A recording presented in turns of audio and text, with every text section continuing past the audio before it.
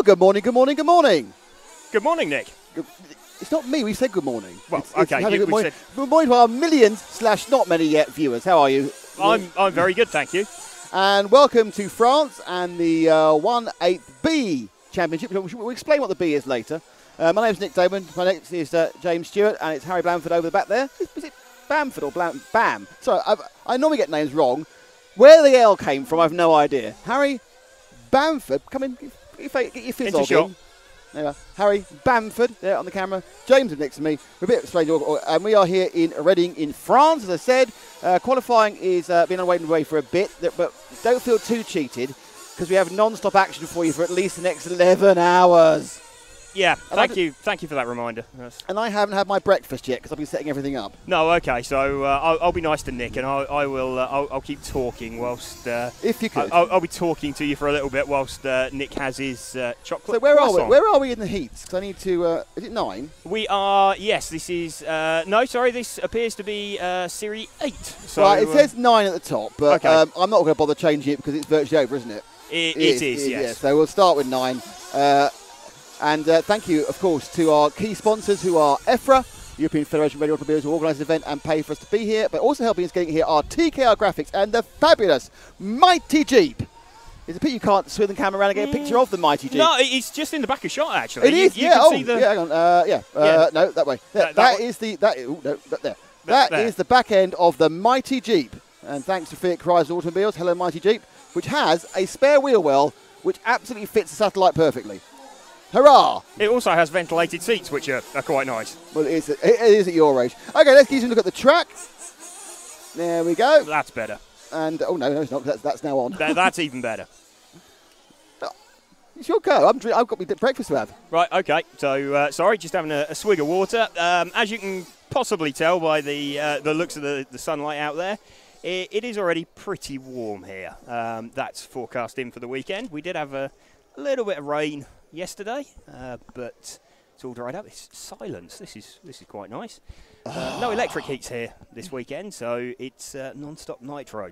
So just waiting. That sounds like a really bad 80s skateboarding film. Non-stop nitro.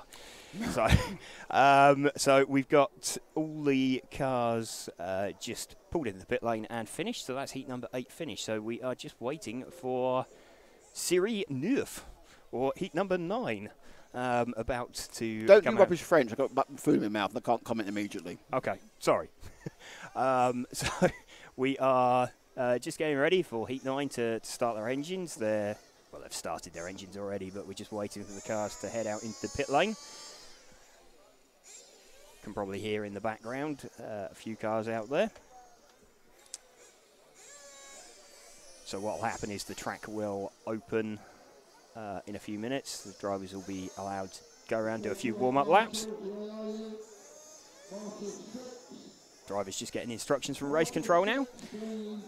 So everybody heading out to their marshal positions. So everybody is just going to be heading out on track now, do a few warm-up laps. They'll then head to the pit lane. We're doing rolling starts here this weekend. So clocks just start when the cars cross the line. So not necessarily in any kind of order. So I've got all the cars stacked up in the pit lane at the minute. Just waiting for the OK to open. It wasn't even breakfast. I can show you what to do now. So clear. See where it says show live positions? Right. Yeah, that's the problem. Find the mouse with the light behind it. Okay, it's around here somewhere. It's quite Is it? active, so you need to go quite slowly to find it. I always dive down the bottom left-hand corner. Here we go. So you can press clear on Shive live position. Press clear. There. Yep. Okay. And then go down 1. So they go up 1 to publish grid lineup. And here we go. Now there are more than 12, so you actually do have to press OK, and that'll give you the second page. Okay, so here we go. We have got in this heat, we've got William Skidmore, Bradley Baird, Pablo Ortuno Iniesta, Julian Avail, Axel Besech, Sampa Orhanen, Felix Kurgler, Nicolas de Camp, Maximilian Cantero, Nicolas Lerda Ricci. We have Dominic Nunn and we have Jarno Piepers. So we will clear the grid lineup, and we're just got the open track now, which you can see cars heading round. So we'll get the live positions up. This won't do anything for the moment, won't show anything, even though cars are going around. These are just their warm-up laps. So just to explain a little bit, these heats have been sorted by the results of practice yesterday. There were 4 practice rounds. First 2 were just open practice. We then had seeding practice. Everybody was sorted or resorted based on their best 3 consecutive laps. So always an interesting way of doing it. It's quite galling when you've nailed 2 pretty perfect laps and then mess it up on the 3rd lap. Not that I've ever done that myself, of course.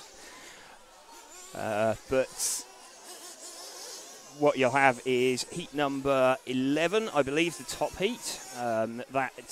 Sorry, could be incorrect there. It's heat number 12, sorry, is the top heat. And that consists of the drivers who did the fastest 3 consecutive laps yesterday. Heat 10 will be the P13 to P24. We have a minor disaster.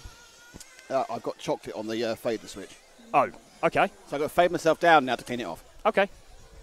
Right, so whilst Nick is cleaning the remnants of his chocolate croissant off of the fader switch, he'll be back in a moment.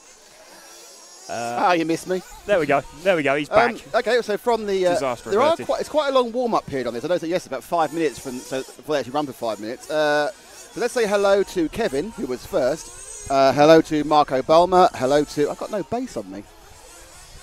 It's all about the bass. It is, but I can give myself more bass. I might have a hello, I'm very butch. Oh, I've faded myself to super butchness. It's hello to Kevin. Hello to Marco Balmer. Hello to Maximilian Cruz. Hello to Ashley Patterson. How are you? Good morning. Good morning to XI Cutter. Good morning to Mauricia A15 Gaming. Hello to Gordon Alpert. Hello to Michael Mandick. Michael Mandick says go Yarno go, so we'll have some look at the Yarno at some point in this one. Ashley said heat order 1 to 12 it's mixed. No, they're running 1 to 12 the whole way through, aren't they? They are, yes. It's 1 to 12 all the way through. 4 rounds, 2 to count, and we have got some finals at the end of the day. So when he said he's looking for Yarno, I believe that's going to be Yarno Papers. Hopefully there aren't 2 Yarnos in one race. That'd be quite that would be a little confusing. Or a finish race, probably. Actually, Yarno isn't even a finish name, is it? Well, he's Dutch in this case. Is he? He is. Oh, because Yarno, truly, the Italian racing driver, was named after a Finnish motorcyclist. Jarno Saarinen, I believe. It's really annoying when you know better trivia than me. It's quite sad in a way. No, annoying I'll go for. Okay, fair enough. Apologise for that. So one of the things we need to do in this first part of the day, quite soon, is work out what bits of the track are called. And it's more difficult this time because James and I are going to be sharing the commentary, so we have to agree. Normally I just go, that's what it's called. But no, we have to agree what it's called. Okay. I mean, looking at the track, we've got some fairly obvious landmarks out there. The clock's actually started on this one. Hurrah! Let's find a car and follow it. Right, okay. Let's see what Harry can do after not practicing. Well, we've got car 1 in this heat is William Skidmore from Great Britain. Who's he with, though? Is he with car 1? Is this with that car that's going a long way? Harry, can you choose a car really close to us to pick up? That's 4. That one there, going over that. That's car 4, so we know who it is. Okay, so car number 4. This is Felix Kurgler from France. So just watching Felix heading round now. What section of the track is he coming round? He's coming back towards us again. Okay, so he's just heading down. He's about to... Fall off. Yeah, okay, so he's just going over the tabletop with the French flag on it. La Marseillaise. Yes. Oh, there's some quite big holes in this already on this track. There are. It's already quite rutted. It's already quite blown out. But got to say, the track does look absolutely fantastic, though. Host Club have done a brilliant job of setting this up. So still following round car number 4. He's just coming down to the bottom end of the circuit now. So there's it's kind of a triple, but it's not really. It's a tabletop, and then it's a short double after it. There's a step down there that we're just following him around. He's come across the tabletop. Okay, so he's now heading up towards the berm, round the berm, under the loop. Coming straight round under our tower now. Over another double. Right, so we have to name a bit of the track EFRA. We have to name a bit of the track TKR. And we have to name a bit of the track Jeep. Well, I think the bit EFRA has got to be down by the scoreboard because there's an EFRA flag. Oh, by the EFRA jump. Yes, by the EFRA jump. But then again, also, the scoreboard's a good landmark, so I think actually we'll have it at the scoreboard. Okay, so... you're absolutely right, but the scoreboard's a better one. The scoreboard is a better one, let's okay. Go with, let's change cars. It'll just necessarily just drop back one. There he is. The next car along is, who is that? Can you see the number? Just picking up the number. It appears to be number 5. So, car number 5, we are looking... Julien Aval. Julien Aval. Hello, Aval.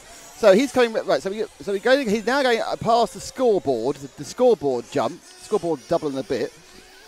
He's coming down the. That's the moon. Zigzag. I think that's got to be. That's a zigzag, isn't it? It is a zigzag. That's a zigzag, dropping off the drop over the tabletop. Oops. Coming up through the. That could be the Jeep J on its side. Yeah, that's a Jeep J. That bit there. Okay. That's obviously the berm under the loop. Yeah. TV tower. TV tower, yep, okay. That's TKR double. TKR double, that works. And then the EFRA main straight, so that's fine. We're all right now. Okay. So we'll do it again. So that's the scoreboard jump. Scoreboard. Into the zigzag. He's at the start of the zigzag. He's in the middle of the zigzag. He's at the end of the zigzag. He's now to the cliff face. Bump over the tabletop. Into the Jeep J. Oh, this is getting very good now. Quite slow, isn't he? And through the berm, timing and scoring, TV tower, TKR double, and the EFRA main straight. Perfect. Terrific. Right, I've done my job now. Okay, so there is a lap. So let's see if we can. Looks like car number 4, who we were following, is the quickest car. Let's see if we can pick up one of the Brits. Let's see if we can find car number 1 out there somewhere. He's just coming underneath us now. The lead of the 2 cars, the green car, just going down the EFRA straight. Okay, so this is William Skidmore. So he's just over the scoreboard jump. He's coming down through the zigzag now. He's got a few more zags than zigs on the car by the looks of things, but heading down over the cliff face. I don't know.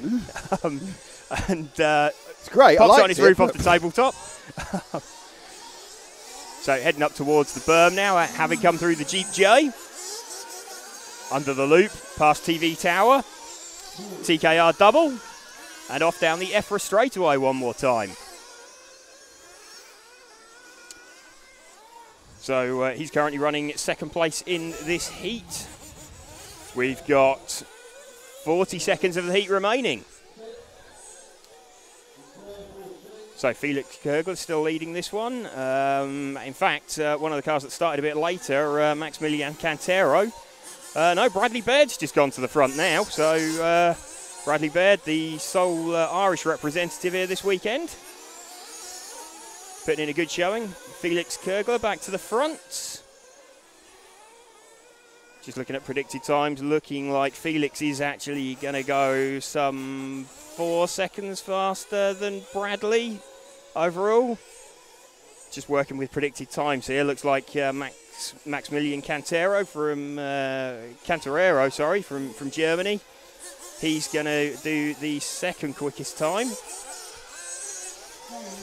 Timings can look a little bit odd because it's a rolling start. Not everybody's clock starts at the same time, so anybody that starts later does all of a sudden launch themselves up the order.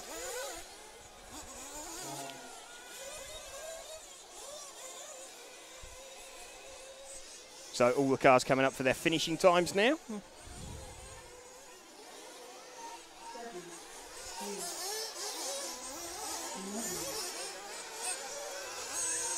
I keep missing. We've got a second camera. I keep missing it. So I'm doing other things. Okay. The second camera, that's up in the berm section, I believe. I know. It is, yes. So we have a fixed... Might need slightly changing, actually. It's not quite got the right shot on it. Okay. So we've got a fixed position on the camera, but we've made tweak that later. It's there. So that's the exit of the Jeep J that you see in there. That's cargo area. It's not too bad. Through the berm. berm. It's fine. They're coming very low. That's okay. Yeah, that's quite a good shot. And then they're just exiting from there off, and you're just seeing them going through the timing loop. Okay, you're going to need to cancel that finished. and then clear the live positions. Okay. And it's a bit wrong for a second.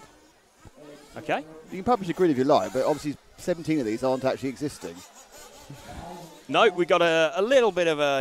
Oh, it's a little tight. It's fine. It's not any inaccuracies. It's just too much information, which is never a bad thing. No, you've just got some cars that have crossed the loop on the way back into pit lane, and it's registered them into the next race. Hello, Irvin Lovorek. How you doing? Hello to Carlos Ferrero. Thank you for saying nice things about this. Hello to Gordon Albert from Australia. Hello. I say go Aussie. Tara, Evening. Pekka's mum's with us, or Pekka's mum's with us. Hello, Tara. She's going go Sampa go. Michael Van Dijk says Yarda didn't seem to start. Didn't see the result. No, didn't see him there, so not quite sure what happened. Marussia A15 Games says, I'm new to this. Is it like the Euros? So like France, UK, Italy, Latvia? Yes, it is the Euros. Everyone from Euro, but and more countries than that. But it's the Euro B. Do you know what the qualifying criteria for the Euro B is? I'm kind of hoping you say yes, because I can't remember. I think you're not allowed to be in the top 20 of the Euro A in the last like 3 years or 5 years or something. Yeah, it's something like that, and then I think it's you in theory you qualify through your federation. I think most people who wanted an entry will have probably got in though. Well, it's full. It is full, and we've got a good selection of countries here as well. And there were a lot of national anthems yesterday. I know that. There were. It was national anthem-tastic. It was, yeah. That was the opening ceremony. And they chose A, the long versions, and B, the very brass bandy version. There was a big kind of marching band feel about the versions they had. Yeah, there was. The Brits decided to stage a little bit of a... I just got confused. Well, they did. I think they were... They were and it's not hard to confuse in British RC races. No, I think they were... Their placards suggested United Kingdom, and they got called out as Grand Britannia. Yeah, and just so you know, it all goes off normally. It all goes off alphabetically. So yes, they're waiting for you. The host country is always last. Host country normally the largest, and I think that's probably the case. Although also looking like fairly big teams from Germany, Switzerland, as well as Britain. Obviously very close down here to the German and Swiss borders. Do not buy polarised sunglasses. Okay. Because if I do that, the screen disappears. I'll show you what I'm doing. That's quite worrying. So basically, if I look straight on the screen, this screen here, that's James. This screen here is where we manage all the stuff. For example, I had to turn off, I just realised that the interlacing was on the camera, so I turned it off to improve the picture already since we've been here. But it's very, very bright, as you can see by the sun. So I've got sunglasses on, but they're polarised. And there's also a polarised filter on the screen, so if I do that, it goes jet black. Oh, that's and quite if I do interesting. That, yeah, so the track is off this this direction here, so you'll see us sort of not normally at a sideways. It's just down to the dimensions of the actual platform we have. It doesn't matter. The platform and the tower. So given the way that we're sort of sat and looking at everything, I'm expecting a very good case of trucker's arm by the end of the weekend. That's right. We're in no end of trucking. Yes. Hello to David Reyes Ramos. Her course is very bumpy. Bumpy. He didn't say bumpy. I said bumpy. He said very bumpy. We did have another camera actually, but it's A, it's gone a bit US, and B, we've had a slight other problem, so we're not using it for a while. But we may have to sort of for tomorrow. It's more important tomorrow anyway, because there's actual fuel stops. That'd be an exciting job for us to have either at 8 o'clock tonight or 8 o'clock tomorrow morning, wouldn't it? Feel the enthusiasm there. It's burning, isn't it? It is. That second camera. That's sort of situated in the middle of the zigzag. We're not in heat 9 anymore. It's heat 10, isn't it? It is heat 10. I'm actually getting my job wrong. Yeah, you need to remind me every time to change that out. Okay, no problem. Let's. I will publish the grid. It's quite easy. Lineup as well. Do that. Yeah. Press that one, and then you go there, and you just do that. So, this heat is going to consist of Thomas Musso, Giancarlo Melo, Aaron Munster, Jerome Delcourt, Lewis Beach, Corentin Prokoma, Milan Dragulovic, Pierre Rebulin, Adrian Bronze, Elliot Taylor. You'll have to bear with me. I have just lost the mouse somewhere. It's a nightmare. It's a mouse-based nightmare. I think you can press return actually. Oh, I could have done there. But obviously, we are a bit condensed in where we are here. We are. We have got Guillaume Quaresma. We have Gianmarco Franzoli making up our top 10. It's interesting. What I did. I see. I think what we've got there is some of the drivers that cross the loop on their way into the pit anyone lane. above 12 is not actually there. Yes. So I'm waiting for it to reset. I hope it does. We're going to sit around here with a... so the race is back. We've been asked to follow Lewis Beach, by the way. Okay, so Lewis Beach will be looking for car number 6. So let's put up the positions. We've got all 19, so let's clear those until we've got something a bit better. Normally it resets it again. Okay, but so it started. Here we go. So now we can publish, and here we go. We've got the 12 cars. So we're looking for car number 6. So we're looking for Lewis Beach, and I think he's just coming underneath us now. So he's just coming past TV Tower. He's over the TKR double, and it looks like, yep, Harry's picked him up nice and quickly. Okay, so we're watching Lewis now. He's just going over the scoreboard set of jumps. He's coming down the hill. That's probably the most blown out section of the track as he goes through the zigzag. Off the cliff face, over the tabletop. So through the Jeep J, up into the berm. That's a very nice lap there from Elliot. Elliot? Who's Lewis? You're right, it's Lewis. I'm thinking of Elliot Taylor. That's completely different. Okay, different Brit. Okay, so yeah, but I mean, it's good that you mentioned him. It is good that I've mentioned him, but it's taken 22 minutes for me to get something wrong. I got shotgun and faded within 5 minutes, so it's fine. Okay, I'm sure. I'll let you off on that one. You'll let me off. So we are still following Lewis Beach around. Oh yeah, first time with the other camera. Okay, so we got that fade good. So it wasn't actually, I missed it slightly. Okay, so still watching now as we're heading round back up under the scoreboard. Already a long shadow from that. Got a quick roll, lands back on his wheels. You can see that's a very bumpy section of the track there going into the zigzag section. Down off the cliff face, back up over the tabletop with the French flag on it. So looks like we've got Guillaume Quaresma leading this one with car number 5. See, look. Starting to see some 10-lap runs predicted here. What sort of lap times are quick? 32 flat. That's 32.0. 31.5 from Jerome Delacour there. That's very quick actually. Though his predicted time is sort of some 8 seconds slower at the moment. He must have had a roll in the first one, and quite possibly. A first lap mistake adversely affects your predicted time for a lot longer. Yes. Just watching now. Jerome Delacour's just done a 31.7. Thomas Musso, though, is on for the fastest predicted time at the moment, so he's car number 1. So we should expect he was quickest of this group in seeding practice yesterday. Doesn't always work out exactly because it's 3 consecutive laps, not a 5-minute run. But let's see if we can pick up car number 1, Thomas Musso. One of our Monegasque drivers. Monegasque. So got a few drivers actually. It's a bit smug saying that actually, but okay. I'll allow you that correction. I might end up doing a little bit of a adjustment in a second. Okay. At the end of the next race, just the timing, so don't worry about it. Okay. I thought you meant you weren't sitting comfortably or I'm something. Not sitting comfortably, no, but that's a different story entirely. Okay. So we are. Let's just pick up, see which car we are following now. It's just coming down across the tabletop. So just watching through the Jeep J. So this is, I believe, this is car 1 that we're following. So just under the timing tower, over the TKR double, off down the EFRA straight. It's actually quite, there isn't really a straight to speak of here, is there? It's not a main straight like we're used to with a lot of sort of full power, wide open throttle going on. No, I think it's quite a good point actually. It's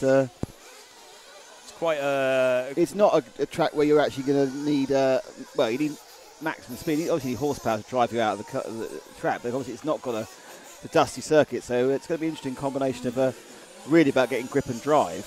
It will. Not just winding the thing up. Now, I don't know about this because you've run nitro engines. I've never run nitro engine in anger. If it's twisty-turny, parry, off and on, is that less fuel than if it's fastest going on? Difficult. Probably a bit more, if anything. Yeah, hard acceleration, you probably use a little bit more. There's kind of a bit of a balance. Obviously, when you're wide open throttle, you do burn a lot too. But yeah, it's a bit of a difficult No, you don't really know either. No. We'll ask someone at some point. Is it a lot of fuel you're using? Yeah, although it's a relatively short lap here, so at sort of 30-odd seconds, so that will open up tomorrow strategy, and later today, I think, a bit of strategy in the finals, not necessarily... It just worked out to be really good. What's that? If we could get this unfurled, but I don't think it actually unfurls. Yeah, that could be quite good. Okay, Nick's going to try and make a no, bit it doesn't unfurl. It doesn't unfurl, no, okay. But we had a hang there. Okay. Nick's trying to figure out how to... There may be a bin bag construction going on in a minute. Okay, so, and we're just looking at how to... de-brighten everything. Block out some of the light in here. We're going to lose the sun in a minute, so that's good. You'll reduce your sunburn trucker arm issue. Well, it will just disappear around the other side. Who at the moment? We're still following, I believe, car 1. Just choose someone else. Thomas Musso. Choose someone else. Oh, we just crashed. We're just coming into the pits anyway. So Jerome Delacour, the fastest lap of that race. I think Thomas Musso takes the win. So you can get the results up quickly. If we get that clear one. that. No, clear that first and prep that there. Results. Okay. There you go. So here we go. So Thomas Musso takes that by 2 seconds actually from Guillaume Quaresma. Lewis Beach third. Jerome Delacour, Aaron Munster, Milan Dragovic, Pierre Reboulon, Adrian Brenz, Elliot Taylor, Gianmarco Franzolini. Easy for you to say. Corentin Procoma and Goncalo Melo. Looks like all of those done a quicker time than the previous heat, actually. It's good seeding, isn't it? It does. The system works. Yeah, not if you say that. Hello to Passionate About RC. Hello. Morning to you all. Hello. I think I've heard X, but he said to me, always me. Hello. Crunch date. Which races do you think are dark horses that might surprise you? I think it's going to surprise you. This is a really interesting thing because we come to European events, and between us, we all cover all of them. And I've now done about 6 laps of this European, 7 laps of this European circuit. James works in RC. So we normally go to a European event knowing all the names in that particular event. Like we're going to go to a 1/10th IC event, we'd know we were looking out for Dario Balestri, we were looking out for Bruno Cahello and that sort of thing. And last weekend we knew it was Mark Reinhardt, Ronald Volker, Bruno, and that was it. And next weekend, which is large scale, it'll be Marcus Feldman, Giovanni Brugger, that sort of thing. But here, none of the top names are there. By the very nature of B International, everyone you've heard of is not there. So we have 144 dark horses because we don't know about any of them. We've seen this. We know some have got some form. There's a few, I think. I mean, the Kilic brothers are here, and they are normally around the quarterfinals in the main event, and they're young, so they're getting better. So you'd think they've got a chance. You'd think so. I mean, the B Euros. There's when you look at the list of previous winners as well. There's some, a lot of people have used it as a bit of a stepping stone to superstardom. I think. There's definitely some quick guys in there. Or a stepping stone to taking pictures. Well, Ricky Akari's point of view. Yes, hello, Ricky, if you're watching. That was 2006, I believe, he won that. Oh, you believe now because you've checked again? Because I've double-checked. So we had Lee Martins won it, David Ronefalks won it. Last year's winner was one Carlo Canas, who obviously went on to he was runner-up in the 1/8 electric buggy Euros. And he also did particularly well in the other events. He's moving swiftly up. He's about 15. So you tend to get up-and-coming youngsters will break through, and occasionally some old guy will get a win as well. So it's whatever happens, the person who wins this at the end of the event is someone to watch going forward. Absolutely, yeah. I mean, they're although they're not recognised names at the moment, there's a very good possibility that you'll hear more from them in a few years. Yes. I've been asked to give a shout-out by Nonetra 1000. Morning, guys. Can you give a shout-out to RC Disco and Anglia Models, pretty please? No, I'm not doing that. Okay. I'm not doing it. So let's have a look at the races for... Oh, you're getting good at this now. I'm getting good at this. So we have Elliot Marson. We have Sebastian Wasn't he the last one? He was not, I don't believe. Ronnie Lubert. Are we now in Heat 11, are we? We are Heat 11, yes. Yeah, oh dear. So Jean-Marc Lechaise, Max Messe, David Naldini. We have got Manuel Iniesta Hernandez, Vincent Mertens, Alessandro Castaldi. We have got Marcel Kruger. We have got Guillaume Hebert and Thiago Aguiar. So that is just like being there. Just like being there, yes. Apologies for my dodgy accent. 11. There we go. So, yes. Oh, I got a thanks, darling, a kiss from Non-Extra 1000.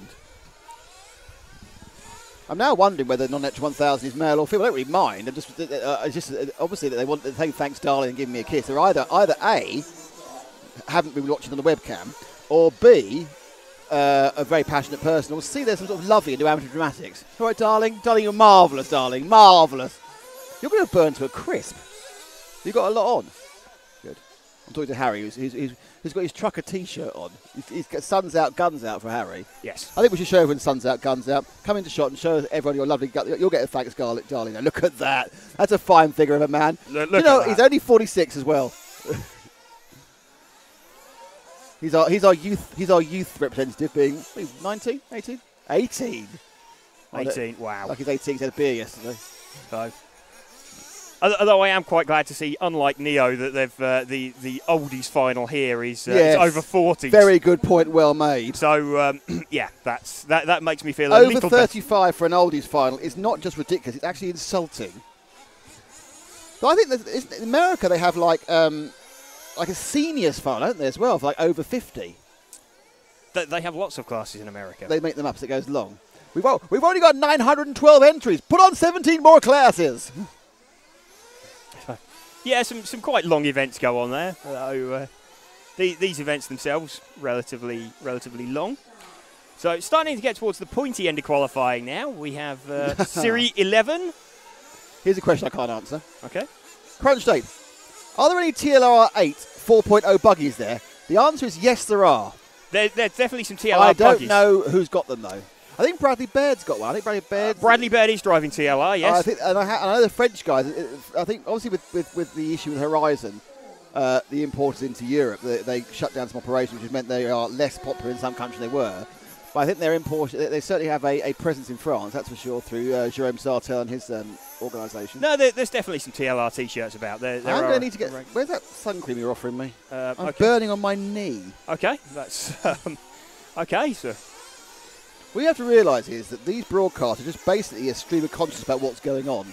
Yes. Because we have got 7 hours of qualifying to fill that isn't actually massively interesting. Well, it will do. I mean, we're getting to heat. By the time we get to round 3, we know what's going on. It will be interesting, but this, yes. It's literally just scene setting at the moment. Yes, at the moment they're sort of postulating, I think. So it's a penultimate heat. Do I recognise anybody in it? We have. Who have we got? A few guys who've raced it. Hasn't started. We got about 4 minutes to the start of this. So really? Yeah. Remaining time counting down. Yeah, before the race time starts. Jeez.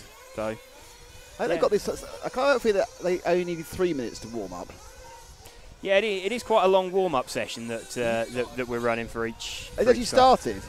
No, the race has started. You twit. Has it? Yes, that's why they got times next to them. Okay. The race has started. Okay, sorry. Don't turn around. Oh, yeah, the race has started. Yeah. Okay. Sorry. Got that one. They got 5 minutes of not doing anything. No, it's actually started. Okay. So that's 2 mistakes now in where are we? 35 minutes. So going well.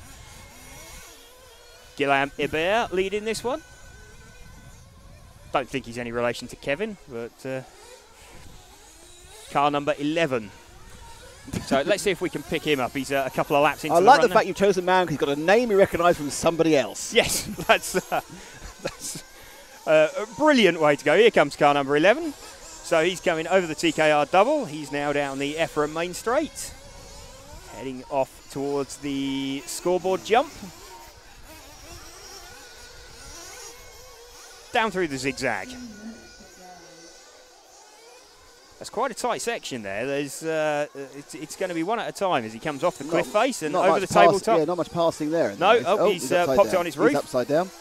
There we go. There's quite a nasty bump, I think, on the exit of that tabletop. But if you land with some steering lock applied, you can You can quite easily pitch the car over. Oh, he's done it again. Actually, So, hang on, we've got replays. we have replays, do we? Yeah, it's not the greatest replay, but I think there should be a replay of him falling over. I just want to show I've got replays. Okay. Talk about yourself while I try and find the mouse again. Okay, so yeah, Nick just hunting around for the We have mouse real, pointer. we have real mouse contrast issues here. So, right, we've got him. Let's just see if we can watch and see what the It's gone wrong. Talk among yourselves, I cocked it up. Okay. There we go. Here we go. So, watching the replay here. So, what happened? Did he just turn in? Oh, you get a replay of me doing that. Oh. And he just, okay, sorry, it goes back to him before it. Oh, that's gone really well. That's gone fantastic. That is the best here we go. replay ever. There we are. So all that for that. That was probably a little bit over the top, I think, on the... Maybe. Yeah, that didn't go quite as well. I'd hope it better. All right, that's practice. It's a practice replay. Practice. So, yeah. Everybody else had practice yesterday. We've got practice this morning. Choose a new car. Yes. So, let's have a look and see if we've got any requests for any... No, not at the moment. Everyone's quite we haven't quiet. got any They're very happy with our choice. Okay, let's... who's going Oh, well? Harry, just drop back a couple of cars, but pick them up down there so we can see them. Which one are you going with? This one here, this reddish one. This reddish one.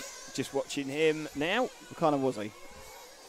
Yeah, I picked him up a bit late, so we'll follow. We'll follow him for the lap, and then we'll tell you who he is. Here, So, and on, look at my eyes, they're old, starring James Stewart and Nick Damon. This red car, the orange car, is now coming through the zigzag section. He will, whoever he is. I don't think there are many girls. We've got a good chance by saying he, off the tabletop, and his yellow wheels will be sprinting now through the Jeep section before he comes round under timing and scoring.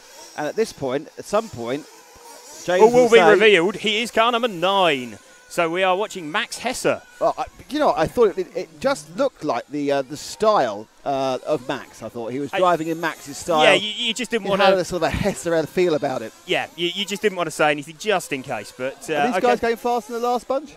They are, what are we looking at their predicted time, their forecast time? We've got a longer name in here because it shifted the forecast off the side of the screen. Oh, yeah, I'll sort that out in a minute. Okay. It looks... they're within the same 10 seconds as the previous bunch. Right. That's all I can tell you at the moment because the forecast predicted time has just disappeared slightly off the edge of the screen. Crunch Date and Onetra are having a conversation about the track.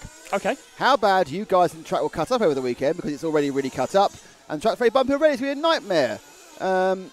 I'm thinking the guys had the wrong set of bumping so much. The problem is that the cars have gouged holes out of the track. Harry, can you show that section just after the jump in front of us? So you've got the green jump in front of us. That's it. Now, the camera flattens it, but once the car's going over it, that's probably already in 4 or 5 centimetres deep. Yeah. And that wasn't there yesterday. No, I mean, that's a traction zone. That's where the cars are accelerating. They've had a whole day of running yesterday in the practice, so they put a lot of run on this. It was a bit of rain yesterday as well, which I think didn't help. I think it softened the top surface up a bit, and they then gouged a bit more out of it. Yeah. But yeah, I mean, I think the track is. It's not collapsing. It's not like, the wear of this first round of qualifying. It's not been. Having said that, we've just seen a car land in it and pop him onto his roof. So let's have a bit of a watch there, a bit of a replay as Nick's just desperately attempting to find the right thing in the dark. Here we go. So there we go. Oh, no, he made it. It was his next friend. This is watching. Oh yeah. Whoa, that got some height. So that was landed. Would have got away with it. Oh, they both did it. Oh, double crash. 2 of them did it. This is a very, very long replay, but luckily things happened. And the third, are we ever getting off this replay? We are. Okay, fantastic. We're off the replay. So, looking at that, I think that section of the track and also sort of the entry to the zigzag, that looks fairly cut up. But it is an off-road meeting. Yeah, you've got to move now. It is. I'm going to change. I'm going to fiddle with the timers because to make it more easy to read. Okay, so we're just doing a bit of a stand over there. A swap around. You can carry on talking. Okay, so still talking. You haven't got to tell us you're still talking by saying still talking. Still talking, but that's like I'm filling time. Oh, okay. Oh, that's brilliant. Okay, I've stopped talking now. Well, that's no good. No. Okay, I'll start talking again. There we go. Make it in mind. Stop your starting. I don't know. I didn't know that the race had started last time, so that is a good point. So we just got all the cars forming up in the pit lane now. So all the drivers looking set to get them out.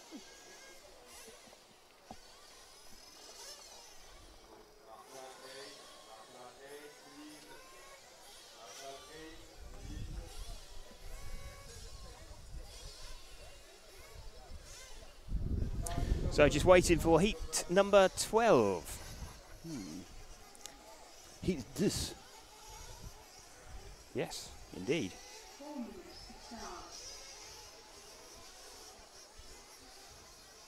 It's a good job, actually, that we finish at heat 12, because I'm trying to remember if I can go up to 13 in French or beyond 12. Trays? No. 11, 12, 13, 14, 15, 16, 17, 8, 9, 10. Yeah. Yeah. Okay, so having established that the most French we've normally managed is Parlez-vous Anglais. We're now just waiting for the top heat to start. So this is where we're expecting all of the guys. There's some names in this that a bit more recognisable than others. Quickest yesterday, Misha Widmeyer, or top seed from yesterday, Misha Widmeyer. So he's carrying car number 1, so top seed for the event.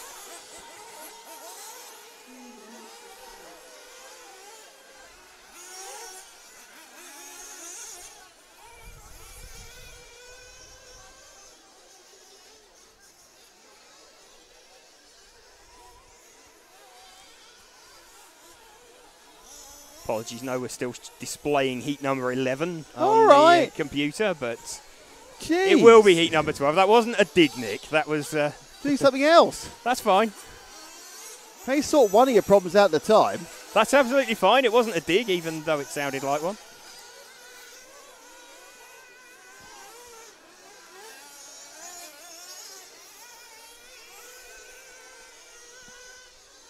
Yeah, unfortunately, this screen is slightly small to do exactly what I want. Oh, for flip's sake, don't do that. Oh, for flippy dip's sake, don't do that.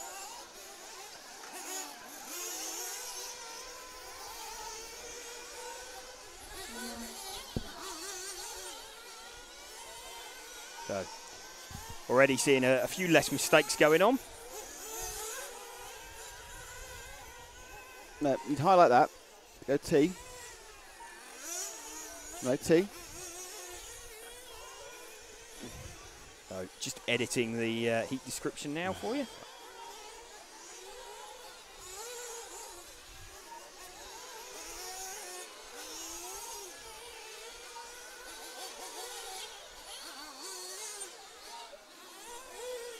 Oh, okay.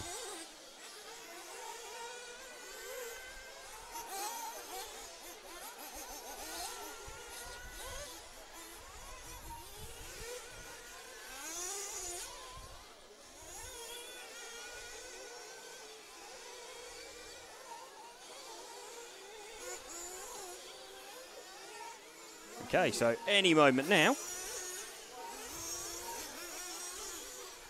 we should be displaying heat 12. There we go. So heat 12 of 12. This is very annoying how it doesn't show any time till it actually gets the time to show something else. It does. So we've got about 40 seconds to the start of this heat. So got cars filing into pit lane now for a refuel before the run. It's a 5-minute qualifying run. Most people running 5 minutes. In fact, they're running very, very rich if they're not managing a 5-minute run. I think the holy grail in rallycross is a 10-minute engine, but most people somewhere around the sort of 7.5, 8 minutes between stops. Well, they only have 5.5 to work on this. They'll be fine. Yeah, they've got 5.5 to run, so they'll be absolutely fine. It's when it starts getting into finals, can start making a difference. So timer has started. So we'll watch the cars coming around. Here, you get the progress meter. Right, so you know how far they are around the lap. Okay. So if you're looking for someone specifically, Okay, you can see them. And that's our output, so you need to do that on there. Excellent. So, right, we have this running. So This is the top heat. This is the top heat, indeed. So these are the fast guys. So Hal Lopez, yeah, I've heard of him. Misha Vidmar, heard of him. Andrea Trevisan, nope. Leonardo Valente, yeah. Julian Latanzio, Patrick Avnet, Antoine Goyenet. Oh, no, changing around. That's not fair.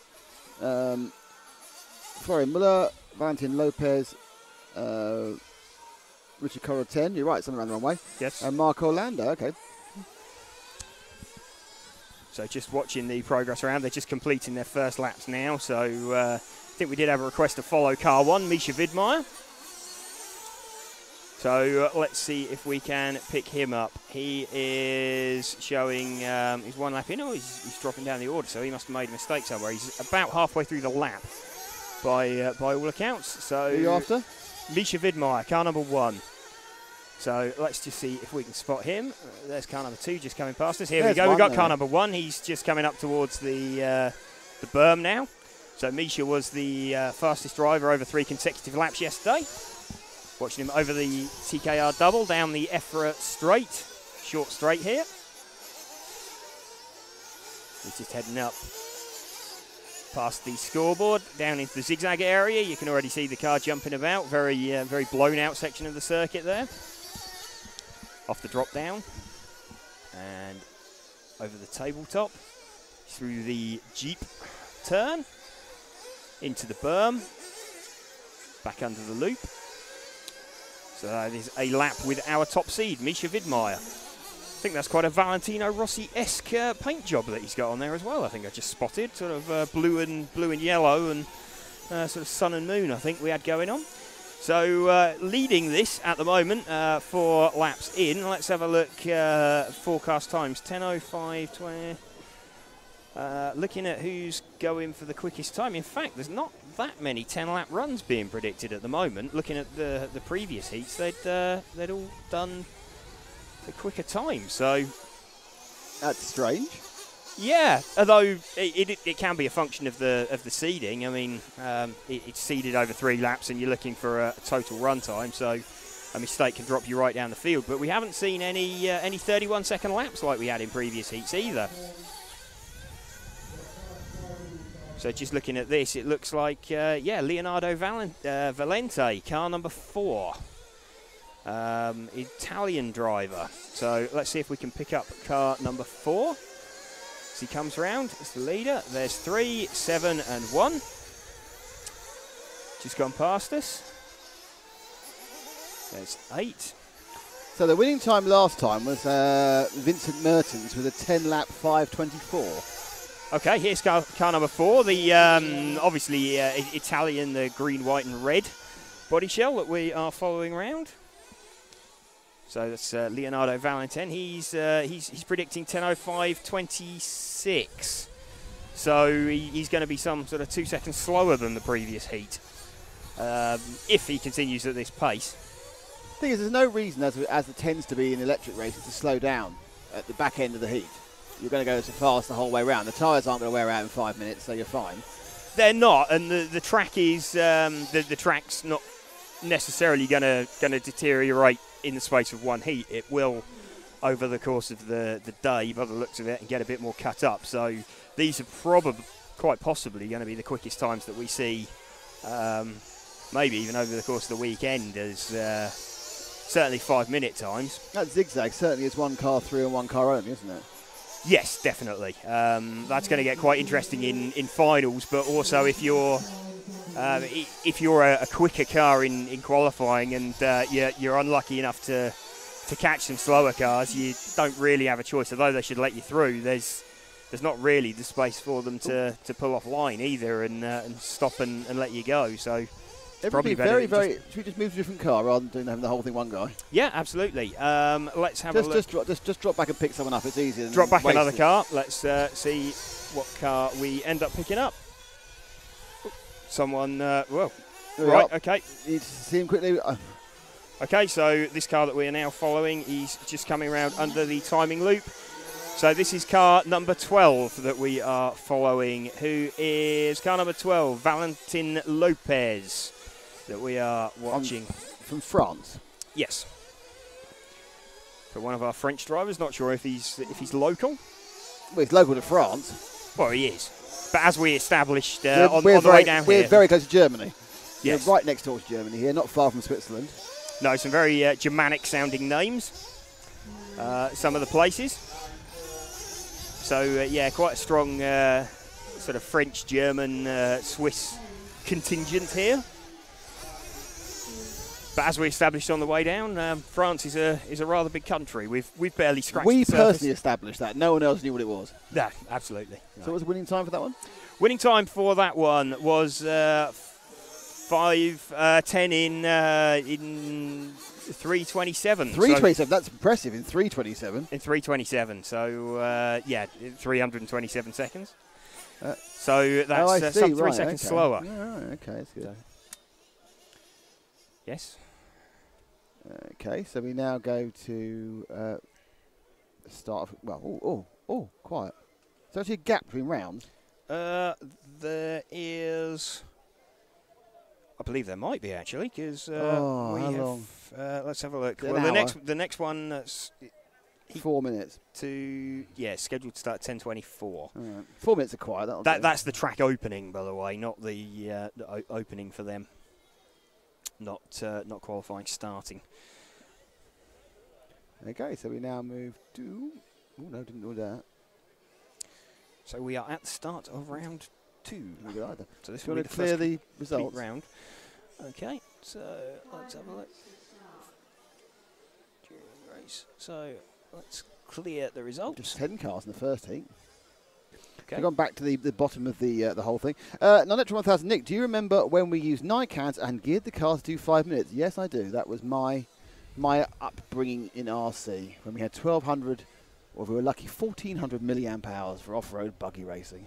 14 SEEs or SERs? Were you an SEE? Well, SEEs you get 1700 out of, Right. but they weren't as punchy apparently. Okay. SCRs, I think it was, but in Italy, yeah. So yeah, that was the exciting, glamorous days of off-road when off-road had no jumps. It was just off-road meant it's on a grass track. Yes. Or dirt, or quite loamy dirt. It was nearly always. Hard. It was nearly always grass. Yes. Of what in was the left UK, of the grass. Yeah. Yes.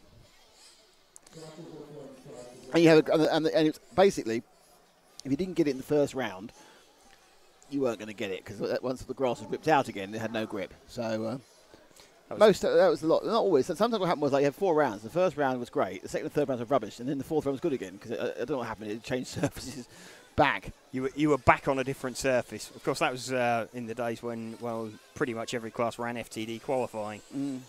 I think everything did. This whole round by round thing, it's very weird. It's got pluses and minuses. No, it's absolutely. To my mind, it's the best way of going. And some of the classes that don't use it should use it, i.e. 12 in the UK. 12 uses it for Euros now. There'd be a lot of consternation if 12 used it in the UK.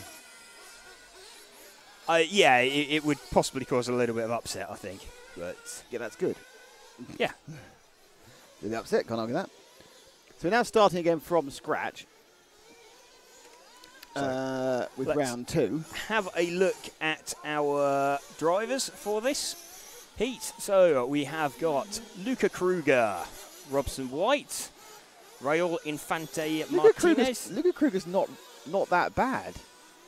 Okay. So he must have either not turned up yesterday or had a nightmare. Okay. Well, see, there's names you recognise. Well, no one's bad. I haven't seen anybody here out there that looks absolutely hopeless. No. Neither you or I have had a go yet. No, absolutely. Ooh, that sounds like you're intending to have a go. No one would lend me their car. They're not stupid. You sure about that? Oh, I'm pretty certain. Not that they're stupid, that no one would lend you a car. I'm sure if you wanted to, we could find you a car to drive around. Do you think so? And we could film it. That could be quite entertaining.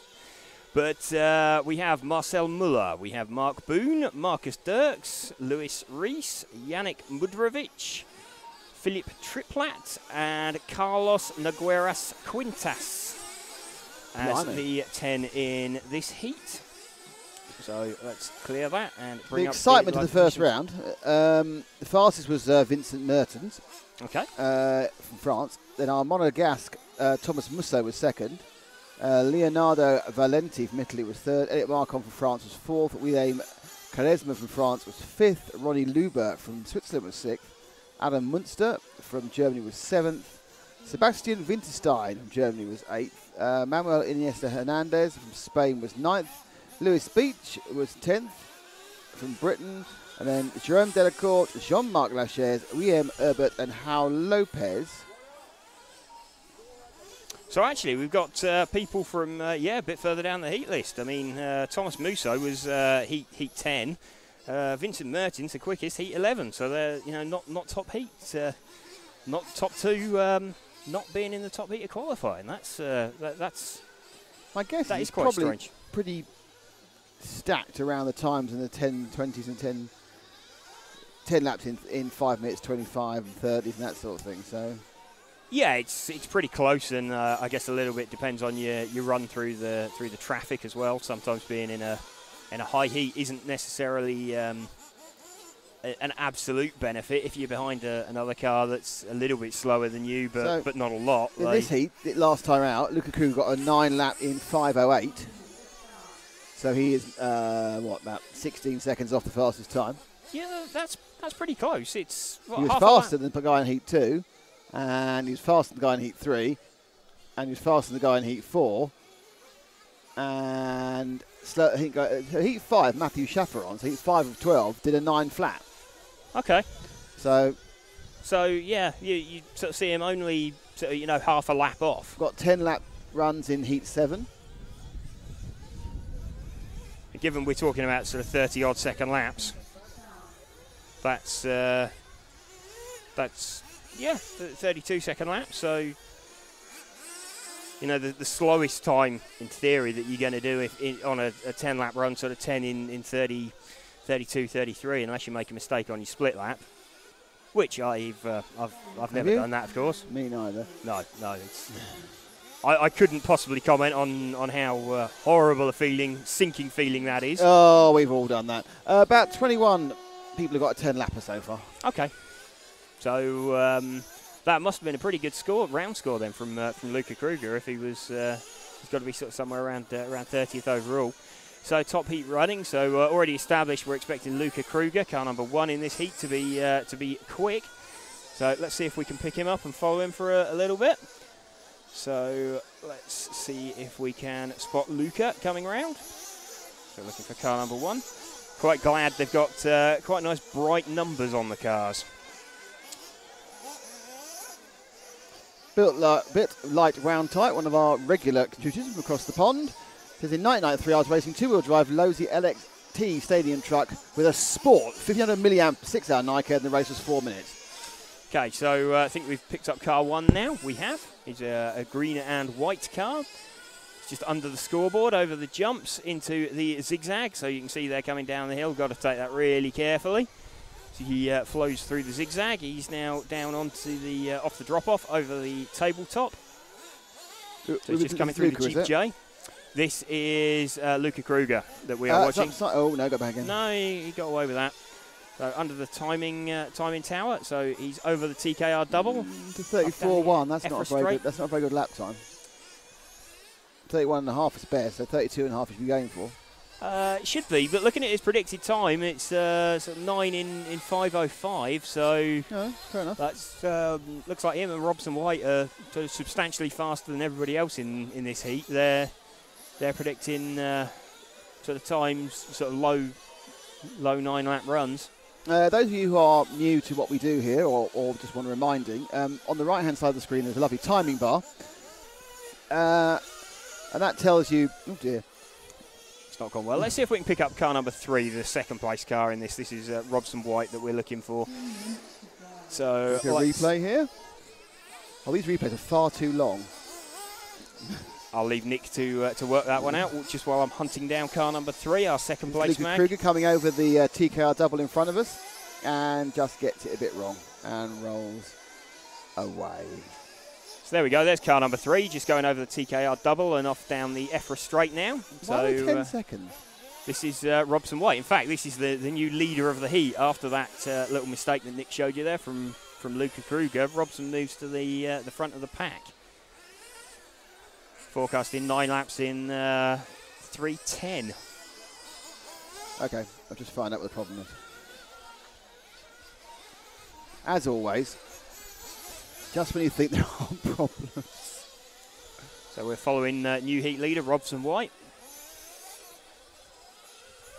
Oh, and well, we've got the camera curse again, I think. But I'm hoping this is now going to work as a replay, a Jeep and TKR friends of the show replay. Yeah, see, here we go. It's now down. I've changed it from a 10-second replay, which will take 20 seconds, to a 6-second replay. It takes 12. Excellent. Okay, so that's. Yes, I sound smart because I've got something to work that should have worked straight away. You've done a better job of getting it working than I would have done. So. So still watching Robson here, just coming under the timing tower over the TKR double again. Manages to avoid the hole on the exit. So car looks quite nicely balanced, actually. That's, what sort of lap time is he doing? Lap time that he's doing, his fastest lap is 33.7. So he's it's about half a second off of Luca Kruger's best, but Luca's making a few mistakes. We've got Mark Boone making a bit of a move up the field as well. Looking at his sort of predicted time, he's estimated about 8/10 off of Robson. That's car number 5. So let's see if we can spot him. Could be quite a close finish to this heat. If we can see all the traffic getting out of the way. How long have we got? We've got about 40 seconds of the run remaining. So here's car number 5 that we are now following. So this is Mark Boone. Luca Kruger back up into second in the heat now. Yeah, so Robson's predict is not great, is it? It's not. It was quick earlier on in the run, and I think he'd obviously strung together some quick laps. Well, you say it's not great. I mean, it's still it's within a lap of less than a lap of. Right, I rephrase it. Not as great as it was. No. He was at the start of the run. He was sort of predicting a time, probably about sort of 16 seconds or so down on the leaders. He's dropped out to about 25 seconds down. So gone from about half a lap to about 3/4 of a lap down. We're looking now.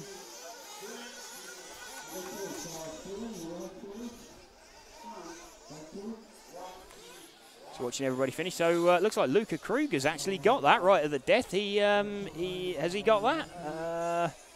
Exciting. He has. It's just waiting. Everybody has finished, and yeah, the predicted was, yeah, Robson White had a bit of a bad last lap there. He had a 34.9 on his last lap, so almost 35 seconds compared to Luca Kruger's 33.1. So Luca Kruger leapfrogged him on leapfrogged him. Leapfrog. Leapfrog. Yeah. I've leapfrogged you. How are you? I'm doing very well. Yes, thank you. He leapfrogged him on the last lap. I'm lipping my frogs. Yes. So he made that on the final lap. So we've got the next heat coming out. So let us show the grid for this race. So we have got Michael Trottin, we have Clive Mayland, we have got I think that's Christophe Spillier, Rick McKenzie, so Alberto Garcia, Jose Alberto Garcia Retero, we have got Nathan Leunes, we have got Jeremy Bernadet, Lars Trauborst, we've got Felix Horens and Jürgen Appel. That's a great set of names. Apart from changing the various things, just a little bit of information. They want to see the holes at the far end of the track. We'll do that in a second. Richard Lewis, why do you reverse the names? He means that on the timing and scoring. The reason, because it's the 3-letter surname is pretty much a standard thing in motorsport now, isn't it? Yes. Your RAI for Raikkonen, the MSC for Michael Schumacher, and the RS, it didn't work for Schumacher, but it'd be AJM for Hamilton. Well, no, I mean, Schumacher was SCH. But when he came back, when Ralph wasn't there, he stayed MSC. He did. See? Was that just because someone couldn't? No, because he wanted to. Okay. So we just said the last 3 letters of the name, and it makes it mainly also because there's more unique combinations with surnames than first names. So you can't put the whole name on because obviously it would just cover the entire screen. So, you know, for example, we have Michael Trottan. He'll be TRO. Going from there. There's a lot of discussion about how bad the. Which I don't understand it. If you think about reading their name backwards, I'm not reading the name backwards. It's the surname. I'm not changing Michael Trottan into Lehekim Nitor, am I? I'm just doing his surname first. You're going for some anagrams? No, it's. That's not an anagram. It's just reverse. That's right. No, I mean that is how it's presented to us as well on the timing screen. That's how it's. I mean, I understand, Richard. It may seem strange when you first get to it. Trust me. This is a standard. Just to confuse things, there is a curveball like Felix Horens. Yeah, there are a couple out, but we'll do what we do. Yeah. And let's just click Nick DeMann. What a cool name. If only that were true. If anyone had a cool person to go with the cool name. Nick is DeMann. Yeah. Yes. Right. You have to talk because I'm going to go. Okay. Zoom in on the holes at the back of the track. So talk about holes, but okay. I get there with my. We're going to see if Nick's lead is long enough. My lead is long enough. Nick's lead is long enough. Oh, Harry's locked off the camera because he's a professional. Okay, so Harry has locked off the camera whilst he's gone to get us some liquid refreshment. Oh, I've broken it. I think I've broken it. Nick is now going to lock off the camera and run away and hide before Harry comes back and realise what he's done to his camera. Right, hang on. That's the problem. The screen. There we are. Right, these are the end of the circuit holes. Okay, that is. We're looking at the some of the holes. That's the entry to the. That's just beneath the scoreboard. I think it's cut up a little bit worse actually. Beyond that, if we can pan around slightly, a little bit more. I think I've got the up and downs locked. Hold on. Okay. He's very good at this. Where do you want to go to? Okay, about here. Here we go. This is the most cut-up section of the circuit, although I'm not sure the light shows it in its best light. But that's the most that is the most cut-up section of the circuit that we're watching. Actually holding up reasonably. There was a big hole. Let me show you. I've got a big hole here. Oh, I missed it. There's a big hole here. Sorry about my crash zooms. This is not my forte. That's a cracking hole just before the timing and scoring. Absolutely. You're already seeing drivers sort of modifying their lines to try and get around it. I'm not really sure. That isn't really on the racing line, so I'm not quite sure why that's dug out so badly. I think it's just been a weak bit of dirt. We've got this baby just in front of us here. Yeah, I don't think that's too bad because it's a slow corner. I think this one just after the TKR, that's after the TKR double.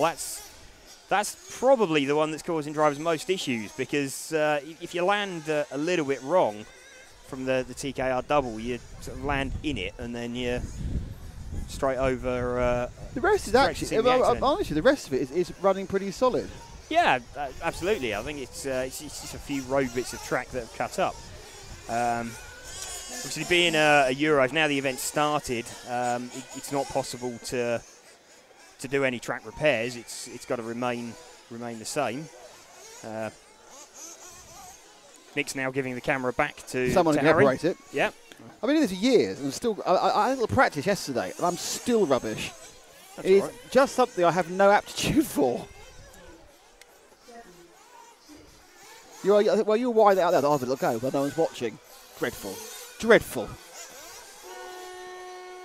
Okay, so this is heat number 2 that has started. So we have got everything on display. Pardon? Pick a car that's coming now, that orange and green car. So you can pick him up. You know, he's coming around the time and scoring now. And it's car number, 10, I think. 4. He's got 2 numbers. It's car number 4. Who's that? Car number 4. Car number 4. We are following Christoph Spielut. You had to pick him, didn't you? Okay, so we're following Christoph Spielut. Sorry, Christoph, apologies there for the appalling pronunciation of your name. Oh, yeah. SB, that's not a good combination for Brit people, is it? No. Spie? Is it? Spielut? Spielut? I think it'd give it a bit, I know it sounds a bit, it'd give it kind of a little bit of a... Yeah. Yeah, it's not good. I would give it a bit of a German accent, yeah, and go Spielut. And then cut it, and it's probably nothing close. So we apologise, nothing close. We're trying our hardest, which is the saddest thing of all. I think as he's the only one in this heat, he can be Christoph. Right. That's, so we're Good following old Christoph. We're following Christoph's car. Where is he? He is just coming through the zigzag now. Ah, He's over the tabletop. And he comes round into the... Oh, he's lost something. What was that fell off? We've lost a bottle. Right. So Full one? No, an empty bottle. Onto the track? Well, it's down into the... very near. I very nearly lost a... you know those kind of processed paper insert, or cardboard insert they put for computer stuff? Yes. Yeah, that blew off the table and very nearly blew on the track during the, I think, the C final of Modified last weekend in Spain, in Almafuses. Yes, so quite well travelled over the past few weeks, haven't you? And, yeah, and then Harry is driving all the way home to drive all the way back past here again for our coverage on that starts next Thursday of the large-scale on-road from the Starlow. And then we have a whole day off, a whole day before we start 6 days of electric off-road racing. The Euros in Italy? In Italy. In Italy. And then we have 3 days off before we start large-scale off-road in the Nene Valley in the UK, so that'll be wet. Okay. Then we have 4 days off before we go to Sweden for the A version of this event, the European Rallycross A. Okay. Then we have, I don't know, then we come back and then they go off to another part of France not far from here, Mulhouse, for the 1/10th IC track. And then we have a rest for 2 weeks or 3 weeks, and then we do the electric Bs. The 1/8 electric off-road. Okay, so a fairly full calendar you got on them. Well, it's feast or famine, really. If you think about it, we do nothing for 37 weeks of the year, yes. And then everything for about 10. Everything compacted into one event. If you're watching and have large amounts of money and want us to cover your event, well, you know, we're probably available outside for July and August.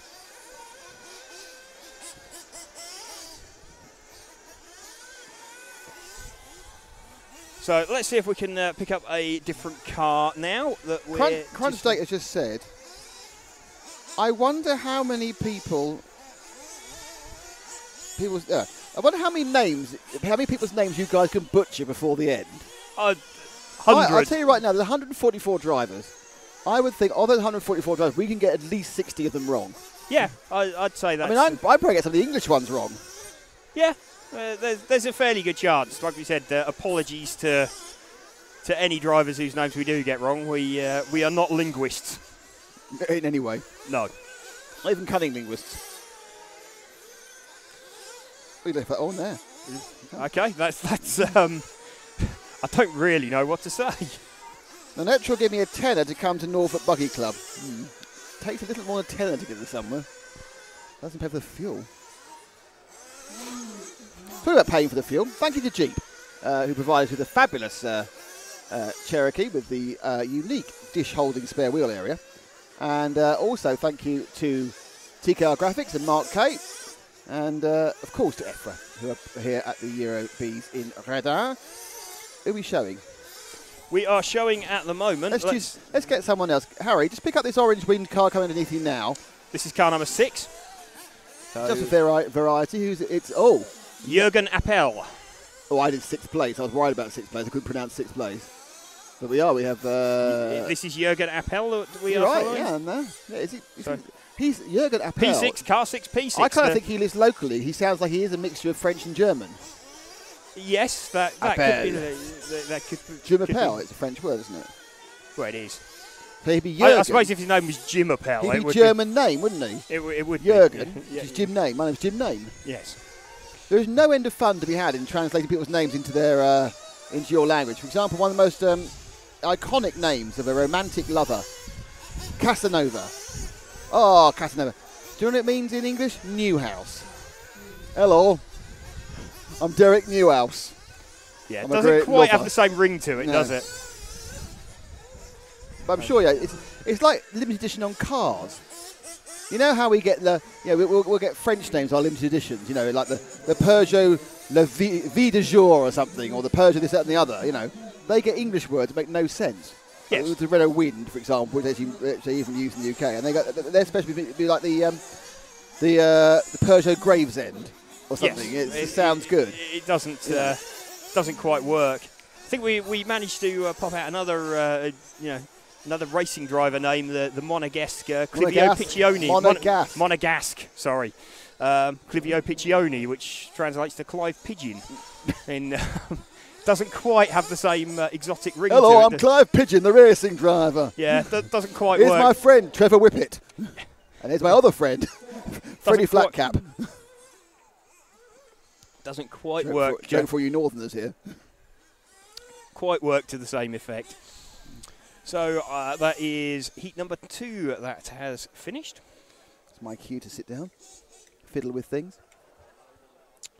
Is this the smallest track we've come across for years?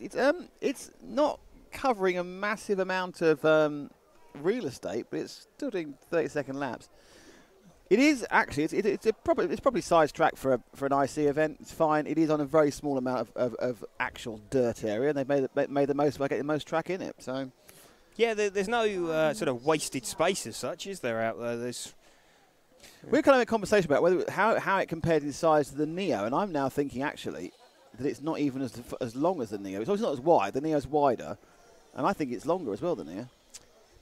Yeah, the indoor shed. Yeah, I'd probably say mainly because they used to get 44, 45-second laps, and there's no way you could turn this around to get 45-second laps doing anything. No, I think the Neo layout this year, although we were getting sort of similar lap times. It was a very fast layout they went for. It was.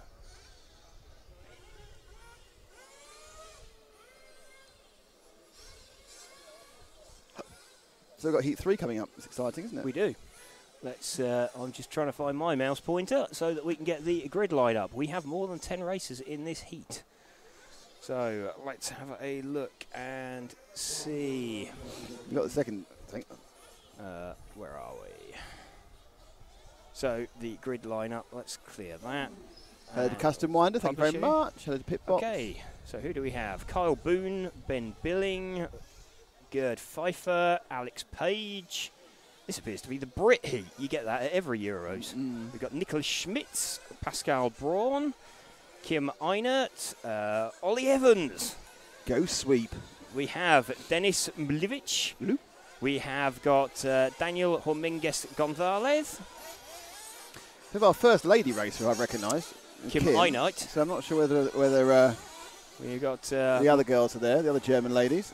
Michael Trottin and Nathan Lejunes, although they have exclamation marks next to their names, so I'm not quite sure what... I think they're from the last heat.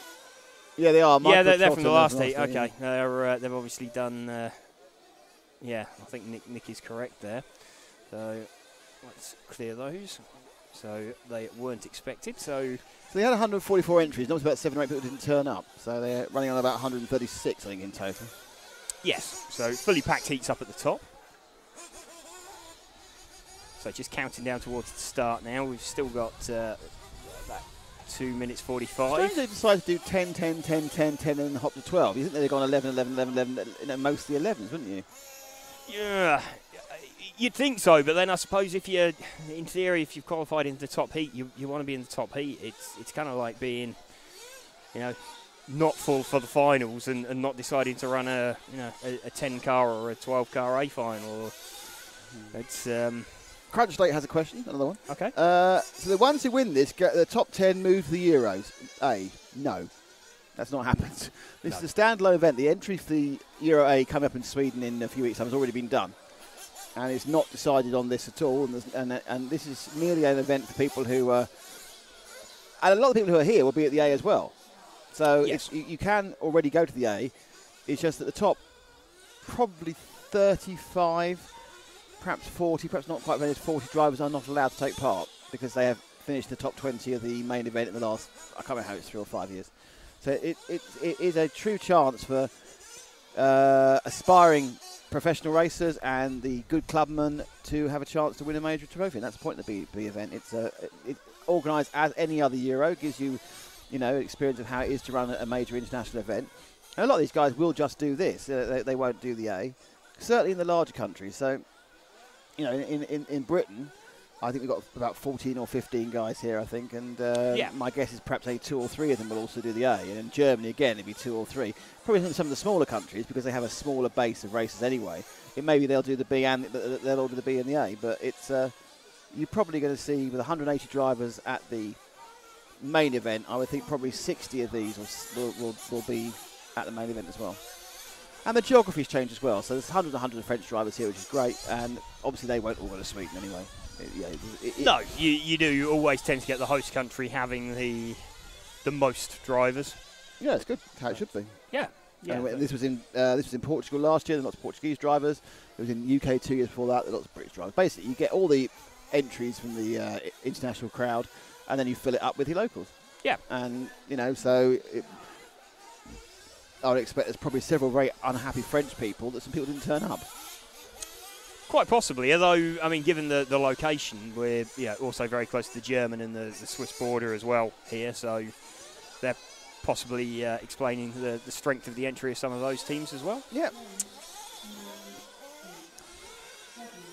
So just got the countdown going on to the start of this heat. So let's get the live positions showing. So this should update any second now and lose the bottom two. We hope. It hasn't. No, it has. You have to clear it first. Let's clear it. And no, you'll show it again. There you are. Well done. There we go. So, right. Okay. So we now have. Let's get the car quickly. So let's get some action going. Okay. So let's just see as we're picking up this first car past us. This is car number 6 that we are following. So this is Alex Page. So this is one of the Brits that we are following. It was 50-50 you find a Brit, wasn't it, really, this one? It was, yeah. So, yeah, every Euros always has a Brit heat. It's never been able to explain that, but it's the way of the world. It's an unwritten rule. So watching Alex across the tabletop now. He's just coming down through the Jeep J. Round the berm. And straight over that hole in the track. And he's under us in TV Tower. Over the TKR double. Off down the EFRA straight. So he's just coming around now up into the very bumpy section of the track up by the scoreboard. Here we go. This is the really bumpy section. Although you can't necessarily see the holes, you can see how badly the car's getting thrown about through there. So that is a lap with Alex Page. Just looking at overall positions out there. Gerd Pfeiffer is going fastest at the moment. So Gerd Pfeiffer and Ben Billing both looking like they're on for quick times, sort of 1.5 minutes into the run. No one showing up for a 10-lap run yet. Gerd Pfeiffer, the closest, predicted a 9 in 3:06. So let's see if we can pick up a different car out there now. Someone's just quite spectacularly done a bit of a backflip out there that we've just picked him up. So let's just see what car number he is as he comes past. Down to the time loop. This is car 8 that we're now following. That's a precursor to the commentator. So it's Ollie Ollie Evans. We're following Ollie Evans. Post-crash. Post-crash, we're following Ollie. Let's see if we can prevent him having another crash. Okay. There is a little bit of a story to this for those of you that were watching us. That's not going well. During Neo. That is a horrible car. That is just handling horribly. You've seen it. It's just digging in and just powering. It's almost like it hasn't got four-wheel drive at some point. It doesn't look too bad. It's the bumpy sections of the track it looks awful. It's the bumpy sections of the track that are really affecting it. And he just hit the barrier as well. Well, no, I think he caught another car that was parked in the barrier. I would say he's not enjoying this track very much. Yeah, see down here the car. Yeah, the car doesn't look like it's riding bumps particularly nicely. Trying to avoid someone else. That's fair enough. Yeah. I mean, we haven't looked at many cars close up, but this is the most evil handling one so far. Yeah, it doesn't look it doesn't look completely sorted. We'll give it that. Drop a car and we'll pick up the next one behind him. And who's that? We'll pick up the next car behind him. Yellow car. Who is that? That is car number 6. That's Pascal Braun from Switzerland. God, you're very confident with the name there. Yes, Pascal. Braun, as in the shaver. Yes. So we're watching Paul Brown from. Is Pascal Paul? Pascal? No, Pascal's not Paul, is it? I don't know. I don't think. No, Paul's Paul, I think, in French. I think Pascal is Pascal. I don't know. Yes. Pascal's. I don't think Pascal. I think Pascal's one of the ones that doesn't translate one way. I think Pascal is just Pascal. Pascal. Okay. Pascal. So we're watching. We're watching Pascal. Some guy called Pascal. So we're watching his car come around at the moment. So he's over the TKR double. He's looks like he's making the choice to go round that hole in the track. It's probably slightly slower if you get it right, but that's quite horrible, isn't it? Those bumps leading into the jump. Yeah. That jump, which I'm sure was supposed to be a spectacular triple, no one is doing. Everyone's just rolling over it and then jumping it. They're definitely doing a single and a double, aren't they? And it's a very conservative single as well. Yes, I think it's because a trundle and a double. Because the track's so badly cut up on exit, in fact, I suspect that's why the track's badly cut up on exit. People have been trying it as a triple during practice, and that's why you're starting to see some of the divots appearing there. So Pascal's car looking fairly sorted as we're following around. We've got 20 seconds remaining.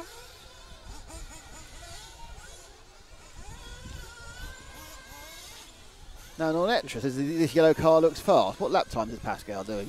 Pascal is doing his best lap is a 34.3. I'd say he doesn't look fast, but what he actually looks quite secure.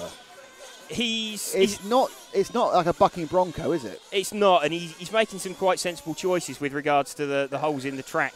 Although he's just driven straight over that one. But the pace is obviously is a couple off, and it's just he's not. I know he's doing well up to that point, obviously.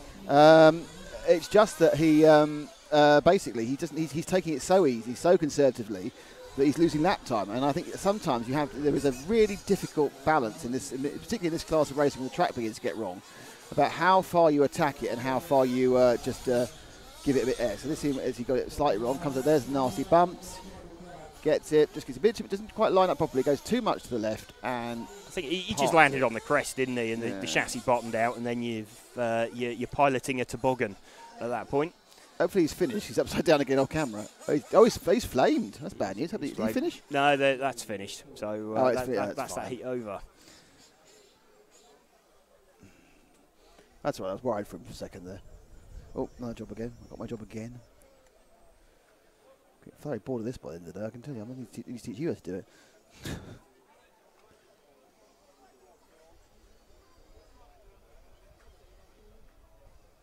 You have to change the heats manually. There's no, because of the weirdness of the way that my RCM is set up. It's never the same 2 countries in a row. Oh, it didn't take it.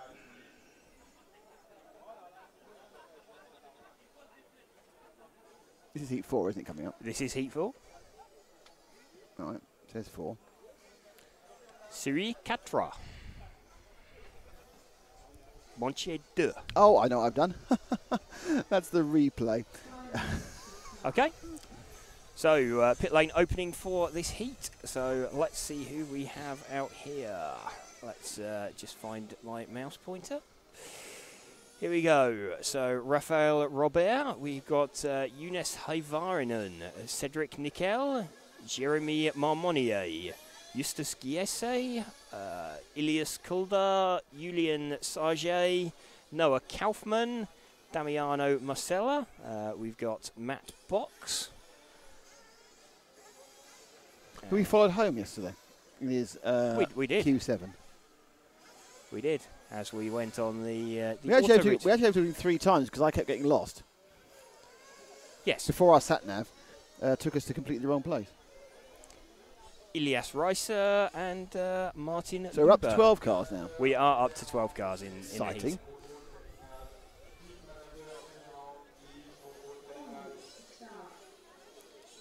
So we've got the names up on the side of the screen.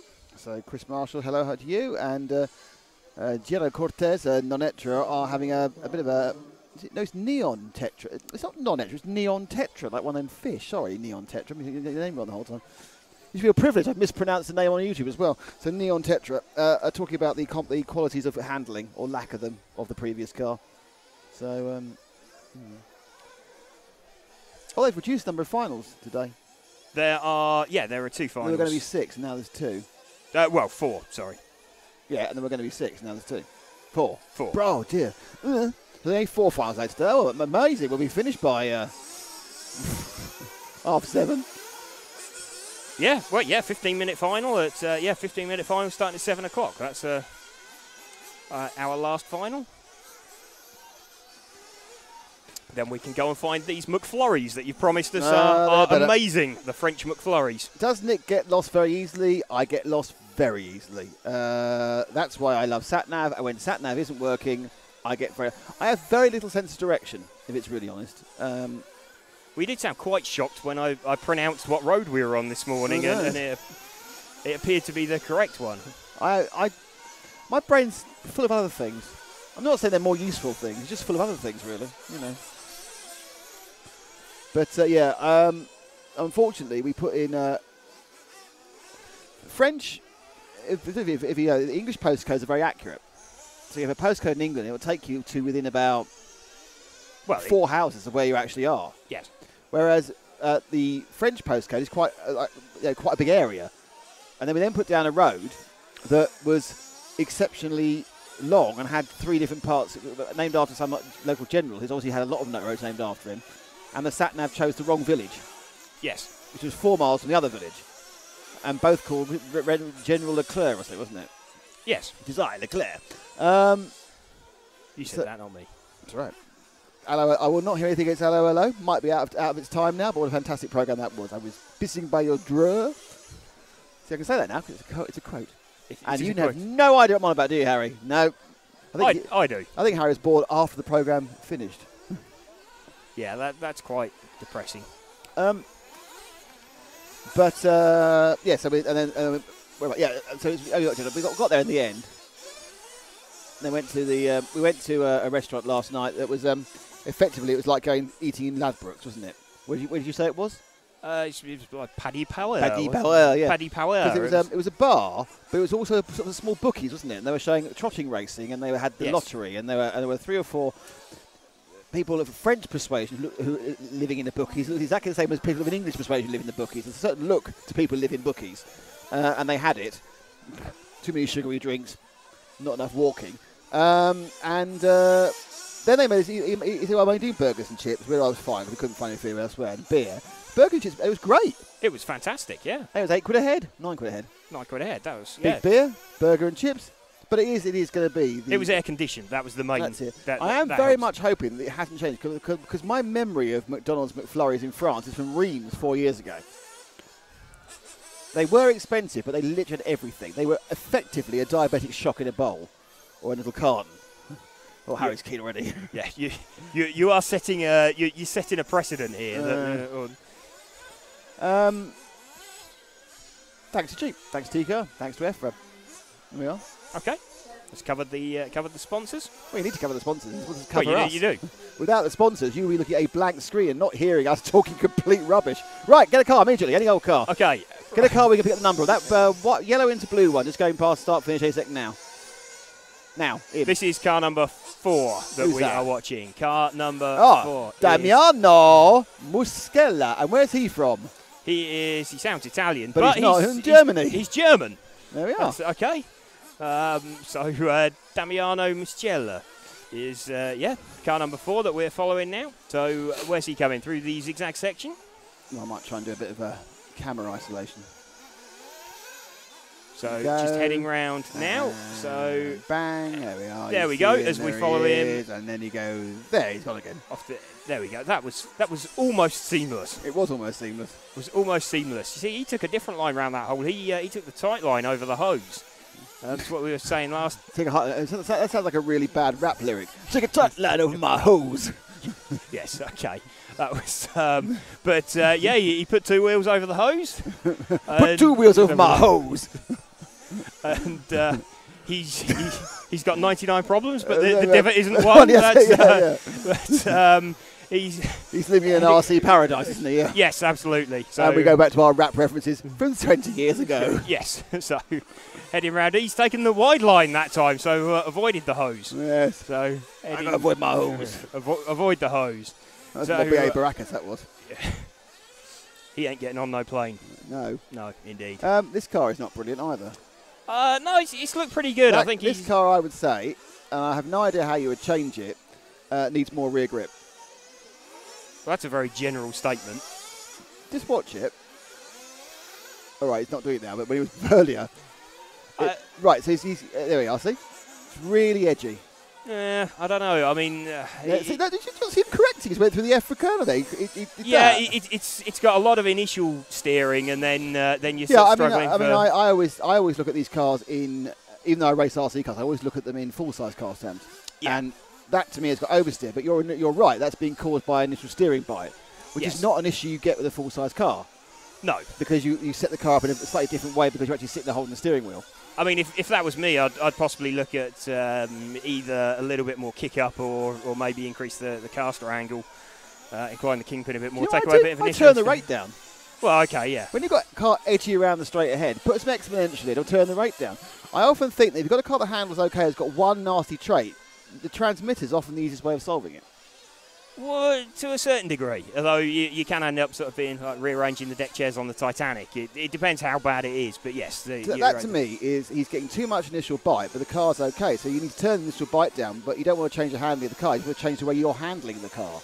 Yeah, but sometimes you can make the car better as well. I mean, it maybe got a little bit of push on the exit of the corner, so the caster stroke kick up would help with that. Kick up helps on bumps as well. What's he getting on? What's he getting lap time? Lap time, we are, let's have a look. What lap time is he doing? He is doing fastest lap. 32.9. 9, yeah. 32. How come I can find it like that? Okay.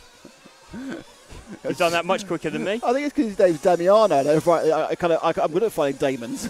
Damons, it just appeared. New car, please. New car, please. New car, please. The car that's sweeping into the timing next. Always pick the cars at the timing so we can see the numbers. You know, that green and white, green and orange one. What's that? Green and orange one. This is car number 9. And that is Ilias Rieser. So this is another one of the German. That's Raphael Robert. So you are. No, I picked up the car that was in P9. Okay, so Raphael Robert. Shocks too stiff for that last one, says Ben Howard. Interesting, yeah, possibly. Okay, yeah. Let's analyse this car badly, right? So it's got a nice wing. It has. Now this has got a more hustle feel about it. Do you not get there's more energy going into it? A little more hustle. I think it's possibly because it's running a more obvious, slightly higher ride height. Oh, he's quite good. What's his lap time? Best lap time? He is car number. Where is he? Car number 9. His best lap time 33.4. I'm looking at this, and it just looks like it's. I know it's a weird thing. I know we're off road. To me, it looks like it's got too much ride height. I don't know. It looks. Do you not think it's got too much ride height? It looks safe, I think is probably the description. It looks he could drive it round like this all day. That's a. It looks like a nice. It looks like a car you'd like to have in the finals. Yeah. Oh, we're sad, aren't we? Yeah. About to say the same thing together then. Yeah, that looks like the kind of car you'd like to drive for the finals. Yeah, it's riding holes in the track and divots really well. You might not get the absolute hero lap out of it, but that looks, yeah, it's soaking up absolutely everything that he and the track are throwing at it. Without any real pace. Now, obviously the question about this is it could be that's the pace he does, because I do a lot of on-road stuff, but it's quite nice. I can hit a lap time, and I can hit a lap time every single lap. It's not a very fast lap time. So I'm quite accurately, consistently slow. It's a difficult balance to strike. Yeah, I mean, obviously you want to go to the end without making any mistakes. That's going to be the quickest time. Do you just put in a couple of bankers and then it's round by round qualifying, put a couple of bankers in, and then just go, right, I'll try something a bit different for the other rounds once I've got something. Well, certainly you are going to beat people, and I mean when you start getting into the finals, that's definitely going to play to your advantage. I thought someone had a McLaren shirt on, but it's not. It's one just looks like a McLaren shirt with the grey and the orange. The lady. Oh, okay. I only saw the grey, and I thought it said Schuko, which is their tile sponsor. I thought, where's she got it up? But it's not. It's a different sponsorship. No. Give her a due. She's significantly. I shouldn't say that, shall I? Chris Marshall, we should be doing the Euros, but I'm glad my lad didn't want to do it. Is that because you're too pleased about watching it, or because you didn't want to go and drive down to France? You didn't want to drive down to France to get burnt. Well, I'm almost in the shade now, apart from this knee that has gone red.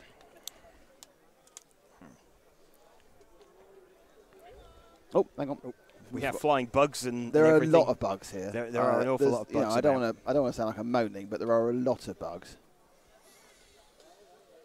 We have quite a warm mouse as well, actually. This is. So we have got next heat coming up. Here's heat number 5. Matthew Chaffardon, Steve Shakespeare, Nicolas Lanis, got Clement Chateau, Anthony Conroy, Guido Erler, Hino Muller, Angel Agag. We have got Francois Nironi. We've got Ricardo Paschetto, Gary Gregory, Florent Dineverdo. Go on, there we go. Dinever. Really? Yeah. You sure? Yes, I think. One of our Swiss contingent. Got 3 Brits in this one as well. Heat 5. So I did it. So here is our grid lineup. Top 10. Chris Marshall is saying his gate didn't come because of the state of the track. Not that bad. I've seen it a lot worse. If you want to see a track that is truly blown to hell, then you need to go back onto our archive and look at the final videos from the large-scale off-road held in France last year in late August. There were holes deeper than my ankle. Yeah. It was they just dug out craters. There were 6. I mean, they were big cars. Yes. But the fastest lap time from when the first practice started to the final, it went down by 9 seconds. Wow. Yeah, that's fairly substantial. I mean, I am expecting the track to get slower over the course of the weekend, I would have thought, but it is, relatively speaking, the same for everybody. You know, when we finish this round, it'll be halfway through the where it's going to get. Yeah, we had sort of 4 runs yesterday for everybody. So this is the warm-up for heat number 5.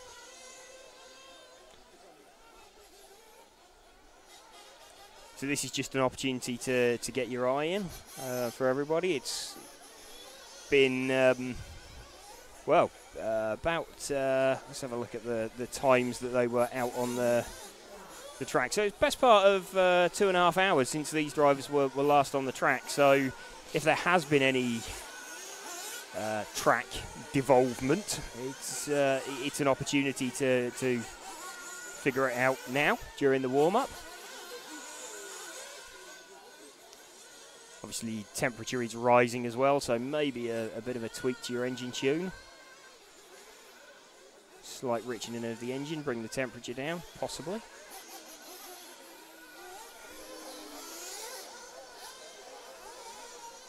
Everybody got their engine tune pretty well nailed on. So I'm writing to Paul. Okay. He'll be on the trip next week. Oh, okay, fair enough. So just making sure we've got everything correct so we can continue bringing you this coverage. Supported by EFRA, Jeep and TKR this weekend. Well, and other weekends as well. Well, some of them not. Who knows? Okay. So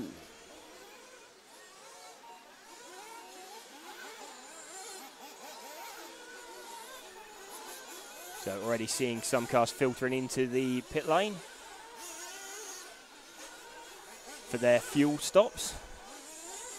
Obviously, with the rolling start, it's quite beneficial to try and find yourself a nice gap on the track. Got 12 cars out there and sort of 32-second lap. So in theory, every car can get themselves into a nice gap, a couple of seconds each side of them. In practice, it absolutely does not work like that. You'll end up with a stack of cars together, because you always do. That's all right if you're heading around at the same speed.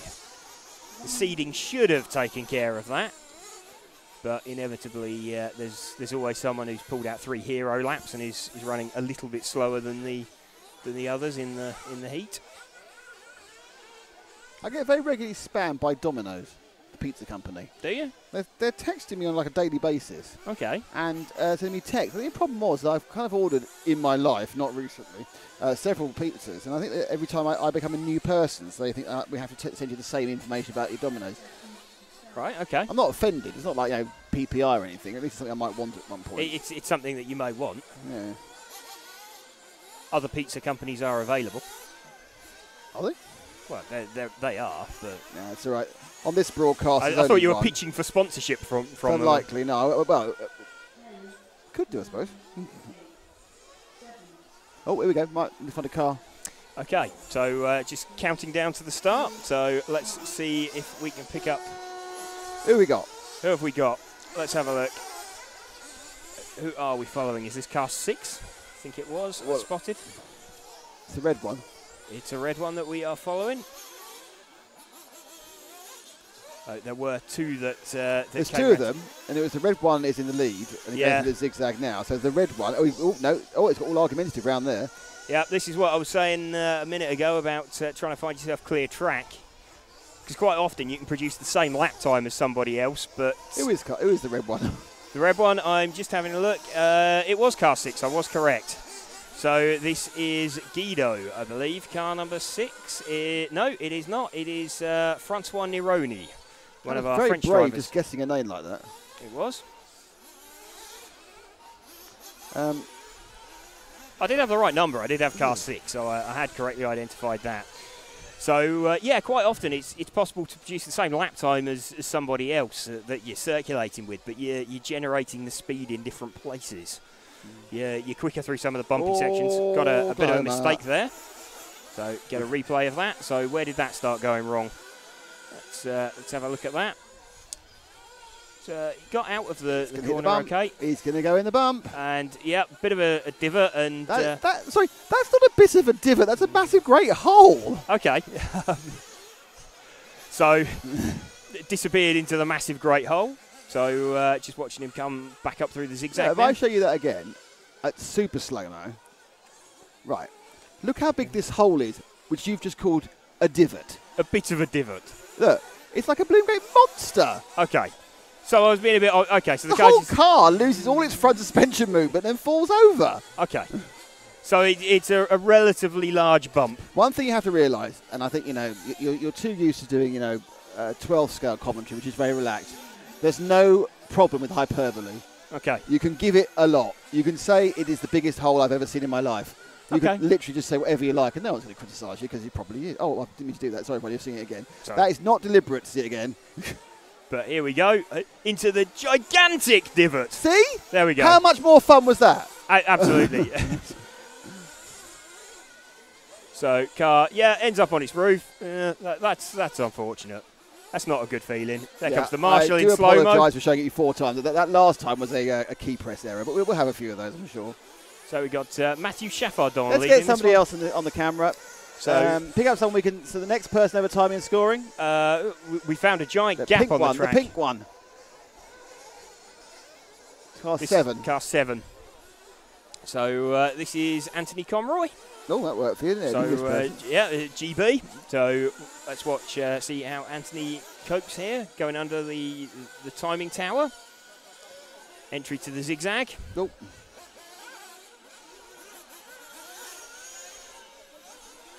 Can see the car really working over the bumps there. The bumps aren't quite clear till you see a car going over them as he heads over the tabletop into the Jeep straight. He takes a wide line around the massive divot in the track.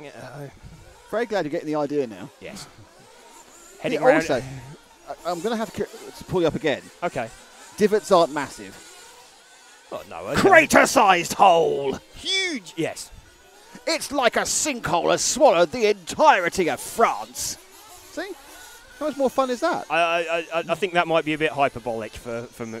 So, a little bit too high, bit too much hyperbole.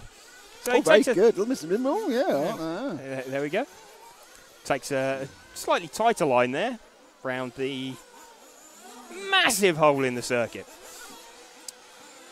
See? All flowing quite nicely. Matthew Chaffardon leading this one with... not on for a 10 though, is he? He's on for a 9. He's not. I think the track might be... The track might be slowing up drop back one car, and we'll just see who. Just means try and show at least 3 cars a race. Okay, so, let's see who this is as he comes around. Oh, he's fallen off. Oh, that was great. I'm seeing that one again in a second. Oh, ow! That is a massive camera curse. Yes. Right, who is he when he can hate us being on it? Who was it? Car 2, I believe. And that is reset as we go. That it is Steve Shakespeare from Britain. It is. Oh dear, we have to be or not to be. That is the question. Whether it's nobler minds to go around the corner or fall upside down. That was a bad joke. Sorry. Oh, very good. That was yeah. Let's watch his accent again. This is just we picked up on the camera. And oh no! Oh, that's unlucky. That's a Midsummer Night's Bad Dream. That's yes. Right. That's Troilus and Cressida. Yes. Okay. Yeah. Right. So. Apologies, Steve. Right, let's not do that anymore. No, that's the end of it. Mainly because we've extinguished our. Oh, we haven't. Our knowledge. We haven't. I think. Oh, yeah. Do you think he's got the best stuff? Is it King Gear? Yes. Oh, okay. Yeah. Oh, there's loads more. There's loads more. Hundreds. Grant State, what sort of change they do to the ruts? They won't do anything with them during the qualifying. You can patch up between qualifying and the finals. That's quite allowed. Yeah, that's acceptable. I'm not sure they will because they've only got 20 minutes. They might patch them up tonight. They might. I'm not sure. It's allowed. Yeah, I'm not sure how much difference it's going to make, but yeah, certainly through qualifying, it's a no-no. Neon Tetra, softer suspension, harder tyres, inserts to stop catching on ruts. Yeah, keep forgetting. I'm not an off-road driver, so we don't have the. Normally with on-road, you're a bit more limited on the changes that you can make. Certainly tyres and things like that tend to be fixed, so it doesn't jump to mind as a potential change to make. Oh, getting all gooey now. Okay. Someone called Nick is saying it's probably been a year since I've been to one of these streams. Well, that was you've missed the entire season then. Well, what I expect you to do in the course of the next few days, Nick, is to watch all of them back from the last year. That should take a few hours. Well, yeah, if you're watching every, I mean, there's Neo alone. They were 12-hour days, weren't they? Neo must have been about 40 hours of broadcasting, I think. Yeah, that was quite a long weekend, that one. There's probably about 200 hours. There might be a give or take 50 hours. Beats a box set any day, doesn't it? So here we go. go. It does. You've got sleeping problems, yeah. Yes. For a cure for insomnia. Sorry, I'm asleep. What do you say? Yes. So let's have a look at the grid lineup for heat numero 6. So we're going to have Graham Miller. We have Enrique Lopez Ros. We have got Nico Kaspari, Jonas Bauer, Oliver Freitag. We have got Sven Brasiak. We have got Daniel Los da Silva Barras. Jan Allendorfer, Colin Meyer. We have got Remy Barbillon. And we have got Yeng Chan Chun, and we've got Thierry Coudene. Couduen? Yes. Thierry. We've got Thierry. Facebook has decided that the memories it wants to look after is me announcing that 2 years ago we were at the 1/8 Buggy Euros and qualifying was starting tomorrow. It's not the most important message I want to remember, I must admit. No? Also, why has Facebook got a fox on it? Very strange.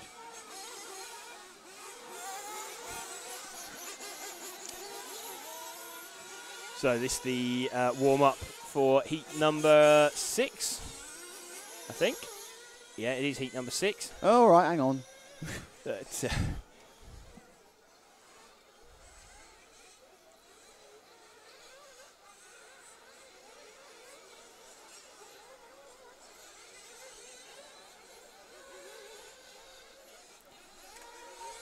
here we go. Heat number 6. As if by magic. Was magic. If I'm involved, it is magic. There's a rather nice barbecue smell permeating here. Yes! There is. I got that too. Oh, whiff of barbecue. Oda barbecue. Is that your deodorant? I have a whiff of barbecue. Later on, I will have a slight smell of despair. Always a slight smell of despair when I'm racing. Well, I think you did better than I did. Anyway, but you're much younger, so that's, you've got 15. No, pitting near Nigel Hale, that always gives you a smell of despair. Oh, he's not listening to this. You've missed that. I can't see him watching the Euro Bs. Probably not. Well, he's on Mark Starr's Stag Do, so hi to all the guys that are on that. I'm sure it will be great fun. Hope they're having a good time, those guys. Let's hope Jolyon Palmer makes Mark's day by not wrecking it. Yeah, he had a bit of bad fortune by the looks of it in FP2 yesterday. Well, it's bad fortune, Lewis said. No. 5-place gearbox, 5-place grid penalty for a gearbox change. They tried when I said what they're going to do about the ruts, they were talking about the drivers, and apparently the idea is you have a bit more droop and okay. 2 degrees more ride height. Got a request. Degrees of ride height? Millimetres. Got a request for car 5, so we can see where he is. Okay, car number 5, that's Thierry Coudon that we'll be looking for. What's happened there showing earlier footage? No, I'm showing what's going on now. I think. Has someone managed to scroll back and watching an earlier? Yeah, are they not watching live, or are they? I think they're just watching the multiple replays we have on of the same point of that incident. Let's just see if we can spot car 5 that we've had the request for. I think this is him coming round now. Here we go. Oh no, we're all fine. Everything's going fine. Car 5 is in the pit lane, so it's just having Nick said, I'll try and watch these every weekend during school. I'm going to be a freshman soon. Well, I'm going to do a really long time one of these. Blimey. It's 5:30 North Carolina. I'll let you off. I mean, obviously you got up to go to watch in North Carolina. I am covered in thunderbugs. I'm covered in thunderbugs, and I'm also I appear to be covered in like white paint, and I'm not sure where from. But, where does that come from? Yeah. I'm just looking, and nothing has white paint on it. That's, I got a bit, look. Yeah, okay. But, I think this chair has orange then white. Quite possibly. We are going to, which means we're going to look really awful. Do you found car 5? We have found car 5. He was in the pit lane. So let's just see if we can pick him up. This is qualifying, just starting now. It's getting quite hot. It is, yes. I can make other pointless statements like that. No, it's relevant. It's definitely quite warm. Here comes car 5 now under the timing tower. Who is car 5, by the way? Car 5 is Thierry Coudon. I love it, you're as bad as me. It's brilliant. It's car 5 is, oh right, Thierry Coudon. Coudon. So maybe a bit more of an accent required. It always helps, I think. Kind of vamping it, basically. A dodgy accent. Okay, so watch him come round, see what he does. He drives straight across the middle of the gigantic divot. I'm liking this. You're getting this. Absolutely. I'm getting this. And, puts it on his roof just underneath the timing tower. So he comes around over the TKR double. He's now off down the EFRA straight. Just coming around under the timing tower. This is a single, then a double. Then through the zigzag section. Over the drop-off. Back up onto the tabletop. She's around coming through the Jeep J. Neon Tetra managed to get himself in a timing loop. Excellent. Oh, so there we go. These little yes. shonky things. It is very humid out here. Yes. It's making it less. Last week it was just as hot in Spain, but it wasn't humid and there was a breeze. Here it's very humid. Yeah, it's rather warm. We've also been asked for car 2, by the way. Car 2. So young Mr. something Lopez. That's car number 2 is Daniel Jose da Silva Barros. I believe. So is he still running? He's at the bottom. Yeah, he is counted. He just had a slow lap last time out. So let's have a look. Let's see if we can see car number 2. I think he means car number 10. Do you? Yeah, he wants Enrique Lopez. Ah, okay. It's Lopez. Car number 10, the leader we need to find. Car number 10. Okay, let's see if we can find car number 10. It is 2 in binary, so you were correct. There you go. So we're watching 12. There's 1 going past us. So Neon Tetra says, when is the A Euros? It's the B Euros. A Euros is the first weekend. So it's the Thursday, Friday and Saturday of August. So I think it's the 2nd, 3rd and 4th, or something like that. And it is in Sweden. So here comes car 10. It's actually a 0. So there we go. That's why we were looking for 2 numbers, and it's actually 1. Could they? How could they? How could they? Yeah, that's a rather rookie mistake by us, to be honest, because we should have known that. But that's logged. That's mentally logged. So this is Enrique Lopez Ross, who we are currently watching. No, we don't have him on screen at the moment. Here we go. It's the middle of these 3 cars just coming around underneath us now, and he's just popped it on its roof. So we're watching now. Here we go. So this was the lead car in the heat.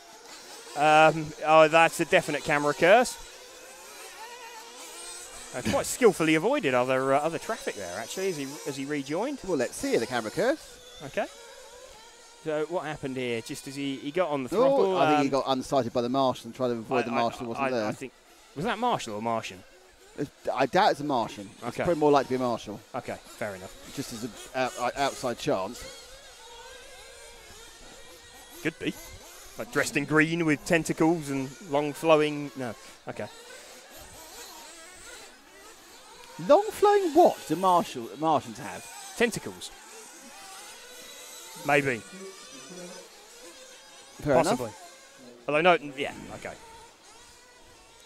We've gone off a complete tangent there. How's the car is that going? a flame? That's okay. So the previous leader has flamed. That's bad news, isn't it? So he has. So we've got 30 seconds Find to a go. new car quickly. Find a new Well, car. we can get the This number is of. car 2, I think, that we just picked up. So let's have a look at who is car 2. That is Jose de Silva Barros. Yeah, okay. So we'll follow him round. So just bring him into the end of the heat, and he's popped it on his roof as well. So camera curse for him. We are going well, aren't we? We are. It is kind of inevitable. The drivers don't know that we are following them, by the way. It's, so it's, but they don't know that we're following them specifically. specifically. Chance of rain this afternoon now. Have we? Yeah. That'll actually be quite a relief. Low chance of rain. Define low. 20%. Okay. It gets 50% at 2 o'clock. Okay. So just coming up to finishing times. Nico Kaspari looking like being the quickest car in this heat. No, Oliver Freitag. Still not seen any 10-lap runs yet. We'd already seen them in the last round. We'd already seen them perhaps he's getting slower by now. And yeah, quickest time looks like it's 3:09. So 3:09.6. So we're quite a substantial way off. Okay. Well, obviously we'll find out when we get to the. Oh God, these things are revolting. Anyway, Sammy Joe. Hello, Sammy Joe. Hi guys, would it be cheeky to request to follow a car? It's not till heat 9, but I wanted to check before. Of course, it's absolutely fine to request to follow a car. The thing to remember, 2 things to remember. 1, we've already forgotten it's heat 9. And 2, when you remind us, remember you are 45 seconds behind us. Yes. So we are actually 45 seconds ahead of you. So we're actually in the future. We are your future. Because of the way the streaming works, it builds it's 45 seconds behind or so. We are 45 seconds ahead, but we're also an hour behind. No, we're an hour ahead as well. We're an hour. Yeah. Yeah. Okay. I think you've made a really unwise decision to start that conversation. Yeah. Okay. I've made a complete hash of that. We're time travelling, although we didn't come here in a DeLorean. That'd been good. I don't think we've got the kit in a DeLorean. I don't think we would have got all of us in a DeLorean. I could squeeze that one. Yeah. Okay. There's a lot of comments about droop again. Okay. Which is a worry at my age. It's all that beer. Don't drink much beer these days. So let's have a look at who is contesting heat number 7. So we've got Celian Rousset. We have got Christophe Affolter. We have got Burkan Kilic, one of the Kilic brothers.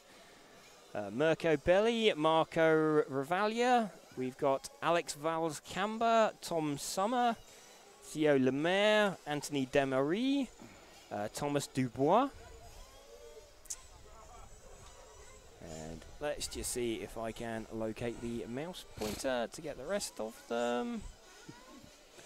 Around here somewhere. 6 weeks later. 6 weeks. Yeah, this isn't going Is it not going well? I've had that same problem all day. It's not. Fine. It's yeah. We seem to have lost the mouse pointer with the contrast here. It's out there somewhere. Let's try. Let's see if we can. No, I.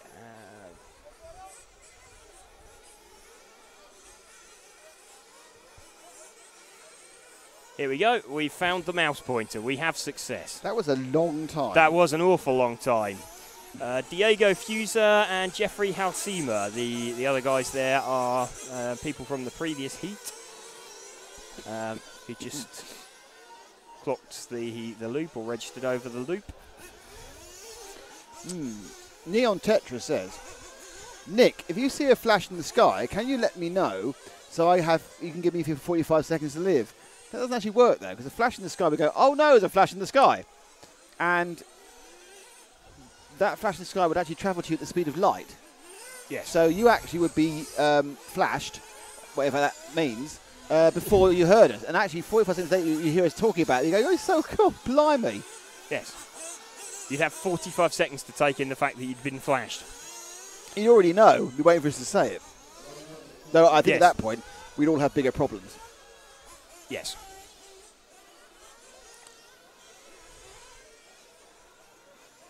Have you done the grid for this one?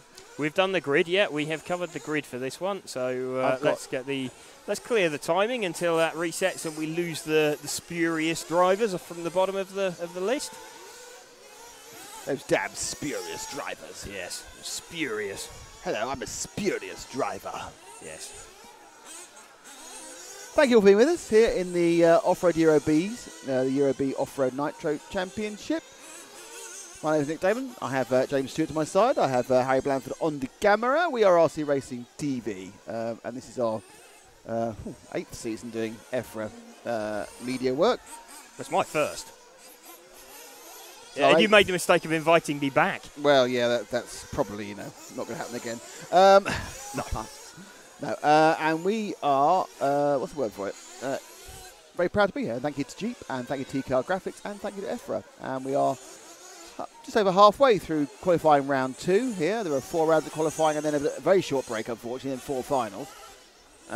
And we will, what's happening next? And then we go home. And it's finals all day tomorrow from a very, very early, we're going to have to be here horribly early tomorrow. Well, the first final starts at 8 o'clock, 8 tomorrow. Yeah. And you saw how long it took me to set up this morning. It'll take less time tomorrow. Yes. Because I know what I'm doing, or more, but still.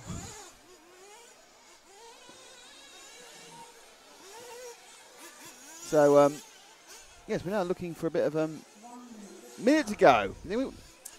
1 minute to go. So we still have those spurious drivers. Is Elliot Mark on in this race? We have no. That's Leah Jourdain. No, he's in. I think he's in 10, and this is 7. Is my guess. So we have no requests. So you can choose. Don't tread on it. You tread on it. I do that all the time. Yeah. We have no requests. So you'll have to choose someone. We have no requests. So we will we'll pick someone. So we'll just pick someone to go with. Crunch date. When is launch today? I think it means when is lunch today. And the answer to that question is there isn't a lunch break. No. We may take a lunch break. I'm thinking about now we might take half an hour off actually for lunch and just leave the camera locked off. But just so we get some food more than anything else.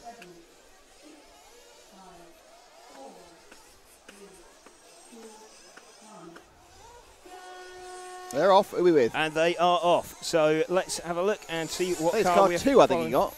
Is that car 2 that we've picked up? I think so. We could also do with getting some positions up on the side of the screen. Who's car 2? Car 2 is... it's Marco Rivaglia. Can you just check it is him when he comes down? I know you're involved in greasing yourself up. Yes, indeed. He goes over the tabletop and swings now into the Jeep section. So let's just see what confirm the number. Pick up. I was going to say that car was very well balanced. Yes, Nick, it is car number 2. Eyesight and a half. So it also looks like a TLR that he's driving as well. That's good news. It is. That question we had earlier, if there were any TLR fours. So there's no pit walk today. No, I don't think there is a pit walk today. I think you just don't really have time.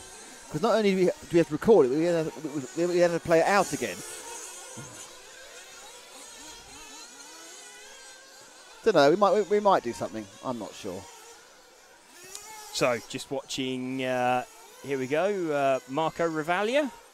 Marco Ravaglia. Do you think it's any relation to Roberto? It'd be great if he was, wouldn't it? So that's a sort of late 80s touring car reference there. No, that's not late 80s. That's all the way up to about 2005. Roberto was running. Well, originally, didn't he win the inaugural WTCC? I think you're going to find out that we are going to look that up now. Okay. This is keep commentating. Okay, I'll keep talking. So Nick is going to keep talking or to keep looking whilst I'm following Marco Ravaglia. So he's off down the EFRA straightaway. Just heading up under the timing tower now, approaching the very bumpy section of the track as we come to the zigzags. See the car getting rather unsettled. Okay, here we go. Roberto Ravaglia is 60. Okay. Born in 1957. He won the 24 Hours of Spa in 1985 and in 1994. And the 1995 World 24 Hours Nürburgring. So he was, I think you're right. He was more late 80s. European Touring Car Champion in 1985. World Touring Car Champion in 1987. European Touring Car Champion in 1988. Deutsche Touring Meisterschaft in Champion in 1989. That would be and DTM won the then. Italian Championship in 1991 and again in 93. And a British Touring Car with little success in 1994. And stopped driving, it seems, about 1997. Okay. And then became a team manager. There we go.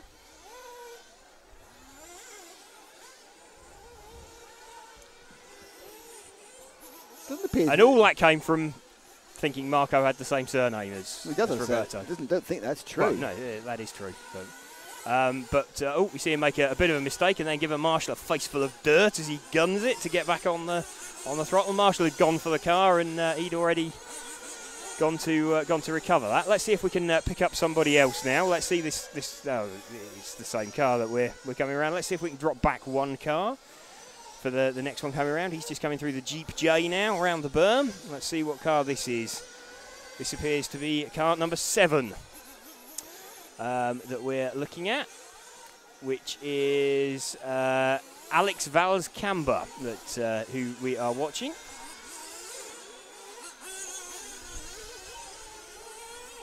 So made a bit of a mistake, thought he had it and kept the gas on, and that didn't quite go to plan.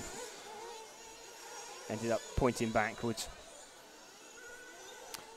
So this car looking like it's squaring up very hard on the throttle now, and so maybe really slightly thick.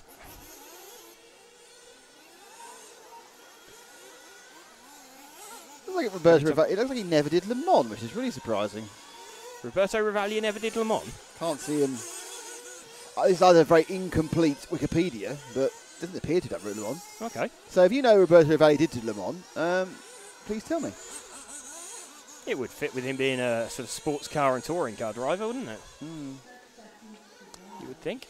So let's move 30 cars. seconds remaining on this one, so let's pick up another car. Next car back. This is car 4, who we're going to pick up, which is Christophe Affolter, one of the Swiss drivers.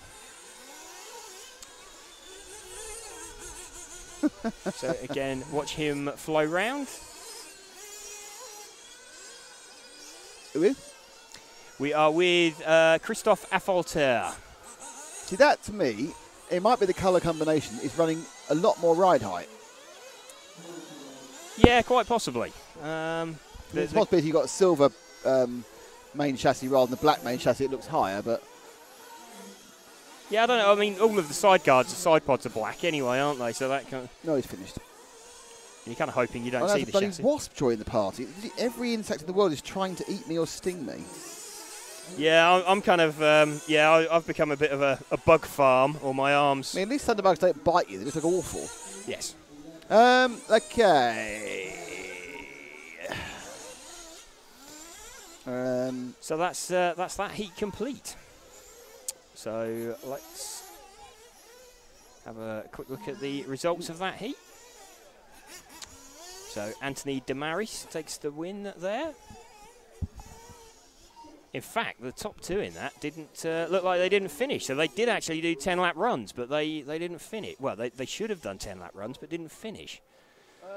No, you clicked it too early. I clicked it too early. Okay, that will be why. Okay, let's... here we go. No, okay, that one's... I've now clicked it too late, so I've just made a complete hash of that. Apologies for that. So that couldn't have possibly gone more wrong. Went all right. And now I've lost the mouse. Here we go. There's the mouse. So let's clear that. Let's have a look at our grid lineup. No, you're more confident that, are you? For heat number 8. Here you go. I've got that right. That's very confident. Yes. It's big talk, that is. So we have got Petr Klatovsky, Jörg Horninger, Dmitry Perrin, Kevin Michedeau, Valentin Bader, Mark Heim, Etienne Chiron, Matthias Radspieler. That's a great name. It is. That's sort of a, Robin Illis, Kieran Cox, Roman Agnostelini, Axel Debar Monclair. You just gave up on that one, did you? I did, yes. Sounds a bit like a MotoGP rider, doesn't he? Mm. Possibly.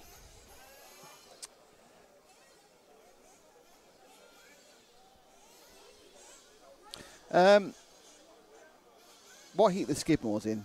Said Richard Lewis, and he was answered by, believe it or not, by Johnny Skidmore. Okay. Who said it's just Will, so he's in heat 9. Can Dakota Fenn still race in the Euros? He never could. No. Interestingly, obviously you need to be... he's got a PH in his name. You haven't got to be European to race in the Euros. You do need to be living in Europe and put forward for the event by European federations. So, for example, Patrick Bandera, who races 12th with us, is actually Brazilian by birth. Yes. But he's been living in the UK for years, and he actually works for Aston Martin Racing. And in fact, if he wouldn't know he was Brazilian to talk to him, because his English is beyond perfect. But he races under a Brazilian flag, but he still was a part of EFRA because he belongs to BRCA and he races through. The only European event, we've had guests. We had Brian Wynn as a guest in the 12th. On the stock classes. So on the stock classes you can enter if you're not European as well. They're open entry, aren't they, yeah. the stock classes? And the other place is the large-scale off-road. Because there is no world championship in large-scale off-road, they take a more lenient view. And we had an Australian last year, and apparently we're going to get 3 Australians this year. Okay. Because that's basically the only other country where large-scale off-road is popular outside of Europe, in Australia and America, of course. And so basically they said, yeah, you can come across. Come across and race. Mm-hmm. So there we go. So this is the warm-up for Heat 8 we're watching.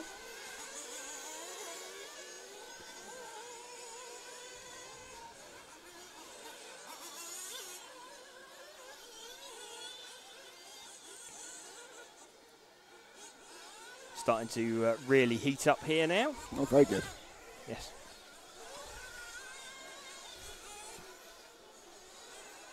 Let's have a quick temp check. It's bloody hot. Yes. And it's a bit muggy, and there's no breeze. Or there is a breeze, you're blocking it.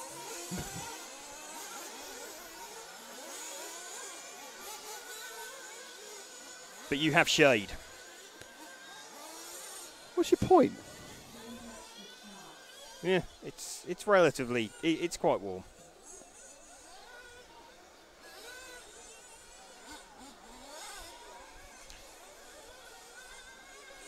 Let's have a look. It's currently 26 degrees here. It is not 26 degrees. No. In a million years, it is not 26 degrees. It is at least 28 or 29.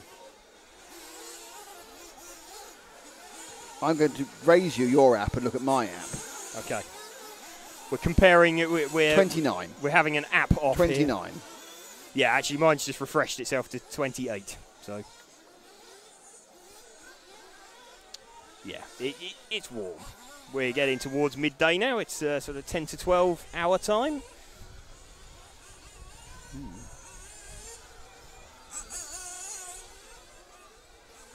So getting towards the pointy end of round 2 of qualifying.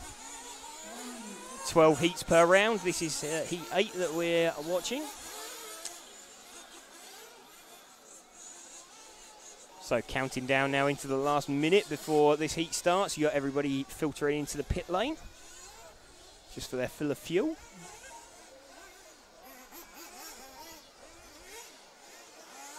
Quite a nice raised pit lane here, actually, I noticed, with you know, some quite pronounced blocks to rest the cars on when they come in as well. So I was doing a bit of pitting for Nitro Racing last week, and yeah, it's fueling people's harder than it looks as they come into pits. Something you've ever tried or not? No, it looks it's single-person fueling. Single-person fueling, yeah, and it doesn't look like the smooth flowing, seamless motion that a lot of these pit men make it look. They're showing off, aren't they? They are. Okay, we're off. So let's find someone. Next car to come round, we can see the number off. Who is it? Okay, this is car 4 that we're going to pick up now. Who be that? That'd be Matthias Radspieler. Obviously. Yes. One of our German drivers. Really? Yes. So we're getting towards the sharper end of the heats now, so you would expect to see people with cars that handle, well, perhaps not beautifully, as the marshal runs back to his chair, comes through in the zigzag section now, drops off the cliff face and goes over the Marseillaise tabletop. Now someone behind him is pretty much like, oh, look at that, see, a little bit of too much power, got a bend on there, sweeps around the berm. The cars really appreciate having the camber towards them for that berm corner, and it's all... He's going to let that guy go. Well, it's car 12 that's following him, which is Valentin Barda. No, they hit each other. Okay. And they hit each other again. That is not... this is ridiculous. This is what we were saying earlier. Either of them. No. And it's definitely helping him because he just died on the thing. No. So that was Valentin Barda. He was... the final accident was nothing to do with the car 4 we're following. It was entirely Valentin getting frustrated by the whole thing. Yes. So we'll watch 4 of... Who is it again? Car number 4, we are looking at Matthias Radspieler. So what lap time did you just do then? That would have been a slow lap. He's fallen off again. Where is Matthias? He is... Oh, he's the first driver to complete 2 laps. He's actually predicting a 10-lap run. What was that last lap? Last lap was 33.3. Was it? No, it wasn't.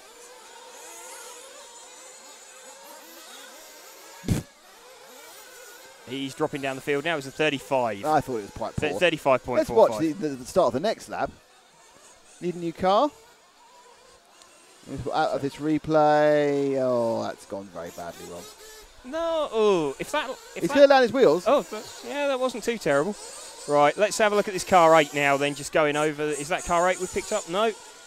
That's car 5. Okay. God, our eyes are getting better. Yeah. So that is Dimitri Perrin. That's also the leader. So that's good. So that also appears to be a TLR looking at the shape of that. Quite possibly. So looks relatively a bit narrower. They've got kind of a distinctive shape to the tail of the body shell. Could be wrong. I probably am. Probably got hundreds of people yelling at me. Yeah. Did we do car 5? We're doing car 5. We're doing car 5. Because Louis Verdot wanted me to cover it, and we didn't know that one. So we're watching him now come up into the bumpy section as we go down through the zigzag. Drops off the cliff over the tabletop. La Marseillaise. Through the Jeep J into the berm. Yeah, get a real slingshot out of there, like Nick said. He's just coming under the timing tower now. And over the TKR double and off down the EFRA straight. Very short straight here at Reading. I'm not sure if someone wants to see the car 3 as well. Car 3. Should we see if we can find him? Oh, it says 3 Swiss people. Oh, right, okay. That, just find one of the Swiss people. Okay. Well, that's going well, isn't it? This is going well. Let's have a look. Well, 2 of them are right at the tail of the field. Just as it's updating. There only appear to be Oh, no, Valentin Barda, car number 12. Car number 12. Let's see if we can find car number 12 as he comes round. Let's... 293. No. This is 11 coming round now. 4. So 1 minute remaining. Just called out over the computer. You got him? Yeah. Yeah, we got car 12. Here we go. So this is the white and pink car. Is he going well? He's third. He's third. So yeah, he's predicted for a 10. No. No. No, we're not seeing anybody doing 10 lap. Pace must have dropped off. Perhaps a little bit of moisture came out of the track as well with the sun, and it's just taken a little grip away. Yeah, maybe. You know. 3 heats to go. Top 3 heats left. Yeah, I've got no doubt that someone will do it. It looked like a couple did manage it last time. Oh, he actually hit the timing board. He did. Turned in a little early. Which actually confused Harry as he carried on with the camera as the car stopped. Yeah. I've done that a few times racing. I've thought I've crashed and sort of my head stopped moving and then the car's gone through a chicane at unabated speed and then I've crashed immediately after it. That's half the fun, that is. Yes. The almost accident that does turn into an accident. I just had to have the accident. So just everybody coming in for their finishing time. So car 4 finished. That's Matthias Radspieler. He's done the quickest time. In fact, no, we've got a 5:01. So Kevin Michado. So he's just missed a 10-lap run there. So Kevin Michado is with car number 7 takes the win in that heat. So he just misses his 10 laps in sun's gone in 5:01. a bit. That's quite nice. It is. Quite a nice breeze. We have a request for the next race of Elliot Taylor. This is heat number 9 that's coming up. Did we not also have a request for one of the Skidmores? I believe so. We have a double request. It's nightmare. We're inundated with requests. So let's clear the live positions. So we have heat 9 about to leave the pit lane. Heat 9 is leaving the building.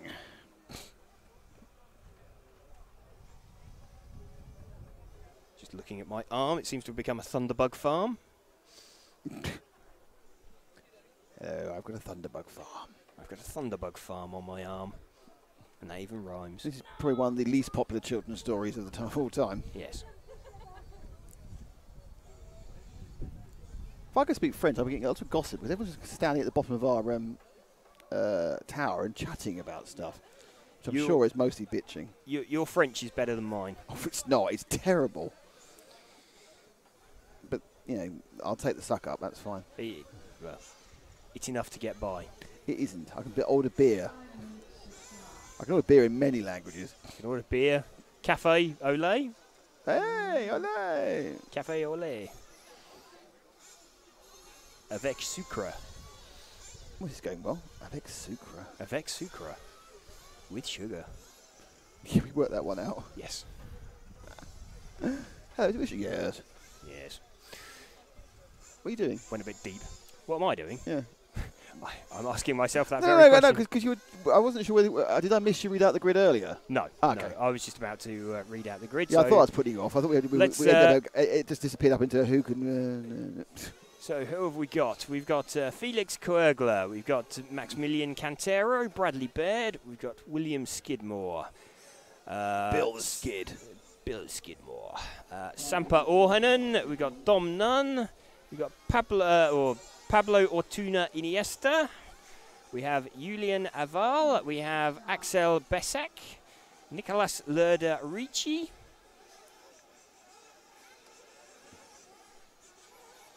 Nicholas de Camp and Jarno Piepers. Peepers, now jeepers, creepers, where'd you get those peepers? Yes. Bit of 1930s musical number for you there. So let's clear those grid positions. And show the live positions. This is still the warm-up that's running. So I've got 3.5 minutes of warm-up remaining.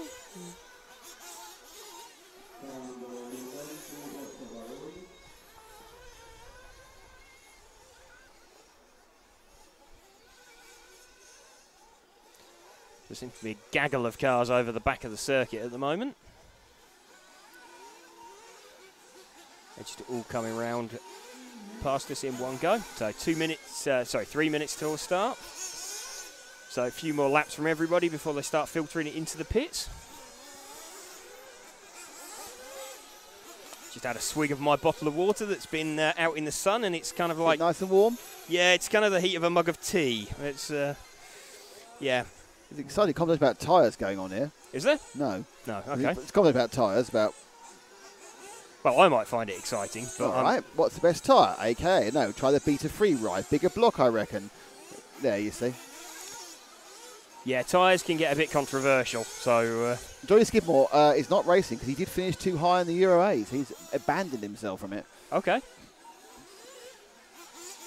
Followed on. Right, we're following someone first. Oh, we've got 2 minutes still. We've got a couple of minutes before. We need to follow Elliot Thingy and then Bill Skidmore. And now someone says Dom Nums, Ashley Patterson. So we need to get 3 in. So we need to get the 3 Brits in. Well, that's what they were asked for. I know it sounds a bit parochial, but... Elliot's not in this. What? Isn't he? No. Well, Elliot Taylor. Elliot Taylor isn't in this heat. Oh, hang on. Let me scroll back. Elliot Taylor in Heat 9. Is he in Heat 10? Elliot Taylor is not in Heat 9. Elliot Taylor is in Heat 10. Well, we'll follow in Heat 10 then, Sammy Joe, not Heat 9. I think he may have been in Heat 9 yesterday, which is where the confusion is. Right, so then we need to find Bill Skidmore and Dom Nunn. Dom Nunn. Okay, so the 2 Brits in this, so there'll be car 1 and car 10. We'll be looking to pick up. So I think we might have told Sammy Joe he's in Heat 9. There is that possibility. At least it wasn't Heat 8, we missed him. No, that is correct.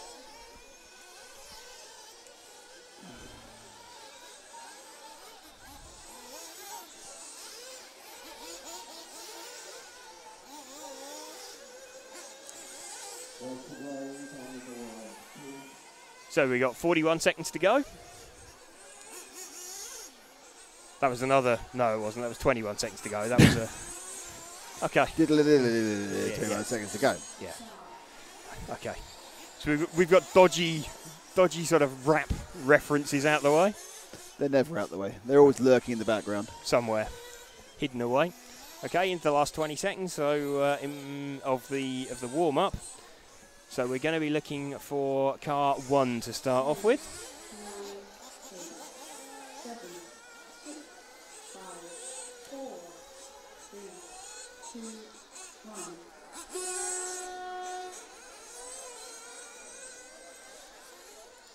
So just waiting for this car to come around. See if we can pick him up. Believe this is him now. Here we go. Car number 1. He's just coming under the timing tower now. So we have car 1. This is William Skidmore. Looks like a very low-profile engine he's got in that car as well. Just spotted as it come around. So obviously engine hat's not there. Well, no. The head is. It's there. It's got the same sort of total surface area. It's just very low profile. So lower the centre of gravity. It can't have the same surface area, though, can it? Well, it has, because there's more of it. It's wider, is it? It's wider, yes. So covers a larger area. It just looks a bit disconcerting not seeing it on the car as he comes past us here. Oh, yeah. So there we go. It's not getting much airflow, is it? It's not, no. I don't know an awful lot about the cooling requirements of these engines, but... No, it's getting less airflow than a sort of traditional, more upright head would, but... provided there's enough, I guess that's the main thing. When is anything ever enough? Indeed. So watched him for a little bit. Who was the other request we had? We had a request for car 10. Dom Nunn, he's the lead car in the heat. Let's see if we can pick up 10. So, in fact, it's going to be 0, isn't it? That we already established earlier. That confused us slightly. He's coming to he's not at the end of the lap yet. He's probably going just around the corner towards the timing and scoring now. There he is, 0. There. Because you've got the progress meter to work out where they Okay, are. we've got the progress meter to work out where we are. Here we go. Here's 0. So this is Dom Nunn, lead car. Looks like an X-ray to me. Richard Lewis says the new Bullet runs very hot but works. Okay, there we go. So that's that low-profile cooling head on the Bullet engine. So, unless it's not going to get much hotter than here, really, is it? As a bit of a workout. Who knows? Yeah, well, it's certainly getting a good workout in the heat today. I'd have said.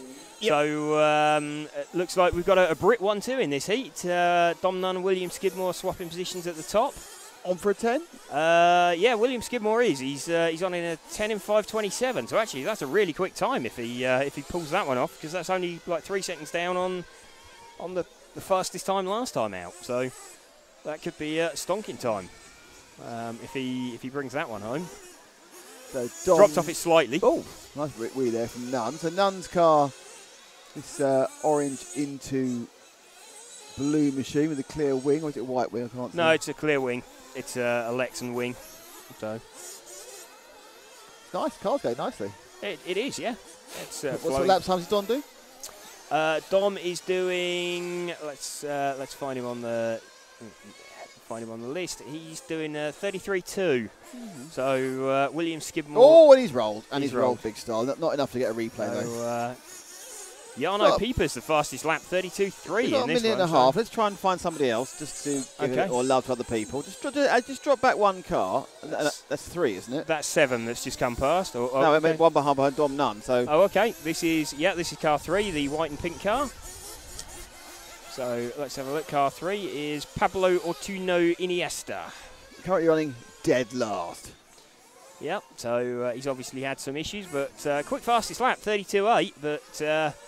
Average lap 44.1, so something's gone very seriously wrong. And it's all gone horribly wrong there. Yeah, for him. And if you weren't looking like I was, till you saw it going all horribly wrong, you can now see it again in glorious slow motion going horribly wrong. He appears to be up in the middle of nowhere. Oh, he got really caught in a bump there, and then launch bang. Oh, yeah, that's very unfortunate combination of mistakes there. How long we got? Cost him a lot of time. Who's this car? 8's just gone past us. Pick up the red and white car going away from you, Harry. He's going around the EFRA section now. About to go onto the scoreboard jump now. Yellow and red. Yellow and red car. So it's car number 8, I think that was, Nicolas de Camp. Belgian driver. Right, Stoffel Van Dorn, but yes, with less chance of breaking down. Indeed. And quite possibly more horsepower. Sure. You're on the wrong car. I'm on the wrong. Okay. You need to be 4 cars ahead. The car that's just going through the ABC bit now.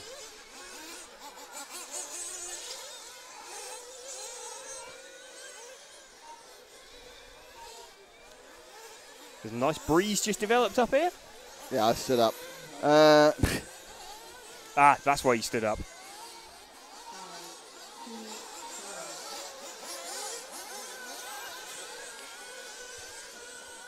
The low-profile cylinder heads are pretty much all made by OS and badged for various brands like Bullet MX, etc.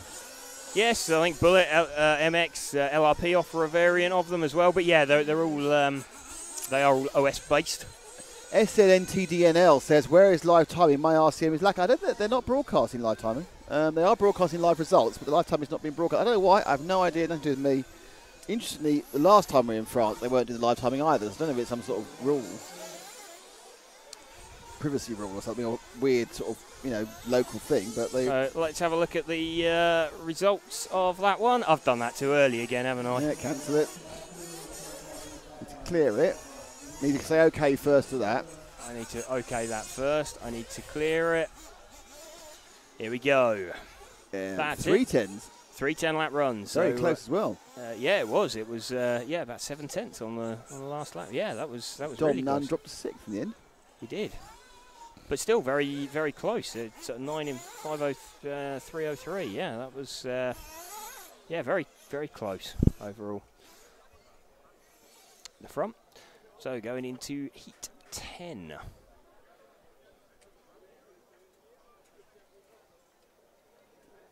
So we are getting near the sharp end of qualifying round 2. To prove that, I will have to change the graphic so it no longer says 9 out of 12, excitingly, and says 10 out of 12.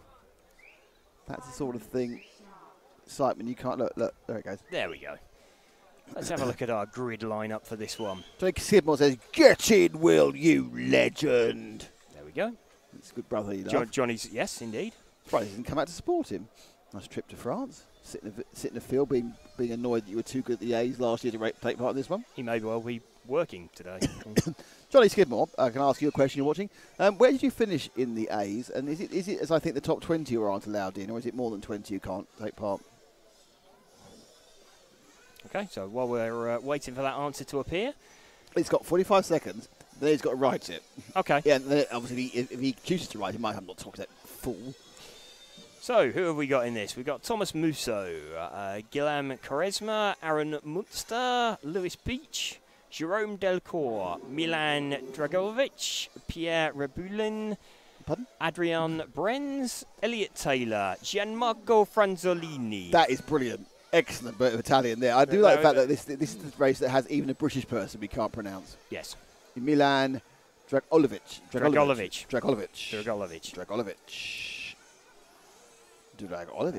Last two, Corentin Procoma and Got a request for car 2. Who's Gonzalo car 2? Melo.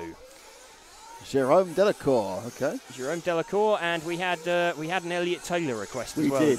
Did we Elliot not? Taylor and Jerome Delacour. So we've got a 2 and a 12 that we're looking for. Oh, Johnny says the top 50 who can't take part. Okay, wow. Any Swedes driving this weekend? Sven Ripper says, I don't think there are any Swedes. I think because they've got the A's, they're probably all there to the A event. I don't know there are any Swedes. I'm really sorry. I will have a look. But at the moment, I don't think there are any Swedes.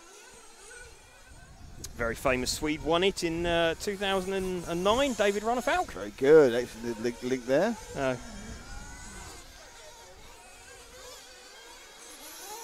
That's now Go extinguished my Delacour. repertoire of...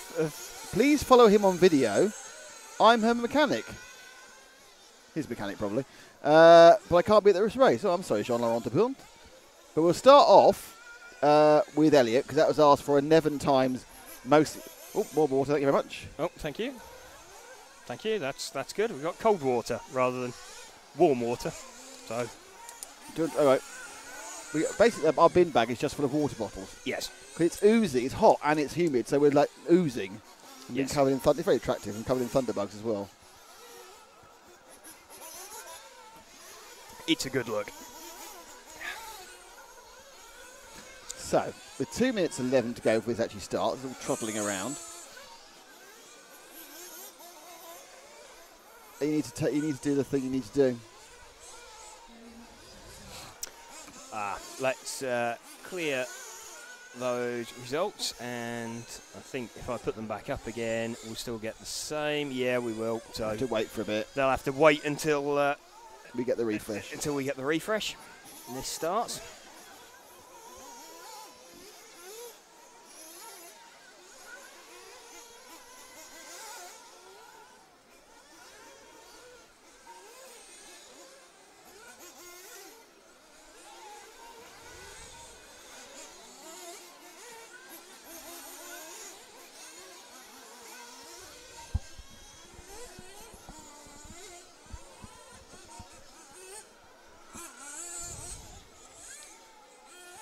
It's really warm. It is. It's and we're in the shade. We're in the shade, and there's a tiny bit of breeze, but yeah, it's not the heat, it's the humidity, isn't it? It's just it's really muggy. I wonder if the chance of the rain's gone up. You'd think so, possibly, but It's 31 now. 31 degrees. 31 There's degrees. a very small chance of rain at 3 p.m. Okay. It's supposed to be 3 degrees cooler tomorrow. Fantastic. Okay, how long have we got to go? We've got 30 seconds to go. Should we see if we can, in advance of starting, see if we can find the driver we're after, who is Elliot? What number is he? Okay, Elliot was car number 12, so let's see if we can spot. Let's see where he is, really more than anything else. There's 4. There's 5. There's 10, 11, 9, 8, 7, There's 2, 5, 4, 9. This is going fantastically well. It's pretty standard stuff, isn't it, really? It is. 9 again. That's 8. Here we go. This is 12. Okay, so we found Elliot. So Thank goodness. Sammy Joe will be very happy. it is. So this is Elliot's TLR. So having not been sure how many TLRs there were, we seem to have found hundreds of them. So Hipster, sorry, has said it is the top 50 of the Euro A kart going to Euro B. I need to ask a question of Hipster and Johnny Skidmore. Are you just banned for a year, or are you banned forever? Like, if you ever finish in the top 50, you can't do it. Is it just you can't do it the next year, or is it 3 years, or whatever? that does preclude quite a lot of drivers, doesn't it? Going down to the top 50. So following around Elliot's car here as he's just heading round over the TKR double. He's off down the EFRA straight. So just heading round now. And this is the really bumpy section of the track as he goes up by the scoreboard. Through the zigzag. Nice sort of sensible line through there, I think. He not taking any risks. It's not looking particularly quick, which probably means it is. Yeah. Car looks quite well balanced. I forgot to change camera angles. I was too busy looking at it. Okay. But, I'm not good at this. Matt's much better at this. Oh, where's he gone? There he is. there he is. Just disappeared out the bottom What of was the the lap shot time? very briefly. 32.6. Elliot Taylor's, yeah, 32.6. So yeah, that was a pretty rapid lap there from Elliot. Only Thomas Musso gone faster. That's not a good exit from the scoreboard turn, though. It's got quite a lot. It's got a nice front end on that. It's turning where he wants to go. Yeah, the car looks well balanced. It's not doing anything nasty. It's not giving him any shocks. What was that one? From the looks of it. That was a 33.8, was it?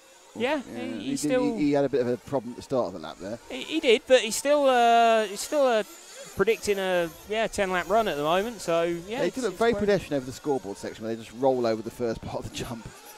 Yeah, as slowly as possible. I think that's just being sensible. I think if you try and take it as a triple, But you're no just one's gonna, doing it, so obviously it's not possible. No, I think the risk's too great of getting the landing wrong. I'd say. I've now managed not to do the other camera 3 laps in a row. Okay, that's Twice that's because going well. I forgot, and once because I actually pressed the wrong button. Who else did we have requested in this one? Jérôme Delacour. Jérôme Delacour, car 2. Let's. He's just about to finish the lap, so he should be along in a second. So here we go, car 2. It's the last of these 3 just coming underneath us. So the blue, yellow car with yellow wheels. So he's running yellow wheels. Oh, Johnny says you can never be in the Euro Bs again once you made the top 50 ever. Really? Yeah, apparently. Okay, that's. Richard Lewis, it'd be a little unfair for any top Euro A driver to compete in the Bs. But in fairness, if you haven't been in for 5 years, I kind of think, you haven't made the top 50 for 5 years, I kind of think you should be allowed back in again. Yeah. Obviously, it depends where you're talking. As if you've been in the A final of the Euros, then yeah. No. I think if you haven't been in the top 50 for 5 years. But what if you just you have you're a clubman, but you have a pretty awesome event somewhere and sneak in sort of 49th, 50th. Yeah. So then so you're that banned for 5 years. Yeah. These rules, you're banned forever. Yeah. That's quite a little bit severe. Yes. So this is Delacour. We've got a request for Lewis Beach. Whereabouts is he Lewis on Beach. Where is he in the overall? They've just started the laps. We'll stay here. We'll stay here until Lewis appears. So I think Lewis is almost certainly right behind him. Yeah, it will be car 6. So we'll give him a shout as he's coming around. I don't know where he is. He's halfway around the lap. I think he's probably one of these 2 cars either just done or just about to do. There he is. I think he's in the car about to go around the corner there. Yeah, I think blue and orange. No, that's 5. That's 3. So here's 6 now. So 6. 2 cars wrong. Scandinavian flick under the timing line. Richard Lewis, you only get better over the years. If only that were true. Yes. Certain among us are of an age where we are no longer getting better. That's clearly someone that's young enough not to have hit the point, hit the peak. Someone who's at most 25. Yes. They only get better until it doesn't. Yes. So through the Jeep section will come Lewis Beach. Finally got the right camera on him. Yes, the list of drivers who I used to be able to beat is ever growing. So the older I am, the faster I was. Yes. So Lewis just been on his roof there briefly. So a bit of a camera curse on him into the last 5 seconds of the run. So let's just follow him home across the line.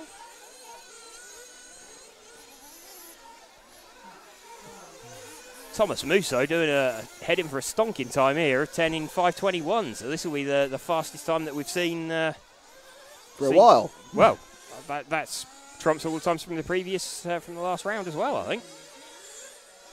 So are they finished, are they? They are finishing, yeah. Oh, okay. So just watching them. We'll probably have to follow Thomas next time round then. Yes. So might have expected him a little bit higher up the heat listing as well. Well, obviously his best 3 laps, he didn't string 3 good ones together. Yes, all very good ones. He's at the front of his heat.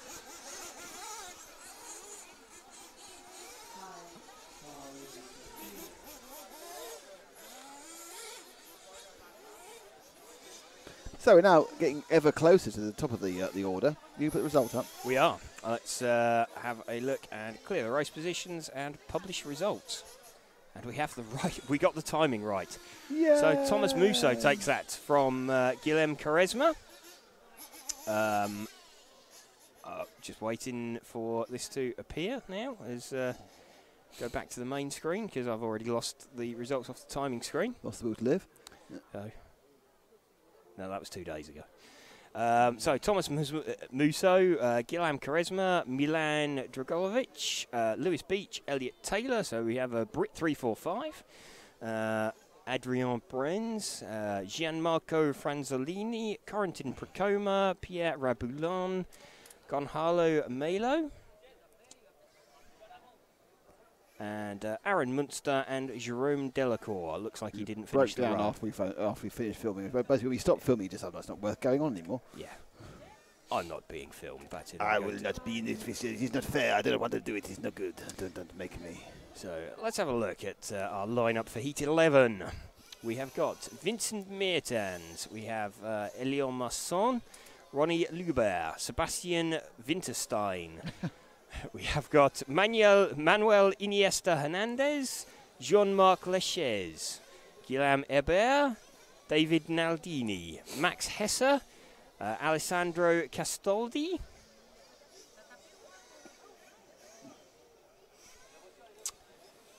and Thiago Aguirre and Marcel Kruger. So let's clear everything there because we've got those extra 2 drivers that we seem to keep picking up a few of them every time as they trundle into the pits. We do what we like in this one. There's no requests. Okay.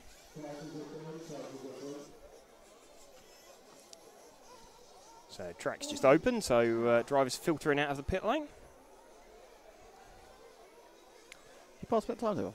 Yes. Merci.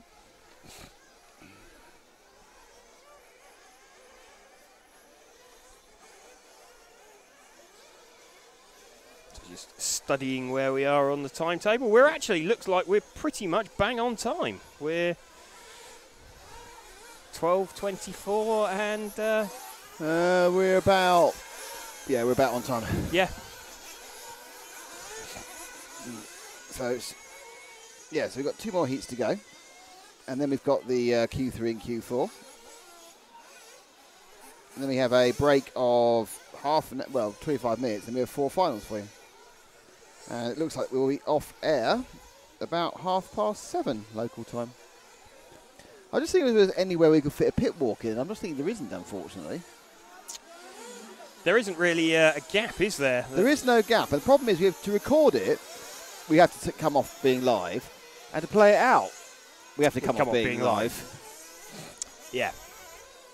I mean, I can keep talking, but while you do a pit walk, but we're not going to have any camera movement. There's flying ants now. Oh, blimey. Honestly, there are too many insects here. It's like an insect zoo we have going on up here. Entomologist's dream, this is. It is.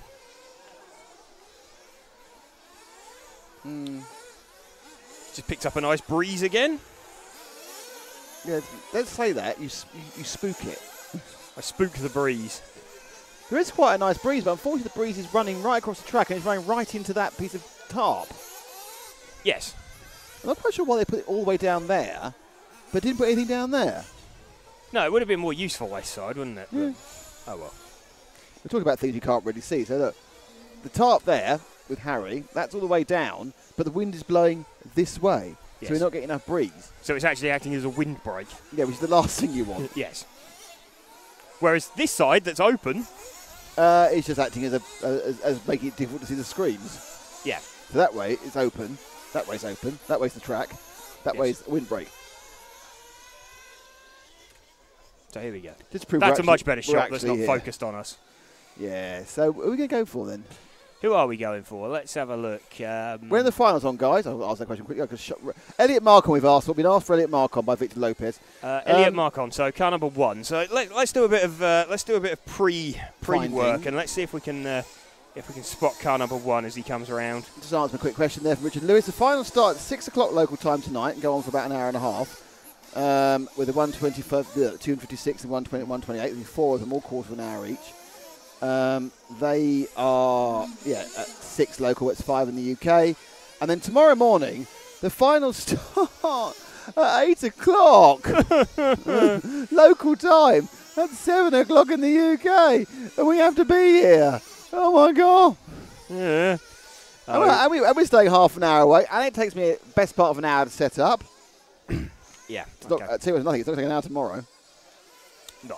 But thanks to TKR. Thanks to Chief there for bringing us here. Yeah. Thanks. Yeah. So there's now new species of insect by the moment. Are you going to start naming them? Barry the insect, Deirdre the insect, You've been bitten by a Barry. bit by Deirdre, even worse. Okay. Okay. Are you ready to go? So with here we go. Here is car 1 that we're just following around now, underneath the loop. So he's he's just going down the EFRA straight. So he's going to be quite a while before his clock actually starts because he just missed that one. So this is Elliot Marcon. Let's have a look. We're on him now. So we're following Elliot, though I don't think his clock started. No, it hasn't. No, it hasn't. So. No, so he can make as many mistakes as he likes for the next few corners. And probably will. No, right, his clock now has started. So his clock's begun, so he's going to be... that was a brave line. Across... Brave or foolhardy? Brave, I think. Going very tight there, wasn't he, onto the scoreboard to avoid the... that was a good line through the score. We went very tight. But it seemed to gather a bit of whoosh over the first part, which no one else managed to do so far. This could be a quick lap. There's a lot of lap to go. There he is. The Jeep section now. So, yeah, he's coming through the Jeep section. That's a perfect fade there from Nick as he comes onto the loop. Let's see what lap time he's done. Elliot Marcon, he's done a 32.2. Okay, we saw 31.5, so that's not far off. No, that's brave cornering. Yeah, that's pretty rapid. Still awaiting data so far for the fastest lap of the race. No, we've turned it off. Okay. The reason we turned it off is where it currently appears is right where the sponsor logos are. So we need to make a little adjustment, which we can't make. But when James gets his hands on the system next, we will do that then. He will make it. I can tell you, looking through the list, that Marcel Kruger's done the fastest lap with a 32.0. Oh, get you. Yes. So no, Elliot Marcon, he's done a 31.8. So we just saw it. You saw it here live on RC Racing TV. You saw the 31.8 second lap. Let's go and look at somebody else. Okay. I don't know who it is. Just tell someone the car coming. The next car came round. That yellow and orange one beneath us. That's car number 10. Car number 10. That's Max Hesse. Just make it easy for us to pick him up with our eyes. So we're watching Max Hesse now. Oh, so Max taking a bit of a straighter line through there. I think there's quite a lot of time to be won there on that section. I think there is, but there's also potentially an awful lot of time to be lost. So it's trying to strike that balance, isn't it? As it comes around through the Jeep turn, round the berm. I forgot again. So he's just coming under TV Tower. This is us. Over the berm. No, that's TKR double. That's TKR double, yeah. Come on, not the berm. Sponsor names, come on. Sponsor name, TKR double, yeah. He's gone down the EFRA straight, so he's now up the scoreboard. scoreboard. Coming through the zigzag.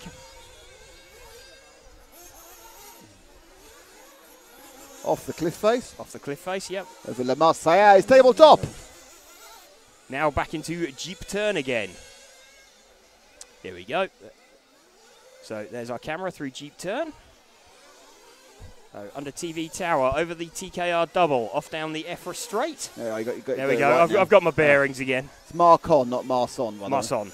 Marcon. Marcon. Okay, sorry. I think you may have got that wrong once, and then you actually got it right 5 times. But yeah. Okay.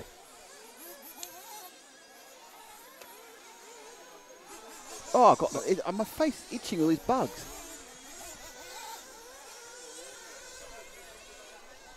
So, bit of a mistake there from Marcon. See if we can pick up the car that's immediately behind him. So car number 6. Let's see if we can follow him. Oh, we had a request with Bradley Bird 28 minutes ago, which I missed. Okay. Sorry about that. So we're now following car number 6, I think, which is Jean-Marc Lechaise. Sorry to Ryan McCord there, mate. We'll try and get him next time round. Oh, wind. Oh. That'll be those gherkins in the burger last night.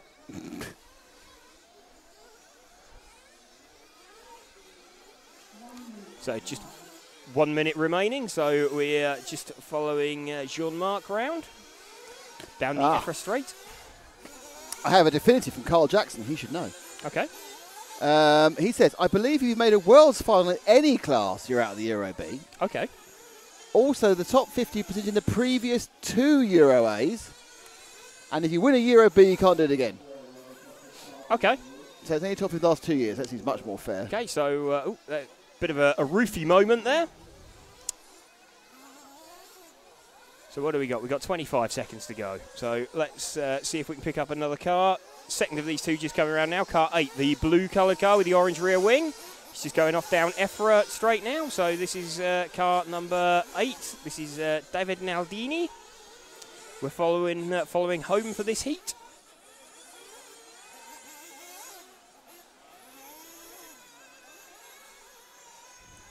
This is heat number 11. So that time from Thomas Musso last time, looking like it's going to hold up as the quickest time. That was a seriously fast time. Looking at that, there's not that many people predicted a 10-lap run.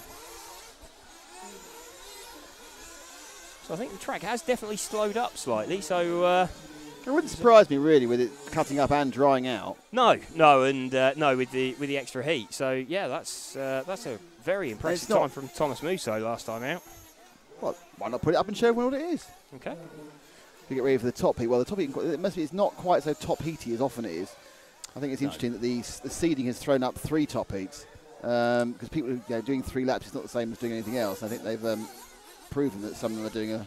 Okay, so everyone has now finished. Are we okay for white bands with this coming? With the, is the aperture all right? No, it's got cloudy. No, it's all right still. That's a word to the cameraman there, like I know what I'm talking about. So what? Final heat of round 2. Okay, this final heat of round 2. You got the results of the last one up? I will have, yep, the results of the last one. They are up, but everyone else can see them but you, because you've got a big. Shall I show them to you? Yes, there you go. That would be nice, thank you. So what did we have? Guillaume Herbert took the win. Guillaume. It's William. It's the French William. Okay. William Herbert. William Herbert. Okay. Vincent Mertens. Yeah. Elliot Marcon. Sebastian Winterstein. Marcel Kruger. You're much better with people who are basically Italian or German, aren't you? Yes. You're very happy with the Italian or German runs of the things. Yes. David Naldini. See, loved it. Yes. Tiago Aguirre. Not bad on Portuguese either. No. Alessandro Castoldi. You just loved that. Came over a bit of Italian, yeah. Yeah, but a little bit of Italian. Manuel Iniesta Hernandez. Jean-Marc Lechaise. Right. We have Ronnie Lubert and Max Hesser was top 10 there. Looks like Max didn't finish that run, so let's clear those. So this is going to be who's in this heat? Let's have a look. So we can fill with what happened and who is. We have Leonardo Valente. Love it. Joao Lopez. Patrick Auvigné Jr. Julien Latanzio. Richard Corentin. Joachim Kallen, Misha Widmeyer, Florian Muller, Valentin Lopez, Marco Orlando. And they're in the order they finished last time. So that's Antoine Guillenet, we have Andrea Trevisan, and Marcel Kruger not in this heat. He just happened to cross the line. So top of that list was Leonardo Valente, because he was the fastest person in the heat. Wasn't the fastest person in the round. I think that was Elliot Marcon last time, wasn't it? I think it was, yes. I believe so. So he could already be going straight through to the semi-finals. Yes. So, having a round win is that's already pretty good to have in the bag. I have spotted both Yannick Igon and just forgot his name. That's gone well. I have spotted Yannick Igon and a man who my brain doesn't work with anymore. Gosh. You know. I don't. Jerome Sartell? No, I've seen him. Okay.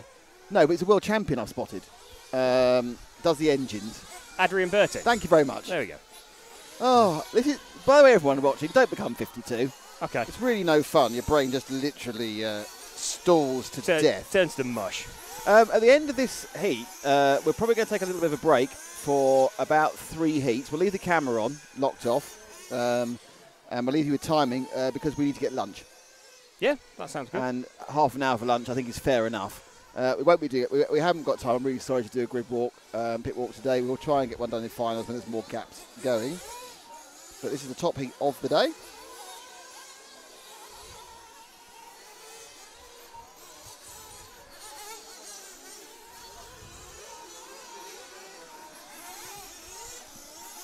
So, have we got any requests for this one? No, we're request free actually. Sometimes I hope the red one will win, which is a little bit vague.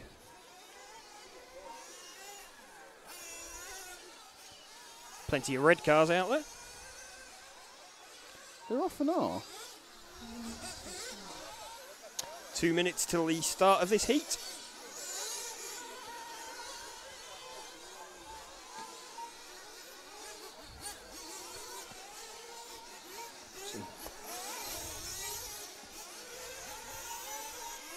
Oh, I have thunderbugs on the legs now as well. So.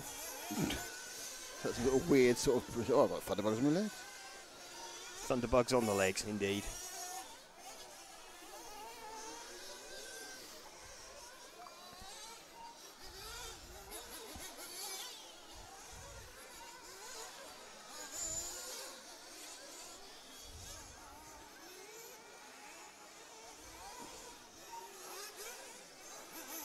So it'd be quite good to pick up car 4 at the start of this one. So let's just see if we can identify where he is. Oh, but I've got a request for Joachim. For Joachim, who is car 11. Car 11. Okay, let's go with that. So I'm guessing there aren't 2 Joachims. No.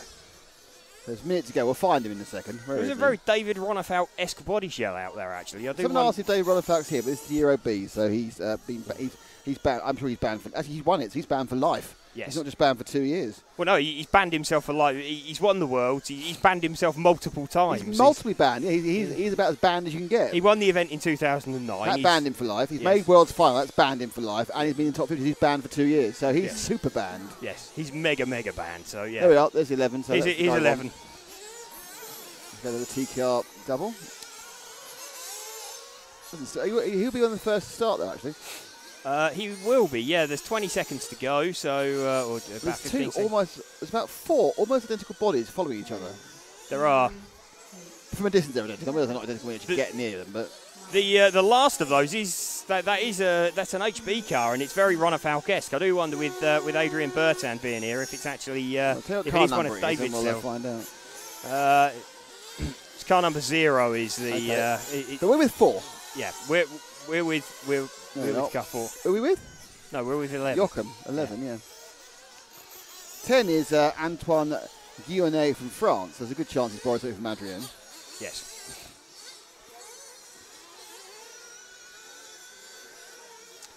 So there's a gaggle of cars really. Yeah, it's all heading round, and I think they're possibly tripping each other up here. They're not.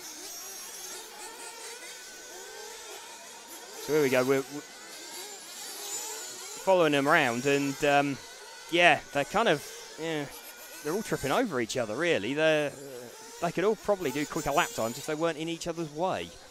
That is quite common sometimes. Yes. Oh, I haven't pressed the right button, so since they heat 12 till now. They did say heat 12. It says heat 12 well, now. they're all quick in different parts of the track. I've just realised that we haven't had timing up yet either. Oh, we've both got too excited looking. We spent so much time actually looking at what was going on. Here we go. So, right, we now have live positions running as well. So and it's Yo Hakim, apparently. Yo Hakim. With sorry. Yo Hakim. Yo Hakim. Yo Hakim. Yo Hakim. Alan from Switzerland. Okay. We're still with Yo Hakim. We are at the moment. Let's see. Car number 4, Leonardo Valente, who was quickest car. He's also halfway around the track. Okay, that's. I'll keep an eye out for him, but he was the quickest car last time out. I think he's going to be one of these. No, he's not. There he is. He's the Italian flag. He's green, white, and red. Okay. Coming underneath the scoring. Here we go. Yeah. So this car here. He looks quite quick now, actually. He is the quickest car in the heat, is he? No, he's just disappeared off the face of the earth now we've said that. Bad lap that last before. We had a bad lap before we got to him. Okay, so yeah, Misha Vidmaier now the quickest car in the heat, car number 1, so the top seed. Top seed for the meeting, so he did the fastest 3 consecutive laps yesterday.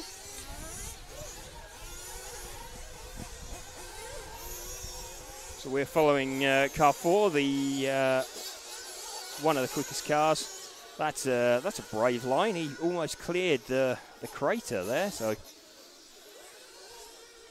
just follow him round. He's coming down through the zigzag section now. Though it gets a little caught up on the hose. It's generally a bit of a scrappy heat, this one, by the looks of it. There's lots of cars tripping over one another. Have we got anybody else that we want to follow? Let's see who comes around next. Let's pick a car by himself, because that's a bit easier. This one, car 8, just about to go over the TKR double now. So he's just going down the EFRA straight. So just about to head over the scoreboard jump. So he's coming down through the zigzag now, or entering the zigzag. So he's just heading down through the zigzag now, dropping off the cliff face over La Marseillais tabletop, through the Jeep turn, heading round the berm. Feel the berm. Very good. There we go. Just heading round, off down the EFRA straight one more time. Through that turn, it was labelled ABC, but I think that's disappeared under a mountain of dust.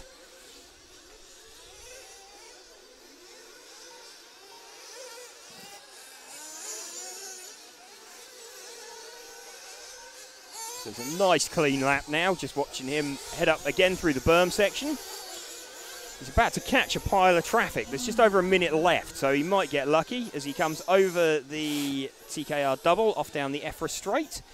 Let's see if there's anyone else that we can pick up. There's a little while before someone else comes around. But I think this is car 12 just heading around up to us next. That is Valentin Lopez. So we're following car 12 for a little bit. So here's Valentin now. He's just going over the scoreboard jumps. So through the zigzag.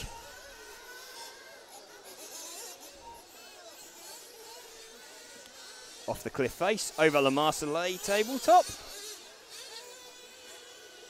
Through the Jeep J. Ooh, 2 wheels. On 2 wheels, through the berm, around the berm. Just coming under timing tower, over the TKR double and off down the EFRA straight.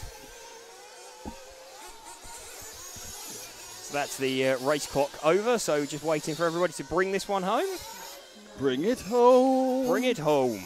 Bring him home. Well, the copyright probably let him miss with that. I had singing problems because I'm doing it.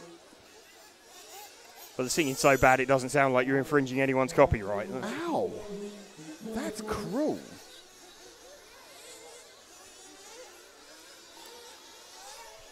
So everybody just bringing this one to the finish now. Crunch date, has it got darker? It looks darker. The sun's gone in and we need to open the aperture slightly. Yes. But the sun's come back out again now, so it's a little bit thing. It's just the camera needs to be a little bit more wide open. It has got darker because the sun's gone in, but not as dark as it looks. And winter is coming, says Tujuanto. Yes. Well, that's inevitable that winter's coming, but yeah, it could definitely do with being cooler.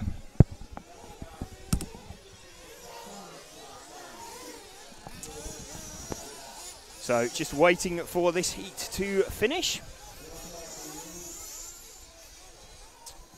So I think that is everybody. So everybody into the pit lane. So let's just publish those results now that everyone has got their times.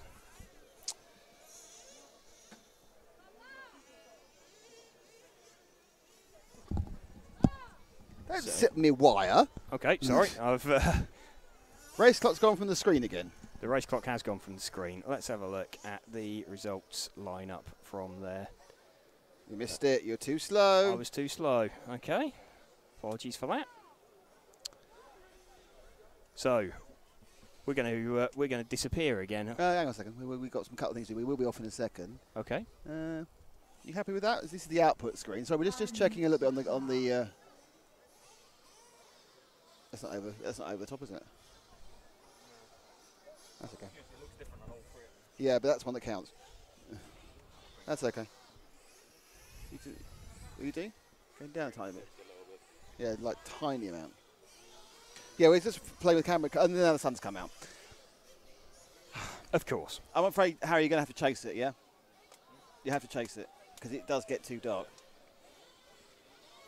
Sorry, just a bit of a discussion there. Reference the It camera. shouldn't be too. It shouldn't be too bad because I don't mind talking about it because the sun's behind us now, so the difference between on and off is slightly less. Crunchway had someone TQ in the Euro Bs. They TQ in the Euro Bs by winning 2 rounds and no one else winning 2 rounds. It's just 2 out of 4 to count. I believe countback will be on fastest time. After that, so if you have someone win round 1 and 2 and then someone different win 3 and 4 or any other possible combination, then they'll end up tied on points, but then fastest time is going to sort of take precedence and give them pole. So although it's round by round, it still pays to set a good time when the track is in a good condition. That is a good point, well made. Okay, we're just going to run to my RCM and see if I can get the overall qualifying. It's normally okay. It can take a couple of minutes after each round to come up.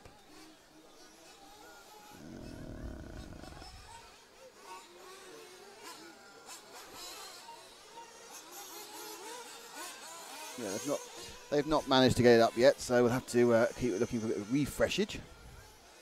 Okay. Let's give a grid line up for heat number 1 whilst we're doing this. We don't appear to be getting What? a lineup appearing. You pressing publish grid lineup? Try again.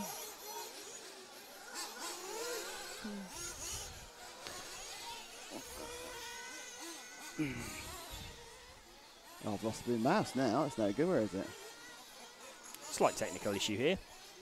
I seem to have lost the ability to click something with a Where's the computer. mouse? Okay.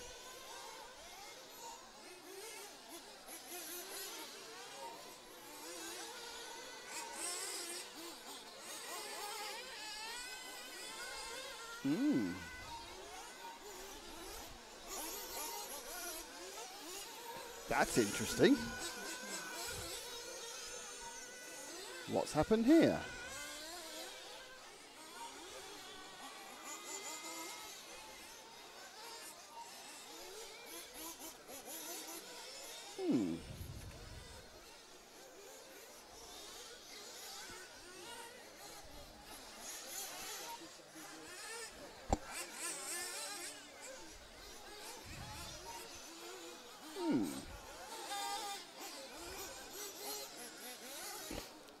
So meanwhile, this is the warm-up for Heat 1. That is running. We've got 1 minute 20 seconds till the start of Heat number 1. So a few moments of silence, I think, while everybody comes into the pits, gets themselves refueled. Refueling with bottles during qualifying rather than the fuel guns that we'll see later on in finals. Fuel gun's definitely a quicker fill, but my experience of them a bit more messy than a bottle. That's really weird.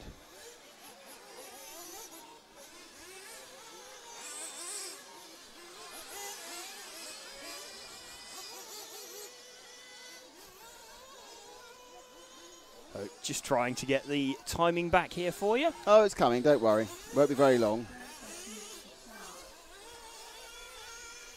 It's doing something that makes no sense. Okay.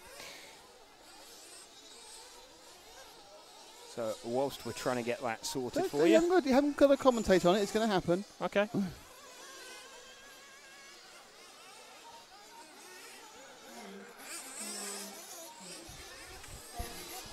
And as if by magic, there we go.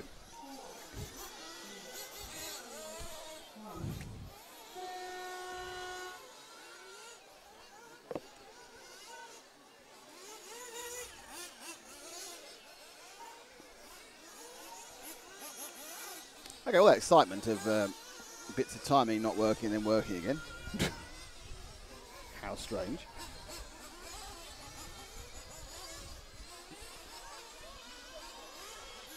What we are going to do is we're going to take a lunch break. Okay, that sounds good. So if you want to go, and, I will. Let me see, before I go, I'll see if we can get a. Okay, right. So after qualifying after round 2, have we got it actually? Or is it still not up yet? No, it's still not up yet. I would imagine they'd have to confirm it after the cars have gone through scrutineering. I don't know. It's just taking a long time to get through to it.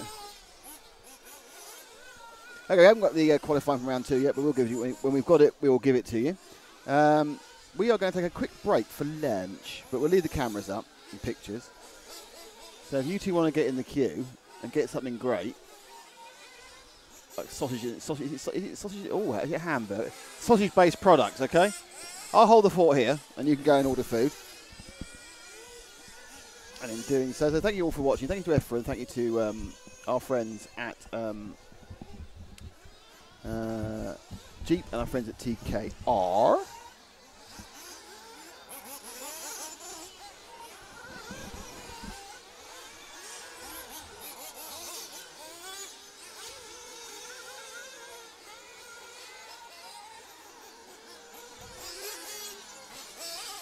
Oh, sorry. Apologise for that.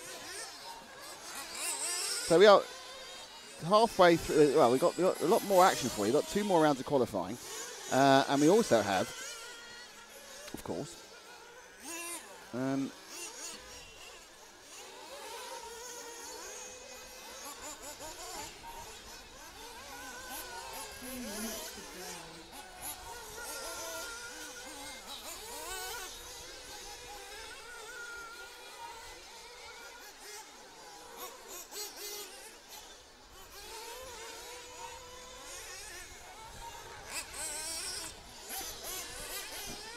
a cough, so let himself off.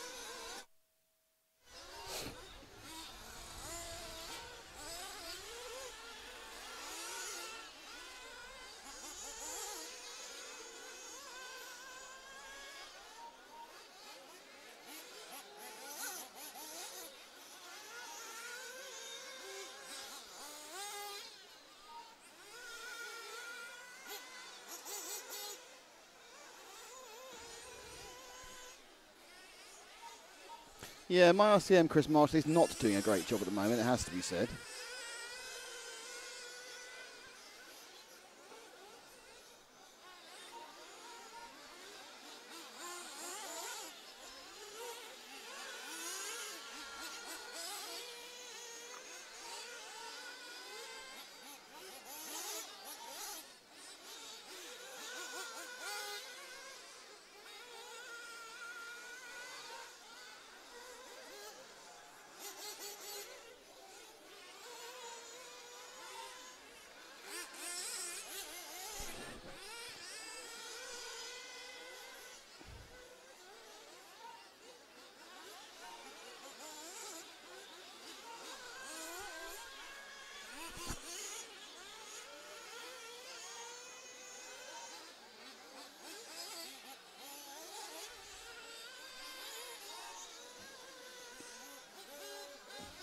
Oh dear, a bit of dance the cards there.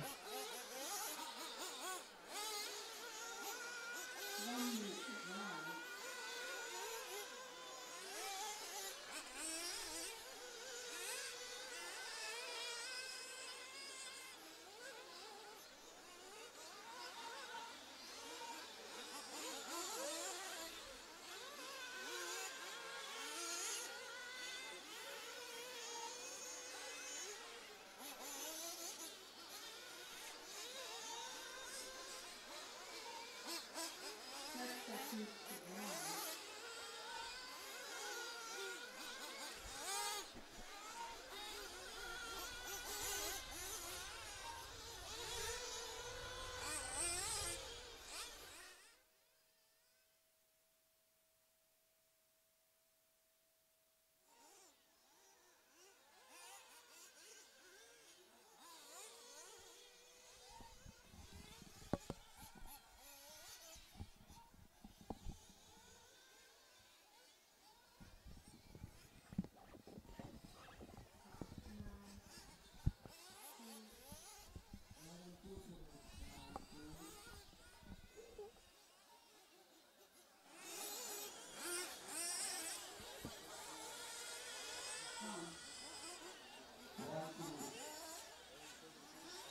Seconds to drive.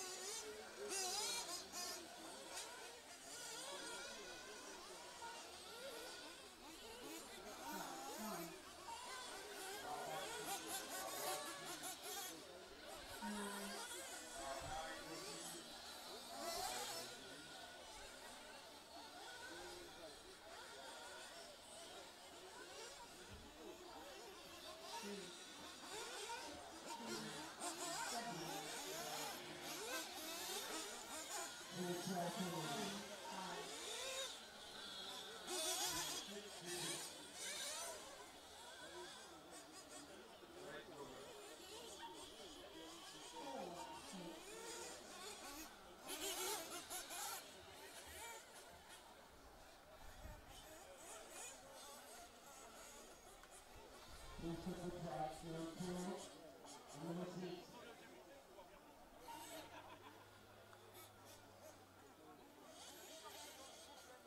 this one go and then we'll pick it up after.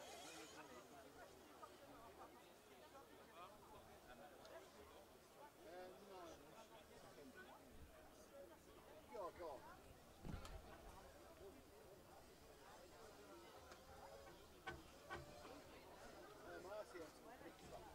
Is it?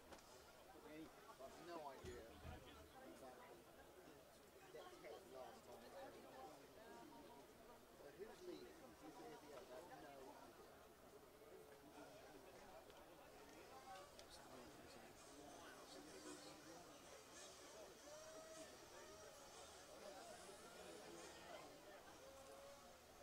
Five minutes to start.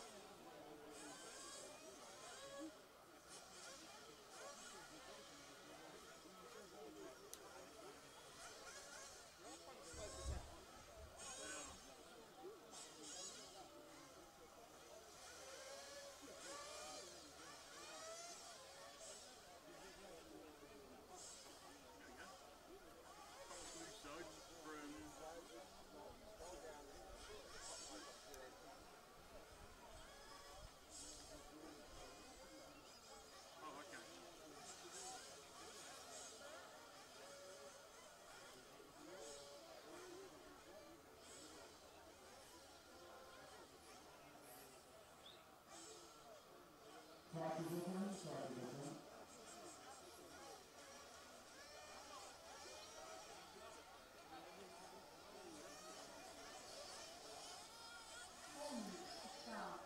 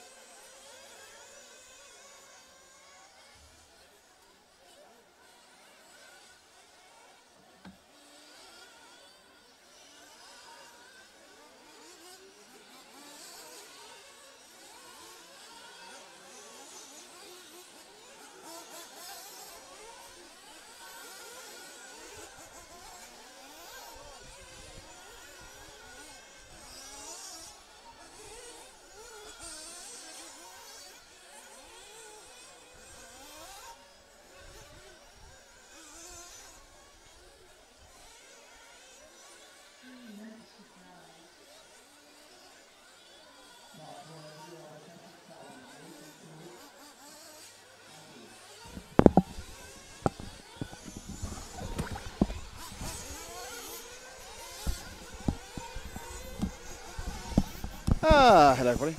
And we're back. Hey! Are we back?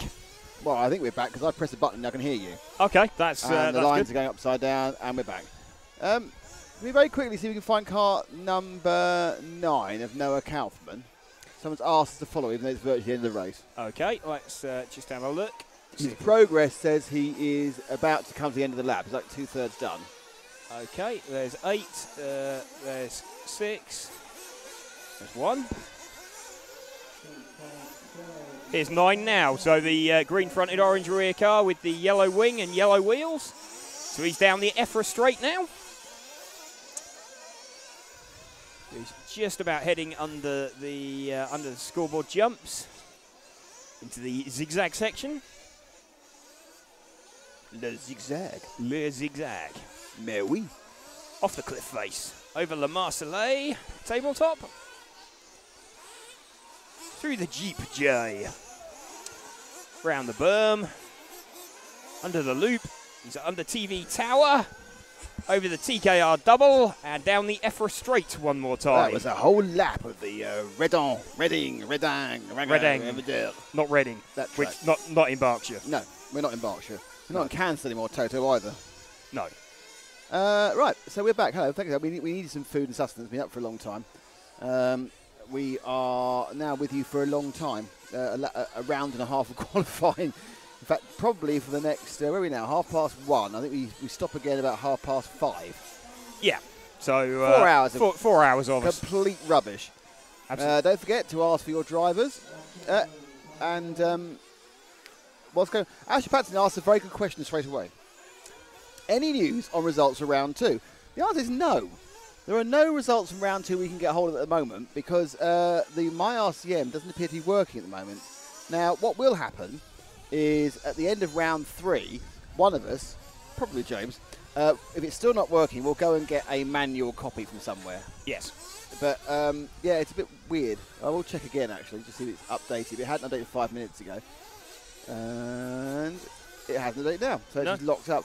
Obviously, the actual feed has gone down to the Swiss central site, which is slightly irritating because it's great for us because we can look at all the results normally, but at this point, It does give us we a have bit of a no clue archive, what's yeah. going on, We particularly have- with round by round. yeah, and we have no archive, though we can see incredible detail of what's going on in this race. We have no archive of any of the races which we can access, so it's a little bit frustrating. Actually, is this still Heat 4, or should we say it is 4, yeah? No, this is still Heat 4. They're just coming to the end. So we'd like to build everything up and make it very exciting. However,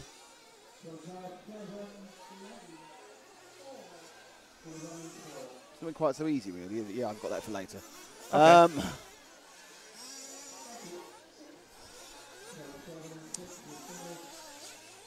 So just waiting for everybody to finish. Still a waiting long for a couple wait of cars out there. sometimes. It is. It's quite a long lap here, and if someone sort of just crosses the Yeah, I line mean, before the loop, it's 35 seconds. If you actually start like 33 seconds late, it's a long time before you finish, like 6 minutes. yes, absolutely. So just seeing just about everybody now. So let's have a look and see if we can publish the results. Oh, so exciting. Well, while you're publishing the results, can I just point out, I'd like to say thank you to Jeep UK, and thank you to TKR Graphics, and thank you to EFRA, who make it available to be here. We are RC Racing TV. I'm Nick, next to me is James, and on the camera is Harry. So, looks like we had a very close finish to the end of that heat between Raphael Robert and Eustace Guise. There was about 1.5 tenths between them. So that was pretty close. So that's good going. Julian Sergier, Jonas Haivarinen, Ilias Rees, Damiano Musella, Matt Box. Matt Box. Matt Box. Hello, it's Matt Box. Matt Box. I haven't got any sort of a... Is about Matt got no accent at all. It's just Matt Ilis Box. Kuldar, Hello, my name's Matt Box, and I live in a tree. Martin Lubert, Noah Kaufman.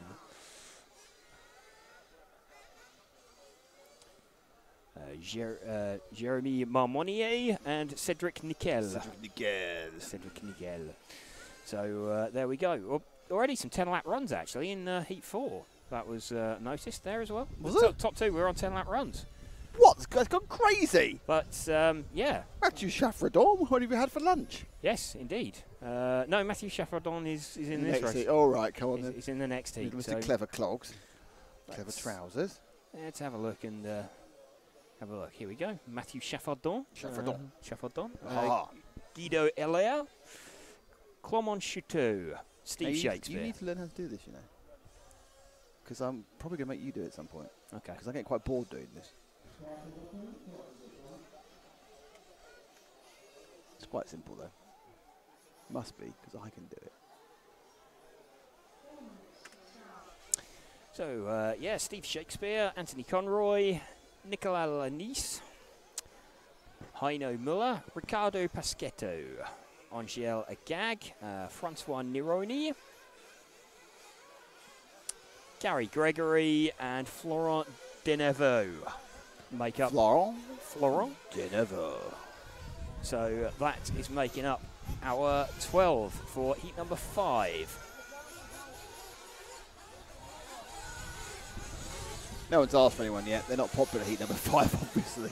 No. Can you put the scoring cube up, please? There we go. Just want to fiddle with it. 'Cause I had reduced it in size, and obviously we need to change everything very quickly. Moment.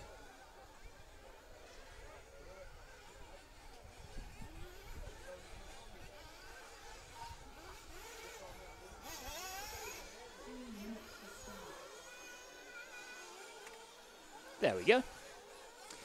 Okay, so we have slightly shrunken timing, but it's there. It's there and it's visible. Less real estate up. We've got requests now from half the cars. Ashley Patterson has asked for car 2, 7 and 9. Car 2, 7 and 9. And McPolex has said, Florent is my friend. Can you Florent fight is him? a friend. So 2, 7 and 9. Who have we got? We've got Steve Shakespeare, Anthony Conroy and Gary Gregory. So it's the Brits that Ashley's asking to see. And Florent Denevaux. Florent Denevaux. Who is McPolax's mate. Okay. So It's we're got going very hot again. It has. To be fair, I don't think it's been cool. It was cooler for a second. Or perhaps less thunderbuggy, I don't know. Yes. I think the was is human. Yeah, yes. Still 31. Yeah. And there's now no chance of rain. Okay. Fantastic. Fantastic. Fantastic. A bit depressing. It's like, I hope there will be a chance of rain. Oh, there's a nice breeze just coming.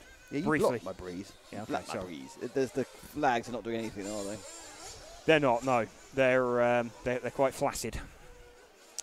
So they're Nothing worse than a flaccid flag. yes, indeed. So okay, so we need to find car 12. Okay, so let's see if we can spot car number 12. The racing hasn't started yet. We've got a minute and a half to go, so they're still on their warm-up, but we will try and hit the ground running.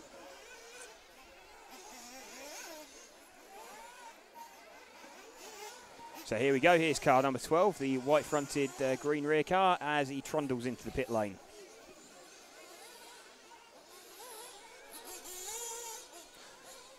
So Pitman's got him on his pit box. No real hurry to refuel just yet. It's not a racing situation. Still got 1 minute left, so just leisurely fill him up with fuel. Hold him up so he don't get in the way of someone. Someone's just been released immediately in front of him. But he doesn't seem to have exited the pit lane. What's gone on there? He's had a cut. Okay. Oh, that's good. So he appears to have been cut. So we now see a marshal doing the hurried dash down the pit lane, brandishing a car above his head. Straight on the starter box, glow igniter in. Here we go. Down on the starter, makes the universal sign for pick the revs up. A little bit of tune on the low speed.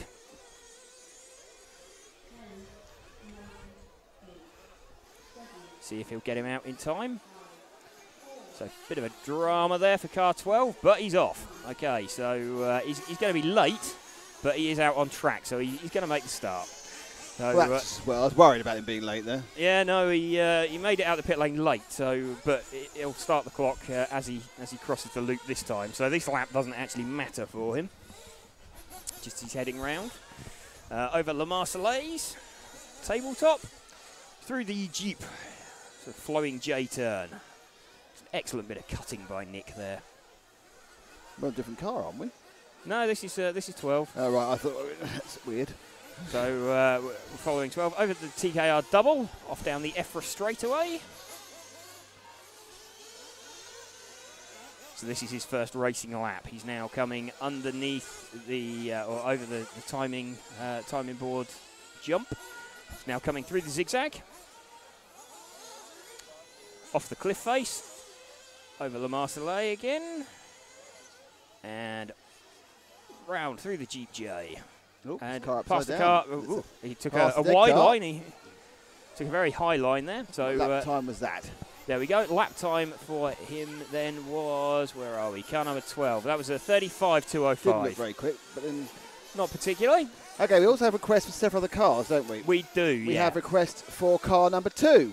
Car number 2. Let's see if we can pick up Steve Shakespeare. He's about halfway around the lap now. So we've got a gigantic gap out on the track before they start appearing under us. So let's see if we can find Steve. Here comes car number 2 now. The he's just going. He's got yellow wheels on. He's just gone under the driver's rostrum. So he's heading around under the scoreboard now. So he's just catching some slower traffic. Through the zigzag. Oh, he's put it on his roof. Bit of late information about the guy we were just following. He is the Swiss junior champion. He's Okay. 10 or 11. Okay, that's pretty impressive. Well, he's 10 or 11. It's impressive. There's a lot of 10 or 11-year-olds. Well, Oh, this is nice. Oh, wind. Oh, And not the bad way. yes. Good wind. Good wind. We like this. So currently running round now with car number 2, Steve Shakespeare.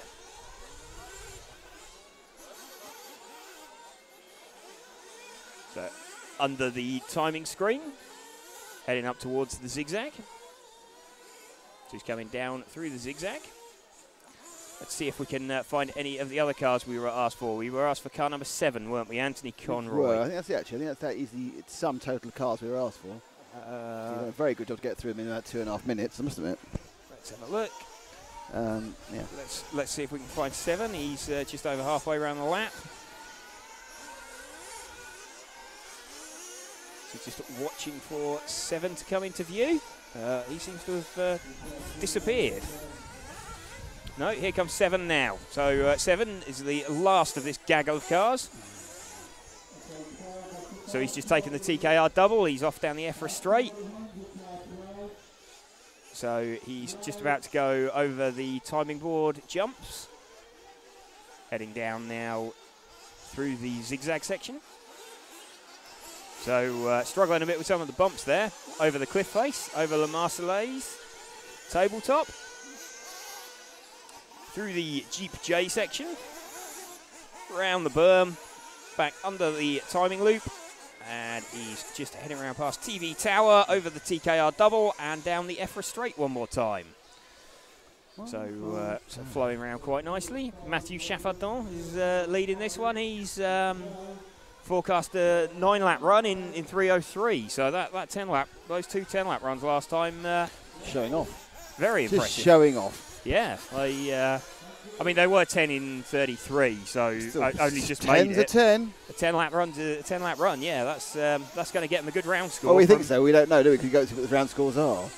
We don't, but on the evidence so far, a 10-lap run's going to be a good round score. Yes. There's no evidence that the track's particularly got faster that we're looking at. So okay, we seem to have ended up with a weird situation here where all the cars together. All the cars are together, so we've got a giant area of track with nothing on, and then everybody. It's called clumping. Yes, it's a Everybody's weird clumping. phenomenon. It happens a lot in endurance racing. You get clumps of cars, and then vast areas of nothing. Yes. So yeah. I suppose if you get a slow car, it's sort of everybody queues up behind them, and it's sort of you think so? It's not even that. It's just a weird thing that happens. Okay. So that's the end of the timed or the race clock. So we're just waiting for everybody to do their finishing time now. Yeah, we've got my CM working, says Chris Marshall, and the answer, as Vince Lopez says, is no. No. But there is some, yeah, you got timing on here, so we got a bit of timing, got track timing, lap timing. We have got timing. And young James is very good at giving you the results after each race. Young James, which one's that? So Yeah, all right. it's been a long time since I've been described as young. How old are you? 36. It's not old. It's not young either. It's sort of in the morass of nothing. Twilight zone. Yes. Twilight. Twilight. The Twilight. zone. So we got 18. See, if only I was like, well, I'd need to be 54, wouldn't I? Well, yeah. Then we'd have 18, another- 36, 54, and 52 since I've ruined it. Yeah. You've ruined the symmetry. Am I older than your dad? God. Oh. So Hopefully I'm not older than your dad, because he'd be a very young father, wouldn't he? He was 16. yeah, no, you're not. You're okay there. So here we go. So let's get the results line up. I wasn't quick enough. So apologies for that You're one. going to have to be faster on this one. People rely on you for the results. Yeah. So there you were, bigging me up. No, well, you were bigging up young James, weren't you? So I had to Big get at that your wrong. age more than anything else. Yes. Had to just to prove that one wrong. I might delete that.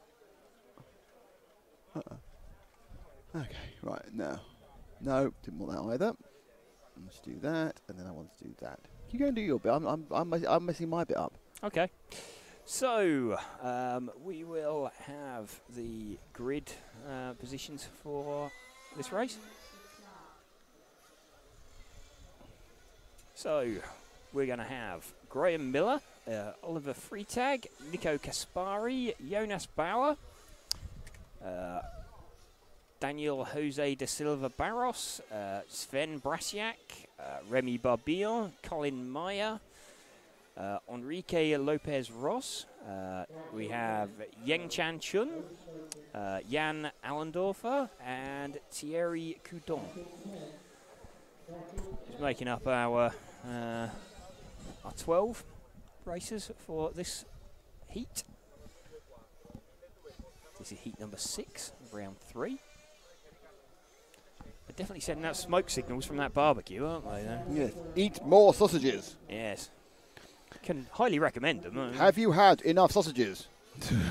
They were rather Have good. more sausages. Yeah, I know, exactly. I mean, I'm basically saying it to you guys. More sausages.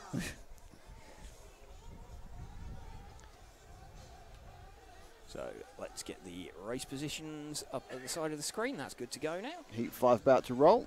Heat 6. No. Yes. Numero 6. Heat 6 about to roll now. Perfect. Thank you. I'll edit out the last bit. Sorry, yeah, quick drink of water there. It is still rather hot here. Never apologise for drinking. No.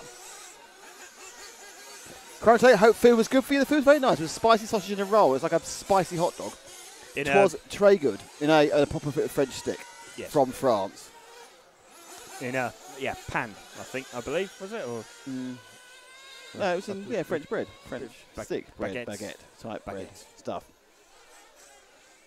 There's a question: when does a baguette become a baton? Or a baton is shorter. It is, but what's the definition? Is there a definition where a baton becomes a baguette? I am pretty certain within French law there's a massive definition. There's probably... Basically, a baton is for one person to Yes. fill up with a massive sandwich and cut in half. And a baguette is like, well, knock yourselves out, 4 of you, with cheese. Okay. It's actually fish is sold as knock yourself out, 4 of you with cheese. Yeah, I am just wondering. That's got me questioning now. Where does a baton become a baguette? There's got to be an answer. One for later. We'll figure it out at some point.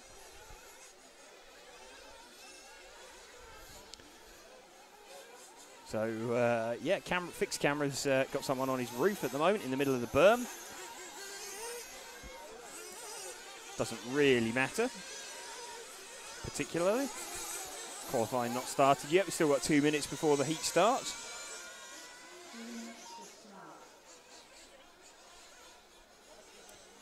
So already seeing some cars filtering into the pit lane. So they're quite confident of their run time. There's no harm in going in early for a bit of fuel. Everybody is refueling before the start of the run. Makes sense too, before your clock starts.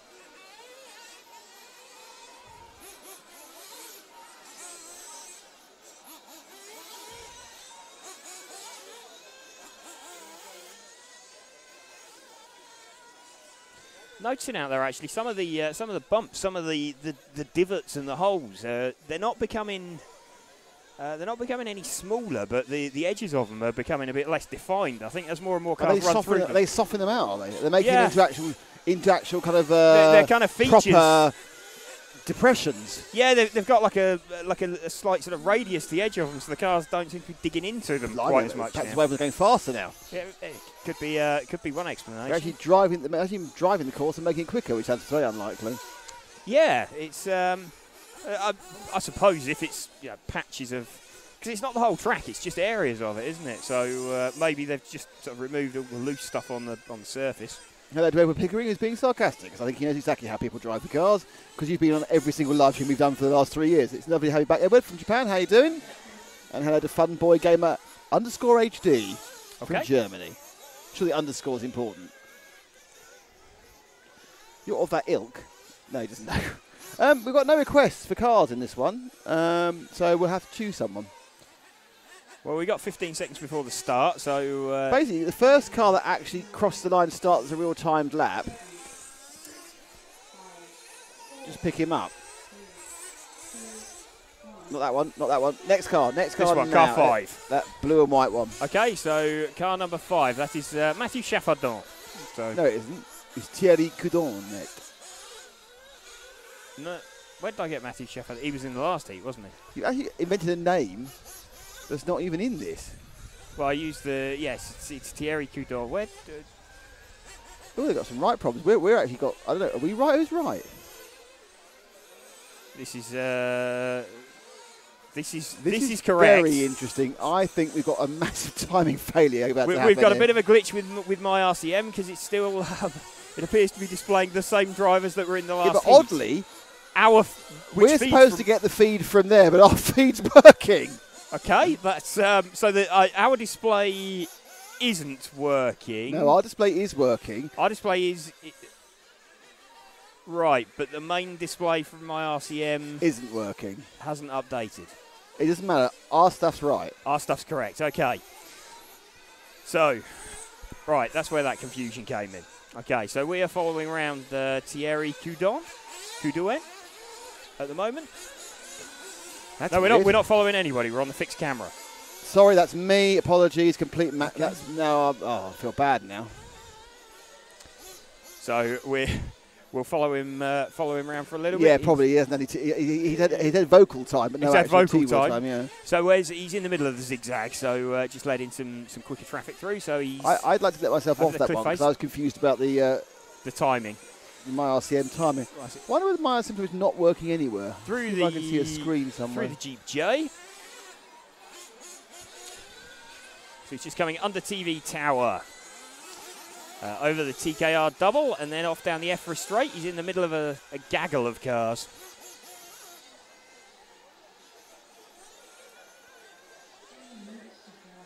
So 3 minutes left to run.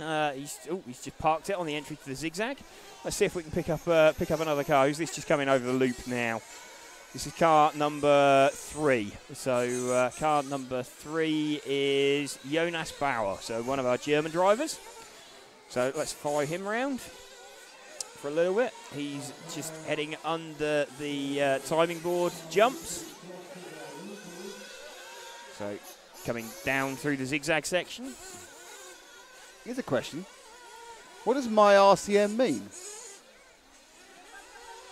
That's a very good point. It's my RCM is it's the name of a Swiss timing site. I think RCM's RC. It's race control management, I believe. Yeah, it's RC timing. It's my RCM, so it's whatever it's on my race control management. Hello, allez-vous abonner à Classis SVP? C'est un bon chanteur. No idea. Chanteur, I thought was a singer. Hello, have you Something, something, something. Right, okay, this is a job for Google Translate. Keep talking. Okay. I'm intrigued to find out what that request was now. So let's see if we can pick up another car. Who's the next car back that's just coming round over the loop? Car 8, I think that is. That is Nico Kaspari and the lead car in the heat, I believe. All right, it's a spam message. Oh, okay. Well, that's rather disappointing. Oh. All that for spam. Other meat-based products are available. No. If it was a meat-based product, it'd be fine. That is just spam. Just spam. And guess what? I'm blocking him. So heading round now, round the berm. That's more because I was upset that I've Googled. It wasn't a particularly serious. Google translated It spam. wasn't a particularly serious thing you did wrong, really. But I just felt that I've Google translated it to find out it's a spam message, and I don't feel very upset. Okay.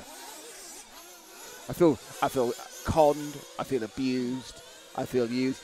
We're going to follow something dusty. We're following. The wind's dropped. It's getting dusty. It is getting very dusty. We're following Nico Kaspari at the moment. What have we got? We got 35 seconds left. Let's pick up. Just drop one car probably. This is saying it. Where are we at the moment? Yeah, who's directly behind him? It's car number 9 that we are on. Who is Remy Barbillon? In second. He is. He's in second. He's actually having a pretty close battle with Nico Kaspari. Looking at the Any the tens forecast?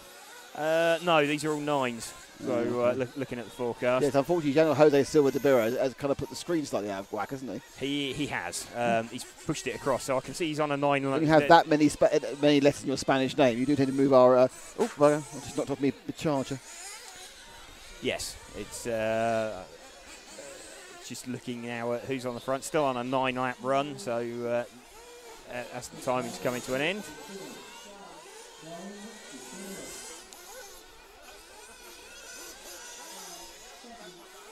So 9-lap run, the best that anyone's managed. So just waiting for confirmation that everyone has finished. You're just literally on that lethal button, aren't you? I'm on that button. I am not missing it this time. Hang on. We've got one more. This is one more, but I'd probably go for it. Now, go now. Okay. So here we go. So we got it. Oh, we got it. So there we go. So Enrique. Now you got to read it out. Okay. So chuffed you forgot to read. Enrique Lopez Roz, 9 in 504. We've got Daniel Jose de Silva Barros, 507. Jonas Bauer, Nico Kaspari, Graham Miller, Sven Brasiak, Colin Mayer, Remy Barbillon, Yang Chan Chun, Thierry Cordeau, Jan Allendorfer, and Oliver Freitag. And Freitag. Oliver Friday. Freitag. No, it's Friday. His name's Friday. Friday. So let's clear those. Oh, bottoms. Yeah, with my RCM still having fun here because it's displaying the drivers from Heat 5 still, but it says Heat 7 at the top. So I'm not restarting it because ours is working. Yes. In the great rules of if the bit you need is actually working, leave it alone. That's what's happening. Yeah. I think the only thing that we're missing, I don't know, it might have updated to something now because we've got the countdown clock. Oh, so who knows what's going to happen next time round? Very exciting. So we may have something something it's about just beyond exciting, actually. I'm beginning to think, Heat 7, there we go. Heat 7, so and round who is 3? in Heat 7? I don't know, who is? Who is? Let's have a look at who's in Heat 7. Celian Rousset, Christophe Affolter, Marco Ravaglia, Mirko Belli, Alex Valls-Camber, Anthony Demare, Theo Lemaire, we have Burkan Kilic, Tom Summer, Thomas Dubois.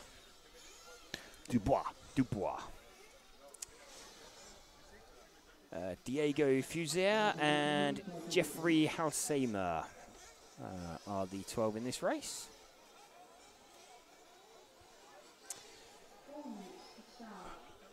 So can't show you the live positions yet because there's a few cars that, or at least one car that crossed the loop after the timing for this one started. So we have an extra car showing. An ultra car.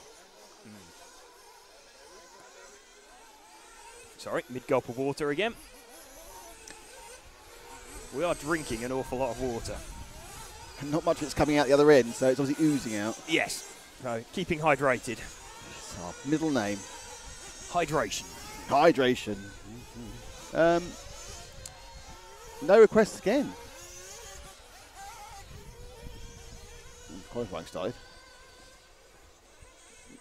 Oh, okay.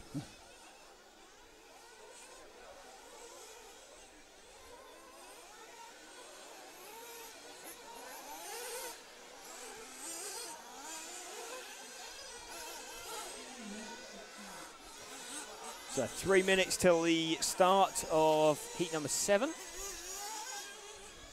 We have everything crossed that my RCM's caught up with itself. Yeah, well, I'm not sure how much confidence we have in that.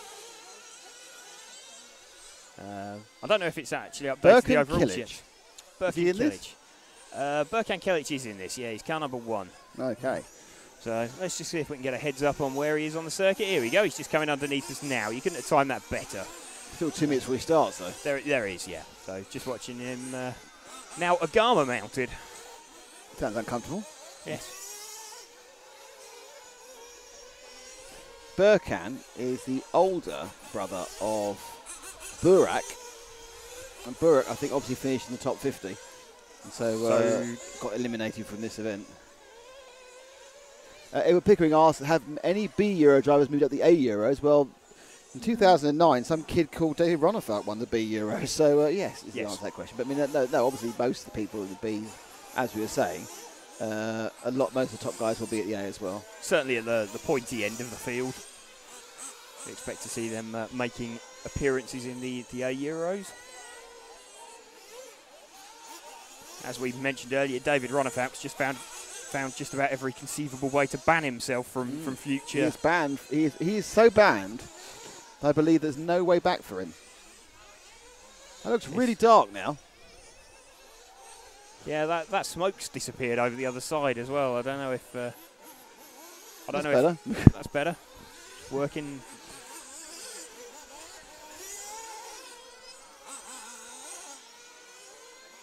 So just over a minute to go.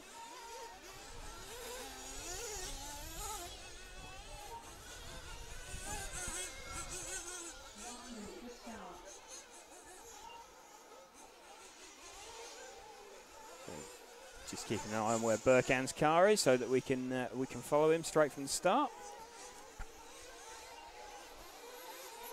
Just coming under the timing loop now. Kind of...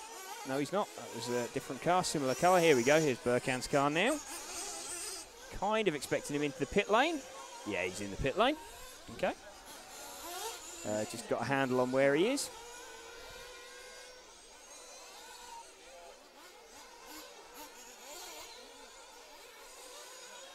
No great rush. Pitman holding the car up and sort of waving it in the air a little bit. Like he just don't care. Yes. Sort of universal signal for give it a bit of throttle, clear the engine.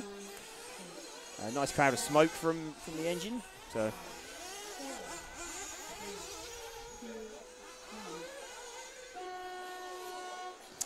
Okay, so he's going to start as he crosses the line this time. So he's just coming around the Jeep J now. I can put the live positions up now. So, okay, we are on Burkan as he comes under past TV Tower. Over the TKR double, off down the EFRA straight. Just about to head under the timing jumps now. Timing tower jumps.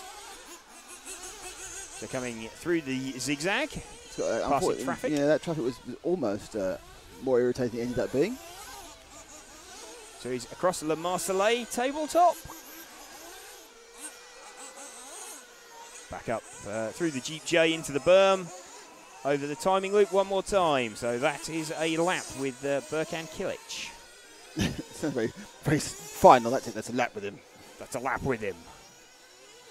We can have more than a lap with him. I have to report that, yeah, my RCM's still a little bit confused, obviously. Is it still Matthew Shefferdon, is it? Okay. It is still Matthew still giving Shefferdon. us He'll have done an awful lot of laps. And doing very well. yeah, clearly.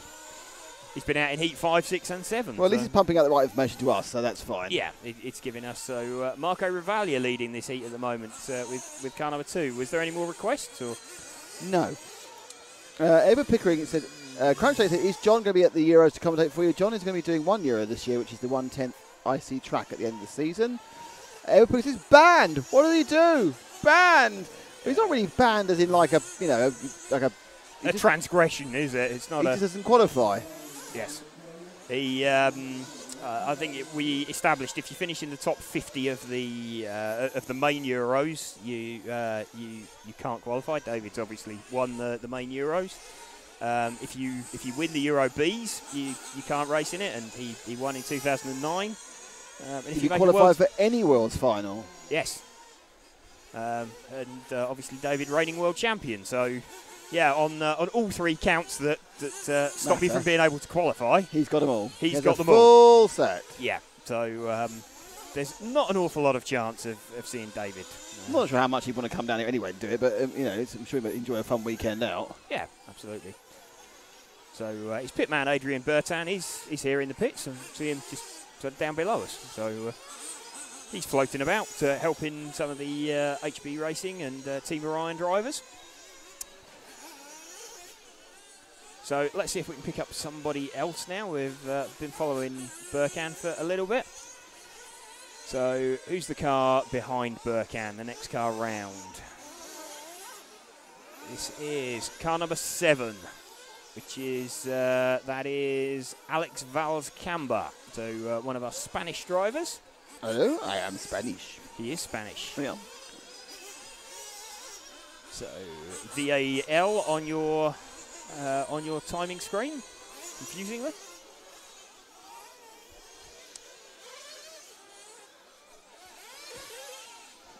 Let's watch Alex through the Jeep J. Round the berm. He's now under the timing loop, under TV tower into the TKR double, off down the EFRA straight. Just about to head into the timing loop jump now. Or timing screen jump even. Then off down the zigzag.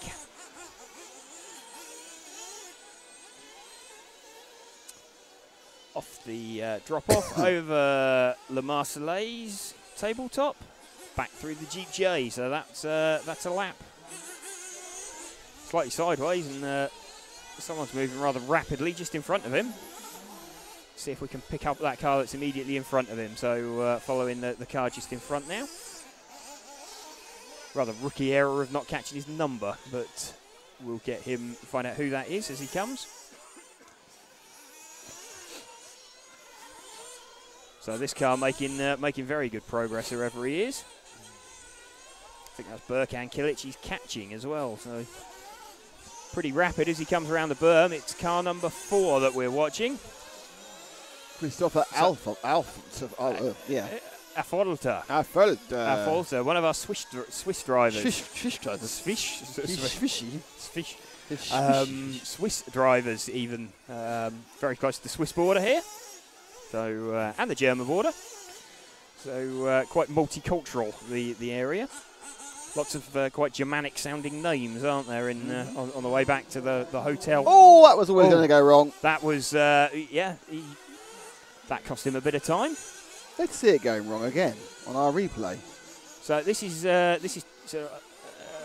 we already had one argument. He's passing, and I think actually the mistake from the that was a racing incident, to be honest. I think it was the mistake from the other car he was with put him on a slightly quicker line, and he's upside down. Just got it, yeah.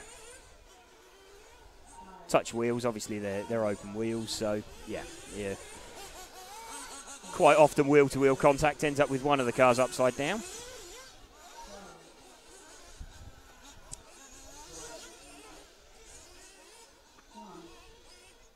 So just waiting for Christoph to finish.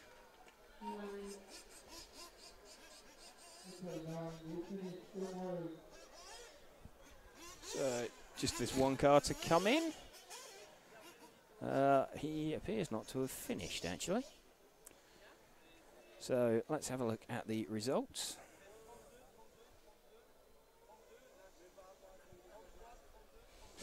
So here we go, Seljan Rousset from Burkan Kilic. So there we go, there's another 2 10-lap runs. Anthony Demarie, Marco Ravalia, Mirko Belli, Alex Valls-Camber, Tom Summer, Theo Lemaire, Jeffrey Hausima, and Thomas Dubois.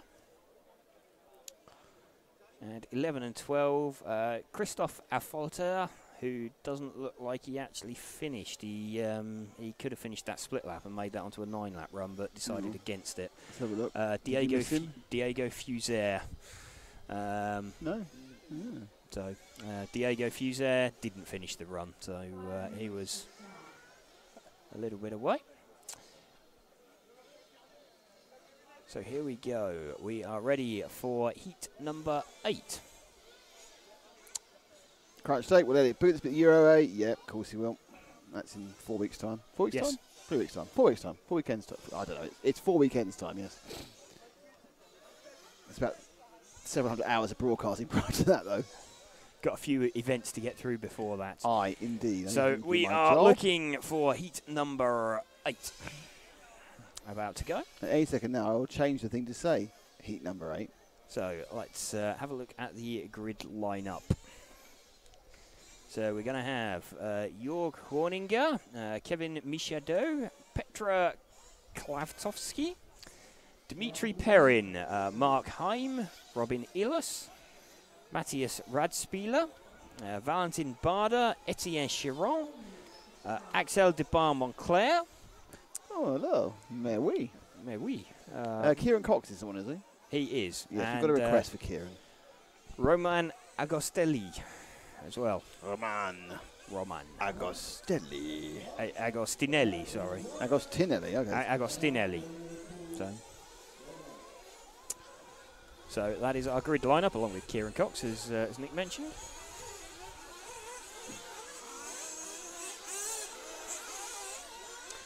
So just the 12, so we can already get the timing appearing to the side.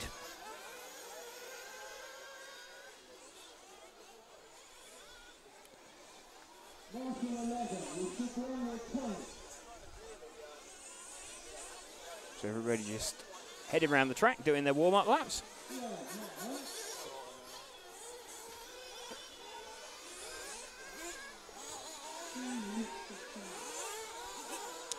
Just heard the call 3 minutes to the start.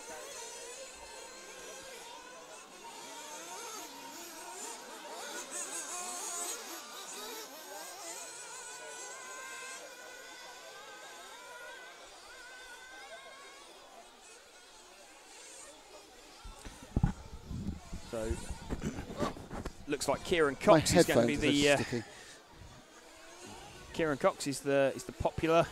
Got a Max Angus. I got an Agostinelli. Agostinelli, okay. Or Barda. Agostinelli. So that is car number 11, and Barda, that's Valentin Barda. That's car number 12. So 8, 11, and 12 are the ones we've been asked for in this one. Quite a busy heat. It is, yeah. So a few requests. Just going to see whether by any chance timing sort itself out. Given the fact ours is completely dead, it seems unlikely. Yeah. Yeah. It is good though. We are keeping up our list of having new things going. I'm not say wrong, but just confusing at every event. Yes. It's it's just sort of throws you a little bit when you got 2 sets of screens with different names on them. The only thing we have lost is the lap sort of tracker as to where progress meter. Progress tracker where someone progress is meter. Progress meter where they are around the lap. So just coming up to 1 minute 20 to the start of this heat.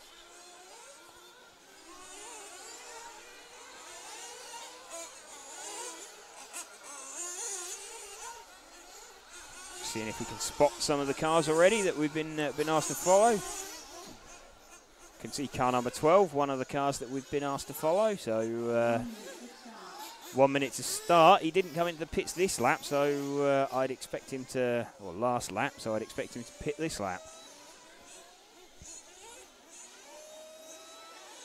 So he's just making his way down the drop-off over the Marseillaise now.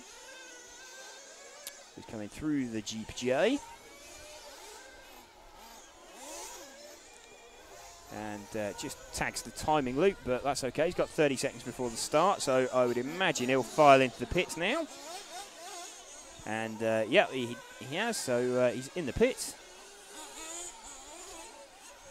And fuel gun being used for refueling, so that's quite a surprise. There's quite a lot of people running fuel bottles for qualifying.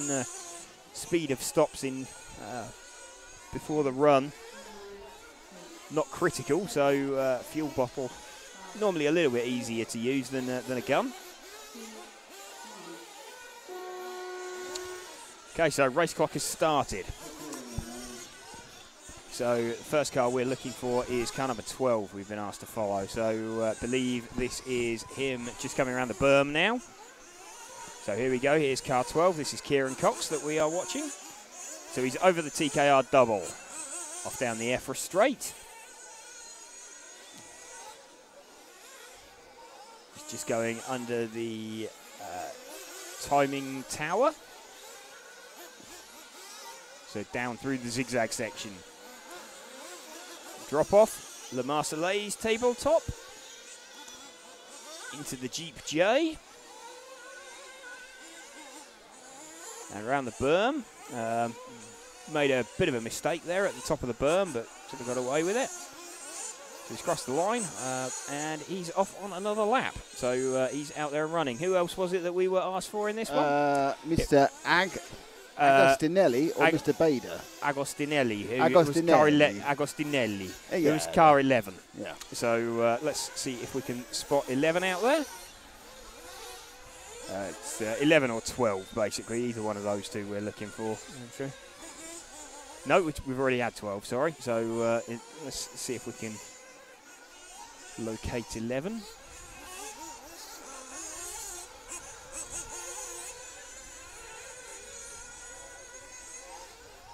Here we go, here's 11 now, the yellow front, orange rear car with the yellow wheels, clear wing. He's just going over the TKR double, off down the EFRA straight now. So on a nice clear bit of track, he's got two cars that he's approaching, but he's just about to go under the timing tower, over the jumps by it, down through the zigzag. Bumps there unsettling the car. Over the drop-off, over Le Marseillaise tabletop. Through the Jeep J. And he's round the berm, under the timing loop. Back under the TV tower. And he's off on another lap. Seems all right. So doing okay. He is. And who was it? It was Valentin Bada. Valentin Bada. So he's car 12. So let's see if we can find him as well somewhere. So here's car 12 now, just coming. So car 12 is just heading. He's down the zigzag. He's the second of two cars in the zigzag now. Here we go. So this is 12. Off the cliff face. Yep. Over the Marseillaise tabletop, through the Jeep J. Thanks to Jeep for getting us here this weekend. Well, it's me mainly, but... Well, okay. No, it was Jeep very much. Thank you to Jeep indeed, and TKR. Yes. That looks a lot more pink in real life than it does on the screen there. Yeah. It's a very pink machine. Where are they going to start these cars for the finals? That's I think they're going to start them actually in front of the. But it's not. There's no straight to start them, is there? No, that's a good point. Yeah, I mean they can't start them in the pit lane, can they? Well, I think they're around the corner. I think they're actually in front of the pit, but around the corner. In front of the I mean there's there or. The other option is kind of through the zigzag, but no, I think they're going to be there. I think you can see little points. Can you see little points on the inside? Oh, the little dots. Yes, sorry. Yeah, you can see the little. Even so, they 1, 2, 3, 4, 5, well, outside 5 actually on the straight bit of road. Yeah. Yeah, so they're going to curve quite a long way back with, yeah, that's going to be quite a long way that they're heading back.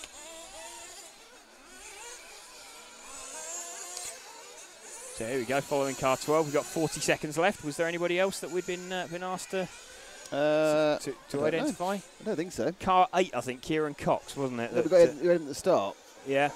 Follow car 8 again from someone. And again, Kieran Cox. Car 8, car 8, car 8. Find car 8. Find car 8. Okay, we'll try and pick up car number 8.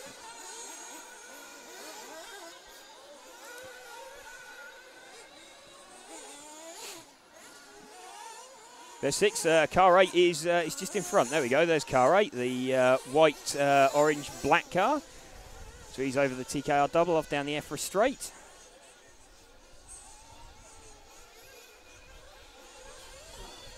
Under the timing tower, over the jumps. He's coming through the zigzag section now.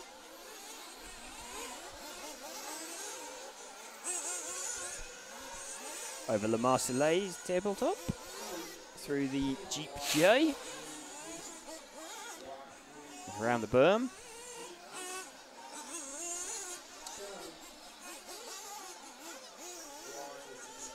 So that's drivers being called that their race is over. Kieran hasn't actually finished yet. He's just made the extra lap actually, so he's done a 10-lap run. Really? Yeah, he's showing 9 in 4:58. So he's going to be on for a slow 10 lap. Yeah, it's a slow 10-lap run that he's going to be on. And that means you're still waiting to get the thing up there. I'm still waiting. I'm still poised. There we go. Quickly. So let's pub it. There we go. Well done. This is like a well-oiled machine. Yes. So there we go. Kieran Cox takes it with a 10-lap run. So I think he's got quite a good chance of being sort of top 15 or so with that. We have no idea. No. But I would expect that would give him a good position in the round. And I say we have no idea because we haven't got any. The actual overalls are all held by the in the MyRCM thing. We can't access at the moment. Yes.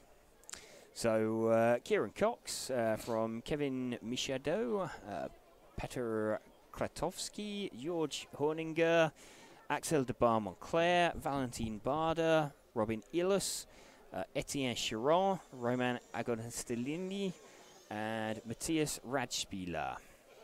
There's a question from the audience, and it's from NCN, who's Paul. And he wants to know, how's the colour of Harry's arms coming along? Oh, well, let's hang on. We'll put up the team camera. Get rid of the results. They're not important as arms. Get rid of results. Let's clear those. Right. So which is your ready? We need to point towards that camera there. Fine figure of a man. Yes. They're quite red, but not as red as I was expecting. No. He's got a lot of protection from both suntan lotion and thunderbugs. Yeah, they've definitely got a bigger tan than we have. We're fairly well covered in thunderbugs. So let's have a look at the grid lineup for heat number 9. So Felix Kregler, we have. You said that you knew who he was. Oh, good old Felix Kogler. Felix Kogler. William Skidmore, Maximilian. Bill Skidmore. Max Cantero. Dom Nunn. Axel Bessek. Bradley Baird. Nicholas Lerdia Ricci. Sampa Ohanen. Julian Avail. Nicholas de Camp. There we are. Oh, we had a request of Bradley Baird, which we missed last time round, so I'm doing this time. We did. Pablo Ortuno Iniesta and Jarno Piepers. And got another William Skidmore. We did him last time, so we'll start other people.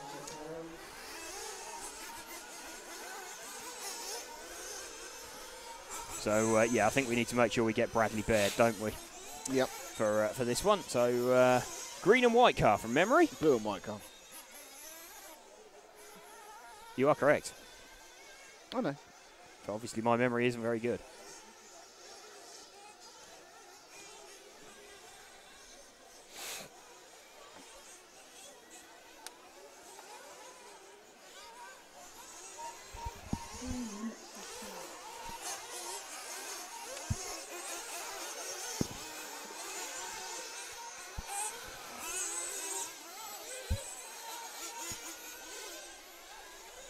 Just watching Bradley. He's just popped it on his roof. Doesn't really matter as it's the warm-up.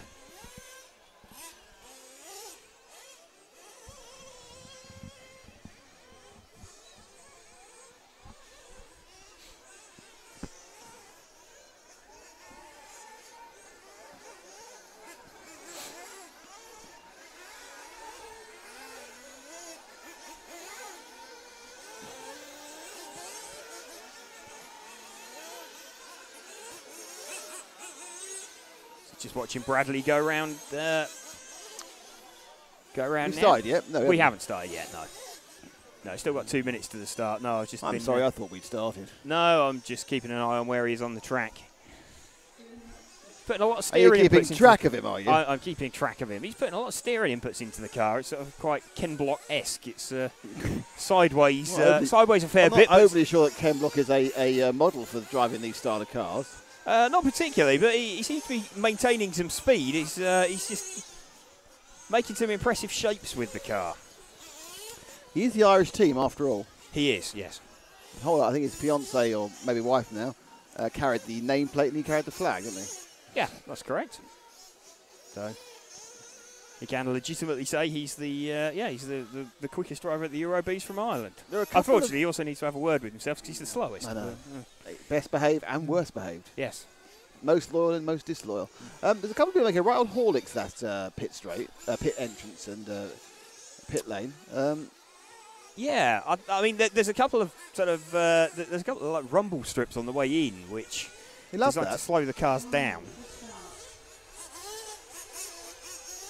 She's a gun. Yeah.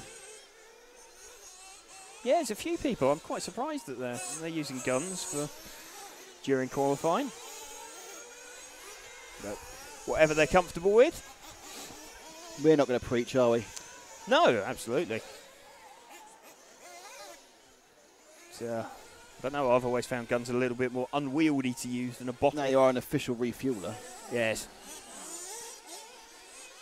They use the guns in track as well, do they? Yeah.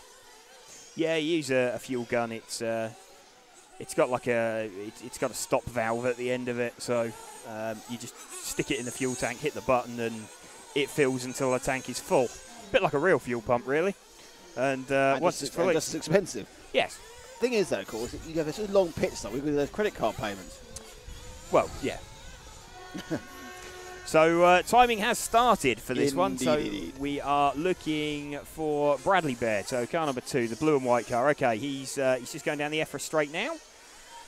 So we've picked his car up. So we're just watching him coming under the timing tower over the jumps. Down through the zigzag section.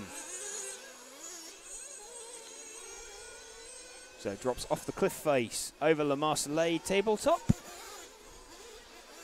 Coming through the Jeep J.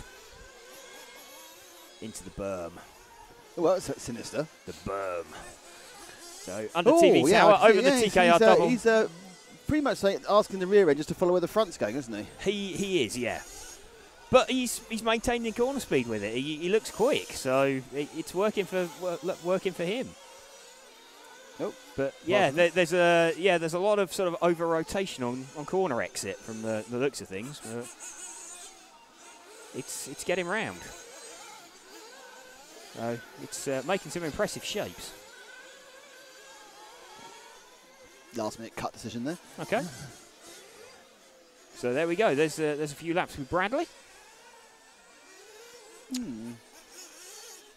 Who else did we have? We had a request for Julien Aval, car 5. I think if we can find him. So let's see if we can get a spot on car 5. Okay, he's just coming. Last of the 3 cars coming under the TV tower now. So white fronted, orange reared car. So he's passed one bit of the traffic anyway. Now following green and white cars, they're going over the jumps by the by the timing tower into the zigzag.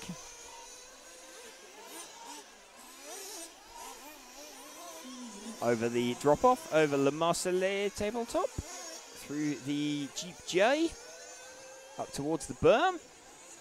But all the traffic in front of him's sort of fallen out of the way quite nicely. Always good when that happens. It is. So over the TKR double, off down the EFRA straight one more time. So that is car number 5, Julian Avail, that we are following. You've got the Will Skidmore Dom Num pair, but they're not in this one. They are in this one, yeah. Car 10 is Dom Nunn, and who else have we got? We got car 1, Will Skidmore. Let's see if we can find either of them as they come round.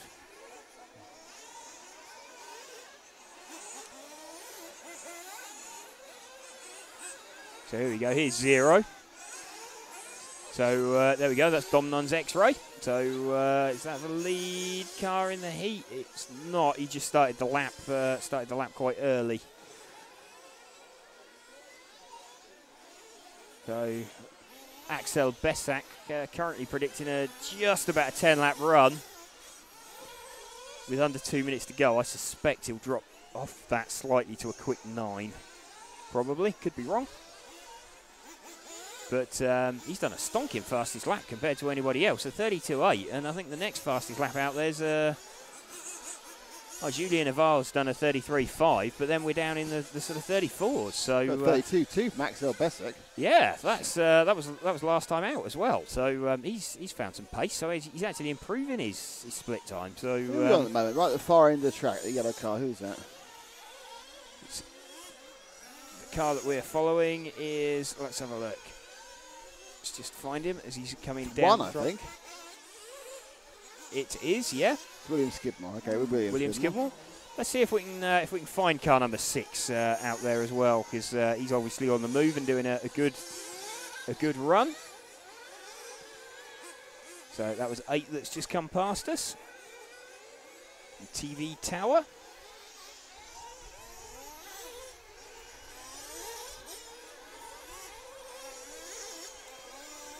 We're just waiting to see if we can pick up Axel. Don't know if he's appeared to have a problem somewhere out there, because I haven't seen it. Oh, here's 6 now. So this is Axel running around. In fact, he's just in front of Dom Nunn. So 33.4 last time. Yeah. Okay. So slightly slower lap, but he's still 10 in 5:30 predicted. With the last 10 time. seconds. Well, yeah, we think so. Yeah, I think any 10-lap run's a pretty stonking time. So we'll find out this lap if he's going to make it. He's done a 32.2, his quickest lap, so it's quite impressive. So yeah, he has made it. He's made it by about 4 seconds as well. So yeah, it will be like 5:28, something like that. I would think that he'll do his overall timing. Up to 31.7, we just saw him there. Yeah. It's a very impressive lap. So, Besak from France seems to have found a bit of a lease of life, new wind, and on this particular run. Now, the key point now is not to wreck it on his last lap. He's got 2 corners to go, and he's wrecked it. Oh, he got away with that. So he was so lucky. Unfortunately, I was a bit late to press the replay, but he got away with that one. He got away with that one, and he makes it across. So there we go. There's 33, and he gets what, a 10 in 5:29. There we go. So yeah. So probably cost him about a second, that mistake. Half a second. So let's have a look at the results. So here we go. Axel Besak, Julian Aval, Bradley Baird, Felix Koegler, Jarno Piepers, Dominic Nunn, Pablo Ortuno Iniesta, Sampa Orhanen, Maximilian Cantararo, Nicolas de Camp. And the other 2 were William Skidmore and Nicola Lerda Ricci. So there we go. That was our 12 from that heat. So that's done. So we are just waiting for heat number 10 to start.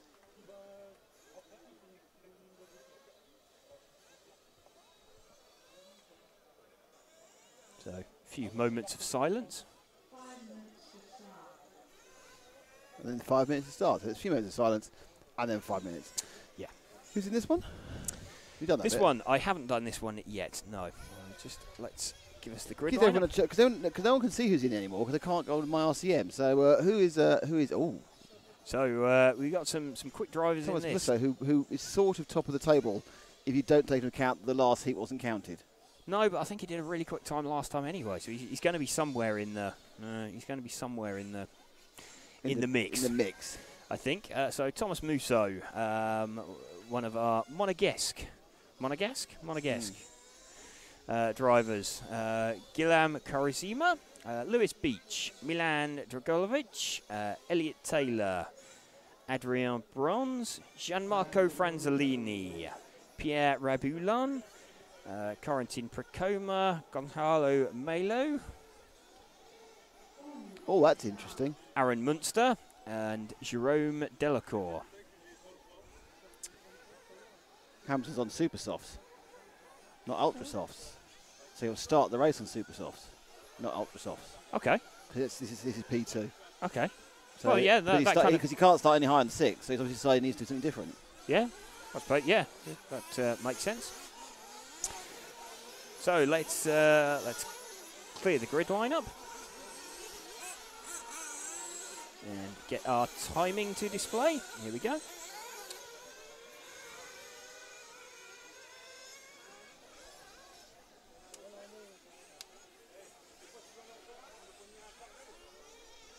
We are also live following the F1 as well. We like that. Yes. We've got Lewis Beach. I think I told you that, car 10. Lewis Beach in this heat. Yeah, we'll try and pick him up. He's So car number 6. For those of you watching with playing your afternoon, do not forget that we actually have some finals starting at 6 o'clock local. It's 5 o'clock in the UK. They could be interesting because they're the lower finals. I think the first couple of races will be quite thin on numbers, and then we'll have 2 full races in the 1/128ths. Yeah.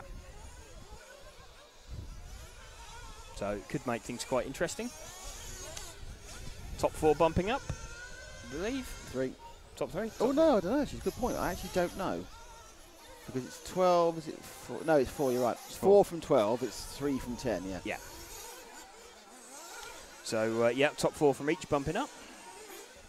Who will do a double bump up? Who will do a triple bump up? Who will do a quadruple bump up? I've never seen more than 4. No, I mean, someone always does a double at least, don't they? Yeah. We did, especially when the track's getting as cut up as this, because Genuinely, James, I don't want to disagree with you. I just don't think it is cutting up. I think it's effectively gone quite stable now. yeah, Yeah, look, as you said, in some ways, some of the bumps are getting less severe. Like that one just there, out of the TKR double, is less severe than it was. yeah, I think it's just as deep, but there's not the defined edge to it anymore. So You can drive out of it without kicking the car to bits. That's the Yeah. point. Yeah, the problem about there's nothing wrong with a bump.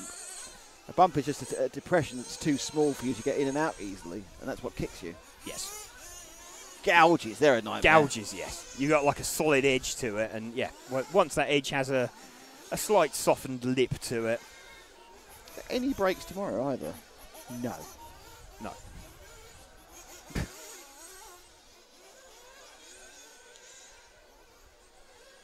Well, there's a small. No, there's like 5 minutes, isn't there, between the second semi, and the.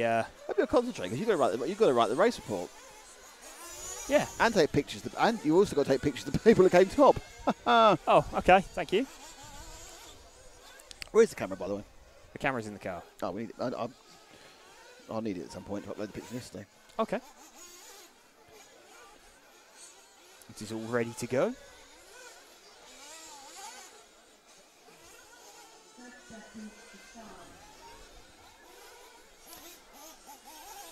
We've got about 25 seconds to the start of this one. Crunchy Date has pointed out we could also use the word ruts. I don't believe there are ruts here. I've seen ruts. I've seen terrible ruts in large scale off-road. Don't really get the big ruts. No, I think the cameras the camera does sort of diminish the size of them, but I do genuinely think they are sort of flattening out. I think it was areas of soft ground. The rest of the track's actually holding up pretty well. So we had the request to follow Lewis Beach. So In car number heat 10, 6. yes. So this is heat 10 that we're watching.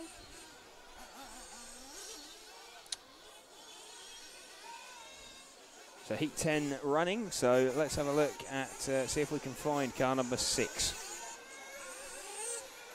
as he comes past us.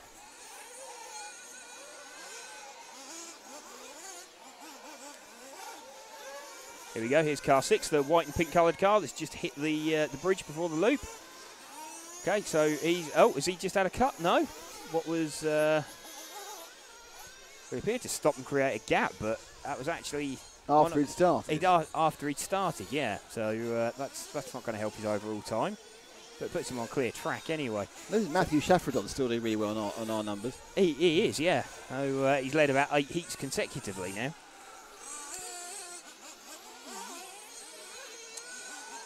So we're watching Lewis on the camera. So he's just coming round through the berm, under the loop, under timing tower, over the TKR double. I think he's got a front tyre coming unglued, actually, looking at that. It does appear that one of the front tyres is expanding quite dramatically offload. Could be wrong. Something doesn't look quite right with it, though, as he's going round. So he's over Le Marseillais tabletop, coming around through the Jeep J. There's through the berm. There's definitely something not quite right with that car.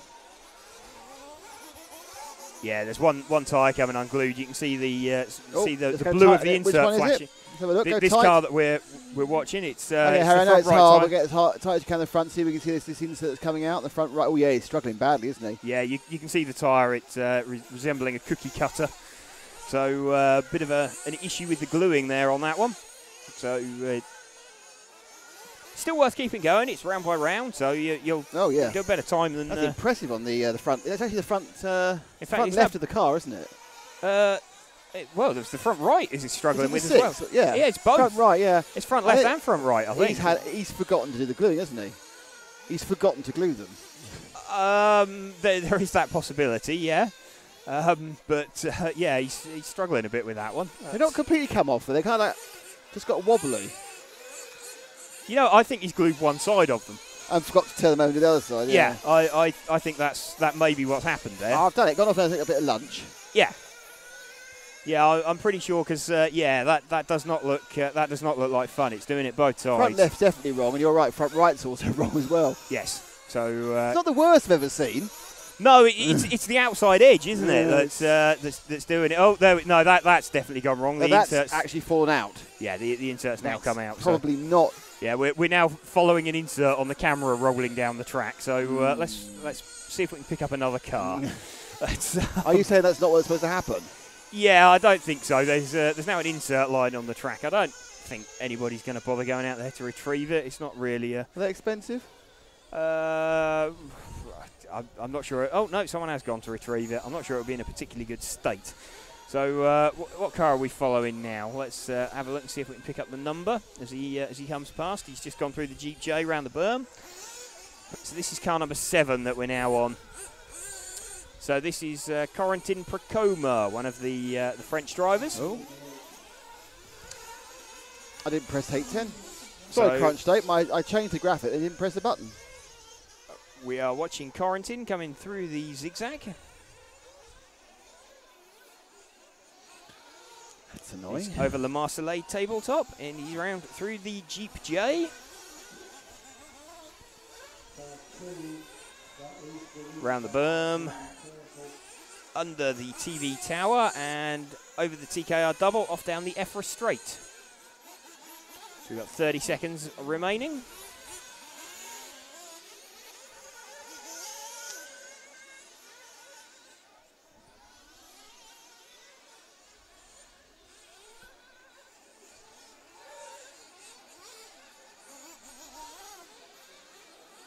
So still following him through the Jeep J. Oh, got that wrong. Going into the berm. Don't know quite what happened there. Caught a bit of an odd bump and sort of disappeared out the top of our shot. Thanks to our, at the end of this race, thanks to our people, I have now got a on Facebook, someone has taken a picture of the results after 2 rounds. Oh, perfect. So I actually know who's come somewhere after 2 rounds. But it's entirely thanks to the. Who was it who actually said this was on there? It was, and I quote, Ashley Patterson. Thanks, Ashley. So Ashley has pointed out we do have some results here. We do have some results. So we're just waiting for the finish of this heat. So Thomas Musso done another quick run. He's done another 10-lap run in sort of 5:27. So it's looking like that's that's going to be a quick time there. Okay, so where we are at the moment, you'll be pleased to know. Yes. Do you put the results up first before you lose them? They've gone. Okay. They've already gone. So the next, interestingly, for the next race, which is Heat 11, we have Vincent Mertens on pole, and Vincent Mertens is leading after 2 rounds. Is he? Okay. So it's Vincent Mertens who's first, Thomas Musso who's second overall. Okay. In third, it is Elliot Marcon, so it's France, Monaco, France. Leonardo Valente is in fourth. Guillaume Herbert is in fifth. Sebastian Winterstein is in sixth. Guillaume Coesma is in seventh. Hal Lopez in eighth. Lewis Beach is in ninth, so he hasn't improved his chances this time round. Cillian Rousset is in 10th. Milan Dragovic is in 11th. Richard Corrigan is in 12th. Misha Vidmar 13th. Julien Latanzio is in 14th. Joachim Callan is in 15th, and Felix Kloger is the last person who goes straight through the semis in 16th. Okay. Is there anybody on that list that's got sort of one high score and then one low, or it's looking like they're another good round will launch them up the order? On that front page, no. Okay. There's only one person who's Manuel Inés Hernandez has got one not very good score, one good score, but it would only take it about 6th. Or 7th. Quite interesting to know, none of that top 3 are in the top heat. Just goes to show you, can you quick over 3 laps on a Friday? Doesn't mean you quick over 5 minutes on a Saturday. No, absolutely. So, but anyway, Matthew Shaffordon's winning every heat anyway. Well, he is, yeah. So here we go. Let's have a look at the. So we do have our overall leader in this one. So we guided to have a look at Vincent Mertens doing this race. It would be, yes. And Elliot Marsan, did you say he was second overall? No, he's third. He's third. Okay, so we got 2 of the top 3. You see, Thomas Musso, who won the last heat, he said was second.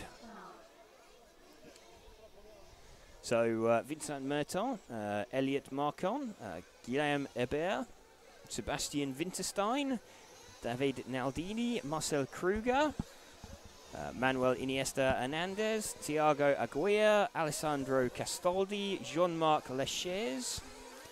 I absolutely still predict that the winner will be Matthew Shaffordon. Every possibility. Ronnie Lubert and Max 3 Hesse. drivers not taking part in this. Yes. So let's clear. I've got a follow 2 from Victor Lopez, but I think it's follow 1 he wants. So we need to have. I think we need to start with car 2. Yep. So we will work on identifying car 2. I can't put up the live positions yet until it started because I'm waiting for the naughty people other cars to go. Yes. The evil interlopers. The evil interlopers. It's just a bit of a glitch in the software. I think it's when the previous race is called over. If any cars happen to still be out on track and cross the loop, they get an extra subsequent exclamation mark line, don't they? They do. They appear in the lineup for the next race. So not necessarily their fault. If they're not sure that they've made it across the loop, then it's worthwhile. They're not doing anything wrong. I don't think. I think it's just a case of it just doesn't actually affect the timing. It just affects us. Yeah, it just happens to be where. But then again, at least our timing's working, which is one up on several other people here. Yes. So that always helps.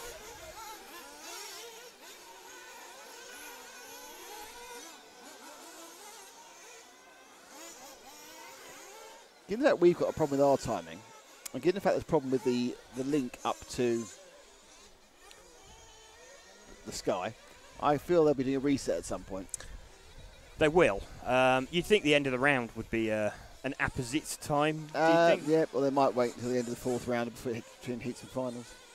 Yeah. Matthew Shaffordon might win the entire round. He might win every heat in an entire race. He might bump up qualifying heats. That'd be a first, wouldn't it? You've been quickest in your heat. Have a go in the next one. Keep on going. Keep You're going. a lovely job, Matthew. Keep going. Yeah, they've used quite a lot of fuel by the end of the day. At some point, you need to change tyres. Yeah, I would imagine the receiver battery would be a bit second-hand by the end of it as well. Well, it's got 5 minutes change in between each races. Yeah. Parks in. You can probably do a set of tyres in 5 minutes, easy. Maybe 4 screws, isn't it? Yeah. And then receive battery the other time. So, like, you change his tyres every other run. It depends what car. Some cars receiver battery's not the easiest to access. What, take more than 5 minutes? No, probably not. There's very few things that take more than 5 minutes in an RC car. Yeah. Unless you, like, completely deconstruct the front end after a serious accident. Yeah. Oh, it takes me much less normally in a serious accident to deconstruct the front end of a car. I can normally do that in a couple of seconds.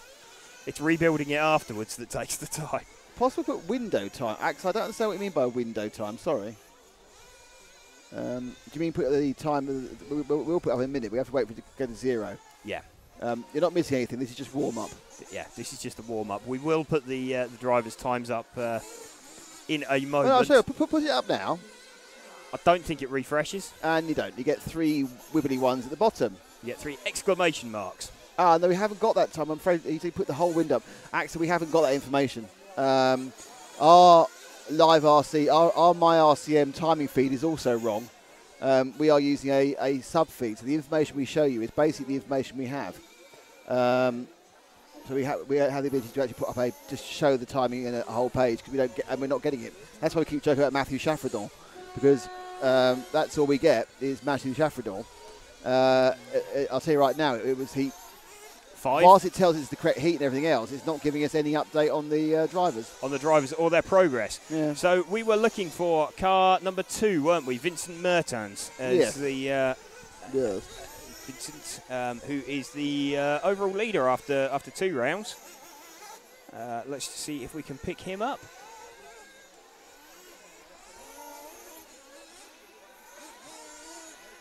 Is that him in the other car?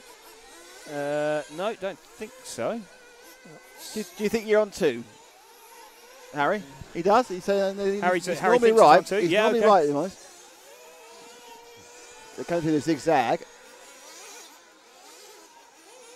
Oh, yep. So he is. Yep. Okay. So Oh, yeah, we've got ye him. of little faith. Yes, indeed. So he's through the Jeep J now, and he is just heading round the berm under the timing loop. Got to say that car does look rather settled and balanced. Odd how the TQ car looks like that, isn't it? Yes. See what I'd like it to see? I'd like it to look like an axe murderer, but be really quick. Yeah. No. It just it just looks like it. Oh, you don't want that. That's lost him a couple of seconds. It wasn't his fault as well. Yeah. There'd be a cursing in his helmet if he was wearing a helmet. Be cursing in his hat for that one. But yeah, he's just sort of making his way through the traffic. Doesn't cost him too much. 32 flat first time round. And That's that going to be a time slower round, lap, it isn't was it? a 32.8, yeah. Yeah, also the car, I mean, it looks like, even if he does make a mistake, it looks like he can recover it. That's going to be very handy come finals time, I think. If he gets a landing slightly wrong, he can just drive out of it, and, it costs him half a second or so. But watching him across the Le Marseillaise tabletop, through the Jeep J, and round the berm. Under the timing loop, past TV Tower, over the TKR double, off down the EFRA straight. Yeah, see? No, what, Mrs. No. No, that's not going. So we should drop to Elliot Marcon now. Okay, so Elliot Marcon, car number 1. Just behind him, I think, a couple of cars. Yeah, let's see if we can pick up car number 1. So these two are the top 3 at the meeting. After 2 rounds? After 2 rounds. Not found him one yet. There he is. So here we go. There's some movement going in there. Oh, he's upside down. He's upside down. That's not a good start. No, that's not going to. Oh, Elliot's not had a good lap. He has been commentator cursed, and he's 36 flat. So he's blown 4 seconds on that one. He has. So he's been pre-cursed. And that one dropping back probably 10 positions. It will. I mean, he's But- still safe in the semis because with 2 rounds to count, he's got 2 decent rounds. Yeah, you've got 2 good scores, and I think the guys that have got 2 good scores already will be sort of looking to. Oh, he's on his roof dear, again. dear, So dear. there is always a temptation, you know, when you've got 2 good rounds, it's sort of in the bank, is to go chasing. You know, certainly in round 3 is an opportunity to sort of chase a time that. You know, go a bit more aggressive with the car setup and Absolutely, yes. See what you get away with. see what you can get away with, and if you can get away with it and get a quickest time in the round, then realistically, you know, he's got 2 good scores. He's only battling between starting like 2nd or 5th. Yeah. On the semi-final, and what he's learned here is whatever he's done to the car or his brain isn't working. Yes. So and he's got an extra round to undo that. To undo that and his brain. Yeah. So I think we've shown this poor man's suffering quite enough. Who else can we pick up at the end? who else have we got? Just have a look and see a car. Next car that comes over the start-finish line that we can see and get the number of. This is that we've just picked up. This is car number 10. I think that we're fine. Marcel Kruger. Marcel Kruger of Germany.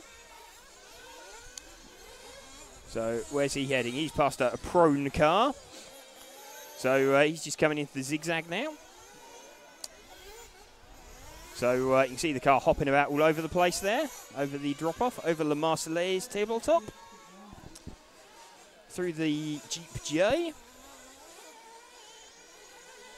round the berm, under the timing loop, past TV Tower, and he's over the TKR double and down the EFRA straight. Stephen Reaper says, when is the A-Euros? A-Euros is broadcast on the 3rd, 4th and 5th of August. There we go. And Real5421 says, hello. Hello. Oh, yeah, I see. Andrew Simulator says, hey guys, how are you? We're fine. We're a bit hot. Yeah. There's a few less thunderbugs at the moment, which is quite nice. Oh, we just had a gust of breeze. That was Gust of breeze. a gust of breeze. That was refreshing. So we are following at the moment Marcel Kruger. So cars just coming to the finish of this heat. I'll see if I can get the timing right this time.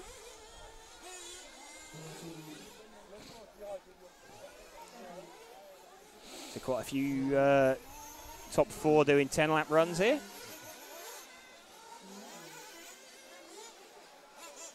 So actually, Elliot Marcel, well, let's just have a Yeah, look. Herbert's got past him. No, we're waiting for Vincent Mertens. That He's going to go way quicker. Sebastian Winterstein that comes in with a 10. here we go, Vincent Mertens. 5:26. So that is Probably an everybody. RTQ, I think. No, he's got no race to go, of course. Yep, go for it. Go for Yes. it. Oh, that you've was got to be quicker. oh. It's very, very tight here. Normally you get ages. It's okay, provide it's when you've just missed the loop with a car. I think that's or when a car's just missed the loop and needs to do that extra lap. No. So we're going for the top heat of round Well, number 3. sort of. The top heat yesterday. Yeah, There doesn't top heat appear to yesterday. be that top or not top this time. Well, there's a few in the mix. No, absolutely no. But the top 3 drivers were not in this heat. No. Coming into this round. 12 of 12. So let's explore who is in this race. So Leonardo Valente, Quao Lopez, Richard Corentin, Misha Widmeyer, Julian Latanzio, Joachim Keller, Florian Muller, Valentin Lopez, Antoine Guione, Marco Orlando, Patrick Ovignier Jr. and Andrea Trevisan.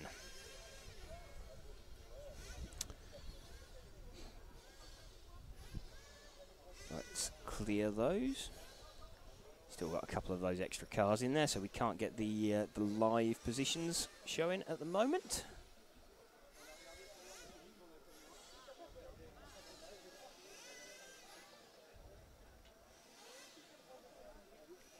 So just the few moments of calm whilst all the cars Right, waiting the storm of the cars. Yes.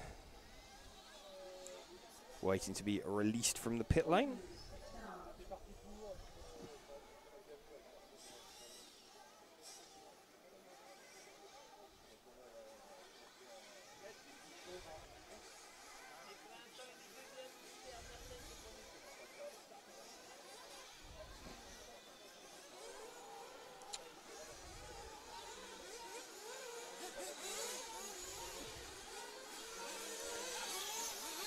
So everybody out there and on their warm-up laps for this heat.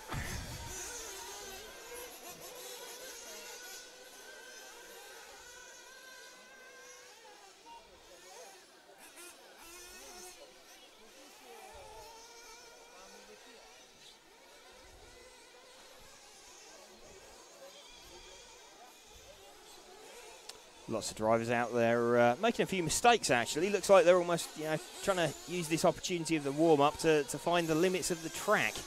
They've not been out on the track for some 2.5 hours.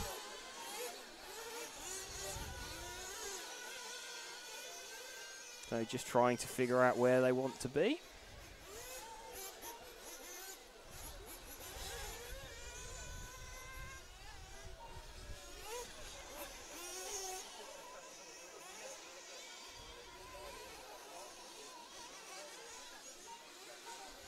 Two and a half minutes left of the warm-up.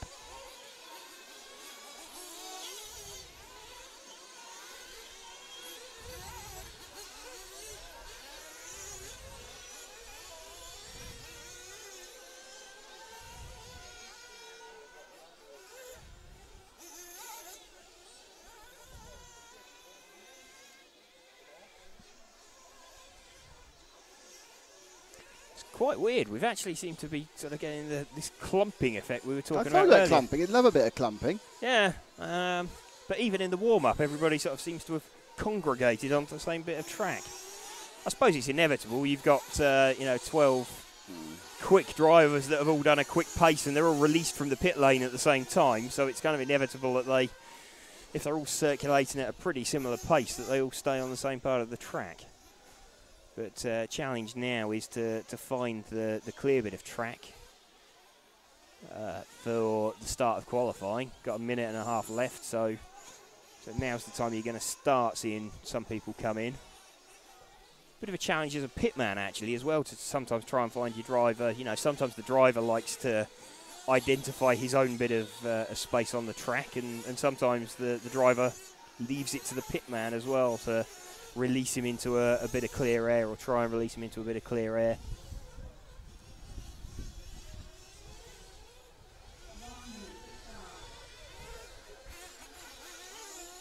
So 1 minute to go before the start.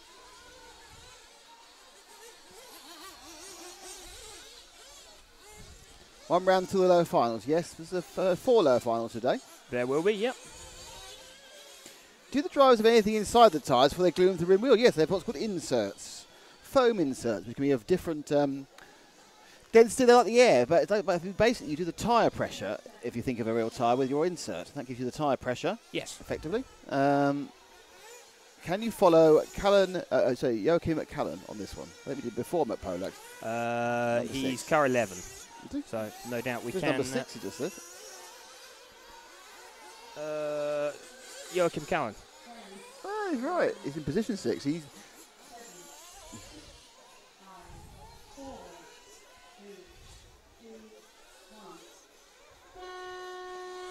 Matthew Shafford on still winning this one. We can give you. We can now give you the positions. So we were looking for car number 6. No, we weren't. What's happened there? Car number 11, even. Car number 11 we're looking for. Here we go. Here's 11 now. So this is the yellow fronted, green rear.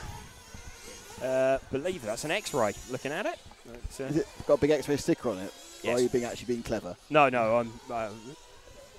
I'm looking at the giant X-ray sticker on the side of the body shell. See, it would be quite cool, really, if you weren't the sponsored driver. You could put anything you liked on it, couldn't you? You could. You could completely mess with like all the on commentators. one side you'd have one thing, and on the other side something else. Completely, mess with the commentators.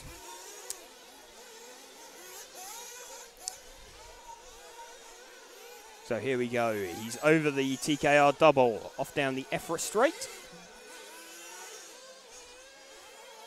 So just coming around under the timing tower, over the jumps there, through the zigzag, and off the little drop off onto La Marseillaise tabletop,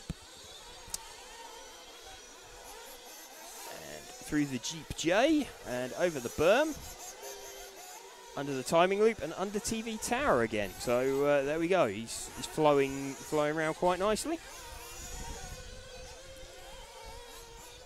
So who's leading this one at the moment? Joao Lopez, car number 2. Let's see if we can pick up the lead car.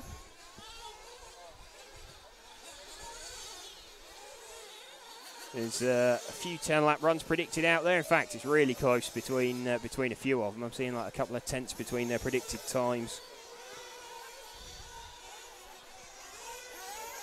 So here's 2 just going underneath us now. So he's in the middle of a pack of cars. He's following 2 and he's in front of 2. So needs to sort of hope he comes across them at the right point in the track. Certainly going through that zigzag section. I think that's 1 by 1. He hasn't caught them there, so that's good news for him. There's another car just been recovered from being on its roof that's directly in front of him as well. That wasn't too bad. Probably cost him a couple of tenths there.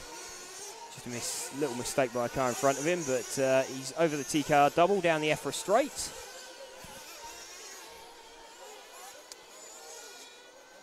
So this is, car number 2 of Joao Lopez. Misha Vidmeier's found some pace from somewhere. He's predicting a 10 in 5:23. So he's car number 1. So he's obviously got some decent pace. He was was he the top seed? Yeah, he was. He was top seed. So obviously found some of the pace that he had in the car yesterday. So here's car number 1 just coming around now. Misha Vidmeier, the Valentino Rossi-esque colour scheme on the body shell.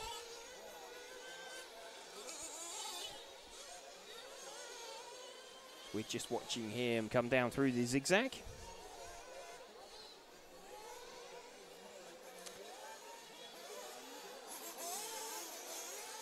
So coming around the Jeep J, and he's now heading around under the timing loop over TV Tower,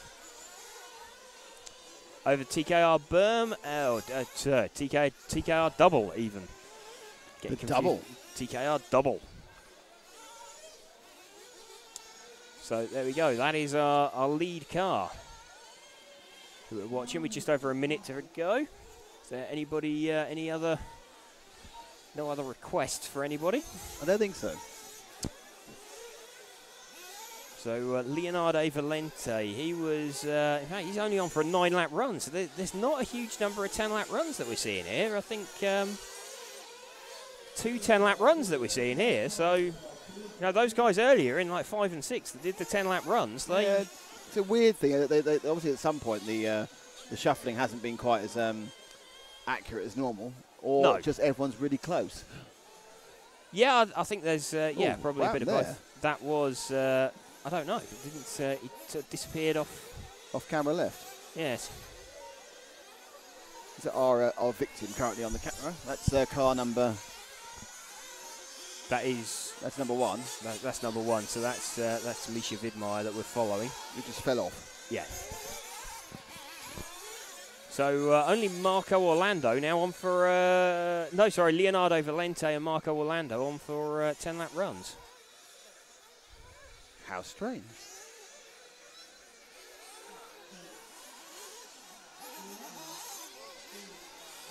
Marco Orlando's going to be a close run thing. Leonardo Valente is through for it, but Marco Orlando, yeah, he does just make it. So Marco Orlando and Leonardo Valente are going to be the quick guys in this heat.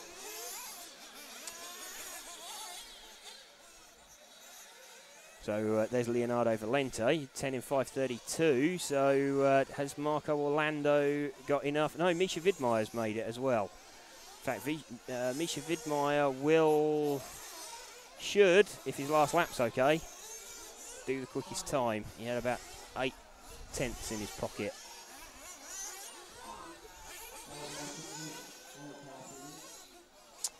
There we go. So let's publish the results. Quickly. We got it. Oh. There we go.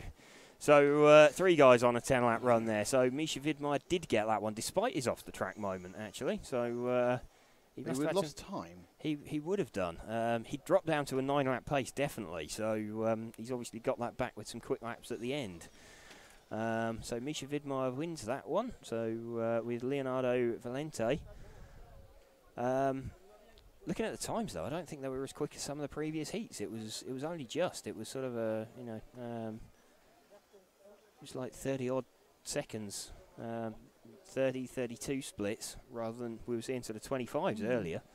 So that's yeah, quite impressive times that we saw in some of the lower heats. So we're about to start the last round of heats. I'm pretty certain we will have no way of telling you what's going on in this until someone else goes and takes a picture of the results. Let's see. No, still not working. Well, if we give it a heat, I can disappear and go and take a photo of them if they're up. Yeah, get a couple of if, hits, if they're up and get the round scores. That's like an excellent so let's idea. clear those and let's have a look at who is in heat number 4. Sorry, heat number 1 of round number 4. So this is the this is do or die. This is the last round of qualifying. So who have we got? We have got Luca Kruger, Robson White, Marcel Muller, Raul Infante Martinez, Marcus Dirks, Mark Boone, Yannick Mudrovic, Luis Rees, Philippe Triplat, and Carlos Nogueras Quintas. Only 10 cars in this heat. Yeah, there's only 10 cars about the first 4 heats, isn't there? Yeah, there are, yeah. This is the start of the final round of qualifying that takes a grand total of 2.5 hours to do. And then, and then we will be, after in exactly 2 hours and 50 minutes time, we'll start in the finals. Yes. Doesn't seem very long when you say it fast, is it? No. Time flies. But you're having fun. Along with thunder flies. Indeed. How this wind stays, there's a nice period of breeze. Yeah. Definitely helps. Harry, do they do Diet Coke? Could you get us a Diet Coke to do it? Is that all right? I'm sending my team out to do various things for me, and I'll send you out to take pictures. Actually, do you want to go to the car and get the camera? I can go to the car and get the camera. Yeah, that's not a problem. Let's lose Actually, the... where is it? Because I can get it. It's fine. It's in the passenger footwell. Okay. Okay, so Nick's just going to get the camera. So going to have a wander whilst we have Heat 1 circulating on their warm-ups.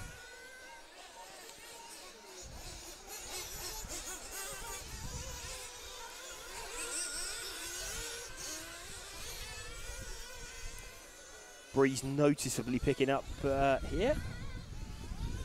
This fantastic circuit that they've got here at Reading.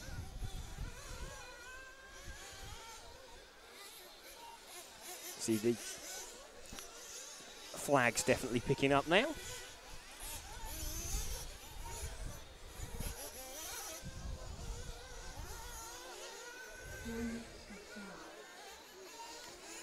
A couple of minutes before the start of the final round of qualifying.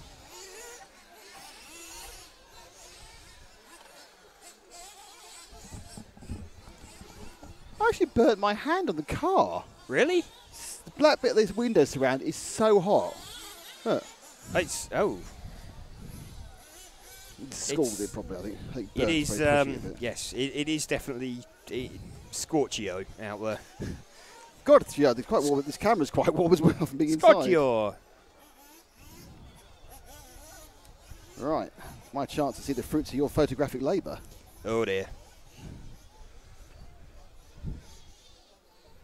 We've got a follow request for car 3. We haven't got a cameraman at the moment, but we've got a follow request for car 3, Robson. Robson White. Yeah, our cameraman has just gone off to get us some sustenance. So he's in the queue. It's fine. He's in the queue for sustenance. So we will try. If he is back, we're currently looking at the sort of locked off shot at the moment. Oh, these are random. Excellent.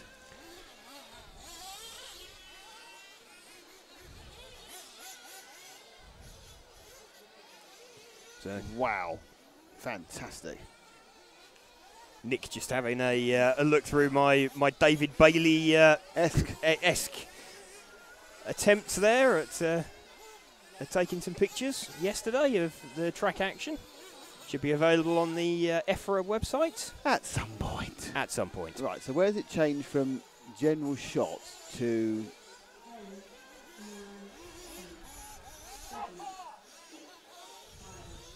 128, I would say, okay.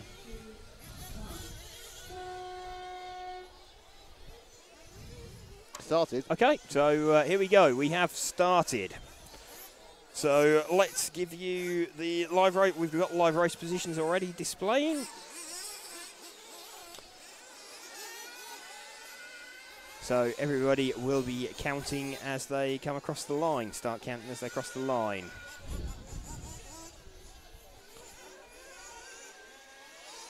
So we've got a request to follow car 3. We don't have a cameraman at the moment, so I will pick up car 3 and I'll talk him around the lap. You should be able to follow. Not sure it's the same thing, if I'm honest.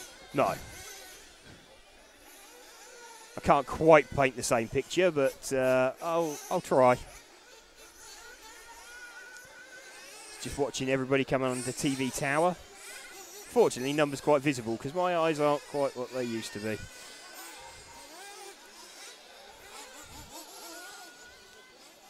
I have not seen car number 3 of Robson. Oh, here we go. Here's Robson now. So he's just heading off down the EFRA straight under the driver's rostrum. He's just heading over the back of the circuit under the TV tower now. He's in front, not TV tower, the timing board tower. Over the jumps there. He's coming down the zigzag, having a bit of a battle with another car.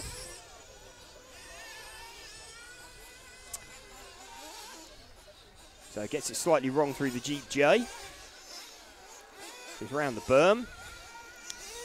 So just pops the car on his roof down by timing tower. And again, as he on the exit of the T-car double, I don't know if I just noticed one of his tyres coming off. Actually, the car does not look nice. That car really does look a bit of a handful. I think one of his rear tyres might be coming unglued. Possibly. That looks a definite handful, that car. So let's just see if we can pick him up and get confirmation of that. That we're watching car number 3 that we're following. He's just over La Marseillaise now. He's coming. There's definitely something wrong with the car. He's just coming through the Jeep J. I'm sure there's a rear tyre off of that or something. The car keeps on swapping ends. There's something definitely not right. Here we go.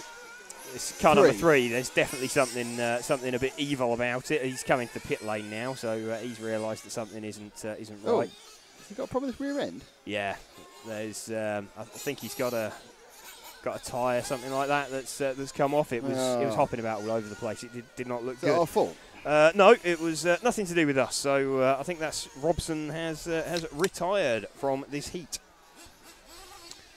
So let's see who we can pick up out there. Luca Kruger, car number 1. If we can find him. Here's car number 1 now. So the white and green car. That was unfortunate from car 8. Got a bit better drive off the corner and managed to drive straight through him. So Luca was the lead car in the heat. See if he maintains that.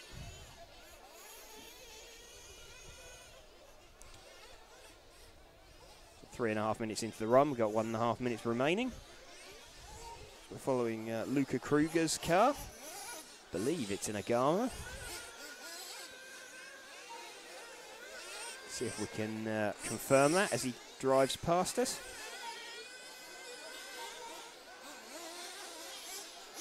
Yeah, it's an Agama.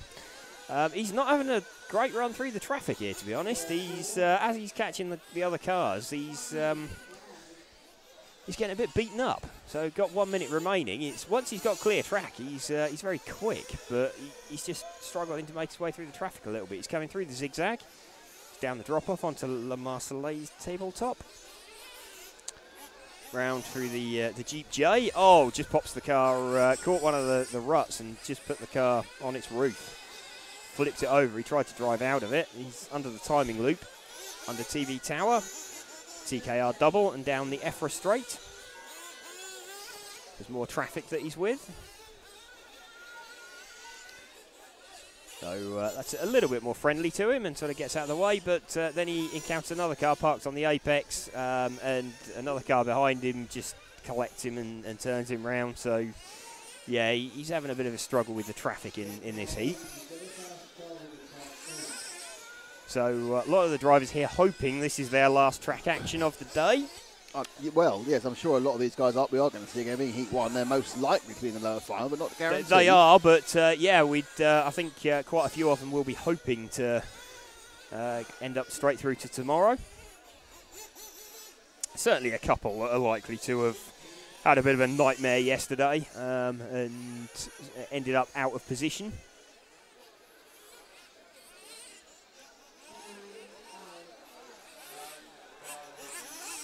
So the guys that will be the making up the finalists today will be those that are the bottom.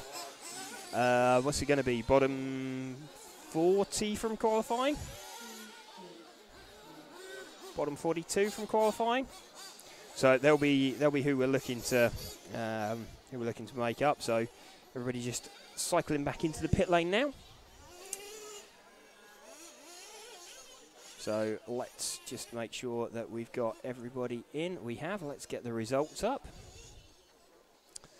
So there we go. Luca Kruger in 9 in 5:20. Mark Boone gets fairly close to him, actually, with 9 in 5:23. Lewis Rees, 9 in 5:26. So a few 9-lap runs there. Robson White we saw pull off. He definitely had something not right with the car. So a bit of an issue that he had.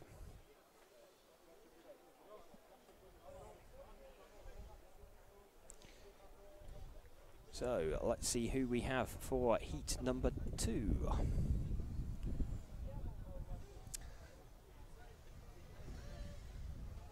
Can you follow Clive Maitland? We Clive can. Mallon, sorry. Clive Mallon. In heat 2, car 1. Or car 1 of heat 2. Car 1 of heat 2. Which means I have to change this to 2, don't I?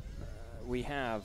I've just uploaded your galleries, by the way. If you want to see how good James is at photography, go to EFRA. There are 2 galleries of his shots loaded up. He went out and he was doing all the shots, and he did a lot of work. He was out for a long time, taking a lot of pictures, and I was very impressed. And he came back, I've taken hundreds of pictures, and there was the biggest grease smear on the lens you've ever seen in your life. And I was going, oh, special filter? No, far too near a chip. Yes. Something like that. But have they come out okay? I didn't look at them. You have no idea. Okay. I will look at them, but I was just getting them up while there was a quiet period. Fair enough. So, Michael Trottin, Jeremy... As you said, they are eclectic, though. There's no real theme to them, is there? There isn't, though. It was... obviously the opening ceremony is the opening ceremony, but the other one was literally, I'm walking around, I shall take a picture. I'm walking somewhere else, I'll take a picture. I'll take a picture of various things. There was pictures of everything that were all taken. kinds of everything in the pictures. Yes, there's dogs in the pits and all sorts. I love dogs in the pits. You know my favourite thing, first of all. There's a very nice Dachshund. There's a couple of other dogs as well. Yes. There's a white-haired Dachshund who I've already had a bit of a stroke with. Yes, there's a shot of the Dachshund, I think. In fact, that's the latest shot. But you culled a lot, didn't you? I did cull a lot. Not of the. Let me clarify. I didn't not cull a lot of dogs. Yes. Hello, I've culled the Dachshund. What? What? No, just the picture of. Just the picture of the Dachshund. That could have gone really wrong. Yeah, that's. I've got a contract taken out on me by PETA now. Who's she? Yes, indeed. So, Michael Trottin, Jeremy Bernadet, Clive Mayland, Richard Mackenzie, Felix Orons, Christophe Spilet, Jürgen Appel, Nathan Lejeune, Lars Trauborst, and Jose Alberto Garcia Ratero are our drivers for this. And we have one spurious driver. A spurious driver. A spurious driver. Evil, spurious driver. Spurious, not furious.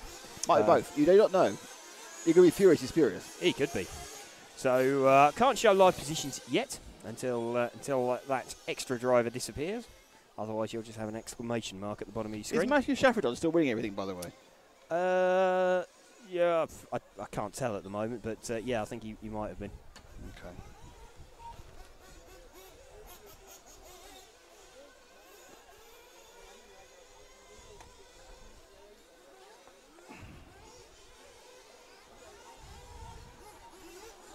I might spend a bit of time in the next half hour writing the instructions for Paul for when we go next.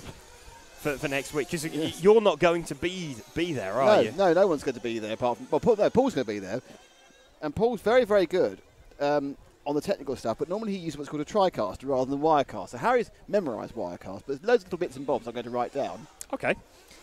So you will write some instructions. I'm enjoying listening to you though, so it's good.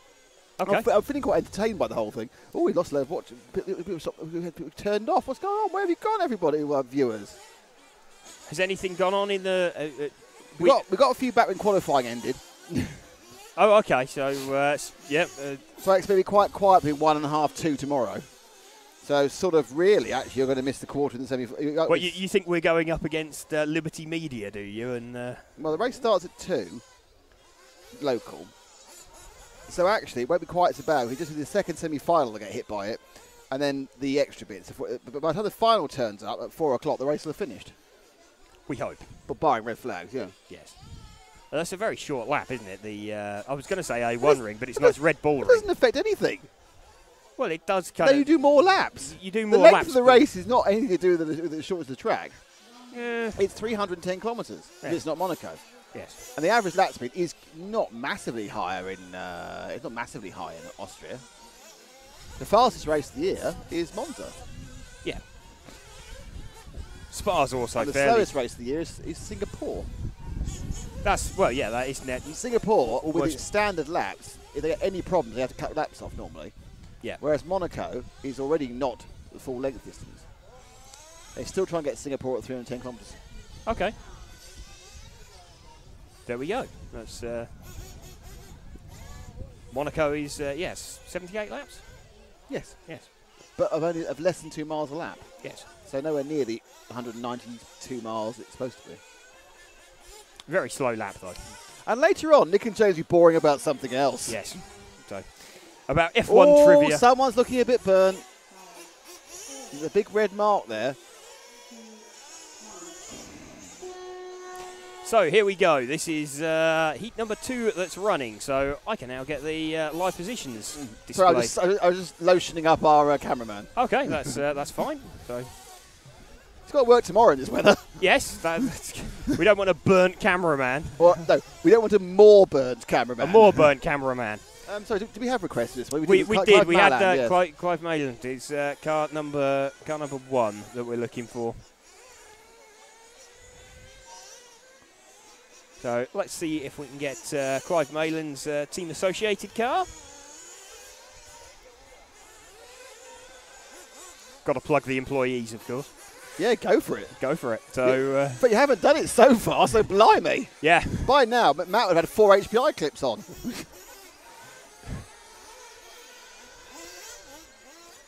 Here we go. Here's Clive coming around now. So there's Clive's team associated buggy, supplied by CML Distribution. Now you're pushing it. Now I'm pushing it a bit far. And was that order fulfilled by you yourself personally? Possibly for the Pro Line tyres. What's the part number of the car? Depends what car he's running. I'm not sure if he's running a B3 or a B3.1. Let's say he's running a B3. Okay, confession time. I was actually just playing for time then. It'll be 1 digit before the 3.1. There you go. Those who don't know, James's nickname is part number. And the reason is that he memorised the entire part, all the part numbers. He used to work for HPI and HB. All their part numbers he memorised. Because I don't know why. I think obviously that's his way his brain works. I couldn't remember one. Well, I didn't remember sort of specific numbers. It was the format that they were generated in. I see. And then you can just vamp it. No one will be able to say no, you're wrong, would they? Because no one else knows. No, but I'd know myself. So here we go. We're following Clive's car as he comes around into the berm. Heading under TV Tower. There's some fantastic grip from those Pro Line tyres on his car. So that's it. I'll stop with the plugs now. As heading round now under the timing tower. Over the jumps there as he comes down through the zigzag. So as a bit of a contretemps with another car. Gets out of it okay as across the Le Marseillais tabletop through the Jeep J.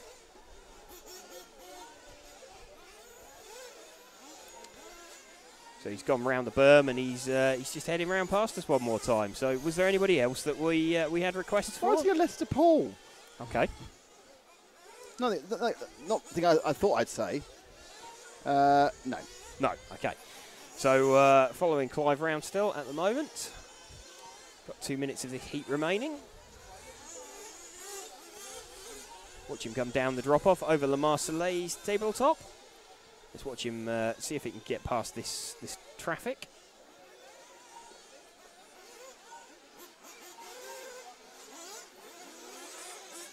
Gets it slightly wide there coming under the tower. Let's lead car in this heat. So he's just managed to... Was that him that's just managed to park it? No, it wasn't. It was another car that's just managed to come to a stop. Clive still circulating nicely. We've got a minute and a half left. Let's see who else we can pick up. Let's go for the other Brit in this. So Richard Kong Mackenzie, car number 2. Let's see. I think he's just gone past us, actually. He's just under the driver's rostrum now. So he's in splendid isolation on the circuit. He's going under the timing tower over the jumps. He's just heading through the zigzag.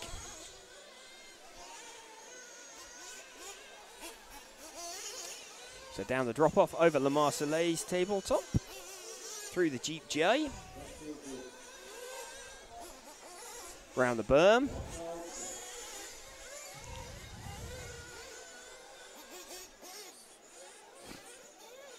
So lots of drivers now pretty much ignoring that cut-up hole that's appeared after the TKR double. Everybody's sort of driving straight over it, so now the edges have been knocked off of it. It seems to have taken the sting out of it, I think.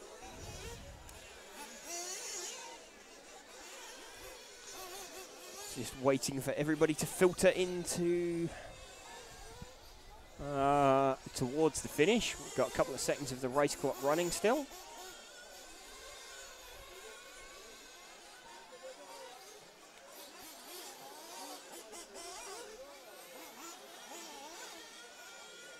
So it's going to be pretty close for the top 3 actually on this one. Jeremy Bernadet, Clive Mayland and Rick Mackenzie. There's about 1.2 seconds covering all 3 of them, so it's going to come down to there was at the end of that lap, so it's going to come down to their split laps. So who's going to get this one?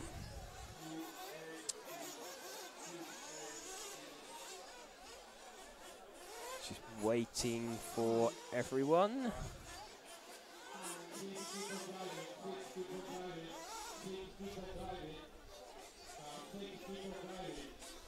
Okay, so that is everyone in. So let's get the results published. Okay, so we have got, in fact, apologies, there's a couple there that hadn't made it across. Let's see if we can clear that and get them back again.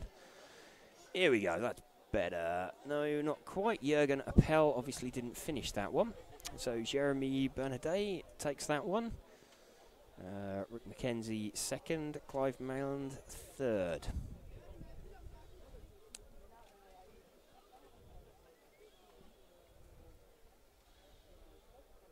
So we can clear those guys. So we are now waiting for heat number 3 of round 4 to begin. Let me just check whilst I'm writing this letter to Paul whether we've got anything.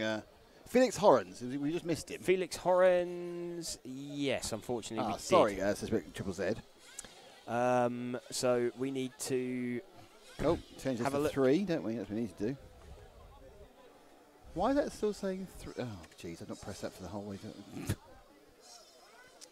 Okay, so let's have a look at our grid lineup.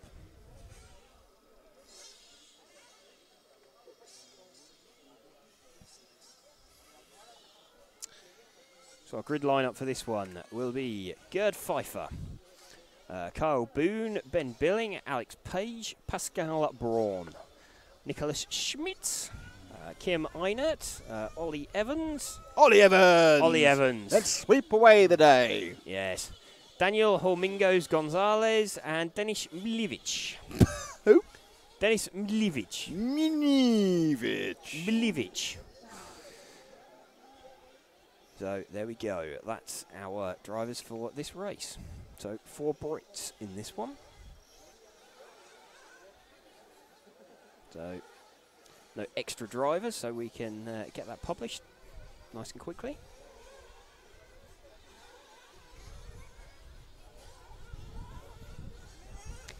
Got a fantastic breeze appeared up here briefly.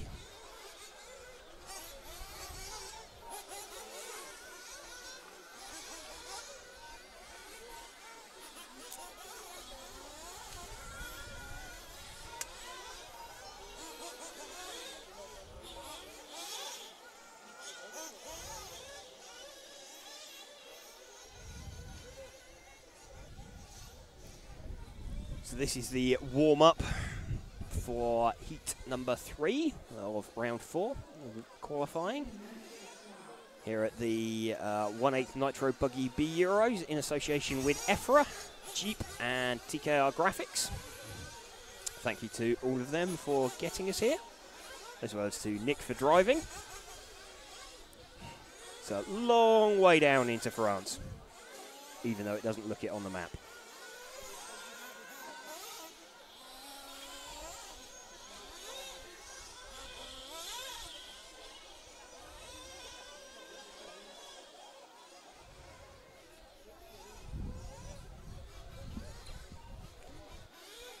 Still got 2.5 minutes before the start of this one.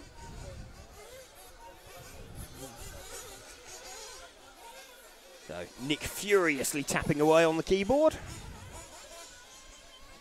writing his instructions for Paul for next week.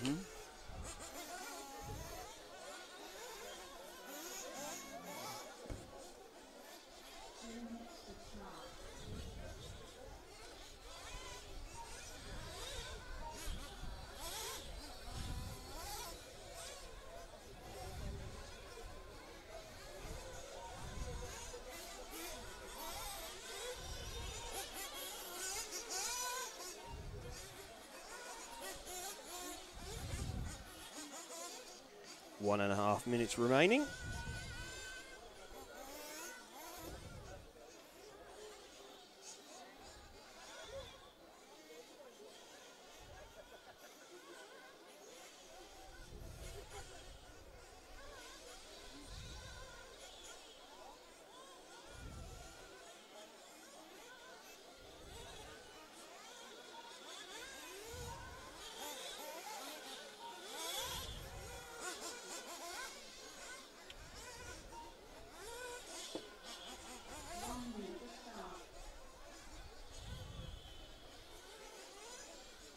So we've got 1 minute before the start of heat number 3.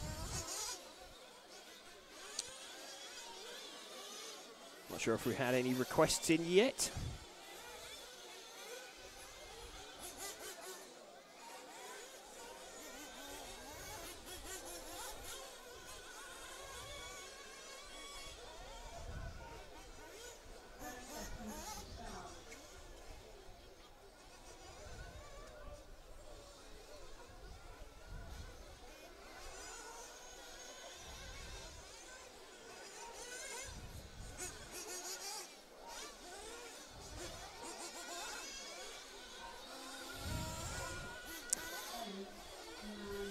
Okay, so getting ready to go live on this one.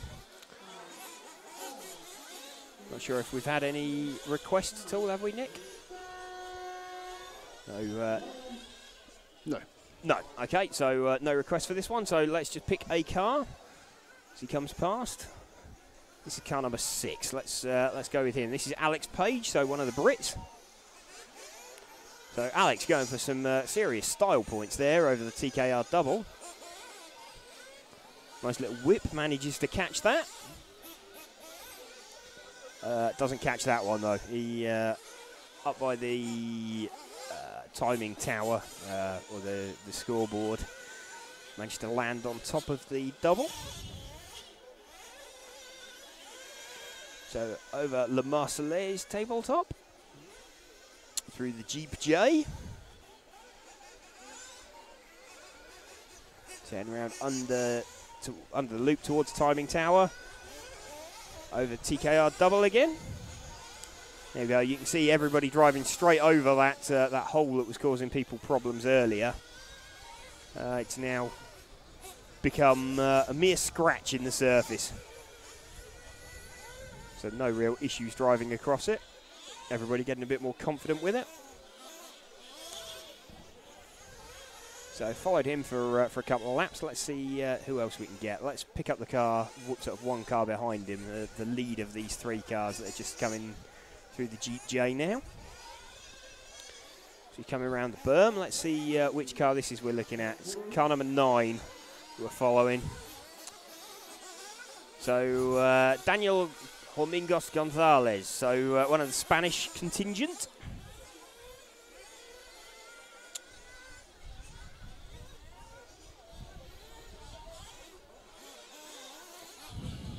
Again, car looking fairly well balanced. He's actually done a good job of letting some traffic through there, through the zigzag, because we didn't think that was particularly going to be possible.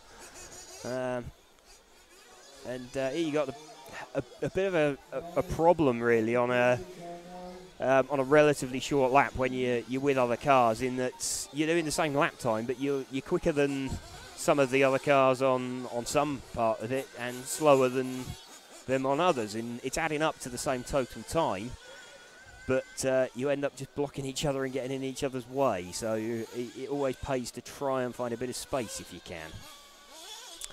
Always helps you to do a good time. So Ben Billing got the fastest lap of this run currently, 34.46.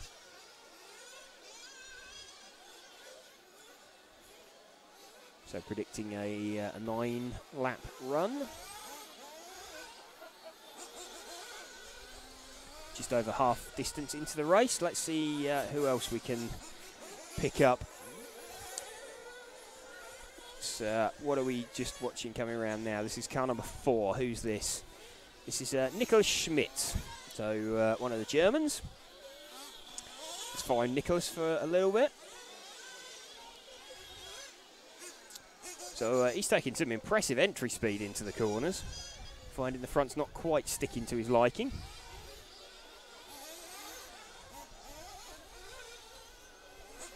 But, you know, the car's riding the bumps quite nicely. So using some of the bumps to help it turn. Getting a bit of drift action going. But, yeah, the whole car's flying around the circuit quite nicely. It's they're generating some half-decent lap times.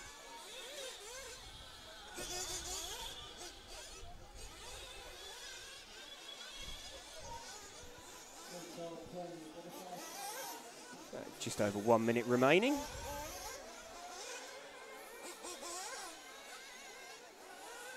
See if we can spot car number 7, Kim Einert. Here she comes now. So this is the pink car, or pink, yellow and black car. So gets around an accident just under the driver's rostrum. This is one of the female drivers here we're following. So over the double quite nicely. Heads down through the zigzag section. Takes a bit of a wider line there, avoids some of the worst holes. Through the Jeep J. So 30 seconds to run. So Kim over the TKR double and off down the EFRA straight. Got a quicker car with her, so goes over the jump by the timing screen. In fact, though that car caught her up fairly quickly, she's now pulling away at quite a decent pace. Sometimes just focuses the mind if someone closes in on you. either that or they're quick on different halves of the track. So just waiting now for everybody's finishing times. So Kim's made it through for the 9th lap.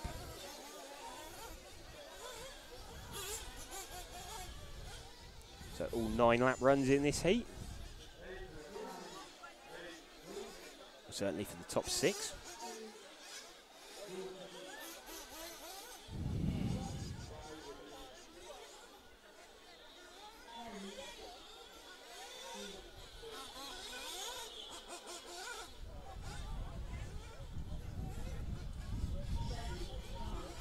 Don't know if you can see from the flags on the screen, but the wind is definitely picking up out there. It's lovely. It is. It's fantastic.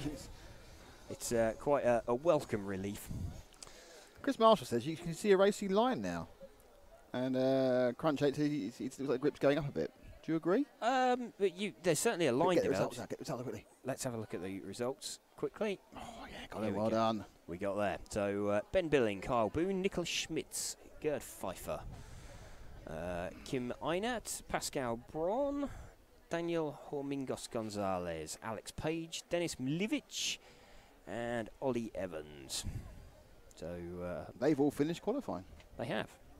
That is their qualifying done. Like we said earlier, they will be hoping that is it for today. That's their last track action for the day. It's always a bit of a difficult thing when you sort of, you think you might be sort of knowing what final you're going to be in. It's like, do you go back and prep your car, or you're on the cusp? You've got an issue, haven't you? Really, if you're not on the cusp, you're just going to go for it. You're just going to go Kim for has it. really caught the sun legs. Look how pink her legs look. Yes, that's. I'm not advising you put it on camera because we're going to get accused of all sorts of bad things, but she looks like she's going to burn herself. Yes, that looks like it's going to be quite painful.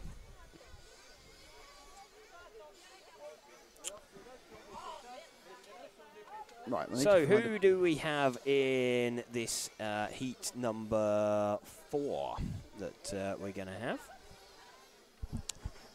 So let's have a look at the lineup. Justus Gies, Julien Serge, Raphael Robert, Cedric Nickel, Jeremy Marmonier, Jonas Haivarinen, Ilias Rees, Damiano Mucella, Ilias Kuldar Ilas, that's one of our Estonian drivers, Noah Kaufman, and who else do we have? Martin Lubert and Matt Box. Matt Box. Matt Box. Am I living in a box? Matt at. Yes. So there we go. That is our 12 drivers that will make up this heat. Track is open, so everybody's just heading round.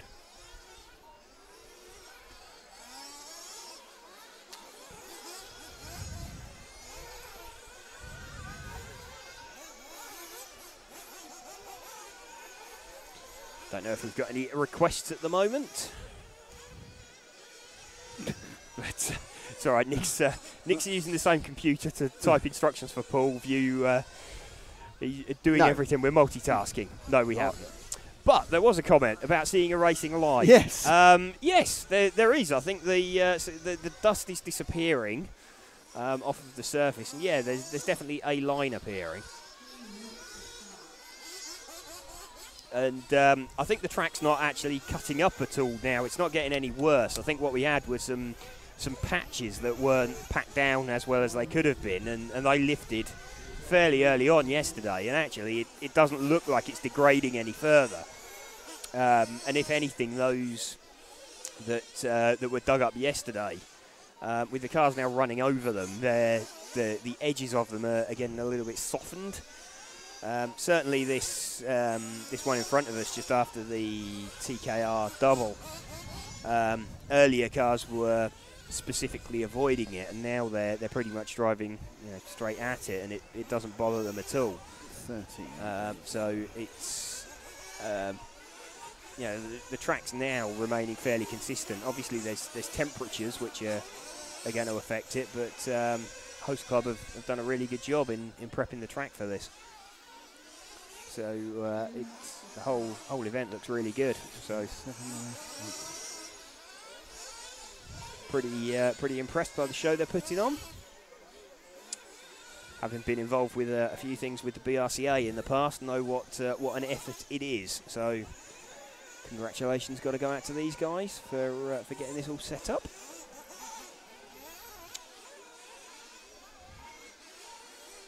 What do we have? 1.5 minutes to go.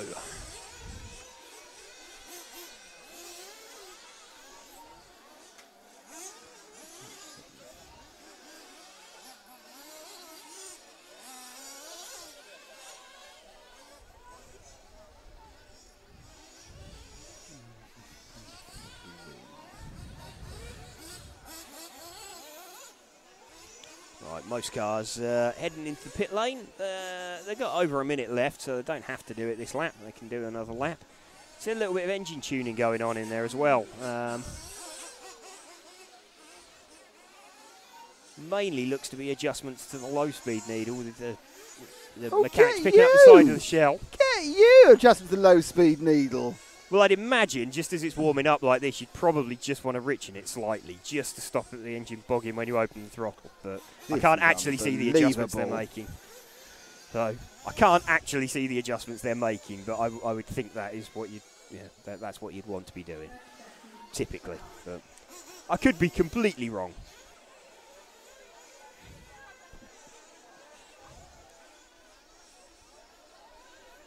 You never had a go at nitro racing, Nick? Very briefly, and it wasn't a great success.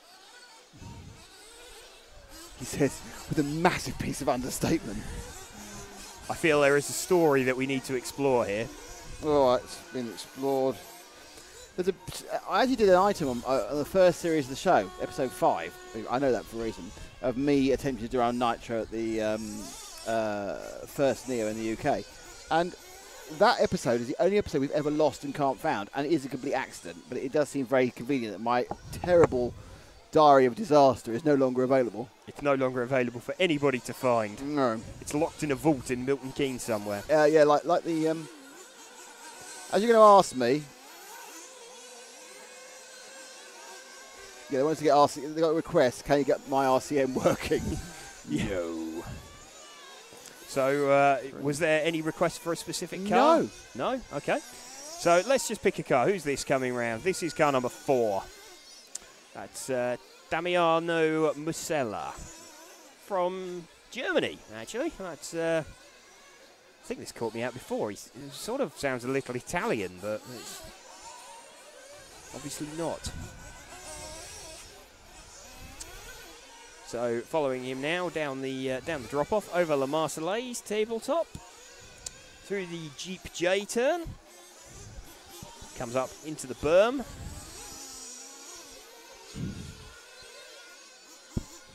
He's over the TKR double off down the EFRA straight. You can see that that hole there. He's certainly not troubling drivers anywhere near as much as it was earlier. He's coming up into the zigzag. That car seems to be working quite nicely.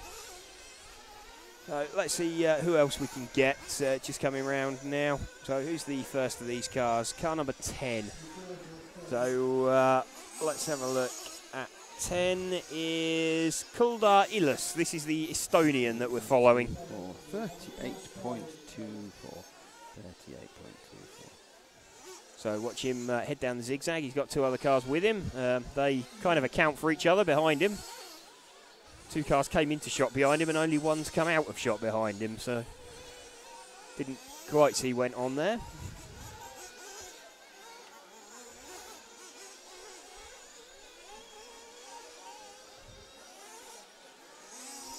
He's over the TKR double, just lands on the top of it. That gives some of the traffic another run at him, and he backs out of it actually and does quite well to avoid him.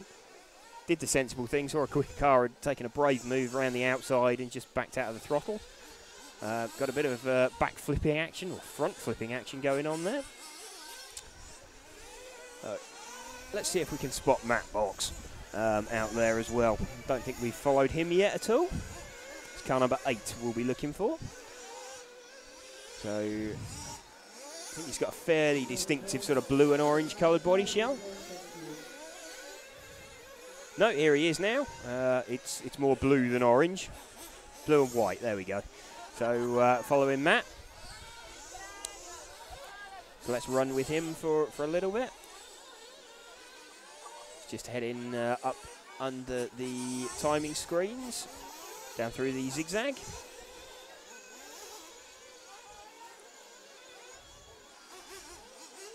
Down the drop-off, over the tabletop, round onto the Jeep J, fishtailing quite wildly there. Comes around the berm under the timing loop. Past TV Tower, over the TKR double, and down the EFRA straight one more time. Got 1 minute and 20 left, so we can probably seek to pick up someone else. Car number 3, Cedric Nickel. He's the leader, so let's see if we can spot him somewhere. Always good to find the quick car in the heat.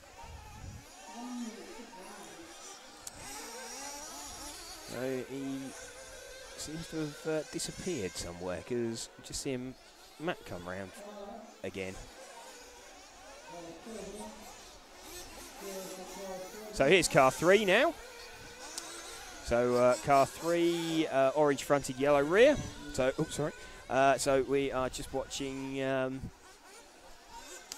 Cedric Nickel circulating with 30 seconds remaining. Predicted 9 in 5:07, so none of those sort of mythical 10-lap runs yet. That seems to be the preserve of the top 20, top 25. Who can run those times?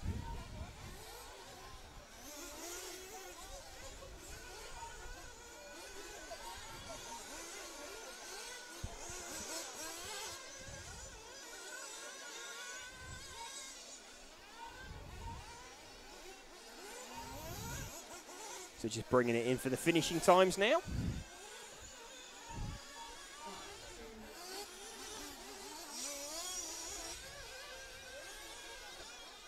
So the race clock has finished counting down, so just everybody is on their split laps. You just follow the Mighty Mac box. We did follow the Mighty Mac box. That was like a Sam Cobley asked on Facebook, and there we are. That was purely sort of accidental, but well, it wasn't accidental, but yes, we just decided to follow Matt box because we. Excellent.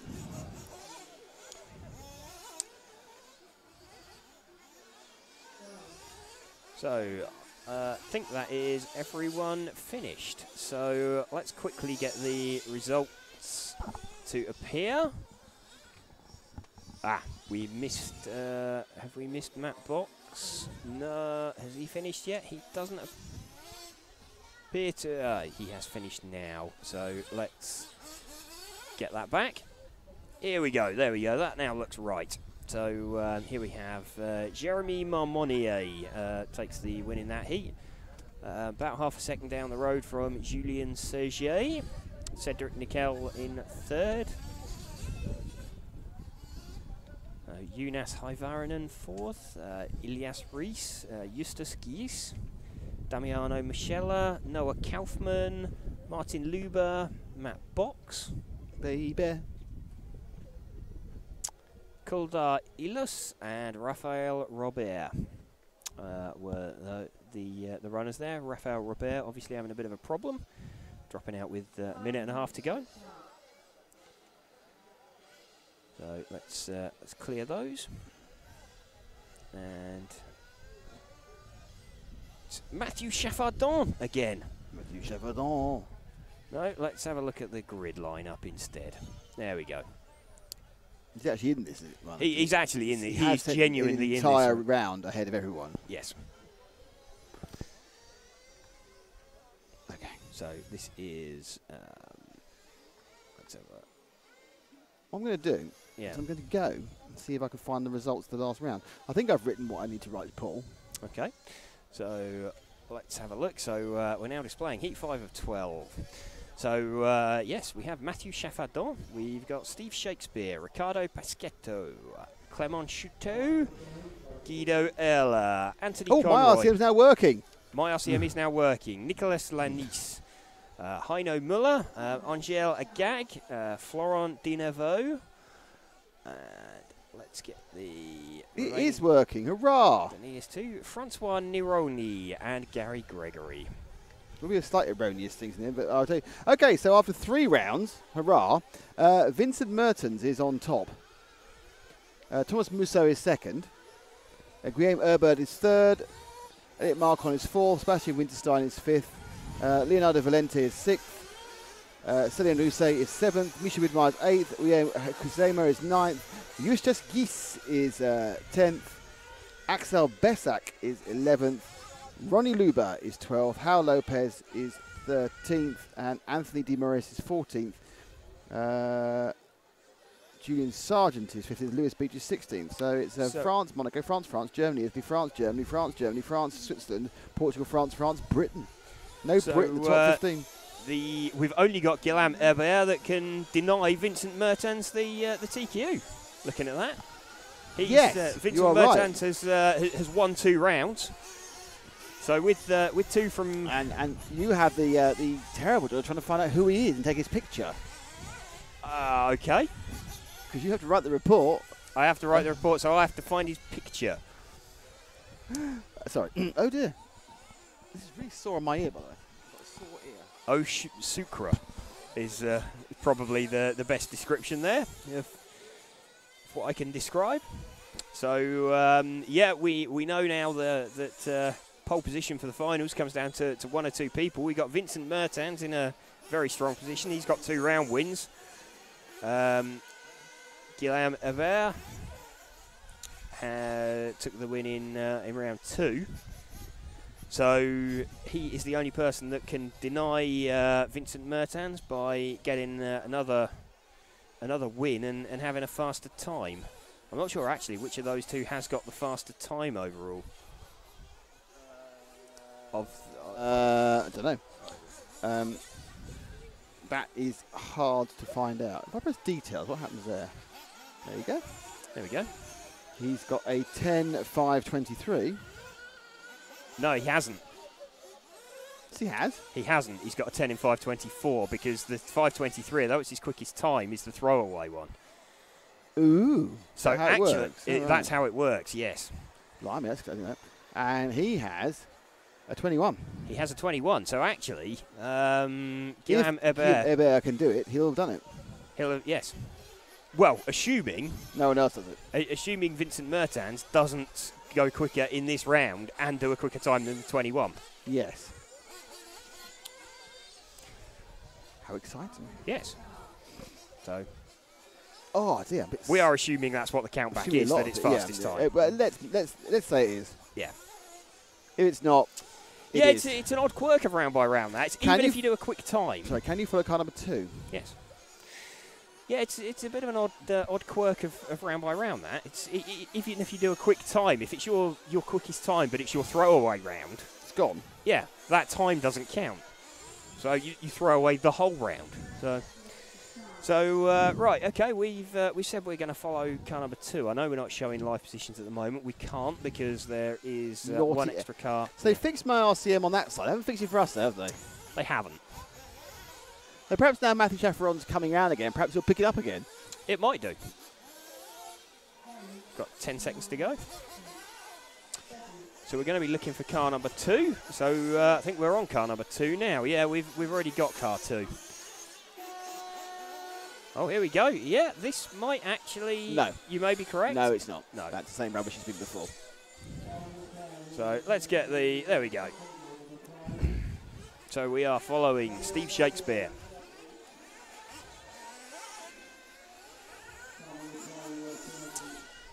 So where's Steve? He's just coming... He's come through the Jeep J. He's onto the berm, under the timing loop. Over the TKR double, off down the EFRA straight, heading up under the timing screen jumps, now down through the zigzag section, so just heading up towards the drop-off now, the cliff face, over La Marseillaise tabletop, back round to the Jeep J, so that is a lap with Steve Shakespeare. Cool.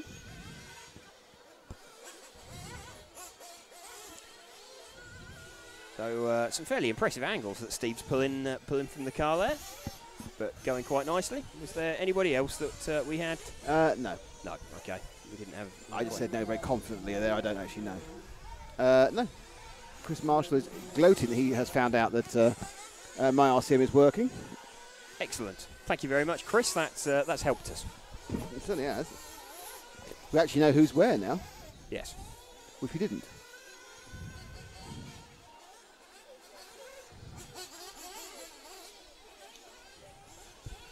So still following Steve Shakespeare. Just he's coming up on some traffic. As he gets balked by him a little bit. Don't balk him a little bit.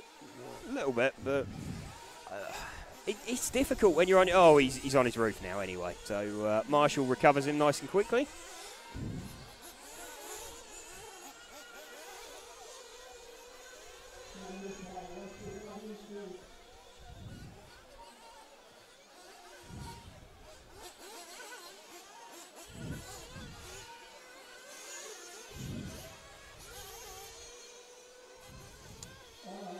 So still following Steve round.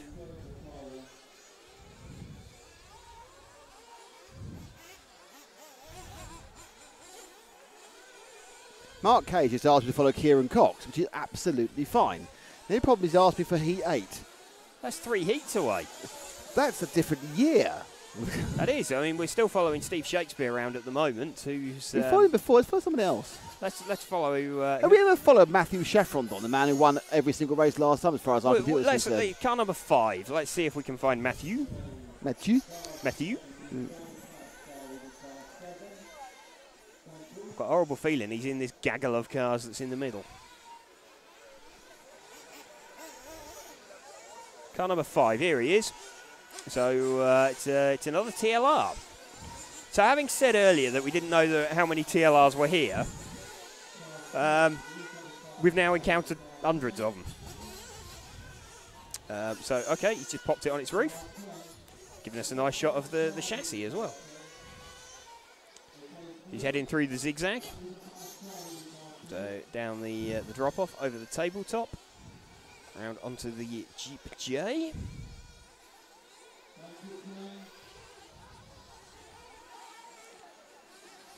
So traffic is very kind to Matthew. Ooh, gets it a little bit wrong through the TKR double as he comes out onto the EFRA straight, but gets away with it. Though at the end of the EFRA straight, it's gone rather wrong. Unfortunately as well, the marshal that should have been there, well, that turned into a bit of a comedy of errors. That was, well, I can't really explain how to describe that one, really. He made a mistake, and then the marshal couldn't get to him, and then the marshal did get to him, flipped him over too vigorously, and he bounced back and landed on his roof again. So, yeah, this really is not a good lap for Matthew. So we've got 30 seconds to go. So let's see if we can get another car. What's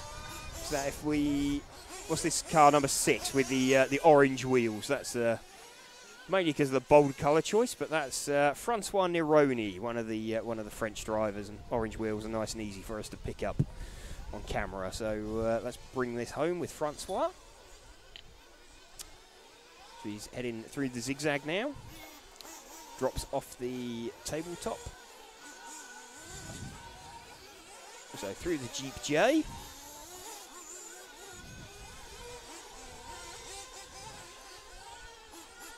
A lot of cars right out here looking very, very similar pace.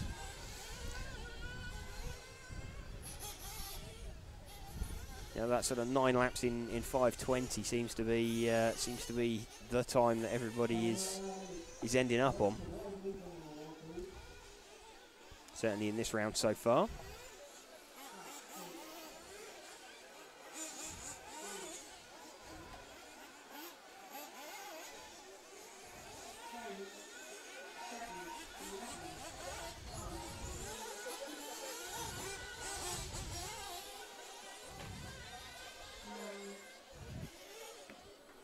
Okay, so hello from the Dominican Republic to Ricardo Valerio. Okay. Where is Leonardo Valenti? And someone's told him he's 6 after 3. What's the fastest JQ in the race? don't know is the answer to that question. No, he said that's the fastest JQ in the race. Oh, that is the fastest. Okay. All right, reading not a strong point. So, is that everybody got a finishing time? No, we're just waiting for Florent Denevaux and Matthew Chaffardon. Obviously.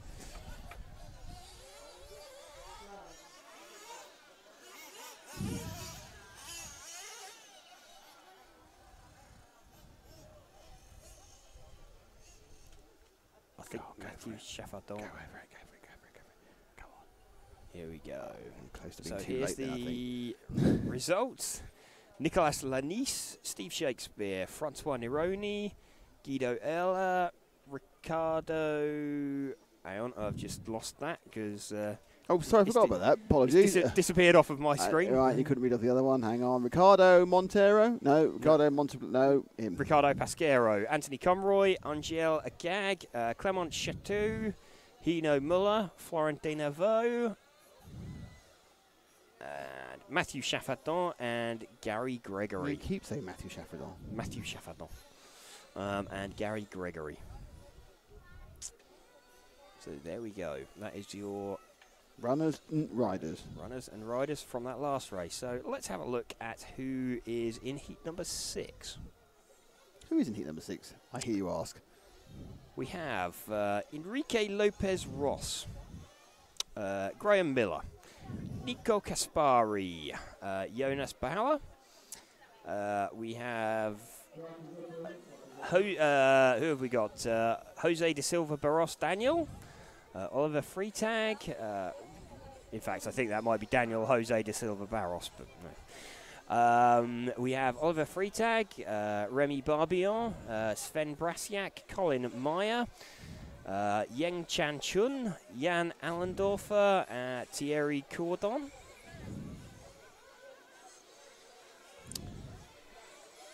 And that is our 12. So let's clear those and show live positions, as we haven't got an extra car out there, or any extra cars showing.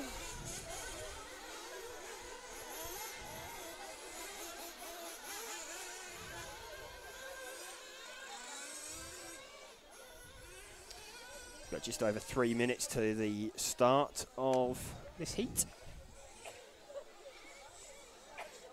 So starting to think with a lot of these guys, this is definitely their last track action of the day. Oh, yeah, up this point, you wouldn't hope to be coming out in the first 2.5 finals.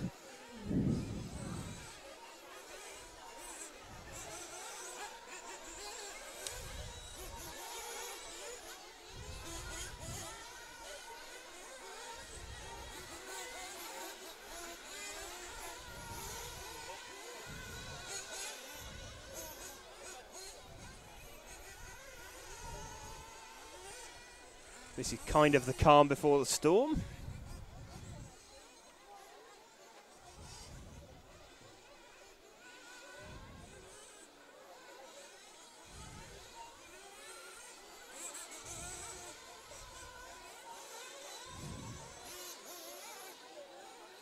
Just see from here as well, some of the UK drivers returning to the pits with other people's cars as well. That's quite a good point. They've stolen them. No, they've. Quite often when you come to events like this, you end up not only do you drive, but you certainly clubmen don't bring their own pit man. They have like a mutual agreement where they pit for each other, and certainly teams tend to.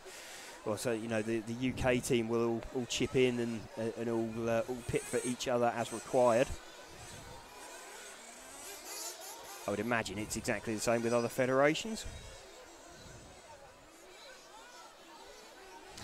Looks like we've got a request to follow car number 9, Colin Meyer. Thank you, Michael Van Dyck. It's not car number 9, actually. It'll be car number 12. But is he in position 9? Yeah, He's what's in happening position is, 9 on there, so they send them out, even though they're not sending them out. Like in a touring car way, they send them out in order of their fastest time, because it doesn't really matter in this, because they're all starting randomly anyway. Yeah. It's completely blinking pointless. Yes. And confusing. Yeah. What it means is that every driver's race clock starts as they cross the loop. So if that's fine. It's the point that then they write them down like they're not in that order. Yeah.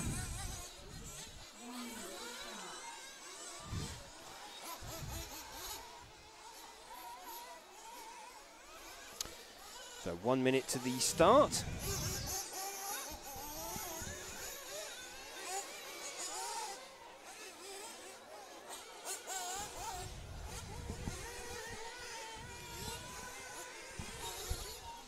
So just trying to do a bit of efficient pre-work here in spot car number 9. Efficient pre-work. Efficient pre-work. I've picked up car number 9, so I can see where he is. So he's just over the far end of the circuit now with the yellow wheels on, just going up over the timing tower. We've got 20 seconds to go, so he'll be... Yeah, he's not going to make it back here before the clock starts, I wouldn't have thought. 10, 9, 8, 7, So he's just coming into the berm now. 4, He might just make it, actually. 3, Yeah, okay, he's got the timing a bit wrong there because the clock's just started and now he's got to do another lap. He hasn't necessarily got it wrong, but it just means this lap isn't counting for anything. It's got further to go. Yeah, That is he's just true. got further to travel. Although he is in quite a nice clear bit of track, so although this lap doesn't really count yet, let's just watch him as he's come through the zigzag. Down the drop, over La Marseillaise tabletop. Through the Jeep J. And around the berm. And now his clock starts. He comes under the loop past TV Tower. Over the TKR double. Off down the EFRA straight.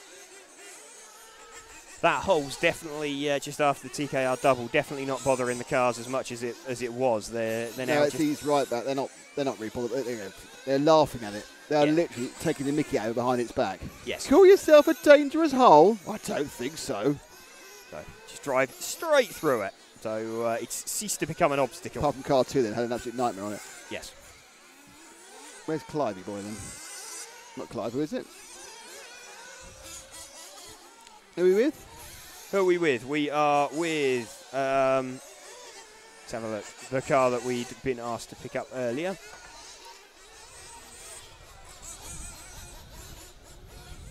Colin Meyer. Colin Meyer, yes. It is Colin that we're following. Glad we all knew that. Yes.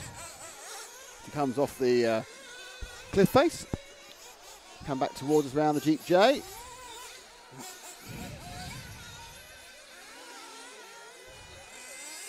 He's just under TV Tower and across the TKR double. And sort of shrugs off an attempted mounting by another car. Language.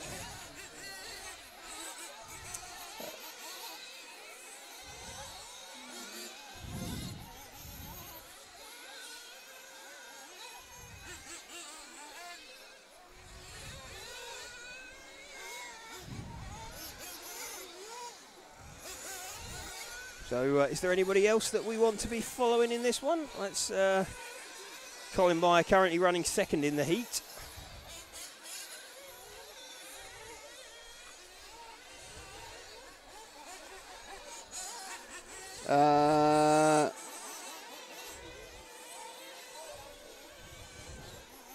Looks like we've got Graham Miller moved to the front.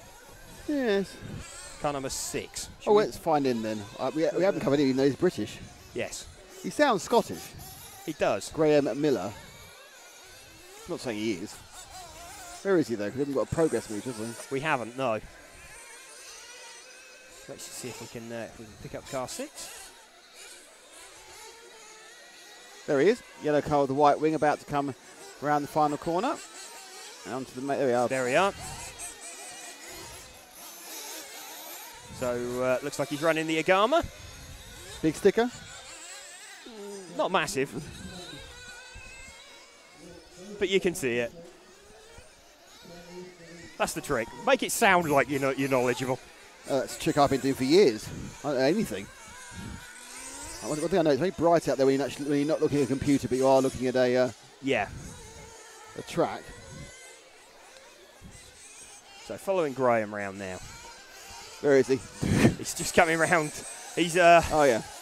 he's at the tail of a trail of cars. He's got a grey front to his shell.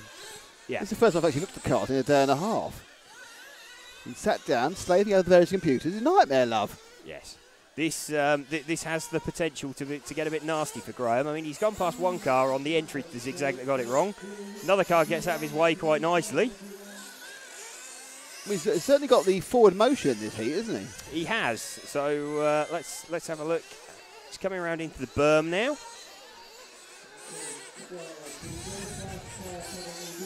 Yeah, look, you can see the Agama logo just behind the exhaust on his car. It's car one. Car one? No, I just said as car one suicide. How long we got to go? We have got 30 seconds to go. Do we want to pick up another car? There, car two, there. Car two. Right beneath us, car two. You got him? Car two It's a Maxima. is... Maxima fuel. Is Daniel Jose de Silva Barros. Daniel Barros, then. Daniel Barros, yes. So, yeah, that's definitely a Maxima engine in there, isn't it? That quite distinctive light blue head. OS-based engine.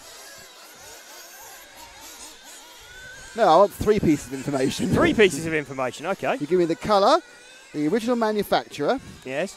How about Maxima's run by Yar Ratanat out of Thailand? Okay, there you go. There's your 3rd piece of information. He's also running the. He's not running the low-profile version that we were talking about earlier. He's running probably probably €250 he doesn't want to spend. Yeah. There's a couple of people looking a bit red, actually. Yes. Yeah, I'd imagine there's going to be some painful drives home after this weekend. Especially British people who are rubbish at not getting burned. Yeah. That is a drift right. He just drifted. He finished because he just literally gave up turning at that point. I think he has finished. He has indeed finished, yeah. So let's get you the overalls. When everybody's finished. Right, that's everyone finished. He sat in the wire. I'm sat on I can't go back to where I'm going, but I'm sat on trod over it and sat on it. Right. Like you're making me stay in that corner. Don't come back. Never come back. So who did we? We just missed it on the timing. That's your one job. My one job. That and talking rubbish and knowing several facts I've never even heard of. Okay, I'll just do that. Well, you missed it, so I can change it to heat 7. Yeah, so I missed it, so you can change that. So let's clear that, and we'll have the grid line up ready to go. Look at that. So I don't know whether to risk trying to reset the timing between qualifying and the thing, and the finals, or not. It would be brave. Well, It's I mean, working. I guess I'm going to have to go off and find TQ Man and get some photos, aren't I, between qualifying and finals. Oh yeah. So then you have to write it. Not now. You can write it some other time. Actually, probably because we're doing final each. You've got 20 minutes off twice, haven't you? You can write it then. Yes. So we have Celian Rousset. You got a computer?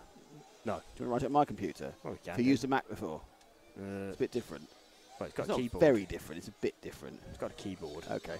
So. We have Celian Rousset, Anthony Demaray, Burkan Kilic, Marco Ravalia, Mirko Belli, Christophe Affolter, Alex Valls Camber, Tom Sommer, Theo Lemaire. Who is it?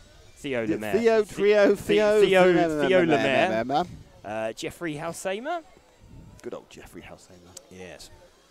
I know this is I'm kind of at this point just waiting for the finals to start. Thomas Dubois. I know we've got all the fast people to go. Yeah, Diego Fuser. It might change and everything, but I just think, no, let's get some people running around. And I think the first 2 finals might be a bit quiet because I don't think they're full. But the 128th, which is a lot of people who are at the lower end of the setup level, let's say, I think that could be cracking. They could be really interesting finals.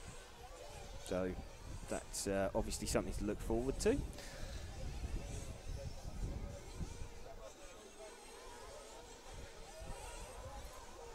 So can't generate the live positions for this race yet. He's got interloper issues. Yes. UK is not good at Ruby Union. I think he probably means rugby. Unless he's talking about like the wedding of precious stones. I mentioned sunbathing. You know, so we weren't particularly good at not getting in the sun. Suddenly we're not very good at rugby union either. Well, the British Lions drew with the All Blacks today. Okay. Both the race, both the match and the series. And there's another comment there as well. The Z spot is making it hard. Don't know.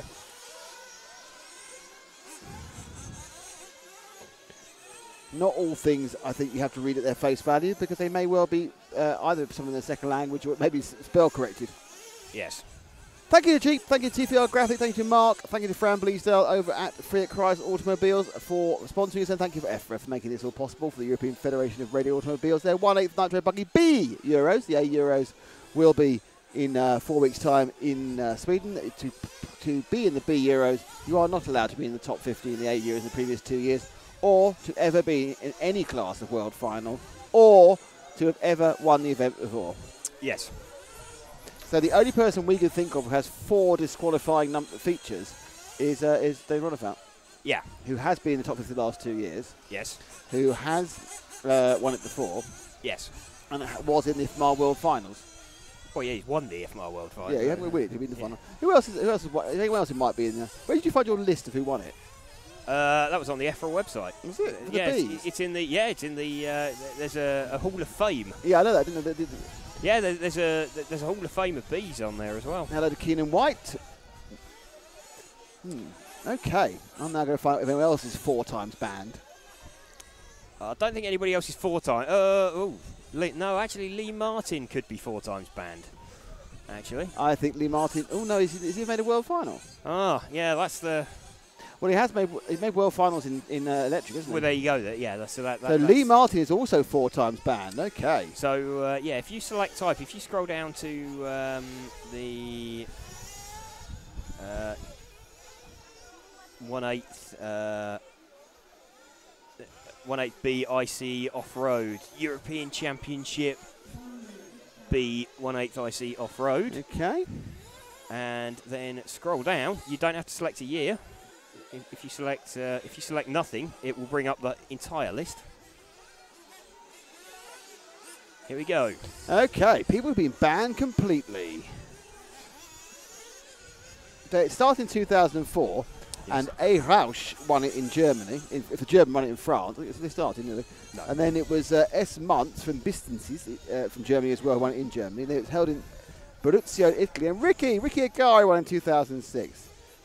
Sand had it in 2007, and Mr. Simon won it. Lee Martin won it in Bergerac in France in 8. David Ronefelt won it in 9 in Switzerland. Ricardo Montero won it in Valladolid in Spain in 10. Jonathan Barco won it in Lyon in 11. Alessandro Maggi in Oberon in 12. Marco Barufalo in Sicily. And Javier Pombo, whatever happened to Javier Pombo, who won it in Spain. Ricardo Berton and Juan Carlos Canas. They're quite close to being to super banned, Ricardo Burton. I don't know if he's made the IFMAR A final or not. But certainly completely banned is Dave Ronefelt, and probably 4 times banned Lee is Martin. Lee Martin. Yeah, Lee Martin's going to be completely banned. Right, we are now running with this heat. I don't know if we've got any. Did we have any requests?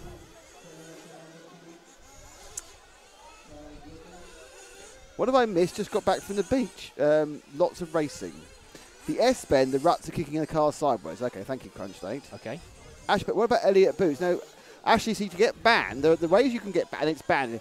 One of the key points of the 4 is you have to have won the Bs. So just get a list. So he's not won the. He'll be very banned on everything else, but he's 3 times banned from being in this. Yes. But he's not the 4-time banned, which is only people who've won this event in the past. But it's not 4-time ban, Ken. He's banned twice, being in the Euros twice, and once for the IFMAR ban. He has not got the winning the Bees ban. Yeah, that's the unique thing that I think David Ronefelt and Lee Martin have the. You only have 1 ban for being in the IFMAR Worlds, no matter how many Worlds you've been in. That's one cross against you. Yes. You get 2 crosses for being in the top 50 of the last 2 European Championships. That's 2 more, and 1 more cross against you for actually winning the Bees. I'm not sure this is the most useful conversation we've ever had, but no.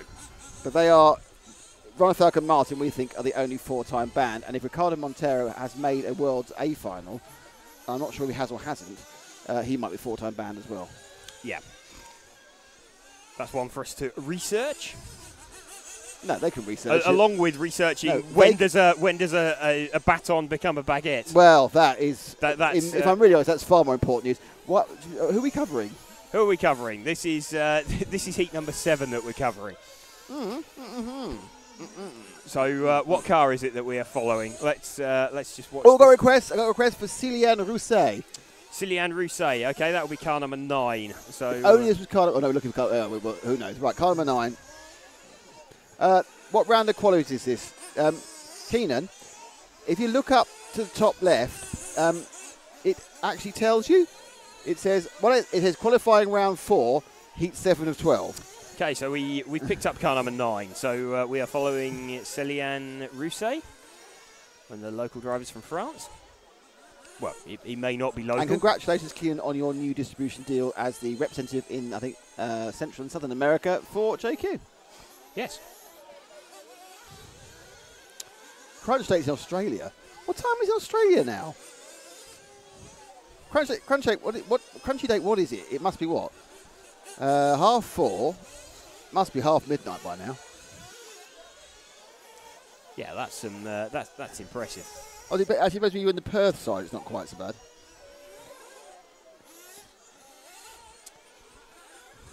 So let's follow a lap round with Cillian Rousset. So he's heading across Le Marseillaise tabletop. Yeah, we had that yesterday. I know. Round the berm. He's just he went into the berm and then disappeared out of shot for a second or two. So. Over the TKR double. And what lap time did Mr. Rousset? He's leading this. He is leading this one. 33.7. 32.1's his fastest lap. 32.2. So pretty rapid. Some fast lappery. Predicted 10 lap runs. Cheeky lappery, you. Yes. So JQ Racing are going to take over the world. Do you know what? I wouldn't be surprised. Yes. I'm not sure what sort of world it would be with JQ in charge, but it would certainly be interesting. Yes. So, yes, Cillian Rousset that we're following. Should we have a look at who haven't we looked at in this heat? I don't think we've ever looked at Alex Valas Cambia. Okay, that is car number 7. So should we see if we can spot car number 7 with 25 seconds to go?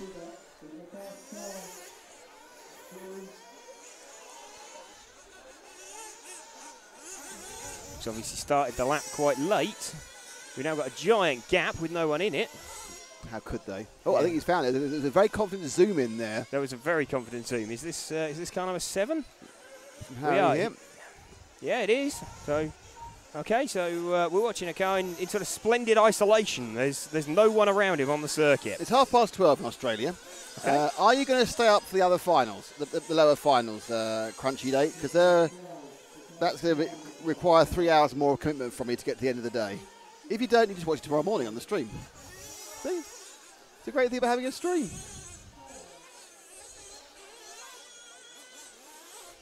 Just so you know, tomorrow morning, and this is not something I want to say, we're starting at 8 local. 8 o'clock local we're starting, which is 7 o'clock in the UK. So please get up and watch it, otherwise we're going to feel really stupid. It is going to be so early. But we'll start with the 164th finals and alternate through them. Oh, I can't believe it's starting at 8. Right, and here are our results, and I got it right. Oh, well done. I go, yeah. Okay, so Cillian Rousset, we got a 10-lap run. Oh, well done. So that's because that was the reverse curse of the competition. We actually showed him. He did well. We showed him, and he did well. So Cillian Rousset just made it across, 10 in 5:31. I'll tell you in a moment who I keep forgetting about this. Sorry. You do your thing, I do my thing, and my thing ruins your thing. That's all right. So Cillian Rousset, Anthony Demaray, Burkan Kilic, Jeffrey Halsema, Alex Valls-Camber, Mirko Belli, Christophe Alfolta, Tom Sommer, Thomas Dubois, Theo Lemaire. Theo Lemaire. Ah, ben oui, Theo Lemaire. He sounds like some kind of detective, doesn't he? Lemaire. Ba-bum, ba-bum. Marco Ravaglia. Ba-ba-bum. And Diego Fuser. So let's clear those results. Yeah, and we asked for Kieran Cox in this one, by the way. Okay.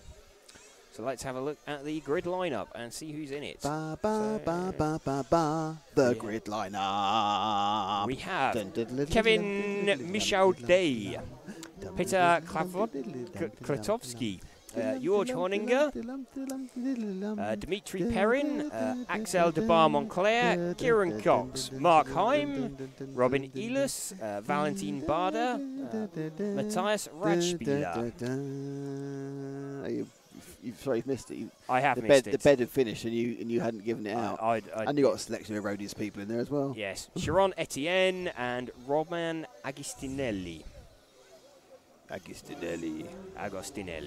Hello, Mr. Agostinelli. So let's clear those. Would you like new shoes? Yes. Obviously, I can't show live positions yet because we've got extra people in there, so we'll have to put those up. Extra people. Just as the race starts. Extra people. It's quite weird. It just means that they've crossed the loop. Sort of when the next race clock thinks it's open, and it erroneously books them into the next race. It doesn't sort itself out until this lot's race clock actually starts. Right.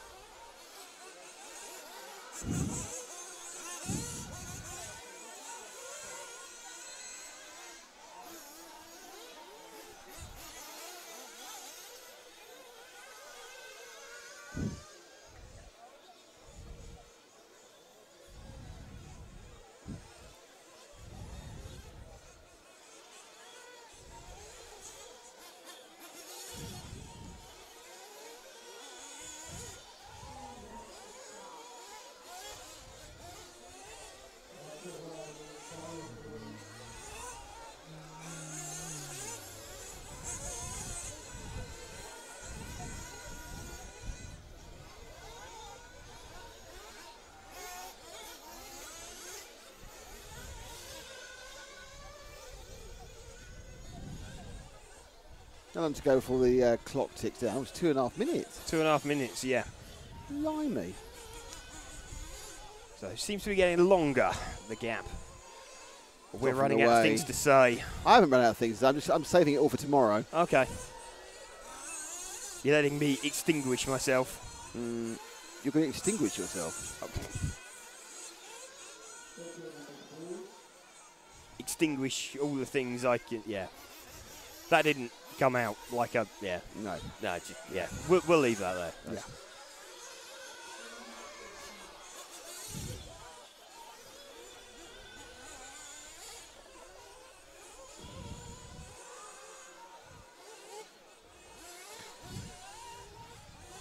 So just gone 25 to 5 local time.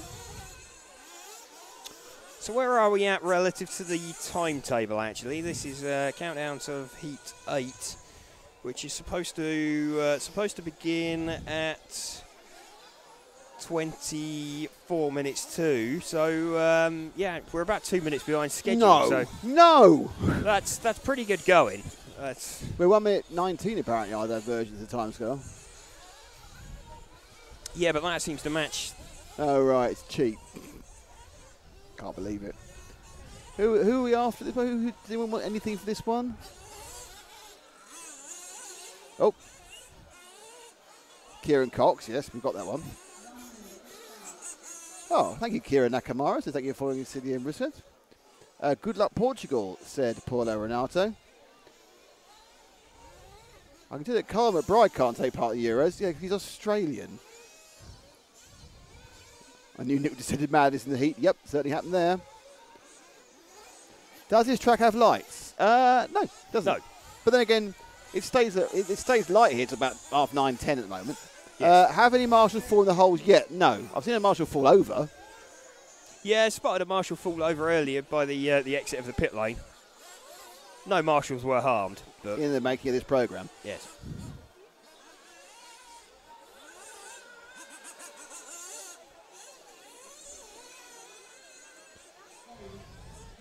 So who are we going to be looking for? Kieran Cox, wasn't it, the request that we had? So he's going to be car number 8. So clock is about to start. So that tone tells us that the clock started. So as the driver crosses the loop, their time starts. So we're trying to spot car number 8 out there.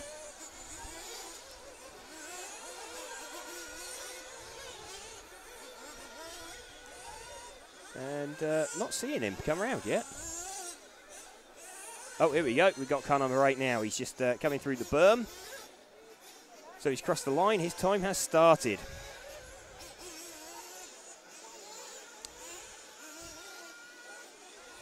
So let's watch him on a lap. He's just coming under the scoreboard over the jumps now. Down into the zigzag section. He's now over the drop-off. Over La Marseillaise tabletop. Round the Jeep J turn. Up on 2 wheels there. Through the berm. Now over the loop, under timing tower. Over the TKR double. Ooh, gets away with that. Off down the EFRA straight. And that is a lap with Kieran Cox. So still running with Kieran now.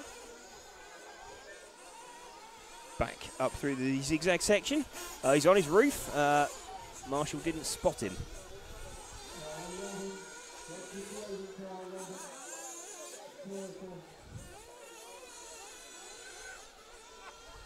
So we're running with Kieran.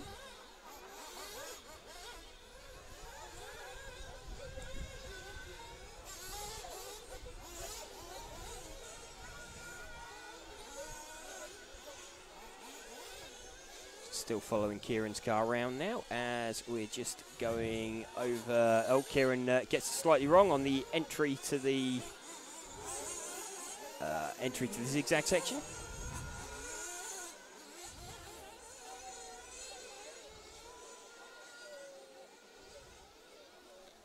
So, did we have any other requests? I'm writing an email. Oh, okay. Let's have a look. Oh, timing's not on the screen. Timing's not on the screen. Oh, that will be my fault. That was, there we go. Who's that? Chris Marshall having a go at that Chris one. Marshall. Neon Tetra says, you guys are hardcore. I thought he was talking about us, but he's not. He's talking about the people who are doing 45 or 1 hour races after doing a touring car for 5 minutes. Oh, Have we done Kieran Cox, by the way? We are watching, yeah, we're watching Kieran Cox. Let's see I'm who else. actually writing an email to my boss. Okay. In my day job. Okay, let's see who else we can pick up. Let's see if we can get another car.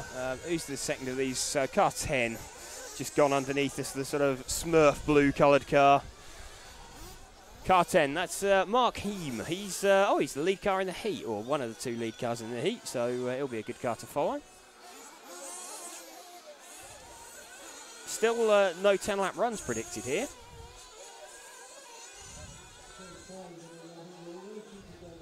So this is going quite well for Mark. Let's watch him through the Jeep J. Round the berm, he's coming under the timing bridge. Past TV Tower, over the TKR double, off down the EFRA straight.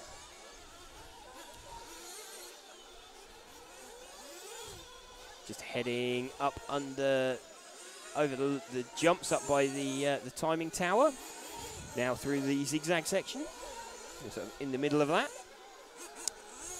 Over the drop-off onto La Marseillaise tabletop.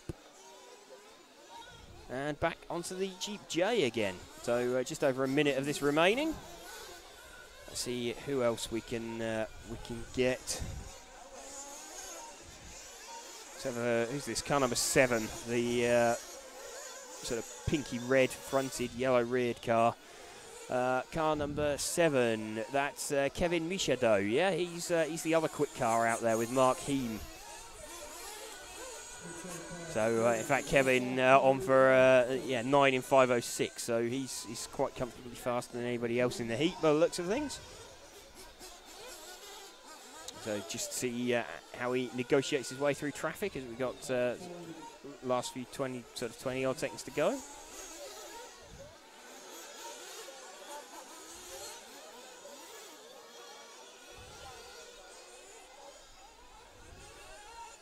Just heading round under the timing tower one more time over the jumps. So collects someone else's accident. That's not ideal for him with a marshal out there on the track, but manages to get out of that okay. So out of the zigzag. So everybody going to be going for their finishing times. It's going to be like a 5:08 for Kevin Michaud is the predicted.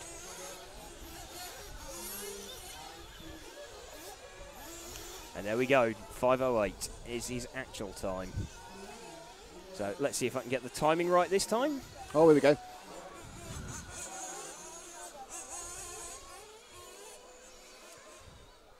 So just waiting for those last few to cross the Come line. on, you can do it.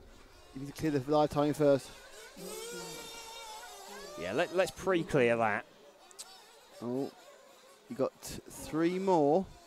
I think it's 2 1, more. 2. They've gone. They've gone. Go, go, go, go, go, go, go, go, go. There we go.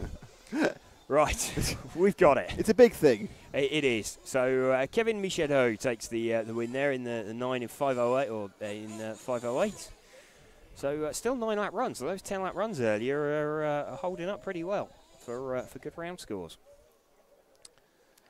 So looking quite positive. Axel de Bar Montclair, Mark Heem, Kieran Cox, Robin Illes, Jörg Herninger, Roman Agostinelli, Dimitri Perrin, Matthias Radspieler, Etienne Chiron, Valentin Barda, and Petr Klavtovsky were your 12 there. Right, I'm now going to do the thing where I'm going to do my thing without actually blocking your view. How cool's that? Okay, that's teamwork. So 9 out of 12 about to start, heat 9, so 4 heats to go of qualifying. Then there's about, how long is the break? The break is about 20 minutes for the final start. Oh, gosh. Huge amount of time Now, I've been asked a question which I want to give a good answer to. Crunchy Date has asked me, Nick, have you heard from Ray Wood in the last 4 years? Yes, I have. Now, people might think, who's Ray Wood? Do you know who Ray Wood is? He did a lot of films, didn't he? He did. Ray Wood was the first guy to properly film RC racing. And he used to do lots of little mini cameras way back in the SD days of, God, 2002, 4. You went to like South Africa Worlds and this sort of stuff. And he used to produce DVDs when they made money. So he did himself. And he filmed the events, and he's a typical Aussie in a number of ways. Great guy, very honest guy. I met him first in 2008 when we went out, sorry, 2006. We were filming the first thing we filmed, which is the World Championships, our first ever event, World Championships of touring cars in Turin. And Paul and I turned up with a camera and a vague idea of what we were doing. And without Ray, I don't think the show would have, what we did would have worked. I don't think we'd have made the show for as long as I don't think we'd be here. So I think the only reason we're here is thanks to Ray Wood, because he very unselfishly agreed to do a camera share. He said, yeah, I'll give you your footage, you give me my footage. And we only had one camera, he had about 6. And because of that, we were able to cut the race part of it. Because I didn't know what I was doing.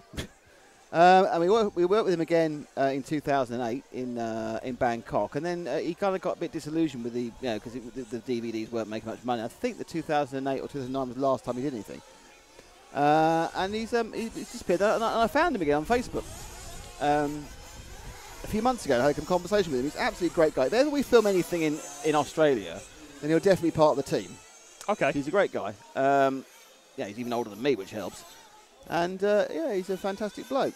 He, basically, without him, there would be, I don't think, Live RC or ourselves would exist.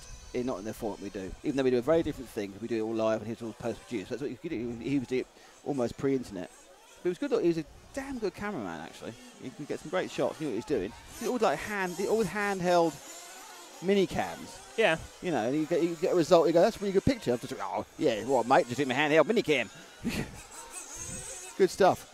But, so it's a pity you kind of stopped, but I think it was a financial imperative, and being in Australia is a bit difficult, really, because you're travelling to everything. Yeah. It's not going to make life easy. Well, one of my favourite people in RC, Crunchy Date, so thank you for reminding me, and it's good to be back in contact with Ray, and he's, I think, putting up his old DVDs on YouTube, so you can see those classic races actually filmed properly. There you go. We've got a message here from Patrick Coombs as well. It's a new viewer from Australia. And he's never watched this before. Well, but it's very interesting. Patrick, if you've never watched it before, are you an RC person, or did you just find it like in a recommended page on YouTube, or did you accidentally press something where you meant to press like large, a video of trucks crashing or how to sew a button on a lapel. Because I'm always interested in these people who've never seen it found us. It's great. I mean, we love new people in a very real way. But where have you come from? But how? How did you find it? That's the interesting thing. So let's have a look at who's in this heat anyway. Heat number 9. Someone wants to follow Bradley Baird, which you had done before, in fairness. So who have we got? We got Axel Bessach, Felix Kurgler, William Skidmore, Bradley Baird. I've never seen that before. I haven't been looking earlier. They are explaining that Ireland is EFRA. Yes. That never normally happens. You just choose one or the other. Okay. It's like a weird... Yes, we've got Bradley Baird. We followed him last time. We'll probably do it again, Martin, because we've got to fill the time. So, who else have we got? Max Cantarero, Julian Avail, Dom Nunn, Jarno Piepers, Sampa Orhanen, Nicholas Lerda-Ricci,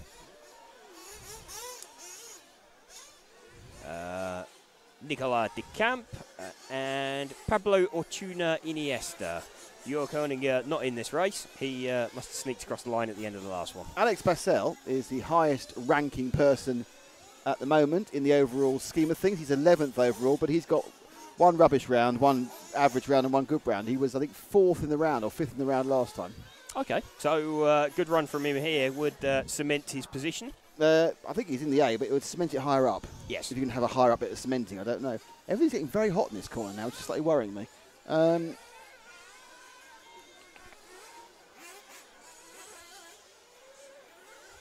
Yep, they're definitely noticing the sun moving round. Yeah, but it's moving round onto the other computer. Yeah. So we know live timing not displaying at the moment. So let's pick a car that we're going to follow. Who did we have? Okay, so timing started. So let's get live positions going. Okay, so that's working. Right, what car were we going to pick up? Who have we got? Okay, we're on someone. So let's see if we can get his number.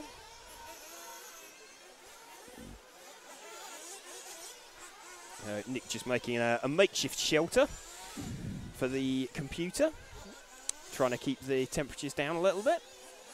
It goes really odd when it gets hot. It got really hot at the Hoodie Arena a couple of years ago. It just starts doing really odd things. Really strange things. Even more strange than normal. So let's pick up this car that we're following. It's car number 7. Okay, that is car number 7, Sampa Orhanen, one of our Finnish drivers. So I believe we had a few Finnish drivers here. So let's do a lap with Sampa. He's just coming through the zigzag section now. So down the drop-off across Le Marseillaise tabletop. Through the Jeep J, up into the berm. So under the timing loop, past TV Tower. Over the TKR double and off down the EFRA straight. Who are we with? Sorry, I missed that excitement. We are with Sampa Orhanen. Even though Matthew Shaffordon's winning this one as well. Yes. Patrick Cousins is not into RC, but his mate has a huge one in his lounger room. Okay. Go, Sampa, go, says my favourite mother, apart from my own mother, obviously. Tara Evenen. Well, we're following Sampa at the moment. Was there anybody else? We've got Will Skidmore again, and okay. we've got Bradley Baird again. They've got big fan clubs. They have.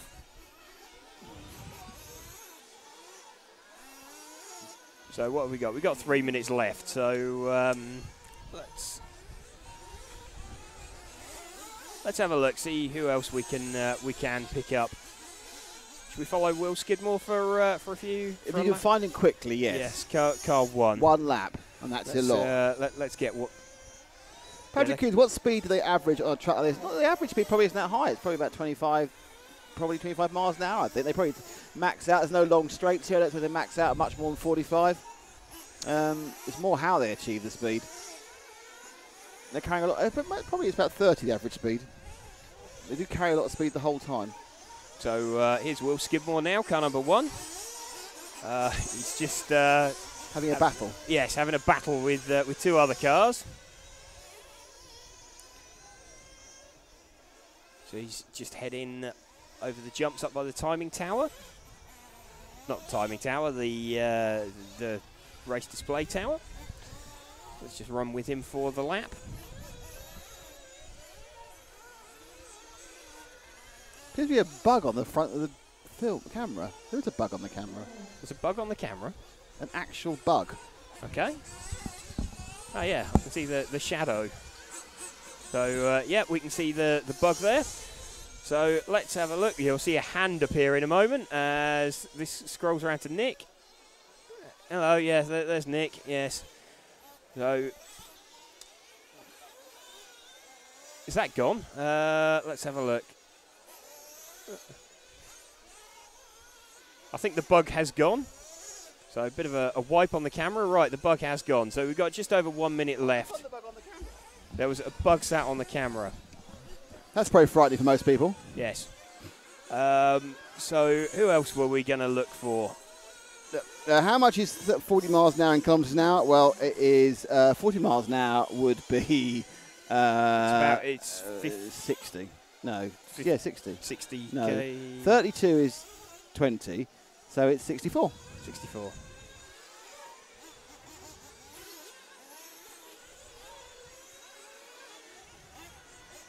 What's that question? Who are the top 5 qualifiers after 3 rounds? I don't know. We'll tell you after later. Yes. Keep up with it. Okay, so we've got just into the last 30 seconds. So Top 5 qualifiers are Vincent Mertens, Thomas Musso, Guillaume Herbert, Elliot Marcon, Sebastian Winterston, and Leonardo Valente, top 6. Okay. Let's just pick up this car 0 that's just gone past us now for the final lap home. That's Dom Nunn that we've just picked up.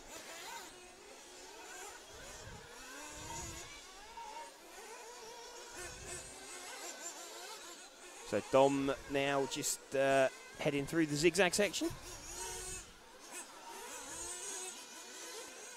Down the drop onto Le Marseillaise tabletop.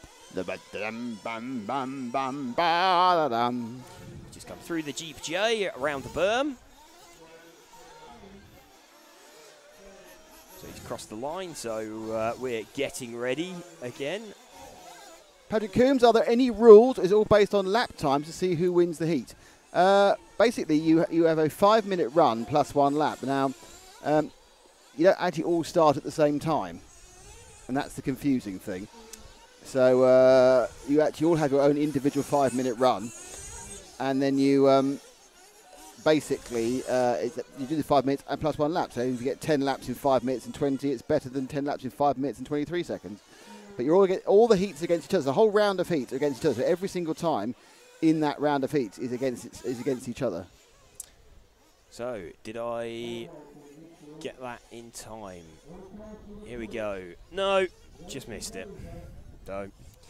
Dear. Apologies. No, I think if there's a straggler right at the end, you're waiting. I think you have to ignore the straggler. Yes. I think you have to be tough with stragglers and tough on the cause of the stragglers. Yes.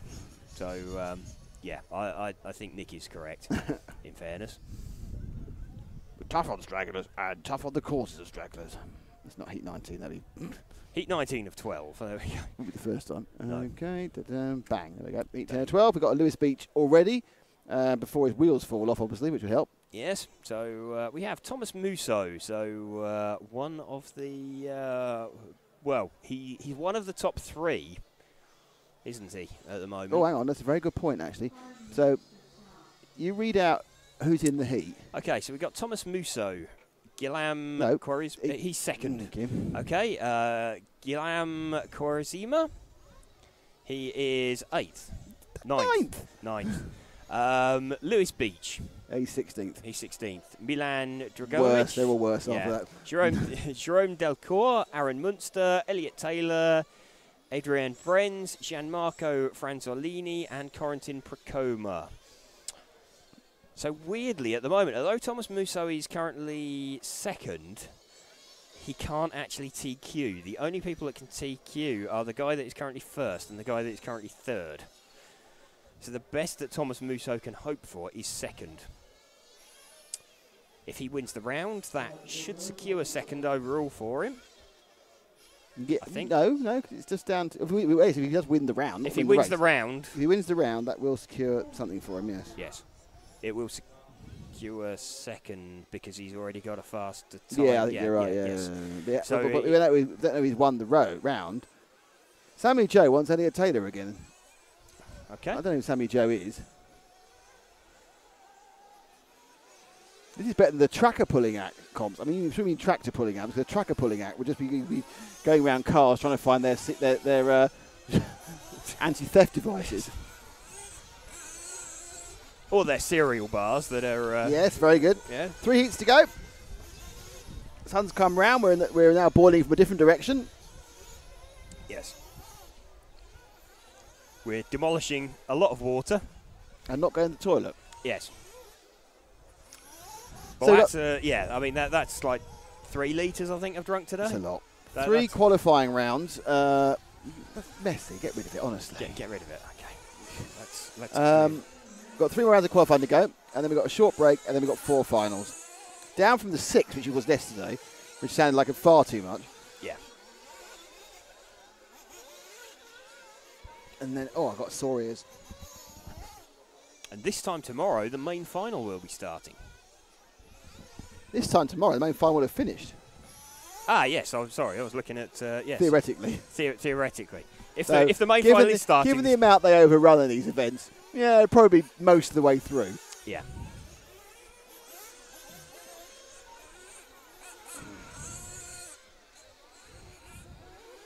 So Harry is being summoned to be oiled up by Nick. That sounds very wrong. Yes. He's all right. He's not as bad as it looked. Okay.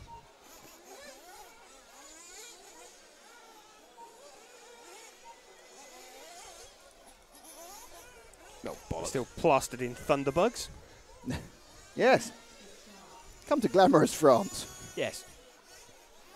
It is Discover supposed, many new types it of is supposed to be insects. cooler tomorrow. It is? About 3 degrees. Okay. When will I see you again? Haha. Yeah.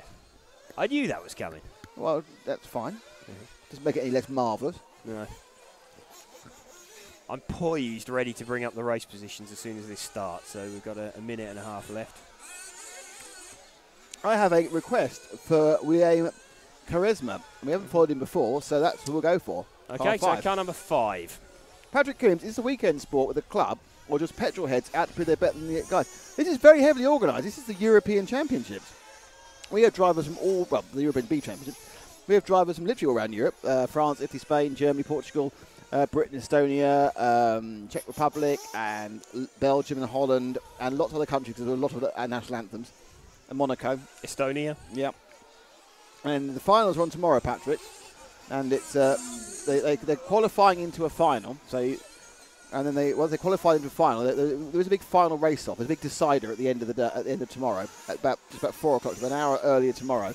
There's a big deciding race for 45 minutes. The big deciding race, I've called it. Yes. But no, it's a very organised sport. This is the European Federation. There are 4 federations that cover the world. EFRA, FEMCA, which covers the Far East. IFMAR, which covers the US and Canada. No, RAW covers IFMAR. RAW covers IFMAR and Canada, sorry. And FEMAR covers people who aren't covered before, like South Africa. So actually, FEMCA also covers Australia. And they're all overall governed by IFMAR, which is the world governing body. And there are these are European championships, or these are the B ones.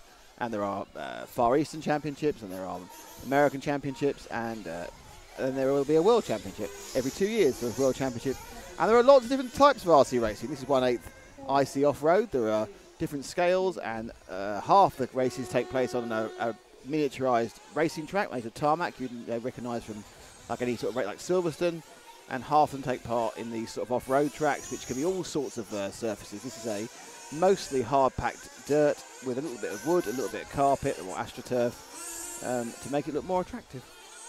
Okay, so Harry's been super efficient and already picked up car 5. So this is the Guillaume Charisma, from, he's a French driver as well. Got to stop calling French drivers local because I've got no... They could be a lot further away than a lot of people. Yes. Final question, Patrick. Do you ever come to Australia? No, we haven't ever come to Australia. We've come close. There is a World Championships in Australia next year, but I've no idea who'll be covering that one at this class. In Perth, I believe.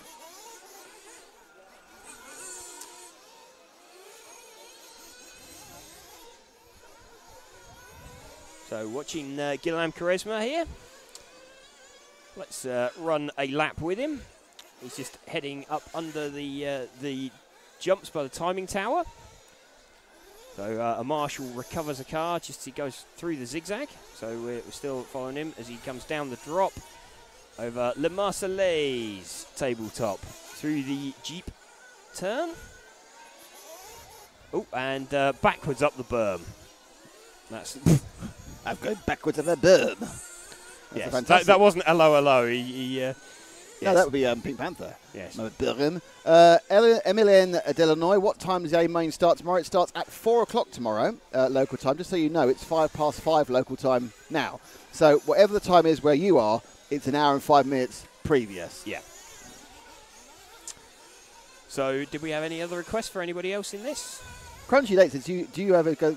They only do EU events. We do most EU events. We have done 3 or 4 outside the EU. Yeah, as you mentioned, did the Worlds in Bangkok. I covered that. Did we?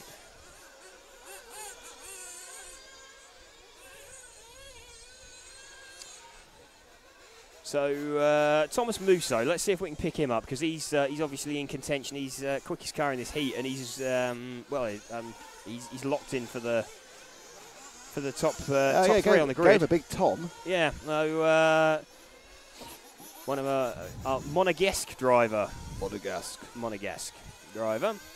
So let's see if we can find car 1. So bound to be one of the drivers in contention for the overall win, I would think.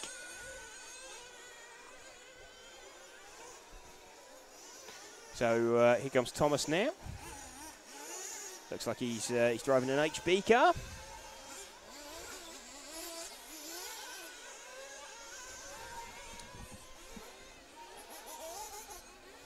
So he's just heading into the zigzag section now.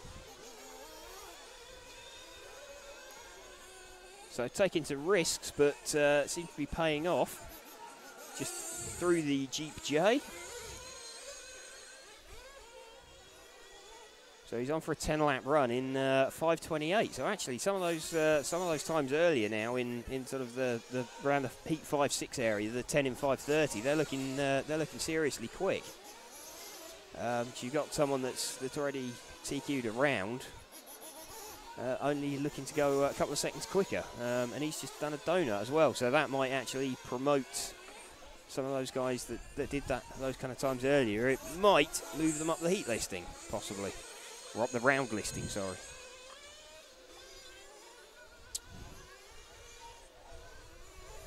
So here's Thomas now over the TKR double, off down the EFRA straight.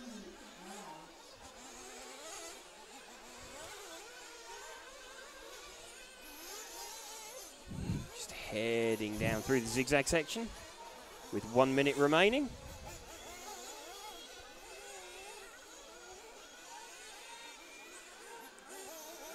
This is heat 10 of 12, so 2 heats remaining after this one.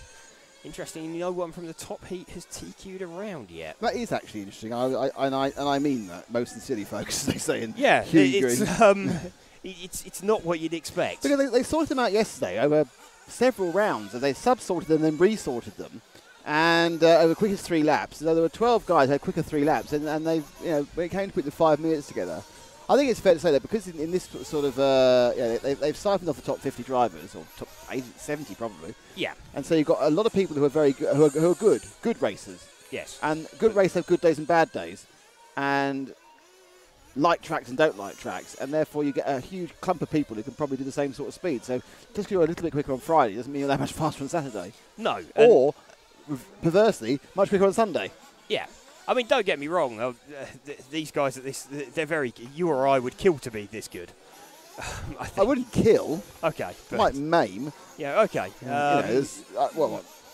Sort of slight knifing in the leg. Nothing too serious. The level of. So, in fact, I think actually I have quite a low level of violence to be this good. Okay. I might kill to be David Ronenfalk or something. Not him personally, because it's a bit weird being a 19-year-old Swede. But okay. Right. So I'm going to be brutal. I'm going to be brutal. Go. I'm going to be brutal, and I'm going to cut some of the guys off at the bottom, but if I No, wait... they've all finished. Top 10 have all finished. top Only 9. one 10-lapper. Yeah, only one 10-lapper. Jerome Delacour just missed it. He missed it by, what is it, 3,500? Misses a mile. It is. So just wait for that to go to heat 11. Oh, sorry, we were going to read it out, were you? That's all right. So Thomas Musso, with a 10-lap run. Jerome Delacour, Aaron Munster, Guillaume Quaresmi. Yeah. I'm sure that's not right. No. Adrian Brenz, Gonzalo Melo. Goncalo. Goncalo? It probably might not be. It might be Gonzalo, actually. Gonzalo, yeah, okay. I need to bite my tongue. Lewis Beach, Gianmarco Franzolini, Corentin Procoma, Milan Dragovic. And that's it. He actually got a 9-lapper. I don't actually think we got the end of it, but we have to cut it off if there are any sort of stragglers towards the bottom of the heat. If we don't cut them off, then we lose. Okay, I've got some questions from Patrick Coombs. How long is the track? And is each track at different events different? This track is 33 seconds long. I couldn't give you the meterage. My guess is probably by the time it's gone there and back, it's about 300 metres, I would think. Do you think there's 300 metres there and back a few times? Probably about that. They're different classes for cars, yes. And this will give me a chance to tell you what's going on with us. When we pack up here, we drive back to the UK. Harry gets in the same car and drives back to Switzerland. And next week, we'll be carrying the large-scale touring cars. Those are cars about 4 times the size of these, with touring car bodies going around a tarmac track. Then we move down the road, and a day later, starting on the Monday, we start doing electric off-road cars. So, first of all, 2-wheel drive, and they're a bit smaller than these cars, and powered by electric motors, not petrol engine or nitro engine like these are. And there were 2-wheel drive meeting for 3 days and a 4-wheel drive meeting for 3 days. Then we drive again, and we come back for large-scale off-road, which are cars, again, about 4 times the size of this, doing off-road stuff in the UK. And then we go and have the A version of this championship in Sweden the following week. And then we have IC touring cars, little 1/10 touring cars going round a track. If you've got, obviously you've got our stuff now. If you go to our the RC Racing TV page, you'll be able to see action from everything. Some of it in the TV show, which is kind of cut into nice little chunks, and some of it are previous live streams from around the world. There we are. Let's have a look then at who we have here. So we have current TQ man Vincent Mertens, I believe, in this heat, and Guillaume Hébert, who is currently P3. I need to help you out on this one. You do, because I think actually he's the one person who can do the whole thing, isn't he? He can take is. TQ. So this is effectively the shootout. It's Vincent Mertens as well. Oh, the 1 and 2 and 11. They are our boys. Elliot Marcon's in 4th. So Sebastian Winterstein's in 5th. So this is the fast heat. You've got 4 of the top 5. So Thomas Musso is the interloper in this lot. So. Yes. So somehow the top heat has become the penultimate heat. Yes. So this is actually the fast heat. So it's 2 and 11 that we want to keep an eye on in this one. This could potentially get quite interesting because Vincent Mertens, he's got two fastest times so far. Guillaume Hébert has got 1 fastest time, so he needs to set the fastest time in this round to take it. Basically, but he needs Hébert needs to beat Mertens first off, and then he needs to win the heat second off. Yes. Then he needs to win the round, and if he wins the round, we think because he's got a faster time, he will be pole. TQ. Yes. Not pole, just TQ. TQ, and he'll be able to have and of course the advantage of being TQ is you get to have both semi-practices. Yes. But just winning this heat won't necessarily tie it up for him because the next heat could, even if Guillaume Hébert wins this heat. Yep. His time may not be. What's the best time so far in this round? That's a very good question. Something you can't answer. No. I know that for a fact that because I have the thing here which might be. Let's see what it was heat 10, round 4. So if you bring up the ranking list. Okay. Let's not get too excited because they've not updated anything for some time. I know Musso's been updated. I know Musso's not actually as high as that because he's got a round 4 in there. Yeah, but he's got a 146. He's got 2. No, it hasn't. That's from round 4. That's not finished yet. Yeah, round 4 hasn't finished yet, but that 146 shows he's done the fastest time so far of this round. Yes, but I can't find his individual times. They haven't got the races up. Ah, okay. Right, that makes sense. They're not uploading the individual heats. So let's have a look. Let's clear the grid. We got 1 minute till the start. So we'd already decided we're going to be on the lookout for cars number 2 and car number 11 because they're the ones that are going to be sort of in the shootout for pole. So basically, if Guillaume Hébert doesn't beat Vincent Mertens in this heat, in fact, if he doesn't win this heat, he can beat him. But he needs to win the heat to stand a chance of beating him.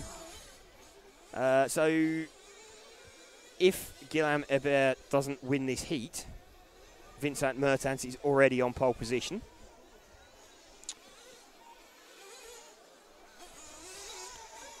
So we're looking for 2 and 11. Now it would be, there's 11 that we've just seen. So that's Guillaume Hébert. And 2, I mean, it would be fantastic if they were on track together. Oh, yeah. I don't think that's going to happen. All the action of the 1 and 2 being together.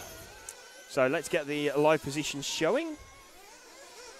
So here we go. This is car 2 that we've picked up. So this is Vincent Mertens, our current pole position holder. Yes, the man who will get it, basically. He will, unless if he beats Herbert, he's got it. Yeah, he's got it. So Hébert needs a couple of things to happen for him not to get it. Where is he? So he's just coming down now through the Jeep J. Oh, he's hit someone. He's hit someone. Who's he Wasn't hit? his fault. A 12. 12. So who's he? That's Alessandro Castaldi. Yeah, I think he's been quite irritated by that. Because Chloe was dawdling round the corner. There was a marshal running in front of him now. Yeah, so this isn't... 34-1, that's not good, is it? No, that's not helping. So Guillaume Hébert gets 32-6. So he's off and rolling. He's off and rolling, and he's already got a couple of seconds in his pocket. So seconds yeah. in pocket. So we're still with Mertens, who's now coming back through the Jeep section again. It wasn't really his fault, the not particularly good lap time he got. And this time round, he's got a 33.3. But he's getting a bit confused. The number 8 car's all over him like a bad smell. Of David Naldini. Yeah, that's not helping particularly. The 11 car goes round again. Guillaume Herbert does a 32.5. Looking quite good here, actually. Yeah, this is looking quite good for Guillaume. On for a 10. Yeah, he's definitely on for a 10-lap run. So is it worth us trying to find him, car number 11? No. So he's right at the far end of the track. Okay.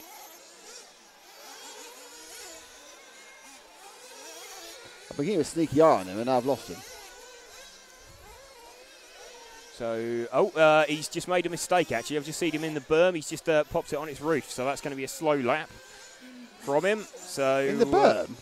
From Hébert, yeah. He's just put it on his roof. So, all right, what was that lap? That was a 34, so okay. Elliot Marcon goes to the front. Okay, the guy we need to pick up any second now, Harry, he's just coming through the zigzag now. Coming towards you, and he's about to turn and drop over the cliff face now. Yep. That's the 11 machine of... he's dropped weight, hasn't he? This is Guillaume Hébert. That 35-second lap was a nightmare for him. He had to fight hard to get back up again, but, you know, that's what you need to do. So this is what Vincent Mertens needed. That time round, he was a 33.8, so he wasn't much faster either. So Elliot Marcon goes to the front, but Vincent Mertens will be quite happy with that. Doesn't matter, yeah, because Herbert now has lost a bit of rhythm after falling over. But he's got a few laps to do. It's a 10-lap race. He's going to need to start cracking in some 32s and possibly even 31s. And he's looking at tentative. I think he may have tightened up slightly. Well, actually, there's only one 10-lap run predicted at the moment. Oh, granted, there's a few minutes left to run. 32.5, so that's what I know. He looked tighter, but actually it was faster. And he is very much eclipsing the... clipping the inner, that's nice. Clipping the inner part of the barriers, and again the zigzag trying to carry some speed. It's a difficult section now because it's on a bank, and you're kind of trying to make the apex and not fall down the bank. Yeah, I think the banking is helping the car turn. You don't need to apply a lot of lock to actually get the car to turn. That time round, he did a 32.7. Still not pretty good for 10 laps. It's a bit severe, this, isn't it? But no one's. Oh, yeah, we've got one. It's Elliot Marcon is the only person committed to 10 laps. He did a 32.5. I think Elliot Marcon is going to spoil the party. Yeah, he for will do. William Herbert, because even if Herbert does put the power on and get himself back up to 10 laps, and he's only got one bad lap, and that gets eliminated quicker and quicker as your predicted time goes on. He's got an issue that Elliot Marcon is going like a train.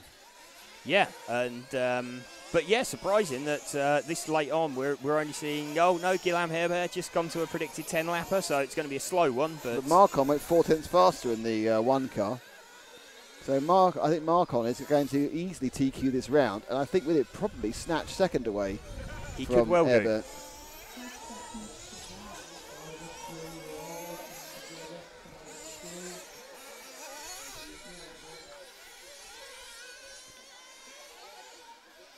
So Vincent Mertens. Okay, he's dropped back just one car, Harry, and he'll pick up the 1x1 car of Elliot Marcon.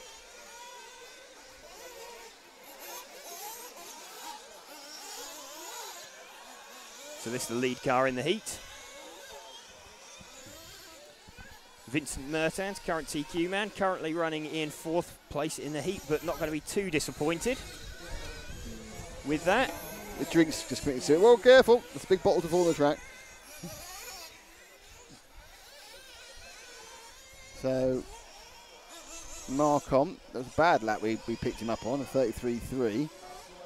31.6 we just seen by William Herbert on his last lap. So Vincent Mertens doesn't make the 10-lap run. Nope, just. Elliot Marcon has missed it as well with a terrible last lap. So Herbert is going to win this. He's going to win this, which is what he needed to do. So Marcon had did he crash in the last lap then, Harry? No, we missed it. He did do. Just there at the end. So here we go. Marcon's done it, but with a 32, so he's gone slower. Herbert has done it. Sorry, Guillaume Herbert has... Quick, predict the results. Quickly. Oh, you lost it. No, we don't know what his split time is. It was a 31. It was it was a 31. So I'd already clocked that. So yeah, we'd got the... he's not done the quickest time in the round. But Marcon's gone AWOL. So we know that pole will be...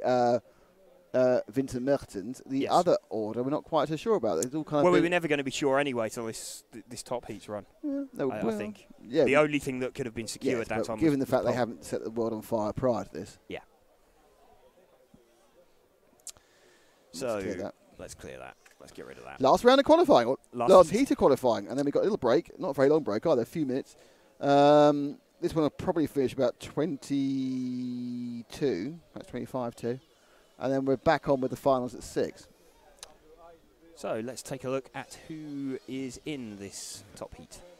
So Leonardo Valente, Misha Widmeyer, Joao Lopez, Richard Corentin, Joaquim Callen, Julian Latanzio, Marco Orlando, Valentin Lopez, Andrea Trevisan, Florian Muller.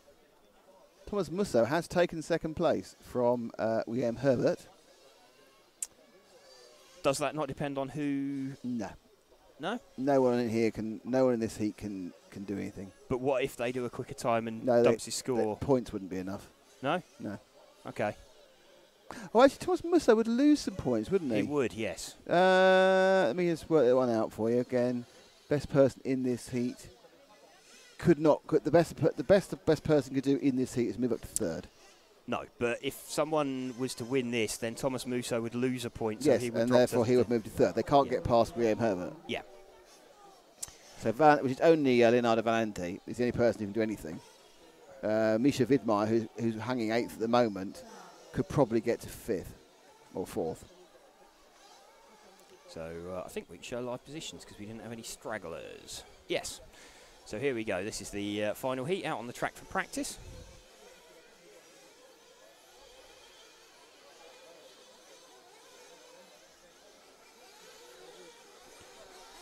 Nick, Nick, can I link the site?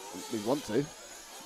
What site? 4 times the size would be half scale. It's not how it works, Neon Tetra. 4 times the size would not be half scale. No, it's cubed. So you have to go cubed. Yeah. It's So a 10th car is actually a 1,000th of the size of a real car. yes. Otherwise, it would be very. It would still be big. That's why scale speeds are so controversial. But yeah, I mean, it's a pointless argument. Well, I'm guessing that RC racing would be a hell of a lot cheaper than RC aircraft. There is no such thing as cheap racing. It is the cheapest form of racing, and I'll leave it at that. Large scale has a 28cc engine, crunchy date. Can I link your site now? You can do whatever you like. I'm not quite sure. Yeah. What's the average cost of startup and racing for a year? Depends entirely what class you're racing and what country you're in. Electric cars, on the whole, are a little bit more expensive to buy, but are cheaper to run. Yeah. What's that question from Corey about FPV, first-person view? I wonder when it's possible to have them drive like the drone guys do, FPV.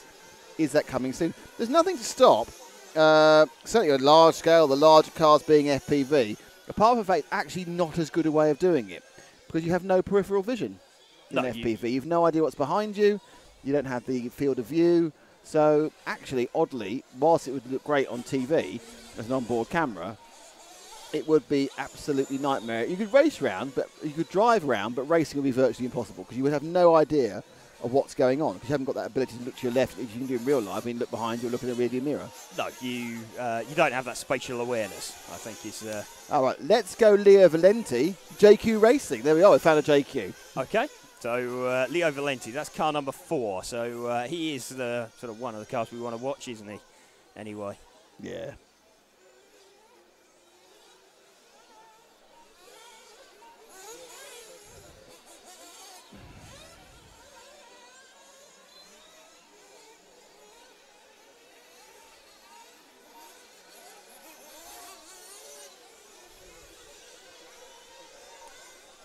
I'm getting thunderbugged again. Yes, me too.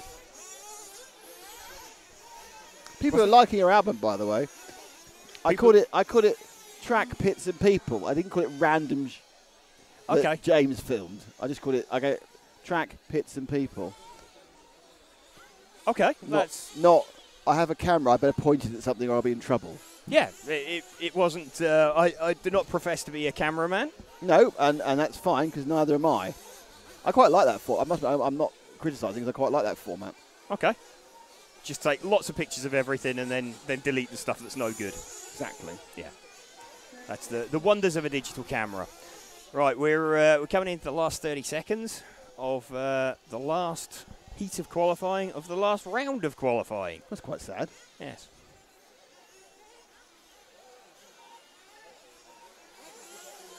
Patrick Coombs, thank you guys for a great show so far. What do you know? So far it's a great show, but So good far. yes. Come back tomorrow because finals are much more fun. You do A or you do A and I'll do B. Okay. Yeah, that works. We're going to do one half each, and then we're going to have a fight for the final. Yeah, for the main final. What, over who doesn't do it? Yes. Yeah. No, 45 minutes. I need to teach you how to do the exciting camera train. You see, you just press 2 and it comes up with the preview. Right. Okay. Okay. It's not hard. Okay. And then you do that and you go around here. And, it's a long way away from where we want to be. As he comes, do you even know what car this is? And then you come along, and again, nowhere near where we want them to be. Off the cliff face, over the Marseillaise tabletop. Okay. And then it's coming to view now, and you just press that. And you set camera 1 back up again, and you think, I'll go back here. And yeah. Oh, perfect. So it's 2 into preview. And then space to change. That's it. Excellent. Teach you about replays in a minute. Do you know about replays? Replays are really easy, okay? Okay. You're watching what's going on. Yeah. And you go, oh, that's exciting. Oh, no, what's that? We're going to have a training replay, everybody, now. Training replay. Okay? So you do that, and you'll get an automated 6 seconds. Okay. And all you need to do then is, see this thing that says 1x? Yeah. Just go to half x. Space. And it plays. And it plays. We're watching a replay of a car not getting any drive behind the of Marshall. a Marshall that looks pretty the car fed up. The car is stuck behind the Marshall. Yes. Then what happens next is it finishes, it just comes out. What you're going to make sure then is you put either the safe camera or the second camera on there. Okay. It's really easy. Yeah, okay. I can tell you why it's easy. I can do it. Yeah. Patrick Coons has subscribed and hit the bell for the alerts. Thank you, Patrick. It's good stuff. Who'll be with? Who are we with? Who are we following at the moment? Let's just have a look and see. Valentin Lopez is way down in 11th. Yeah, which isn't where he needs to be to get the result that he needs. That's the wrong Valentin, isn't it? It Wrong is Valentin. actually. It's but Valentin Leonardo Valente he's no better in 6th. that's still not what he needs. No, he needs a first. Yes. He's not getting a first.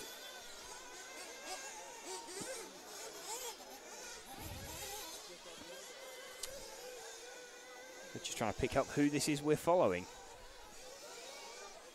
How many numbers is that? 4. Car 4 of how? No, it is car Leonardo 4 Valente. of that's good. He's having an absolute mare. Yeah. I'm honest. Not compared to how we do, but an actual mare to what you probably want to do. Yes. Down in 8th. That was a 39-second lap last lap. So people were shouting, he's crashed again. He needs Are he needed a win, guys basically. covering the 1/10th off-road worlds in China this year? Well, that is a question with a very long answer. The short answer is no. The long story, I'm afraid I can't go into on this in a live broadcast. But yeah, put it this way: the organisers wanted us, but it didn't happen.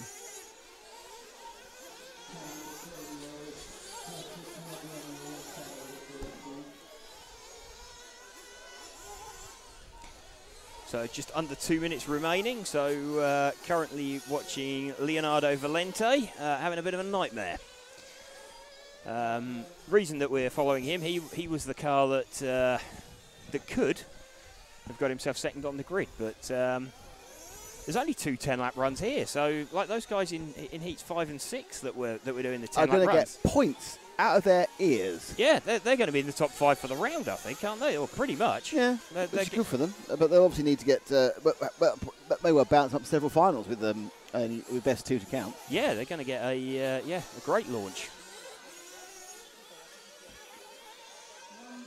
So at the end of this, which will finish in a minute's time, there will be a brief break, and we're back with the finals at 6 o'clock.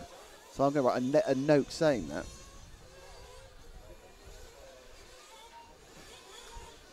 Okay.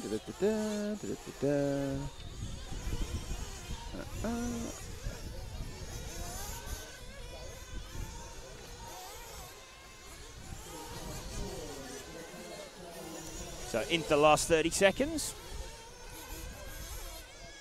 Still following car number 4 round. It's Leonardo Valente. Picked him up earlier as he was the man that could have got himself into the top 3. But that's actually, I mean, we said earlier it's quite interesting. No one from the top heat had won any. This is going to be an event where no one from the top heat has won a round. That's a really good point. Can you remember that happening? No. No, that's that's really strange. Yeah, I can't remember that occurring before, to my knowledge. We certainly had someone from the top heat not winning a round before when it's been weather affected or something, but this has been fairly constant, and it's the whole event. So yeah, that's quite a strange one. So everybody just heading back into the pits now. So that's it. That's it for qualifying. Just written down 265th A final. 256th. Got all my new super graphics. It's not really new.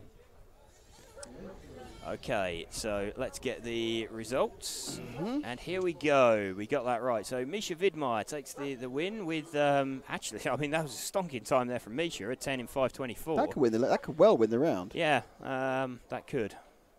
Let's find out. That could have bumped Thomas Musso. Just bumped Thomas Musso from 2nd to 3rd. Bark. Ranking list. Hang on. No, let's put him in 4th. put him in fourth. Okay. So Vincent Martins is your TQ. William Herbert is second. Thomas Musso is third. Did drop him down. You're right.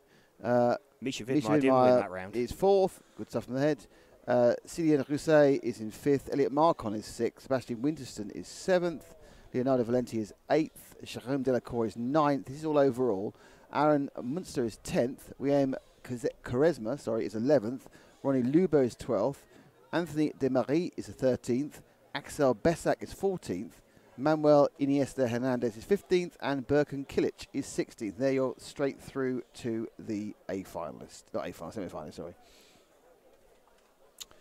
Okay, so yeah, we've got obviously the top or the finishing positions for the round there, but yeah, that last round was not a lot of 10-lap runs. Nope. Then we have 26 minutes where we're going to we'll come back to probably a couple minutes before 6 o'clock. So we're going to go and do some stuff. A certain man has to go and take some pictures of a man. He's no idea who it is. Yes. Harry and I are going to do a camera test, and we'll be back with you in. Just cleared off the result. We're back with you in about 20 minutes with the finals.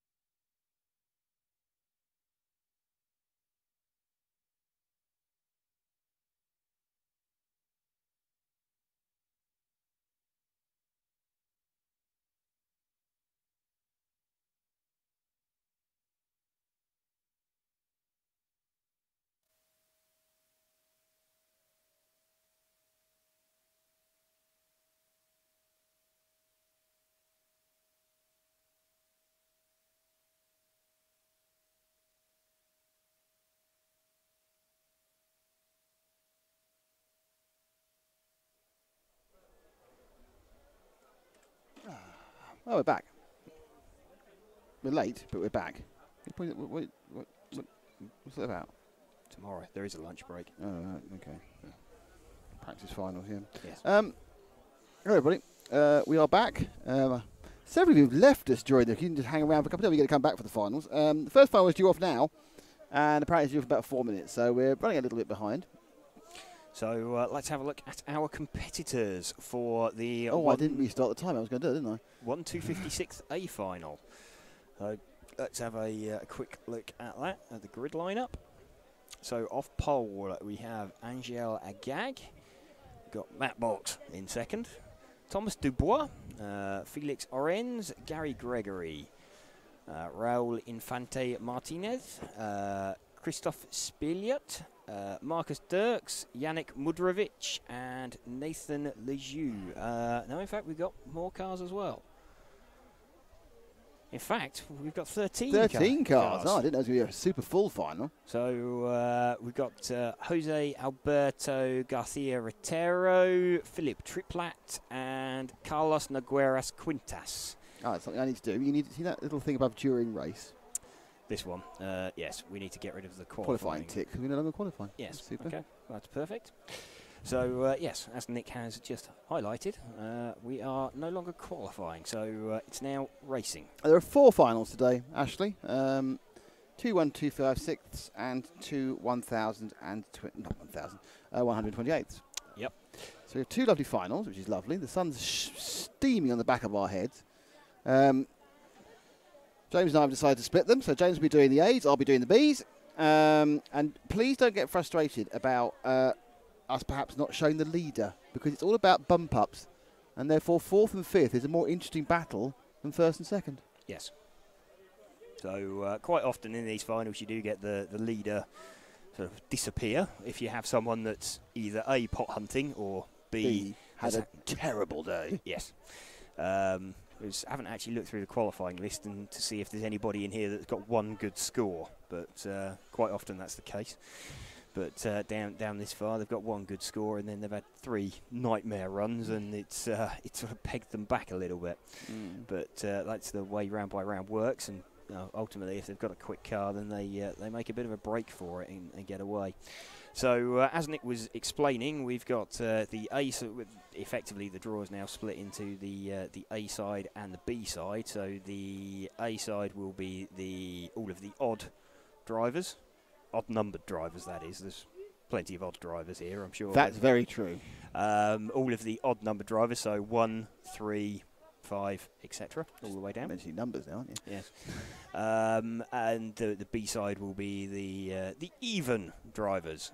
Personally, I think Nick has given me the A side purely because that means I'm on at 8 o'clock tomorrow morning and he gets an extra 25 minutes before he has to. Yeah, I still have to be here. You still have to be It's not here, like I took later in a different car. So there are some meetings going on beneath us. That's questioning motives there of maybe unfairly. Entirely unfairly, actually, I think. There are 2 meetings going on beneath us, and so I think that we're not starting at 6, that's for sure. There are engines revving. So is this a team managers meeting? I think it's a French team meeting beneath us. Okay. I can hear cars started out there. I think it's about marshals and other things. Maybe marshals and mechanics for finals. And who's doing what car? Marie, I can tell it's her because her name's written on the back of her shirt, is giving it all a big kind of, you need to do this, you need to do that. You don't do this, you don't do that, you're going to be in trouble. All our batteries seem nicely charged up, so that's good news. That helps. You're not going to lose us halfway through a final. Drivers, oh right, we are getting ready to roll. We are getting ready to roll. So drivers being called to the rostrum.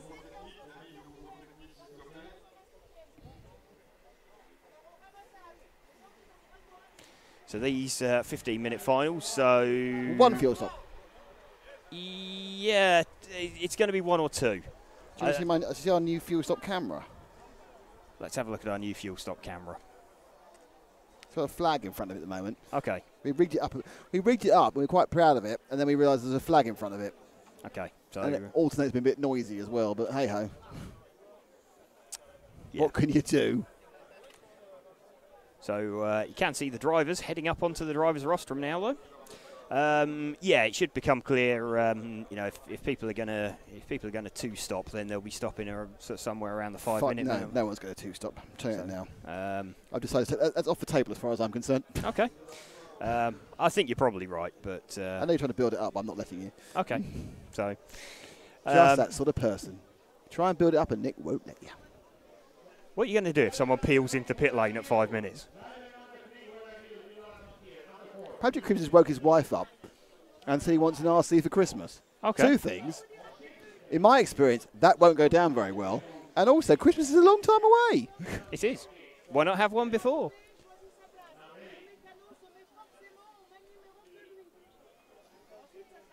Brave man to me. I wouldn't wake my wife up to talk about what I want to, must I admit. Well, unless it's a certain thing, hello, darling. And they get a quick slap, probably. Should we say hello to everyone? Hello, everyone. No, hang on. Hi. Yes. Hang on. Wait. Okay. Wait. Hello, everyone. Hello. Harry, his yeah, arms. we're How are your still arms, here. Harry? Oh, red rouged. Now, you can hear Carlos shouting on the PA.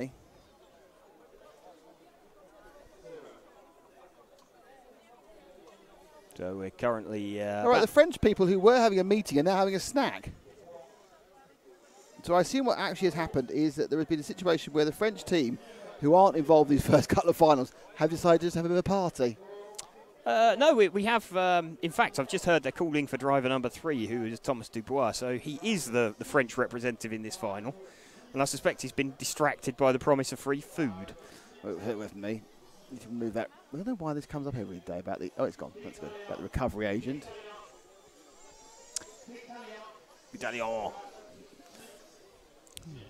So I think we're going to have the cars out for a warm-up. Do you like my my shield of the temperature? Yes. I'm shielding it with our tray. It's white, so it'll reflect the heat. Yes, rather than something black, which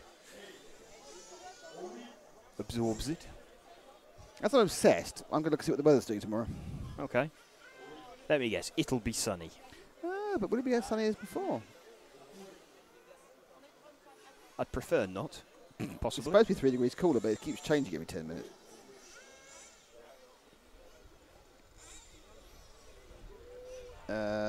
It says 29 tomorrow. It's just 2 degrees cooler. Monday's 22. Oh. Well, it'd be nice for travelling back. We're in an air-conditioned car, you Billy. Oh, yeah. Okay. With air conditions, they're fantastic. So I've got to say thanks to Jeep for providing us with that. Indeed. And thanks to TKR Graphics for supporting our programme. And thanks to EFRA. Yes. Thank you to you for watching. Oh, I thought you were saying thank you to me. Oh, there's a chance of rain at both 12 o'clock and 1 o'clock tomorrow. Okay. Well, there is, we'd identified there is the practice semi is supposed, the second practice semi is supposed to finish at 25 to 1. And then the first semi doesn't start until... Lunch. There's actual lunch. There's an actual lunch break of, it'll probably be about an hour. Depending on if there's any overruns tomorrow morning. No, we'll be off for about an hour and a half. Yeah. We don't broadcast the semi-final warm-up. Oh, okay.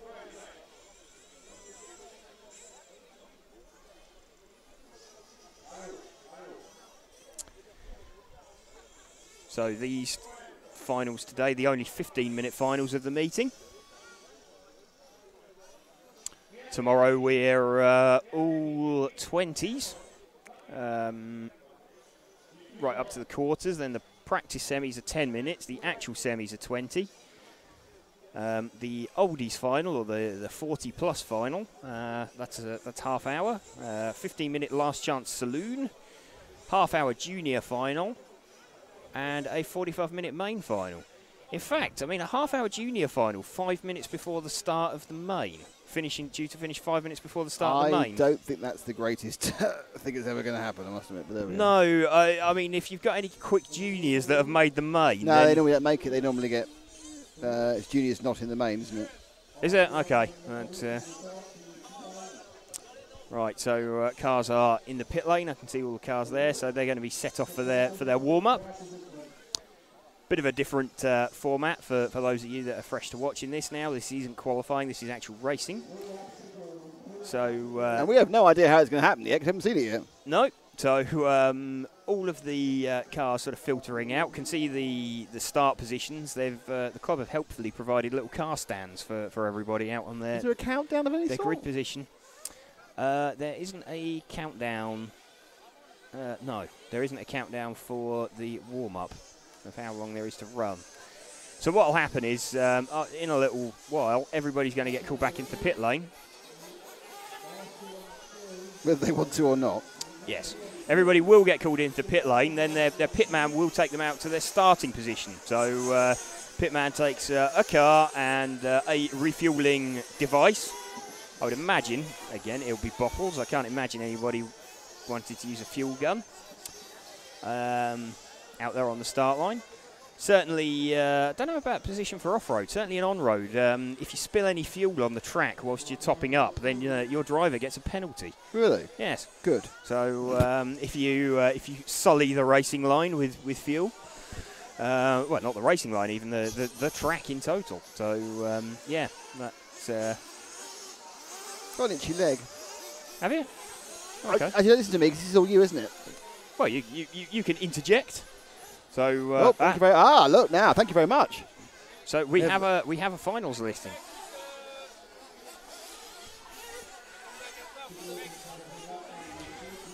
So we've got in each of these two finals we have got 13 cars. And then the 128th, at the moment there's 8 cars in it, and the remaining cars from it will consist of the top 4 from this final. So P1 in this final will qualify P9. Does also bring up a bit of an interesting thing. The the drivers' positions on the rostrum are numbered. So if you're off P1 in this final, you're starting on the as you're looking at it from the sort of pit lane camera, as you can see it, you'll be on the far right of the screen. If you then, from that P1 starting position, finish 4th, you end up on the far left for your next race. So it can be a bit disconcerting. Changes your perspective of the track. So you can be driving from one position all day. Okay, I think we get the camera sort of rolling now. It's starting to look more like something's going to happen. Yep, the cars are in the pit lane. So the man with the flag. We think that the flag, that's where the start line's going to be, we think. No, the start line is round there. There's round that corner, is it? Oh, there's numbers up now. There are numbers now, little stands. There are numbered stands. How exciting. So this will be to allow mechanics to refuel. So one last straggler, car number 8 heading in. So Marcus Dirks. No, oh, there's another straggler. Who's this? Car 3. Double straggle. Double straggle. This is Thomas Dubois. It's like Straggle Rock. Yes. Healthy healthy crowd watching what's going on. Yep, plenty of drivers finished for the day, so they'll be cheering on their fellow drivers from their federation.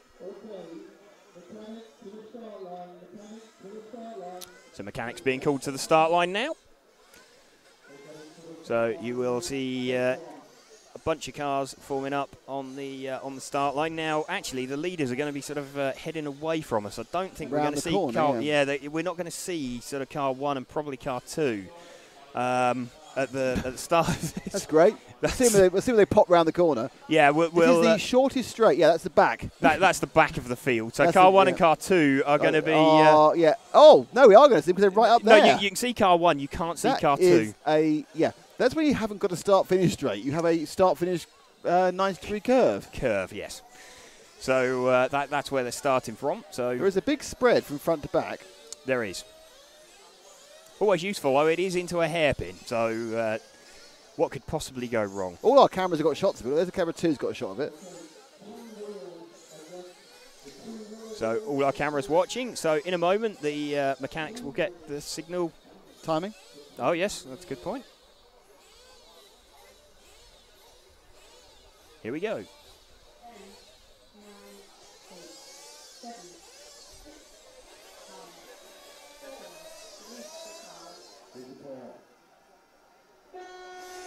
Okay, so all the cars are off, and that looks like, is that a jump from, jump into the lead from the second place car? It's too far away to see at the moment, so we'll pick them up as they come round.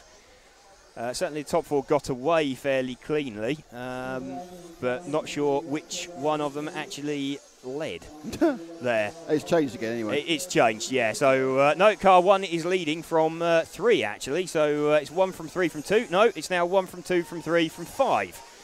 So, 1, 2, 3, 5 away and cleanly. Car 4 got it all kinds of... no, it was car 6, sorry. So, he got it all kinds of wrong. A terrible start there from car 4. So, front 4 are away. They'd actually be well placed just to sort of play it nicely with each other.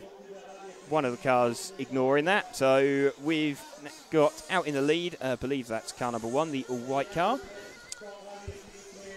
So that's, no, I was wrong, it's car number 3. So running order as we come across the line is 3 from 5. And then it's 1 and 9. So 1, 9 and 2, that's the battle we want to be following. That's 3rd, 4th and 5th. So 2 of those occupying the bump up spots. So your pole man, Angel Agag and Yannick Mudrovic, occupying the bump up spots. Matt Box is currently, he makes a bit of a move there. So Matt Box takes the 4th position now. So Matt Box running in the last of the bump up positions at the moment.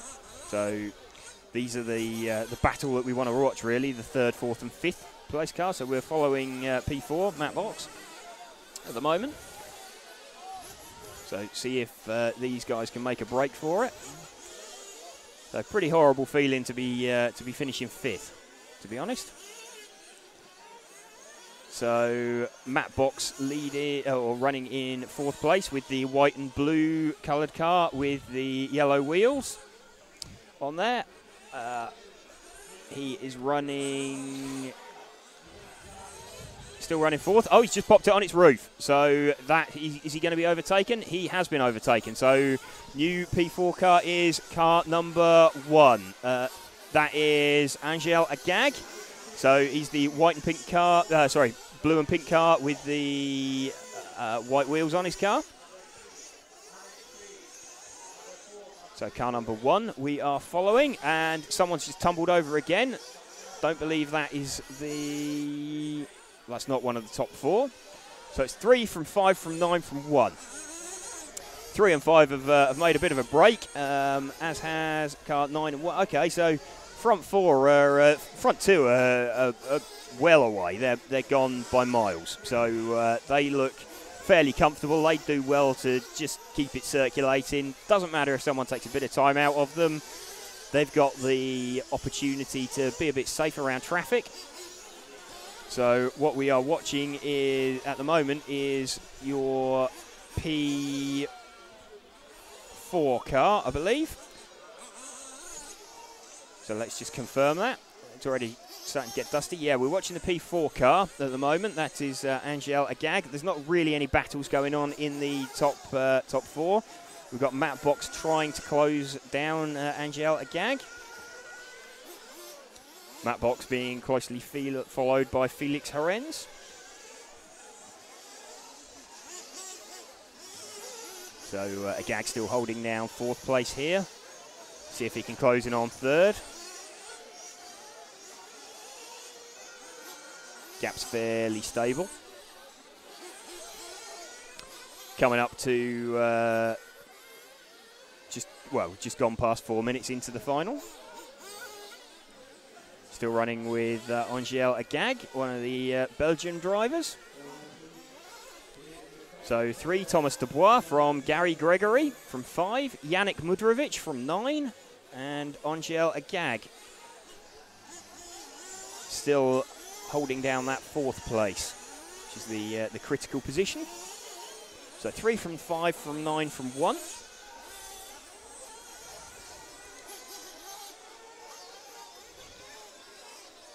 So I think we had a change for the lead there. In fact, they've closed right up. So front 2, still 3 from 5, but the gap has come right down. now between them.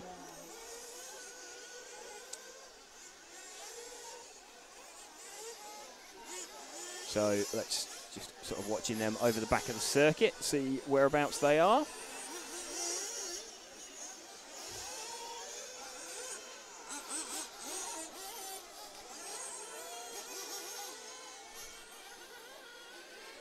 So 3 and 5 still comfortable. There's one. In fact, that was a bit disconcerting. It was the 13 car, which we haven't had before, and the you couldn't see the 1 clearly, so it looked like a 3. So it's not actually the leader. So the leader is still quite comfortably leading. Nope.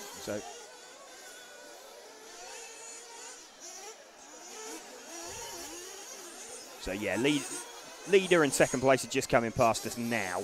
So just to give you an idea of where they are, so we are still following the P4 car of Angel Agag. That car just in the background is car number 2. We are now just over 5 minutes in. So okay, he's up to 3rd. So okay, Yannick Mudrovic has obviously made a mistake somewhere. So Matt Box now gets promoted into the final bump-up spot. So we need to be moving back 1 car to car number 2. So let's see if we can pick up car 2. That's the white and blue coloured car of Matt Box. Let's see if we can pick him up. Okay, so this is now the... who have we got? That's the 13 car that caught me out before. So we've got 1 and 2 and 9 of Yannick Mudrovic right behind him. So, yeah, Matt Box has got a bit of a battle on his hands with Yannick Mudrovic. And there's some traffic in the way as well. So they'll be hoping to clear him quite nicely. And, oh, he comes off a bit worse out of that. Ends up on his roof. Let's just see what happened there. I think we've got a replay coming. So just as they came down the drop, the number 13 car just appeared out of nowhere, I think, and in fact he got in the way of both of them, so it sort of cancelled out the effect of it. So Matt Box still running in 4th. He's got Yannick Mudrovic chasing him down. The 13 car having some struggles out there. So this battle's still going on over the back. So one of these in P4, which is the position you want, and Mudrovic has just gone on his roof. So that takes the pressure off of Matt Box. We'll stick with him as he is running in P4. We're just over half distance into the race, so expecting pit stops to start now. So here we go. Got cars pitting. So here we go. Here's P4 car into the pit lane, skillfully avoids someone. That's that quick stop. And he's gone again. Right, okay, so there we go. Nearly got picked up by somebody else, so he escapes the pit lane. It will take a lap for everything to shake out whilst everybody crosses the loop.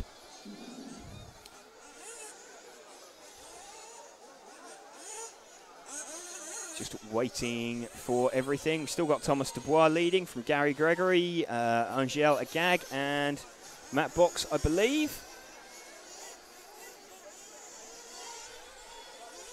Yeah, that's still your top 4. So even despite having pitted, in fact, Matt Box has gained a position. So car number 1 is now the position 4. So it looks like Matt Box has gained a position there in the pits. So he is running on track. He's about 5 seconds up on Angel Agag, who is car number 1. So here's car number 5. He's your second place car, Gary Gregory.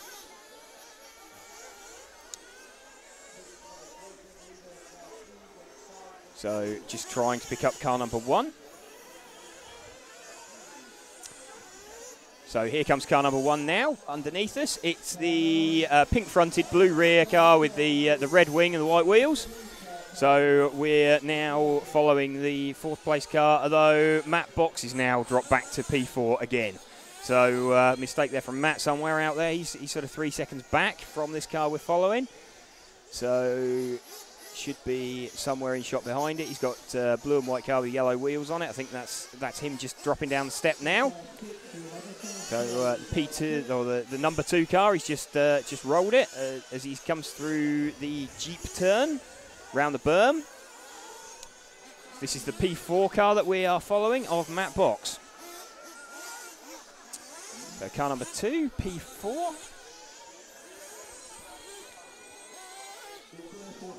So doing what he needs from his second place starting position, needs a position in the top 4. Currently holding on to it with 10 minutes into the final, so we've got 5 minutes remaining. He's got a 2-second lead over Felix Horens. So running with Matt through the Jeep turn now, round the berm. Gets a little bit caught up in some traffic as he comes past the timing loop. Who's that immediately behind him? It's car number 8, who is... That's not the danger man. Car 4 is the danger man for him. So Felix, last time round, was... He's very close to Matt. So let's have a look as we're coming up the hill. In fact, as he just passed him. Let's have a double check. It's the 8 car that we're looking for, and I think that's the 10 car that they're battling with, or that they're lapping. It is the 10 car, so 10 car gets in the way of the 8 car. So that's given Matt a bit of breathing space. So here goes Matt, and the next car that appears through the shop is the challenger to him. So Matt's still running that. You'll see just appear sort of in the... There we go, that car just immediately behind him with the yellow wheels is the danger car. So Matt drops down the step down over the Le Marseillais tabletop. Through the Jeep turn. Just heads around the berm. Being chased by Felix Horens. Gap between them that time. Just waiting for that to update. A few seconds between them now, so Horens has made a mistake somewhere. So Thomas Dubois has absolutely disappeared at the front of this one. He's some sort of 14 seconds up the road from Gary Gregory, so no doubt who's winning this one. I think if he can keep that running to the end. So we are still watching the car number 2 of Matt Box.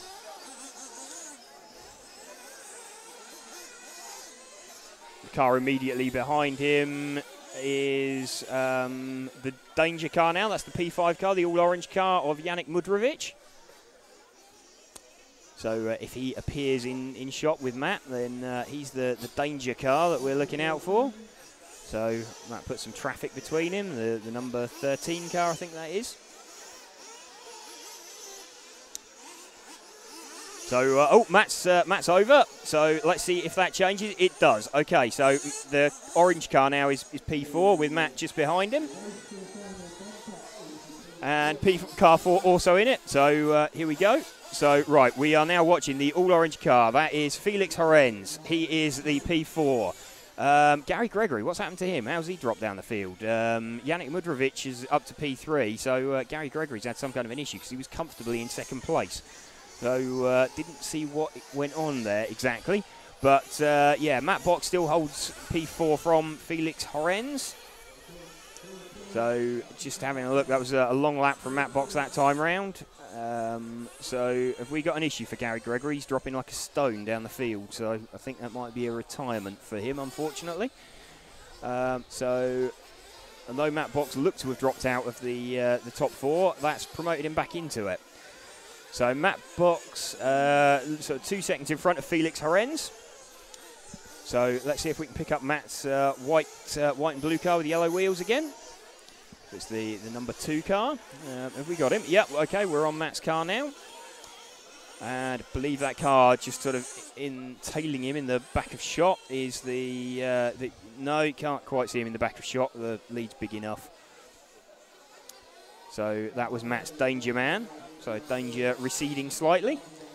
We've got 30 seconds of the final remaining now. So another mistake there from Matt.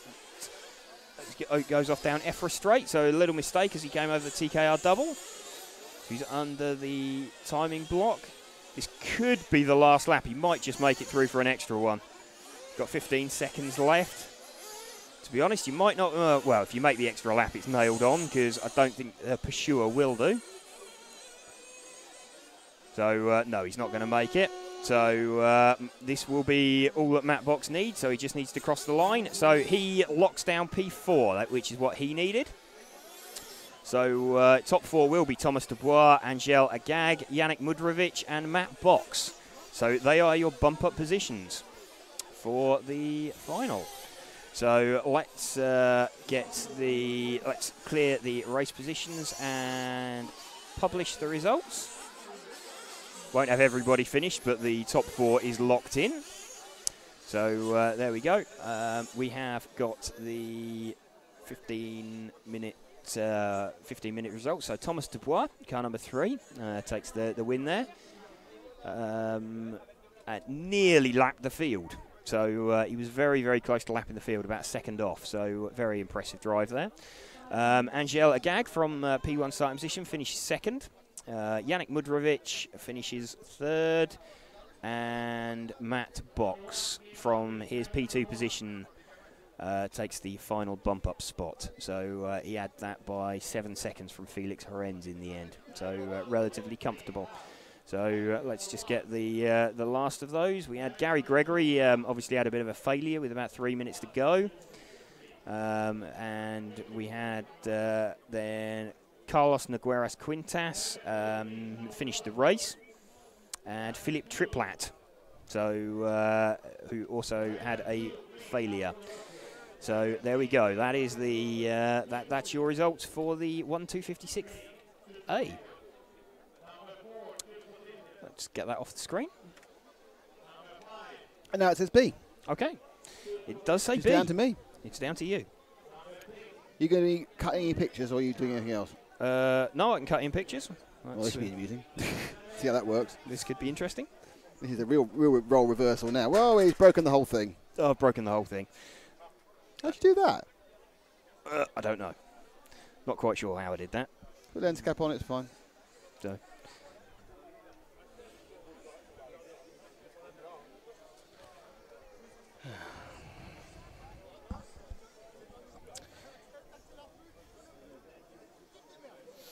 Can you still see that, yeah? Yeah, I can see that, yeah. That's fine. So we haven't got the official... here we go. So these are our runners and riders for the B final. But no, it's not the B final. It's the 125th B-side final. It's Florent Deneveux from Switzerland in 1, Mark Boone from Britain in 2, Alex Page from Britain in 3, Marcel Muller from Germany in 4, Kim Einhardt from Germany in 5, Pascal Braun from Switzerland in 6, Luis Reis, Switzerland in 7, Diego Fusa from Italy in 8th, Jürgen Appel from Germany in 9th, Oliver Sweeping Evans from Great Britain in 10,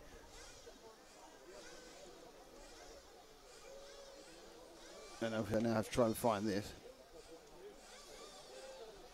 In 11, it is Lars Traubvorst, fantastic name from the Netherlands. Daniel Jimenez Gonzalez is in 12, and Dennis Milic brings up the rear of the 1-2-5-6B final, which will be off at some point in the near future. Not quite sure when. So a couple of minutes for this one. For those of you just joining us, wonder why we spent most of the time looking at the 4th and the 5th place drivers in the last heat. It's basically because in these bump-up finals, winning is not the be-all and end-all. The point about it really is just to get into, just to stay in the meeting. So the guy who wins, yeah, he'll be 3 yards, 4 yards, 5 metres ahead of the others. But if you're 4th, you carry on like Matt Box. If you're 5th, like Pascal, you've gone home. So that's the point. So that's why we look at that shape a bit more than the others. Just makes it a little bit more easy. Let's just clear this grid lineup. God, I have to find a way of working out how we can actually ever see the. I'm trying not to tread on your wires. That's the thing. Okay. I'm trying to not wire tread. There we are. Because otherwise you'll move and you'll garrot yourself.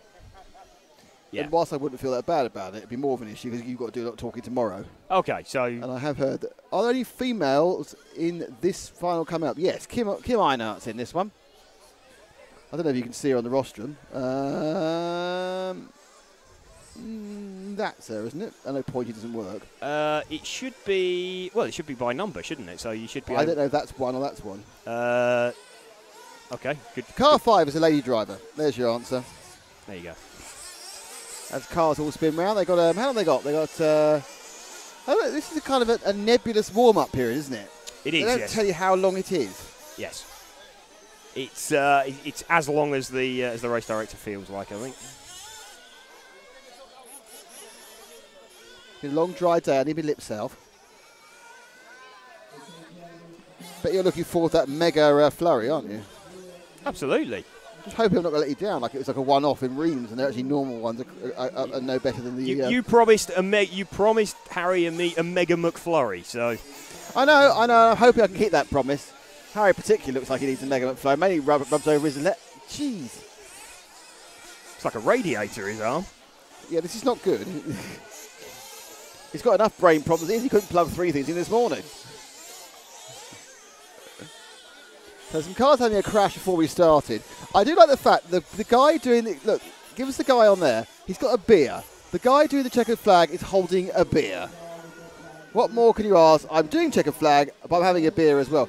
The amount of dust is unbelievable. The wind's dropped right down, so it's dust city, isn't it? I shall hold the flag, but mostly I will be drinking beer. Yes.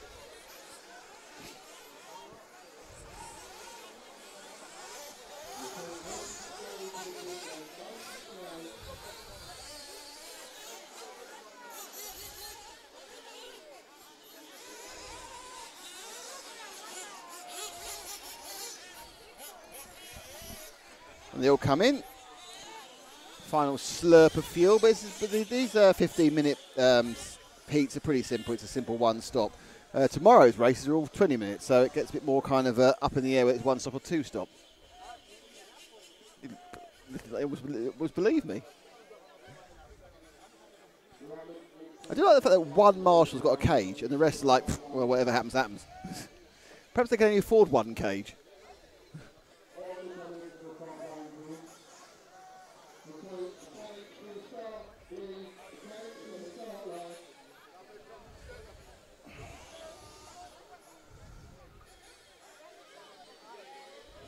So 13 cars will start. They're reverse numbering them.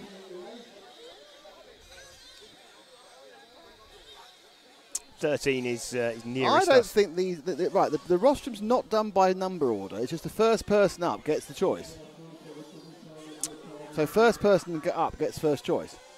There's no actual. You have to stand in position 13. Okay. Because Ollie Evans is on the end, and he's car number 10. Okay, get ready now. The French flag is looking to drop. And they'll be away in a second. And it'll be Deveneur from Boone, from Page and Muller, from Einhart, from Braun, from Rice, from Fusa, Appel, Evans, Traverse, Gonzalez. 10 seconds to go. Flag drifts down. Different man. This is not the checker flag man who is having a few beers. It's some other guy. Stay with the leaders for a bit.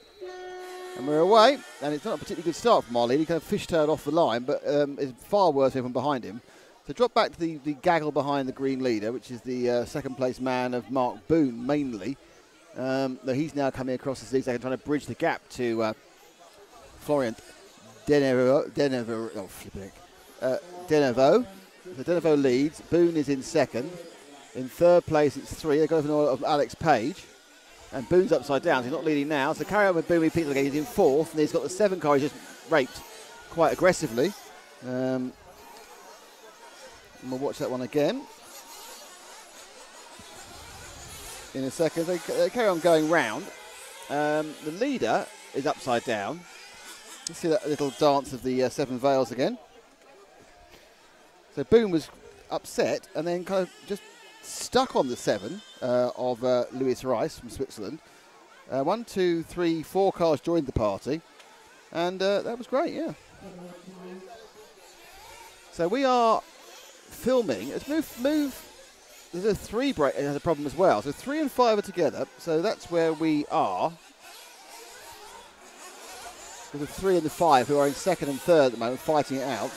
So that's Einhardt actually is now in the 5, has gone past into second place. And Alex Page from Britain is third. So the Einhardt car is just leading. Oh, and Page comes up the inside. This is second and third at the moment. Closest battle on the track. And there's a plethora of cars following them down the zigzag. So the 5 car is the orange car from the red car. I'm not sure. Hopefully the colour definition on your screen is going to tell the difference. So orange with white wheels. In fact, no, that's now the 8 car. So it's the 8 car from the 5 car. So it's the 8, not the 3. So the 8 car, which is Diego Fusa, is now in second, ahead of Einhardt in the 5. And we're now just back with Einhardt leading that one with the redder car. And then behind her is the orange, yellow-wheeled and orange wing car. And Einhardt's made a mistake and dropped 2 positions, or 1 position, now she's back on the track again. So she's now in 4th. And the yellow-winged machine that's just gone in front of her, that is the... right, if it gets near me, I'll tell you who that is. So they go over the Marseillaise jump. That is the 6. So that is the 6 car of Pascal Braun of Switzerland. So it's Braun from Einhardt to come on in. Einhardt actually is a pink car when she gets close, the Kyosho car. And they are currently in 4th and 5th. So they're both currently bumping up with about 12.5 minutes to go. So just the first 2.5 down. Still leading, it's Florian Deveneur. Diego Fusa is in second. We're looking at 3rd and 4th. This is Pascal Braun and Kim Einhardt. Switzerland, Germany. British fans, you have 3 drivers in 5, 6 and 7. Page, Boone and Evans. And in fact, if you just drop back 1 car, so make your focus the pink car, because just behind now, catching up, bridging that gap into 4th place behind Igott, is the 3 machine of Alex Page, the all-yellow car with the white wheels. Or yellowy-green, should I say. And then behind him, by not very much distance, is Oliver Evans. And a massive spin out there, I think, from Evans. So Evans and 2 Brits getting involved. They've let Einhardt get away.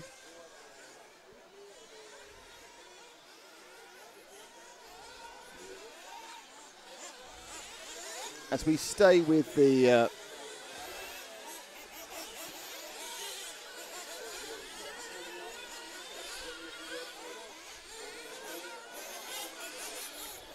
leading car, so it's still Diego Fusa now has got past Florent Deveneur in the lead. Pascal Braun is in 3rd. Kim Einhardt is in 4th. We are looking at the yellow machine of Alex Page in 5th, and a plethora of crashes behind him. This is Page on his own with the red nose car and the with the yellow dropping down off the cliff. Now, he's not massively behind Einhardt as we come to 4 minutes down, 11 to go. Comes up round through the berm. Under timing and scoring. A little bit oversteers, he goes for the TKW. Oh, he lost his power at the TKW. That last time round, he was about 3 seconds slower, so he had a bad lap. He needs a bit of time back up again. So Evan, and Einhardt's upside down, so into 4th place goes Page. We'll drop back to Einhardt because those 3 cars with Einhardt are the battle for the bump up. So the pink car is Einhardt. Behind it's the green car with the yellow wheels, greeny blue car actually, and then up it goes the orange car, the green that spun. So the 2 cars now, and they all broke down. So Einhardt remains in 5th. She goes way too wide in the berm. Underneath us, trying to catch up is the 10 car now of Oliver Evans. So drop back 1 car to Evans, who's in the green wheel car 10 with the blue back end. He's going into the ABC corner now. He's going to turn underneath the scorecard. So he's trying to catch up to 5th.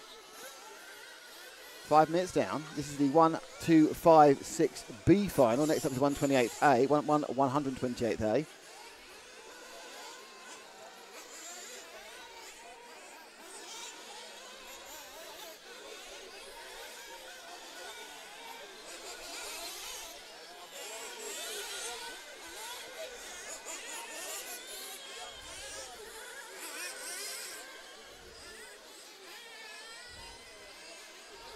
So they go around the scoring area again. We're now coming up to 6 minutes down, so a couple of minutes from pit stops. Both Evans now, he's trying to get at 5th. Now the gap between him and Page in 4th is out at 4 seconds. So he's 4 seconds ahead of Einhardt. So these 2 together fighting for 5th. They have an issue though, they're both not qualifying at the moment. And Einhardt's rolled out. So Evans moves into 4th of his own. Up the inside there, he's lapping 13, who's a lap down. So Evans now sliding off and has already got into the scorecard. The car ahead of him, which is a couple of seconds ahead of him, is the the all yellow machine with the red nose of Alex Page. It's just coming, basically, as he exits that second corner. He's about 2 corners behind him. A lot of dust there. I hope that Evans would have swept that before he got there. Off the cliff face. In 5th place, Evans. Page, not a good lap for Page. I'm pretty sure Evans has gained a bit. That time round, the 4th place man, Page, 39 flat. Evans a 36.5. So it was indeed a 2.5 second gain, and the gap between them now is just 2 seconds in this battle for the bump up, the final bump of the 4th place. We do, of course, have fuel stops to come. And you can probably see, and Page made a mistake, so you'll be able to see very much in shape. He struggled on the bumps, on the exit to the scoreboard bumps. And there's Page, and you've got Evans, so it's a Brit versus Brit battle, a Brit on Brit scrap. And Evans now is smelling Page's blood as he comes up now through into the Jeep section. He'll go round the berm. Page doesn't seem to be carrying much speed anywhere. That time round, Page was a 36.5, a 35.1 for Evans. Let's take Evans in for his fuel stop and all the way through. Getting fueled by his JQ teammate. I think that's Liam Galvin, that was, who came into the fueling there with the full JQ outfit. So Evans now one of the first to go, exactly halfway, 7.5 minutes. No point pushing it in the fuel. They could probably do 8, 9, probably even 10 minutes, but it doesn't really matter. You've got a 15-minute race, divide it in 2, play it safe, make sure you've got plenty of fuel the whole time. The rest of the cars are coming in now. So Evans rolling through us now on the Jeep section.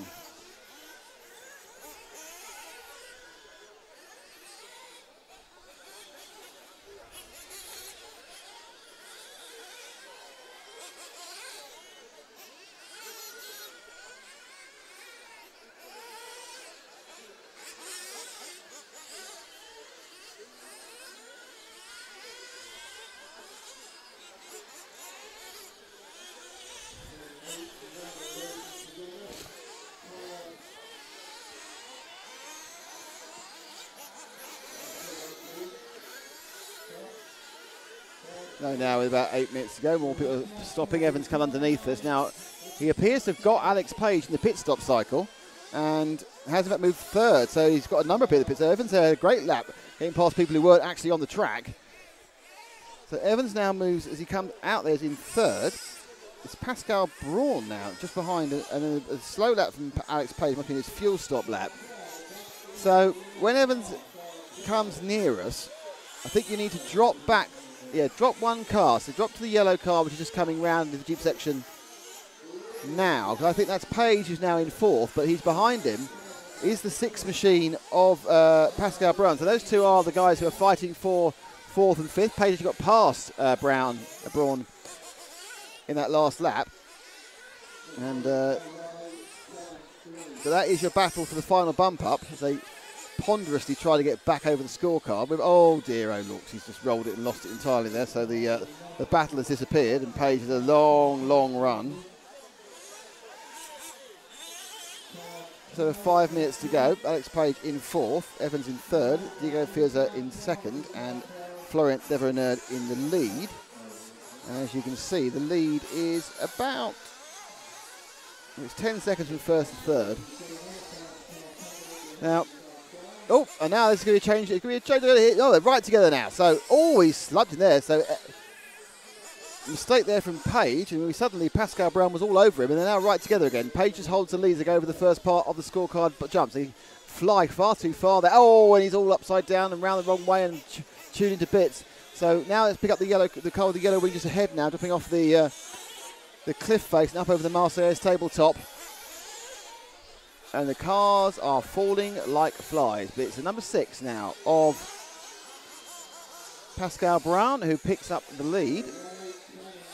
Not the lead, sorry, the last bump up in 4th. Page makes another mistake behind him. He's going to be very lucky not to lose some more positions to Mark Boone, actually. Still leading, and now Florent Deveneur is home and hose. He's no problem at all. Doesn't break down. Diego Fiorza looking good as well, as is Evans now, because he's got a decent lead over Pascal Braun. We are with Alex Page, who's currently in 5th.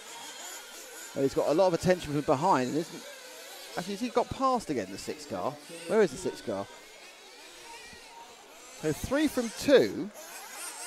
And this is now a battle. The 6 car fell off through that. So this 3 from 2. This the yellow car of Page and the orange car behind him with the white wheels, the white wing of Mark Boone are your 4th and 5th battle. Both Brits. Oh, and already Boone gets through because Page upside down, far too aggressive over the second part of the jump section. So again, this last bump up place is not really who wants it, not me really. And we are now with your new 4th place man, who is Mark Boone. Started second and now he's made a mistake and he's upside down, and then straight through goes Page again. So it's now Page in a very eventful lap, very slow lap for both of them, has gone through and is now a couple of seconds ahead. So I'm sure we aren't far from another monumental mistake. As Page needs to calm it down. Boone is a couple of seconds back in 5th. Behind them, Kim Einhardt is only a few tenths behind, and only a few tenths behind that is Marcel Muller. So there's a train of cars from 4, 5, 6, 7. Only one gets to bump up. But decent lap there from our 4th place man, car number 3, Alex Page. He's dropped back to the 5 and the 2 who've just decided to have a... Nope. The 5 and the 2, Einhardt and Boone just crashed, destroyed both each other's races almost certainly, and now moving up into the position of next along, I think was Pascal Braun there, moved from 7th up to 5th in a one easy lap. We're currently at Boone, so let's get a bit of a reposition. Let's pick up Alex Page, who's the 3 car. He's coming towards us now with the red nose, going on about to get out of the berm. So that's our 4th place man. Now he has a big lead, I think. He's a lap ahead of the guy behind him, who's Daniel Gonzalez, and it's a 6 car now, and the 1 car is lapping them all, I think. So the 6 car of Pascal Braun running 5th. He's just been lapped by our leader in the all-green car.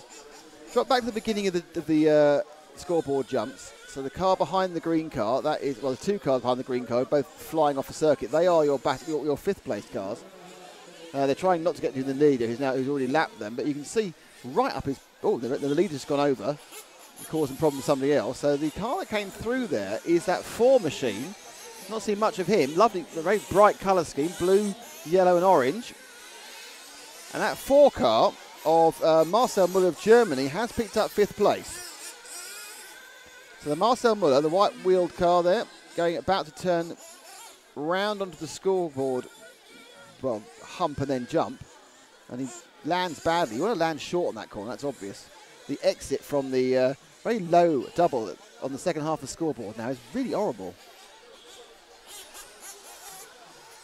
So Muller comes towards us.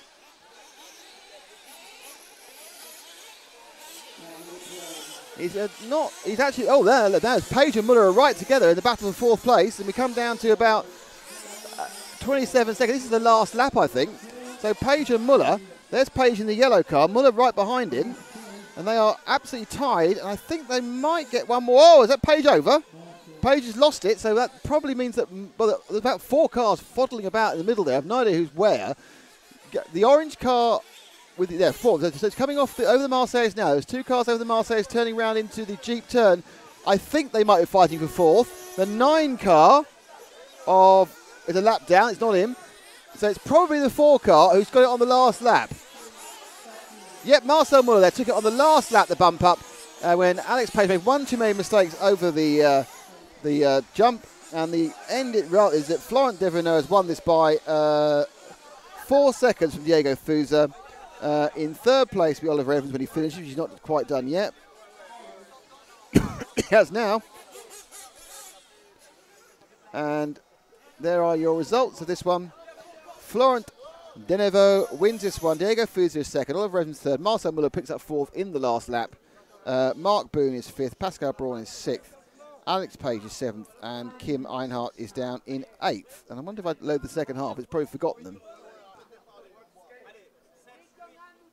Nope, remember, so Daniel Gonzalez was 11th, Lars Traubvorst was 12th, and Denis Milovic was 13th. And that here endeth the 1, 2, 5, 6 B final. So I'll walk across, because I have to do some graphical things now, and hand you back to the, well, hand you equally to the capable hands of James Stewart, who seems to have a lot of problem walking past. You've got very big calves, haven't you? Okay. Yeah. Big cars mean you can't get past the past things, can you? No, okay. It's clear on that one, I think. Okay, so we shall clear that when I can find the mouse. That is clear the race positions. There we go. So, yes, I am back. So, for everybody finishing outside of the top 4 in both of those finals, for them, the Euros is over. So, Euros B. Euros B is over. So we are now heading into the 1/128th final. So this has been a fairly quick turnaround because top 4 from that A final last time. A-leg final. A-leg final, sorry. Are going to be making up the final 4 positions for this. So let's have a look at our grid. So our grid lineup will be Robson White, Gerd Pfeiffer, Colin Mayer, Hino Muller, Francois Neroni, Thierry Coudon, Roman Agostinellini, Martin Luber, Thomas Dubois, and Angel Agag. Second half of the grid, we have Yannick Mudrovic and we have Matt Bock. So this final bookended by Brit. We got Robson White on pole and Matt Bock's P12. So 12 cars for these finals. So this is the first opportunity we get for a double bump. Double bump. For a double bump. So let's, a little bit early, but let's pull the race positions up at the side of that. So these also a 15-minute final. So we've got a little bit of postulating yet as the pit lane is open. Postulating. Postulating. Hello to Crunch Date because he's still here. Okay. He's been here for hours. It's all good. It's 2:55 a.m. and he's watching this rubbish. Wow. In Australia. Well, you get the same amount of sleep as us. You just need to sleep during the day and get up and watch us when we start. We're starting very early tomorrow, 8 in the morning. And hello to Keenan White again, and James Burgess. There's no time. What was timing? I must have found that millisecond when there wasn't any timing.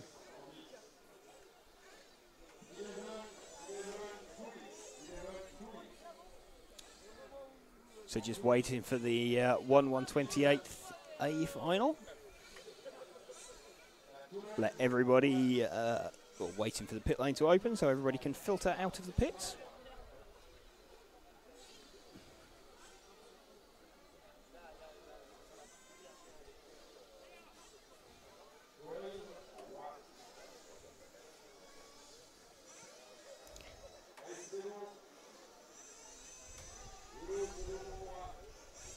Just got a nice breeze blowing across the circuit.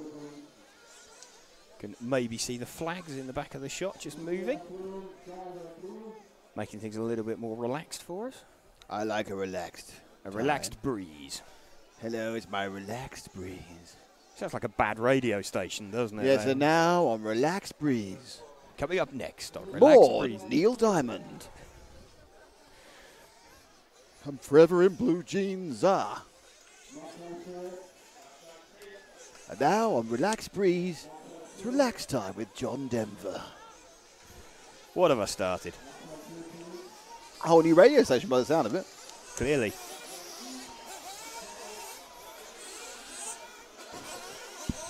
So, got a few drivers looking like they're getting a bit racy on the warm-up laps even. That's maybe laying down a bit of a marker.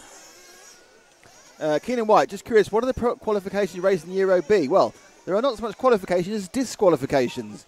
You need to be European, and you need to be entered by your local federation. But you're fine as long as you have not previously won the Euro B or finished in the top 50 of the Euro A in the last 2 years or ever been in an IFMA World Final of any class.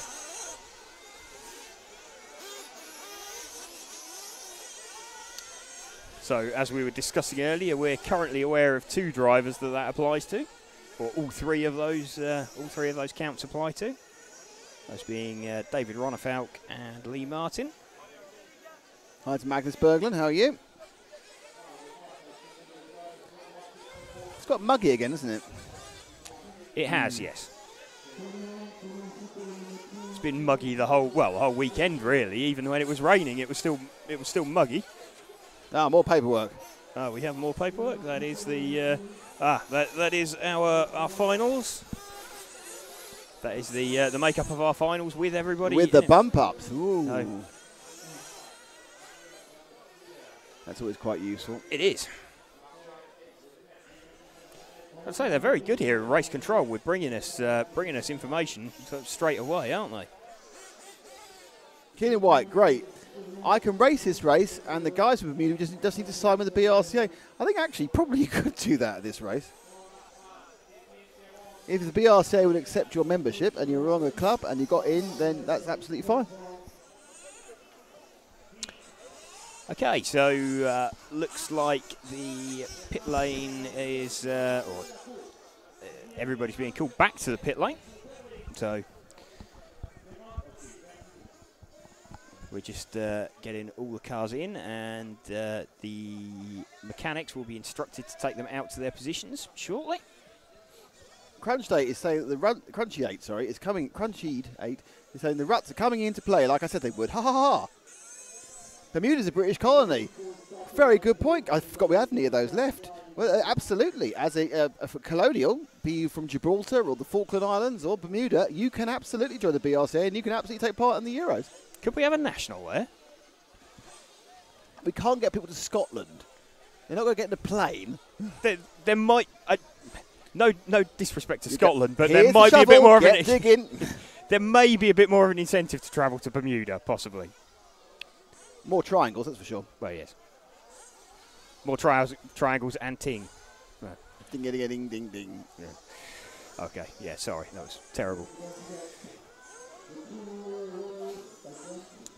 Okay, so all the cars out on the grid. Mechanics just refueling them. So we're looking at the front two: Robson White, Gerd Pfeiffer.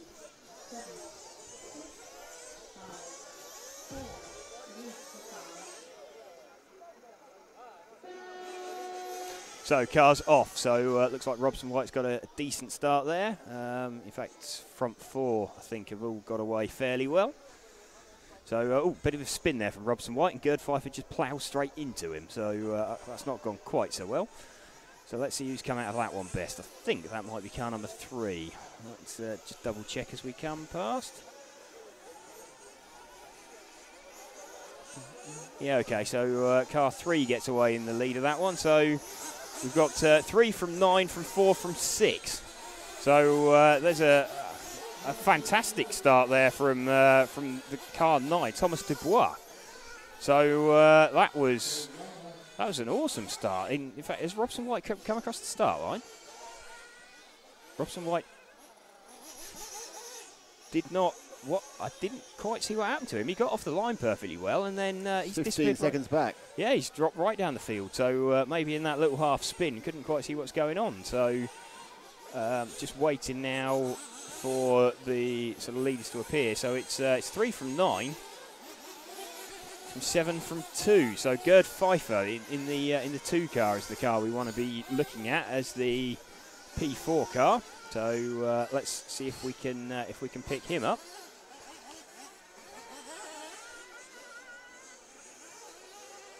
So I think Gerd is having a very close battle at the moment. I think they're just coming across Le Marseillaise now.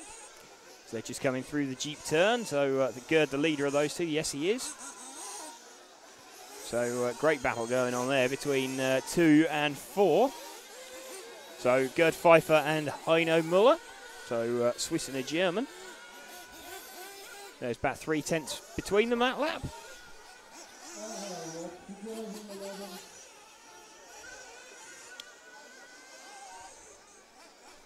So still running with Gerd. He's holding on to that 4th place position.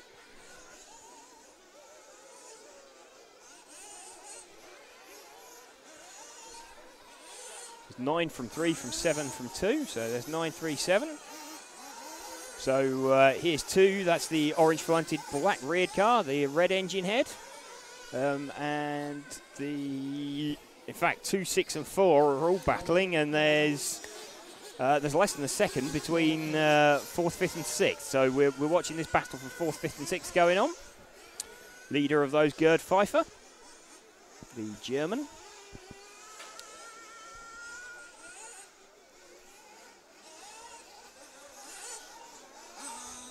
So running in 4th place, and 5th and 6th had just managed to sort of synchronously bin it. So Gerd Pfeiffer a bit more comfortable there in 4th place. Now wants to start seeing if he can close down Roman Agostinelli.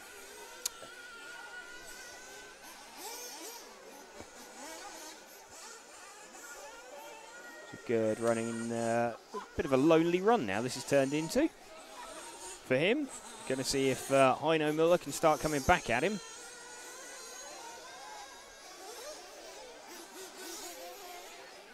Okay, so mistake there from Agostinelli. So Pfeiffer and Agostinelli. So actually, we want to be dropping back one car. No, we don't. He's Gerd Pfeiffer made a little mistake, but effectively that car directly in front of him is the 3rd place car, though he's just made a mistake. 5th and 6th are closing back in on him. So I think the first 2 are kind of gone. Thomas Dubois, having already bumped up once. He's got himself into the lead. And he's already got a 6-second lead over Colin Meyer. So Gerd Pfeiffer up to 3rd from Roman Agostinelli. So it's the number 7 car that we want. Is the P4 car. So let's just see if we can spot the number 7 car.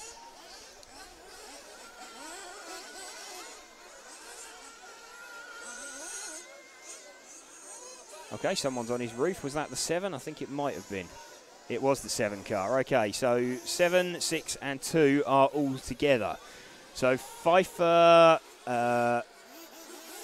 Thierry Coudon has joined that battle. So Thierry Coudon is currently holding down the P4 that he needs to bump up. So Gerd Pfeiffer running just behind him on the circuit. So Thierry holding down the position that he needs. Just dropping over Le Marseillais tabletop. He's coming through the Jeep J. Got a switch of camera, just we watch him come through the berm. And then back again. So this is the car number 6 that we are watching. He is in 3rd place now. So Heino Müller. So we need to drop back to car 4. So there's 7 and 8 that have just gone past us. That is the 6th and 7th place cars. So it's 4 and 2 that we want to be finding. They'll be over the far end of the circuit. That is the battle for 4th and 5th, so the final bump up spot. So I believe they're just coming through the Jeep section now. So there's 4 and there's 2 following him. So round the berm. So this is Heino Müller. He's currently holding down P4. Might see just in the back of shot. No, you can't quite see in the back of shot, but Gerd Pfeiffer, the number 2 car, about 1 second behind him.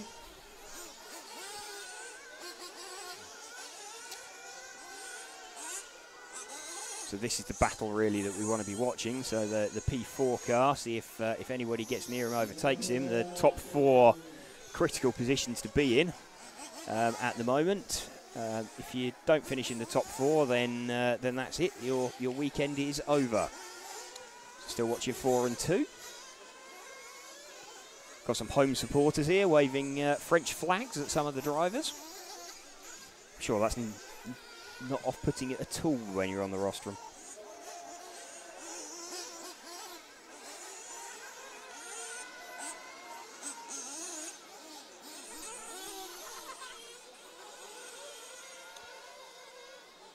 So still running with 4. Just closing in on lap traffic. So have to see how he manages to progress past them. Takes a little tap against the barrier there, coming onto the EFRA straight. So there we go. Here comes the lap traffic that he's about to encounter. Oh, he's put it on his roof. So there's going to be a change for P4. Right, they're right together now. So, oh, he's just put it on his roof again. So P4's moved to Gerd Pfeiffer. So Pfeiffer is now the P4 car. That's the number 2 car. He's just coming through the Jeep turn now. So that's a little bit more comfortable. Let's see what the gap is between 4 and 2. Okay, in fact, Thierry Coudon has... did he come across the line that time? He has, but he made a mistake somewhere else. So car number 4 is still the 4th place car. So if we are... Where are we watching on the track? We are just coming down round up towards the berm now.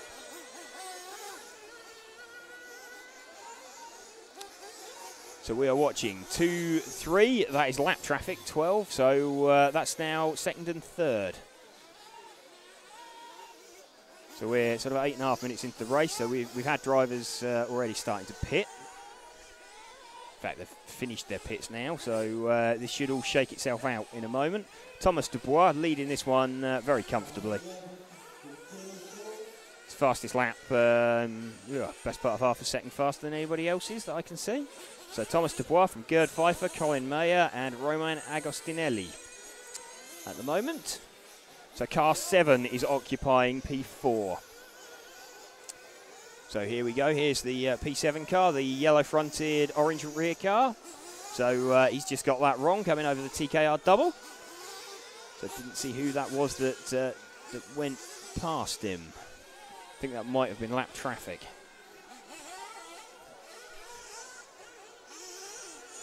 Car 6 is holding down 4th place.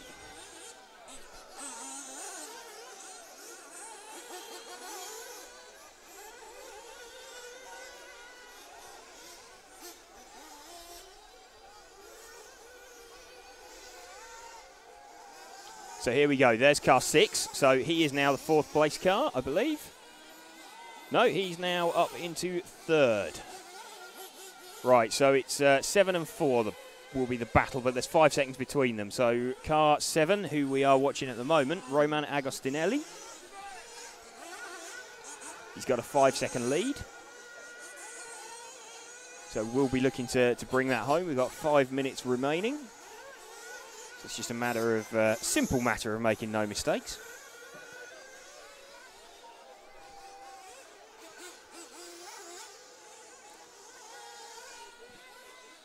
So we're on car number... So we've got 2, 4 and 7 just coming past us.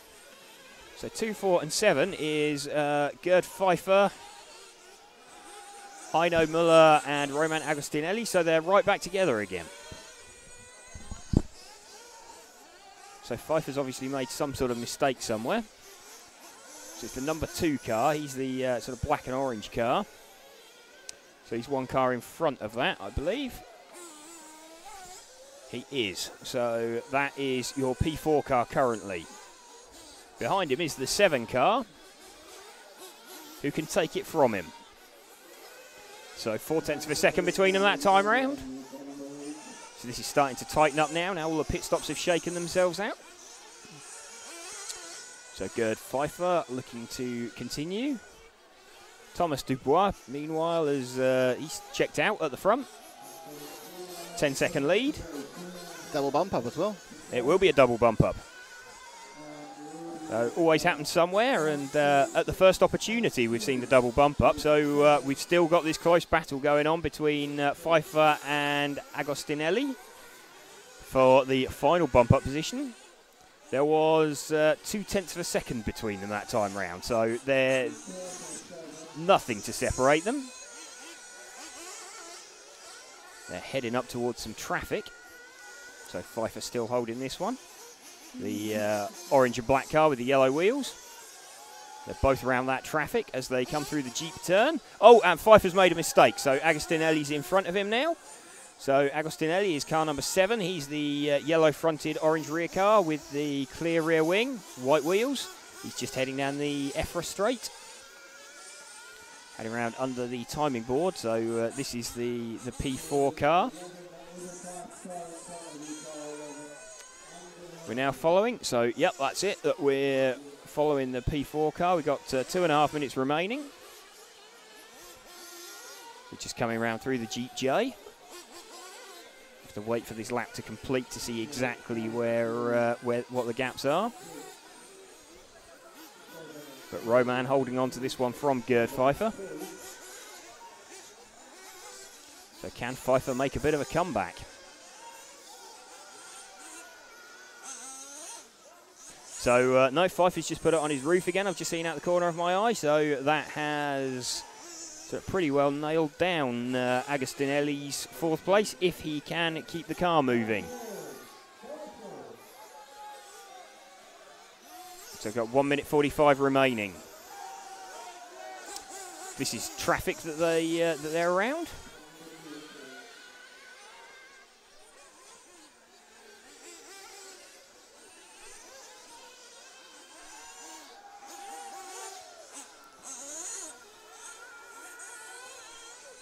So we're seeing if Gerd Pfeiffer can do anything about it. In fact, Gerd Pfeiffer's dropped right back now. So Roman Agostinelli still got occupying the P4 that he needs to from Heino Müller. He's got 6 seconds, 6-second advantage. So Roman Agostinelli and Thierry Coudon, actually that car that you see in front of Roman is the 3rd place car. So this is the battle that you're watching for 3rd and 4th.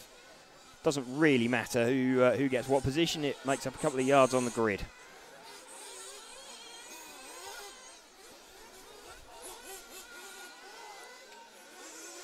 So, there's a mistake there from Agostinelli. So, did he maintain that position? I don't think anybody overtook him, but let's see if we've got a bit of a replay of that. See what happened. So, he came down the drop down, and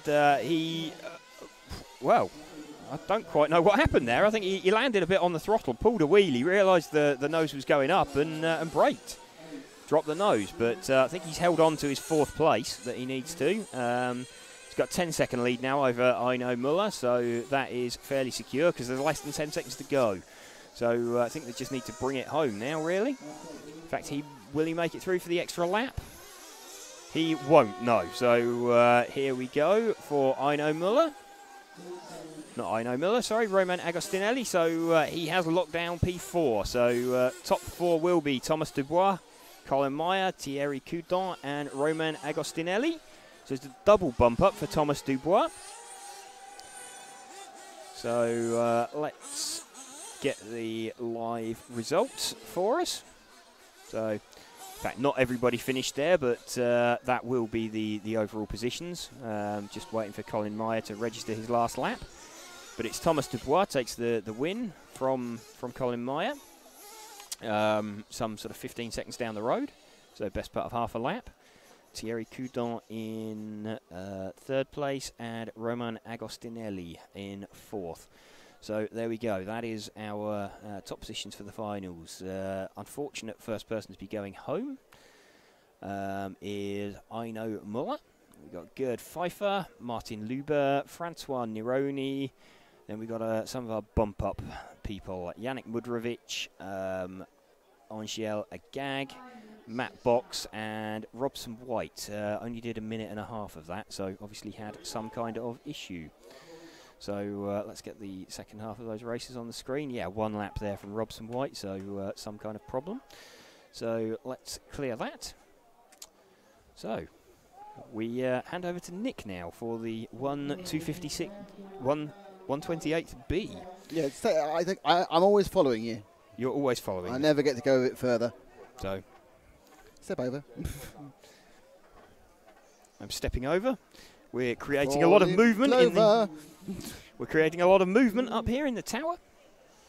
You write the thing. Okay. I might, if I have to, I'll do some replays, but apart from that, all right. 128B. Last race of the day, and it's been a very, very long day.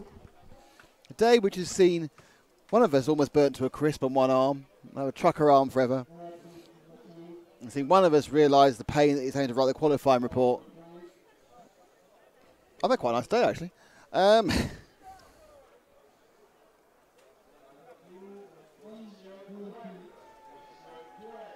I come? Is this my water? Did I bring my water with me? That is your water, yes, because I've drunk mine. Ah, you drunkard. I have. I've tossed it. I think I've drunk 3.5 litres of water today. Yeah, but you've got McFlurry coming, so it's fine. Oh, okay. Just to offset that. Okay, so we have we have got the runners and riders for this 128th B final, and the here we go. So we have Michael Trottin from France in 1, Noah Kaufmann from Switzerland in 2, Richard Mackenzie from Britain in 3, Clive Malland from Britain in 4, Chang Chung Yang, I hope it's that way round, not Chung Yang Chang, I don't know, it might be Chung Yang Chang, from Germany in 5, Jan Allendorfer from Germany in 6, Niklas Schmitz from Germany in 7, Kulda Ilius, I think that's Ilias Kulda from Estonia in 8, Florent, well these are the bump ups, Florent Deneveau, Diego Fusa, Ollie Evans and Marcel Muller are your 12 runners and riders. There's a cheering going on, some very happy French people. Oh, a French person's knocked off the blooming bit of tape that was holding the Mugen thing back.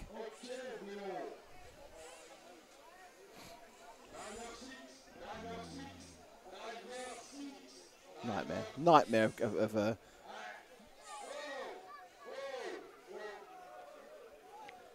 lot of French flag waving, literally. So waiting for the cars to come out for their warm-up. We're running about 20 minutes late now. If this is about time they're going to lose each final, we are going to be very late tomorrow, because they have now about 25 minutes behind.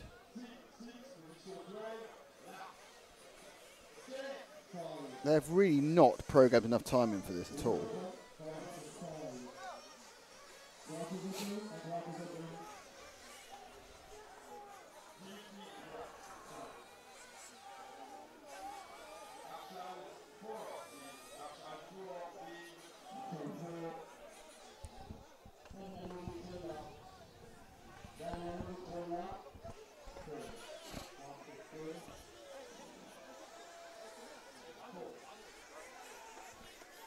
So they are now warming up. In fairness, they are running 22 minutes behind. So it's interesting. This is. I'd be very surprised if they get. We are an hour back by the end of those races tomorrow morning. They're only giving 5-minute turnaround times. We're going to lose that gap, aren't we? Oh yeah, lunch is gone. Yeah.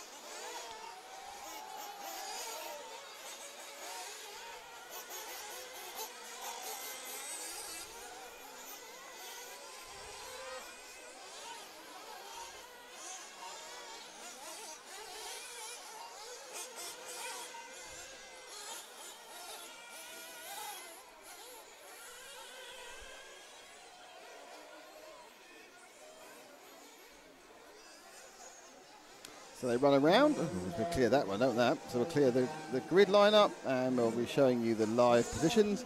Michael Trottin, Noah Kaufmann, Richard Mackenzie, Clive Malland, Yeng Chan Chung, Jan Allendorfer, Niklas Schmitz, Ilias Kulda, Florent, who's Ilias? I don't know. Florent Deneveau, Diego Fusa, Oliver Evans, and Marcel Muller are all being pulled back into the pits for the final race of this qualifying and lower finals day. We have buckets of finals tomorrow starting at 8 o'clock in the morning.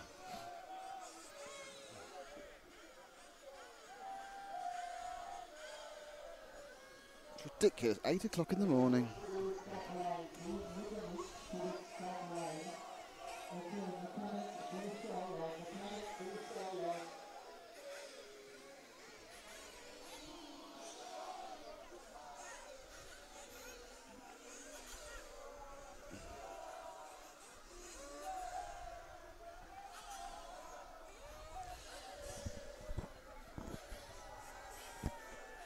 Bit of Marseillaise singing.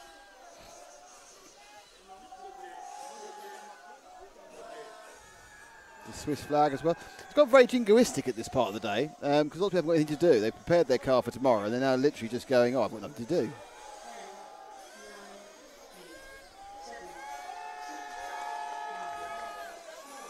Okay, let's see how we get going.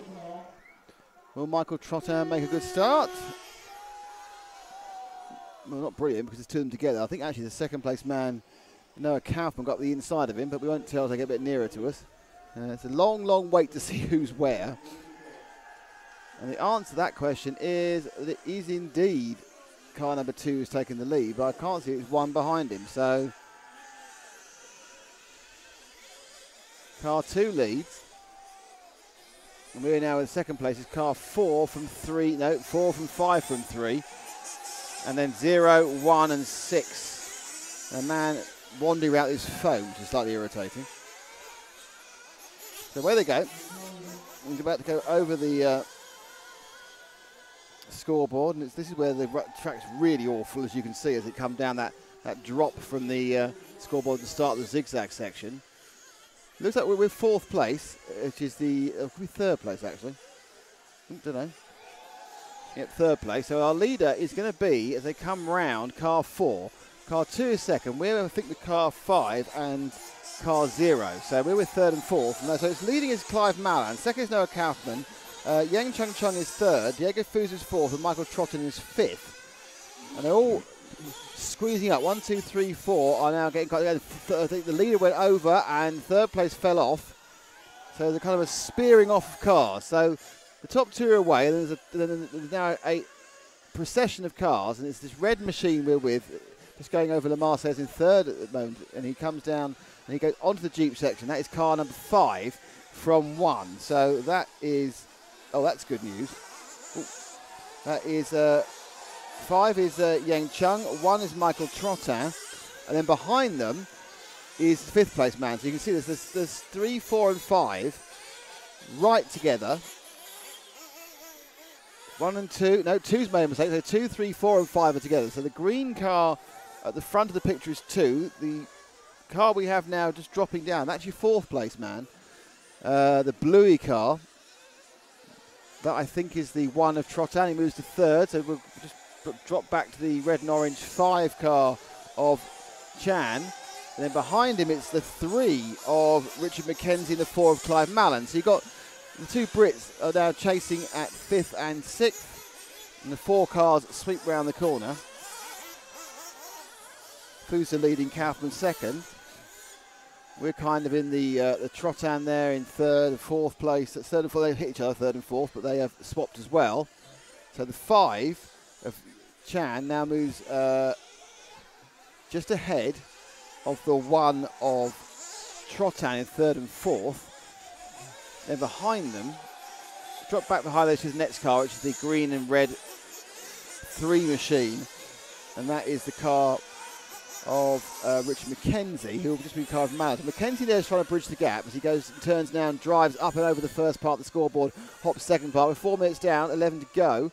He now tries desperately to hold the car as it falls away from him. That's everybody really in that section, that zigzag section on the bank. And he now is more being caught by the cars behind him. He's in 5th. Just behind him is the 4 machine of Clive Mallan. And behind Malland is the reddish 8 car of called the Ilias of Estonia. So those are your 4, 5, 6 and 7. And interesting, during that lap, just saw the other 2 begin to pull away a bit. Malland now will turn and go over the scoreboard first half. This is the worst part of the track here. It's a nightmare at this point. Nothing but holes. Probably it can get filled in overnight. You can do repairs to the track once the finals have started. Drop down. And that time round, not really looking particularly happy with the way things are going. Mackenzie, his lap was a 35.2. He lost a bit on Trottin then. 35.3, looking for about a few tenths. So he doesn't seem to have the basic ground speed. There's a marshal about to get killed by someone else. So the top 2 are battling it out. And that is Diego Fuso and Noah Kaufman. In fact, Foos is away. Kaufman's 5 seconds back.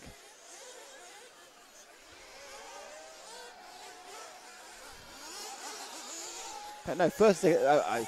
Stanley, first second's right together. Third and fourth are right together. Fifth is on his own. Move forward, the two cars sweeping ahead of us there. They're about to go on to the. They're on the turning now for the section. Those are your leaders, 1 and 2. Kaufman and Fuser. You get the next pair of cars, Harry. That is your third and fourth, which is 5 and 1 of Chan and Trottin, the German and the Frenchman. Chan in the orange and purple, the yellow and red and purple even. And the mainly blue car is our pole sitter Chatten with yellow wheels. Chan makes a mistake and drops to fourth. No real gain from our fifth place man, Richard McKenzie there. We haven't got to fuel stops yet with 5:23 down, 9:37 to go.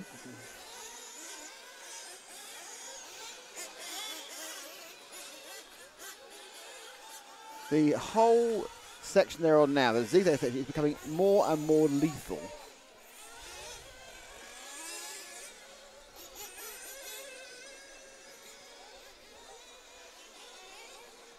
Up on 2 wheels, Chan and Trottin. Now you're kind of bridging the gap to first and second when it has to be said the fourth place man of Mackenzie is dropping away from these two. There's not much, things don't tend to change much until we get to pit stops. But now what's happening is our leader is away and now second, third and fourth are together. So now happily in the lead is the 2 of Noah Kaufman. Diego Fuser won the bump, trying a double bump up in 10.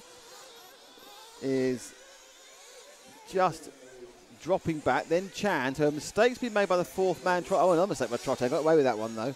But he's still miles ahead of Mackenzie. Drop back to Mackenzie, who's the orange, yellow and orange car, is going to start finish now. And they've got Mackenzie, and then the 8 car, which is called the Ilias Vestonia in the pink and white machine. So it's yellow and red car. Always a mistake. Got away with it just ahead of him. But he gained a little bit of space there, Mackenzie, in the car in fourth, who made a slight mistake. I think it's Trottin, the blue car. Trot makes another mistake. So a big gain this lap so far for the man we're covering in 5th place. Looking to get a 4. Top 4 bump up from this 128B here at the European B Internationals. Brought to you by RC Racing TV in association with EFRA and our great friends at TKL Graphics and the fabulous people at Jeep and Jeep UK, but mostly EFRA and us. A massive hornet is beginning to worry our cameraman. I'll just ignore it, because if it stings you, we've lost you forever probably. Now Malland comes in for fuel and goes out again. So this is where things, exactly halfway, this is where things get more, oh, he's made a terrible exit, got away with it. It's where things get more complicated. So we're with Mackenzie. And this section here is absolutely appalling. It is a crater-ridden disaster.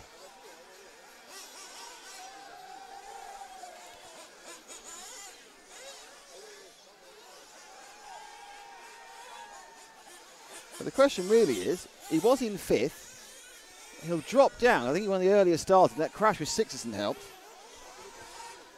And he did just tick it beforehand, so he's dropped down to 7th, but he has stopped.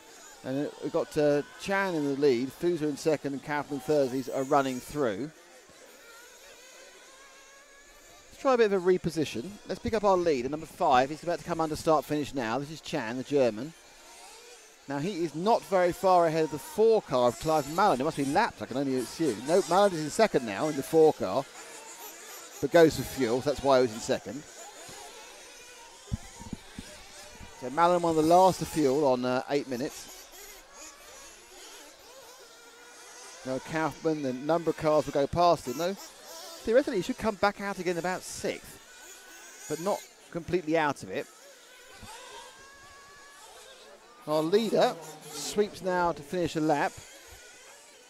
And let's wait a bit for the next car, which is the number 2 machine of Noah Kaufman in 2nd. And now wait again, and you've got Trotman in 1 and the 0 of Fuser. So that's now the battle of 3rd and 4th. And behind them, I think, is the lap car.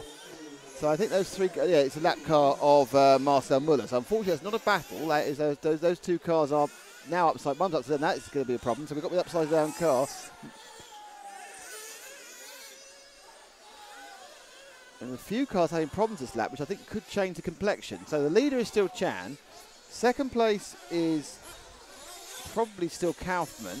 Yes. Third place. Is that the 10 in third place? He's upside down. Trottam was Fusa's third, but he's upside down and lost it again. Pick up Fusa the 0, who's just coming out here, the red car. Because something's happened with him. He may have dropped down as low as 7th with that accident from third, but there are lapped cars in there. Chan happily away. He's got a 5-second lead of Kaufman, who has a 7-second lead of Fusa. But after Fusa, it gets very confusing. Trust me, I'm very confused by it. There's a gaggle of cars who are, I think there's 3 or 4 cars who are all having a bit of a go, and our man's having a nightmare.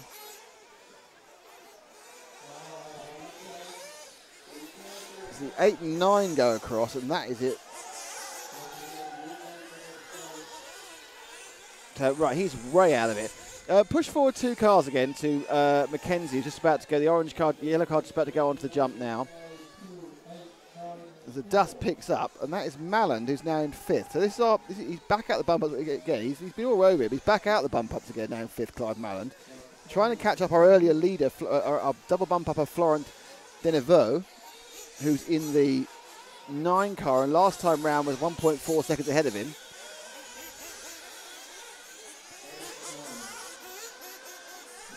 And this time round is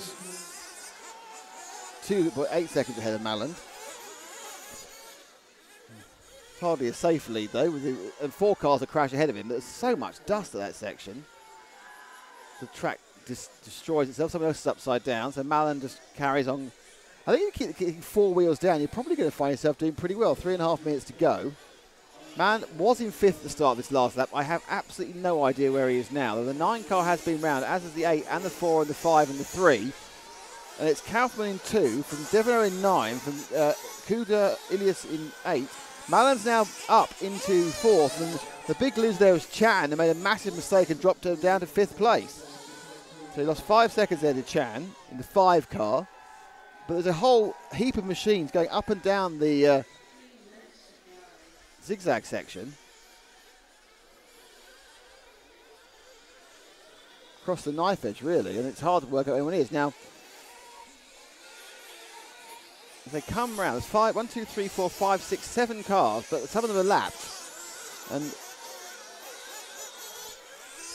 we're now with Mackenzie, who's in 6th. You shift forward 1 car to the, not the white car, to the red car, who I think is Chan, trying to recover from currently 5th. Yeah, red, and there's the 5 car. They're just dropping off the cliff face now. And upside down. Stay with him, but it's so close. There are several cars within no distance whatsoever of each other. So Chan continues round. He's got the 4 and the 7 ahead of him, who are currently in 3rd and 4th. 7's not there. 7's a lap down, and upside down in the middle of the road. A big accident. I think that was Malland who got Mackenzie got taken out there. Could mean Chan could be back into 4th place. A number of cars have literally had disasters. Leading now is Florent Denevaux from Switzerland, who's now from 9. He's double bump upping. We're with Chan, who I think is now in 4th. No, he's in 3rd. And we've got a car broken down. I'm not sure it's an important car. It might be the 9 car's had a problem. Yep, our leader has broken down. So we've lost the green 9 car. Trying to bump out with Florent. It's broken down. It had a problem. It's not the end of the world because he's broken down halfway around the lap. And we're now down to 1 minute and 7 to go. So with 1 minute and 7 to go, the Estonian, Ilias Kulder, is leading this. I think Chan's back up to 2nd. Not certain of that.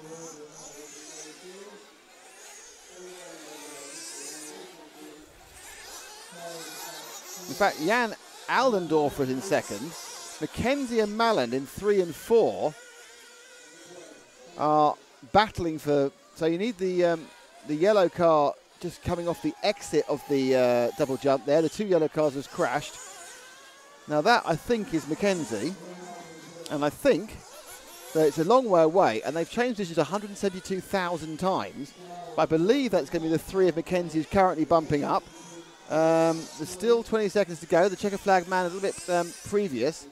So there goes Mackenzie under the line now. And he comes beneath us, just ahead of the 4 of Mallon. Both of them are bumping up because Cheng's made another mistake and dropped to 5th. Or may have dropped even further than that. So it's Elias, he has, yes. It's Elias Kuldar, Jan Allendorfer, Richard Mackenzie and Clive Mallon to jump at Fozo. Noah Kaufman is 8 seconds back. And remarkably, these two have just suddenly got themselves a massive gap. No idea how this happened. As the 4 and 3 come towards us, they are untouchable because they, well, unless they completely destroy themselves. So Mackenzie and Mallon, who've had a tremendous time round at about the back of the track, have actually done it and bumped up. So, racing till tomorrow are Kuldar Ilias, Richard Mackenzie, Clive Mallon. In fact, they even got second and third in the end. Jan Allendorfer of Germany dropped down to 4th, and not making it, unluckily, is Noah Kaufman. So that's pretty much about as yeah, an awful lot of things happened there, let's be honest about this. Everyone had a go at being in the lead. I'm sure Chen's upset that he ended up way down. Sorry, Chan is well upset that he was in 9th. Bad luck for Florent, he broke down. But the final result of the day, 128th B final, it is Kuldar Ilias who won it, Richard Mackenzie 2nd, Clive Mallon 3rd, Jan Allendorfer 4th, Noah Kaufman is 5th, Michael Trotman is 6th, Oliver Evans is 7th, Marcel Muller is 8th, Chan Chung Yang is 9th, Diego Fuza is 10th. And the last two were Florent Devon, very unlucky to break down, and Nicholas Schmidt. And that is it for today. Hurrah, you say. No more of you guys. We will be back. I just need to clear this last thing off. Hang on. There we go. So that is it from us today. Hurrah. And we'll say goodbye, everybody. Goodbye. Goodbye. We'll see you in about, 12 hours. Hurrah! Yeah. Hooray! Yeah, so have a good night's sleep, because we'll do our best. We're going to pack up, we're going to find some flurries, and then I have to do other stuff, I think. I don't know. Anyway, so see you tomorrow at 8 o'clock, as they say.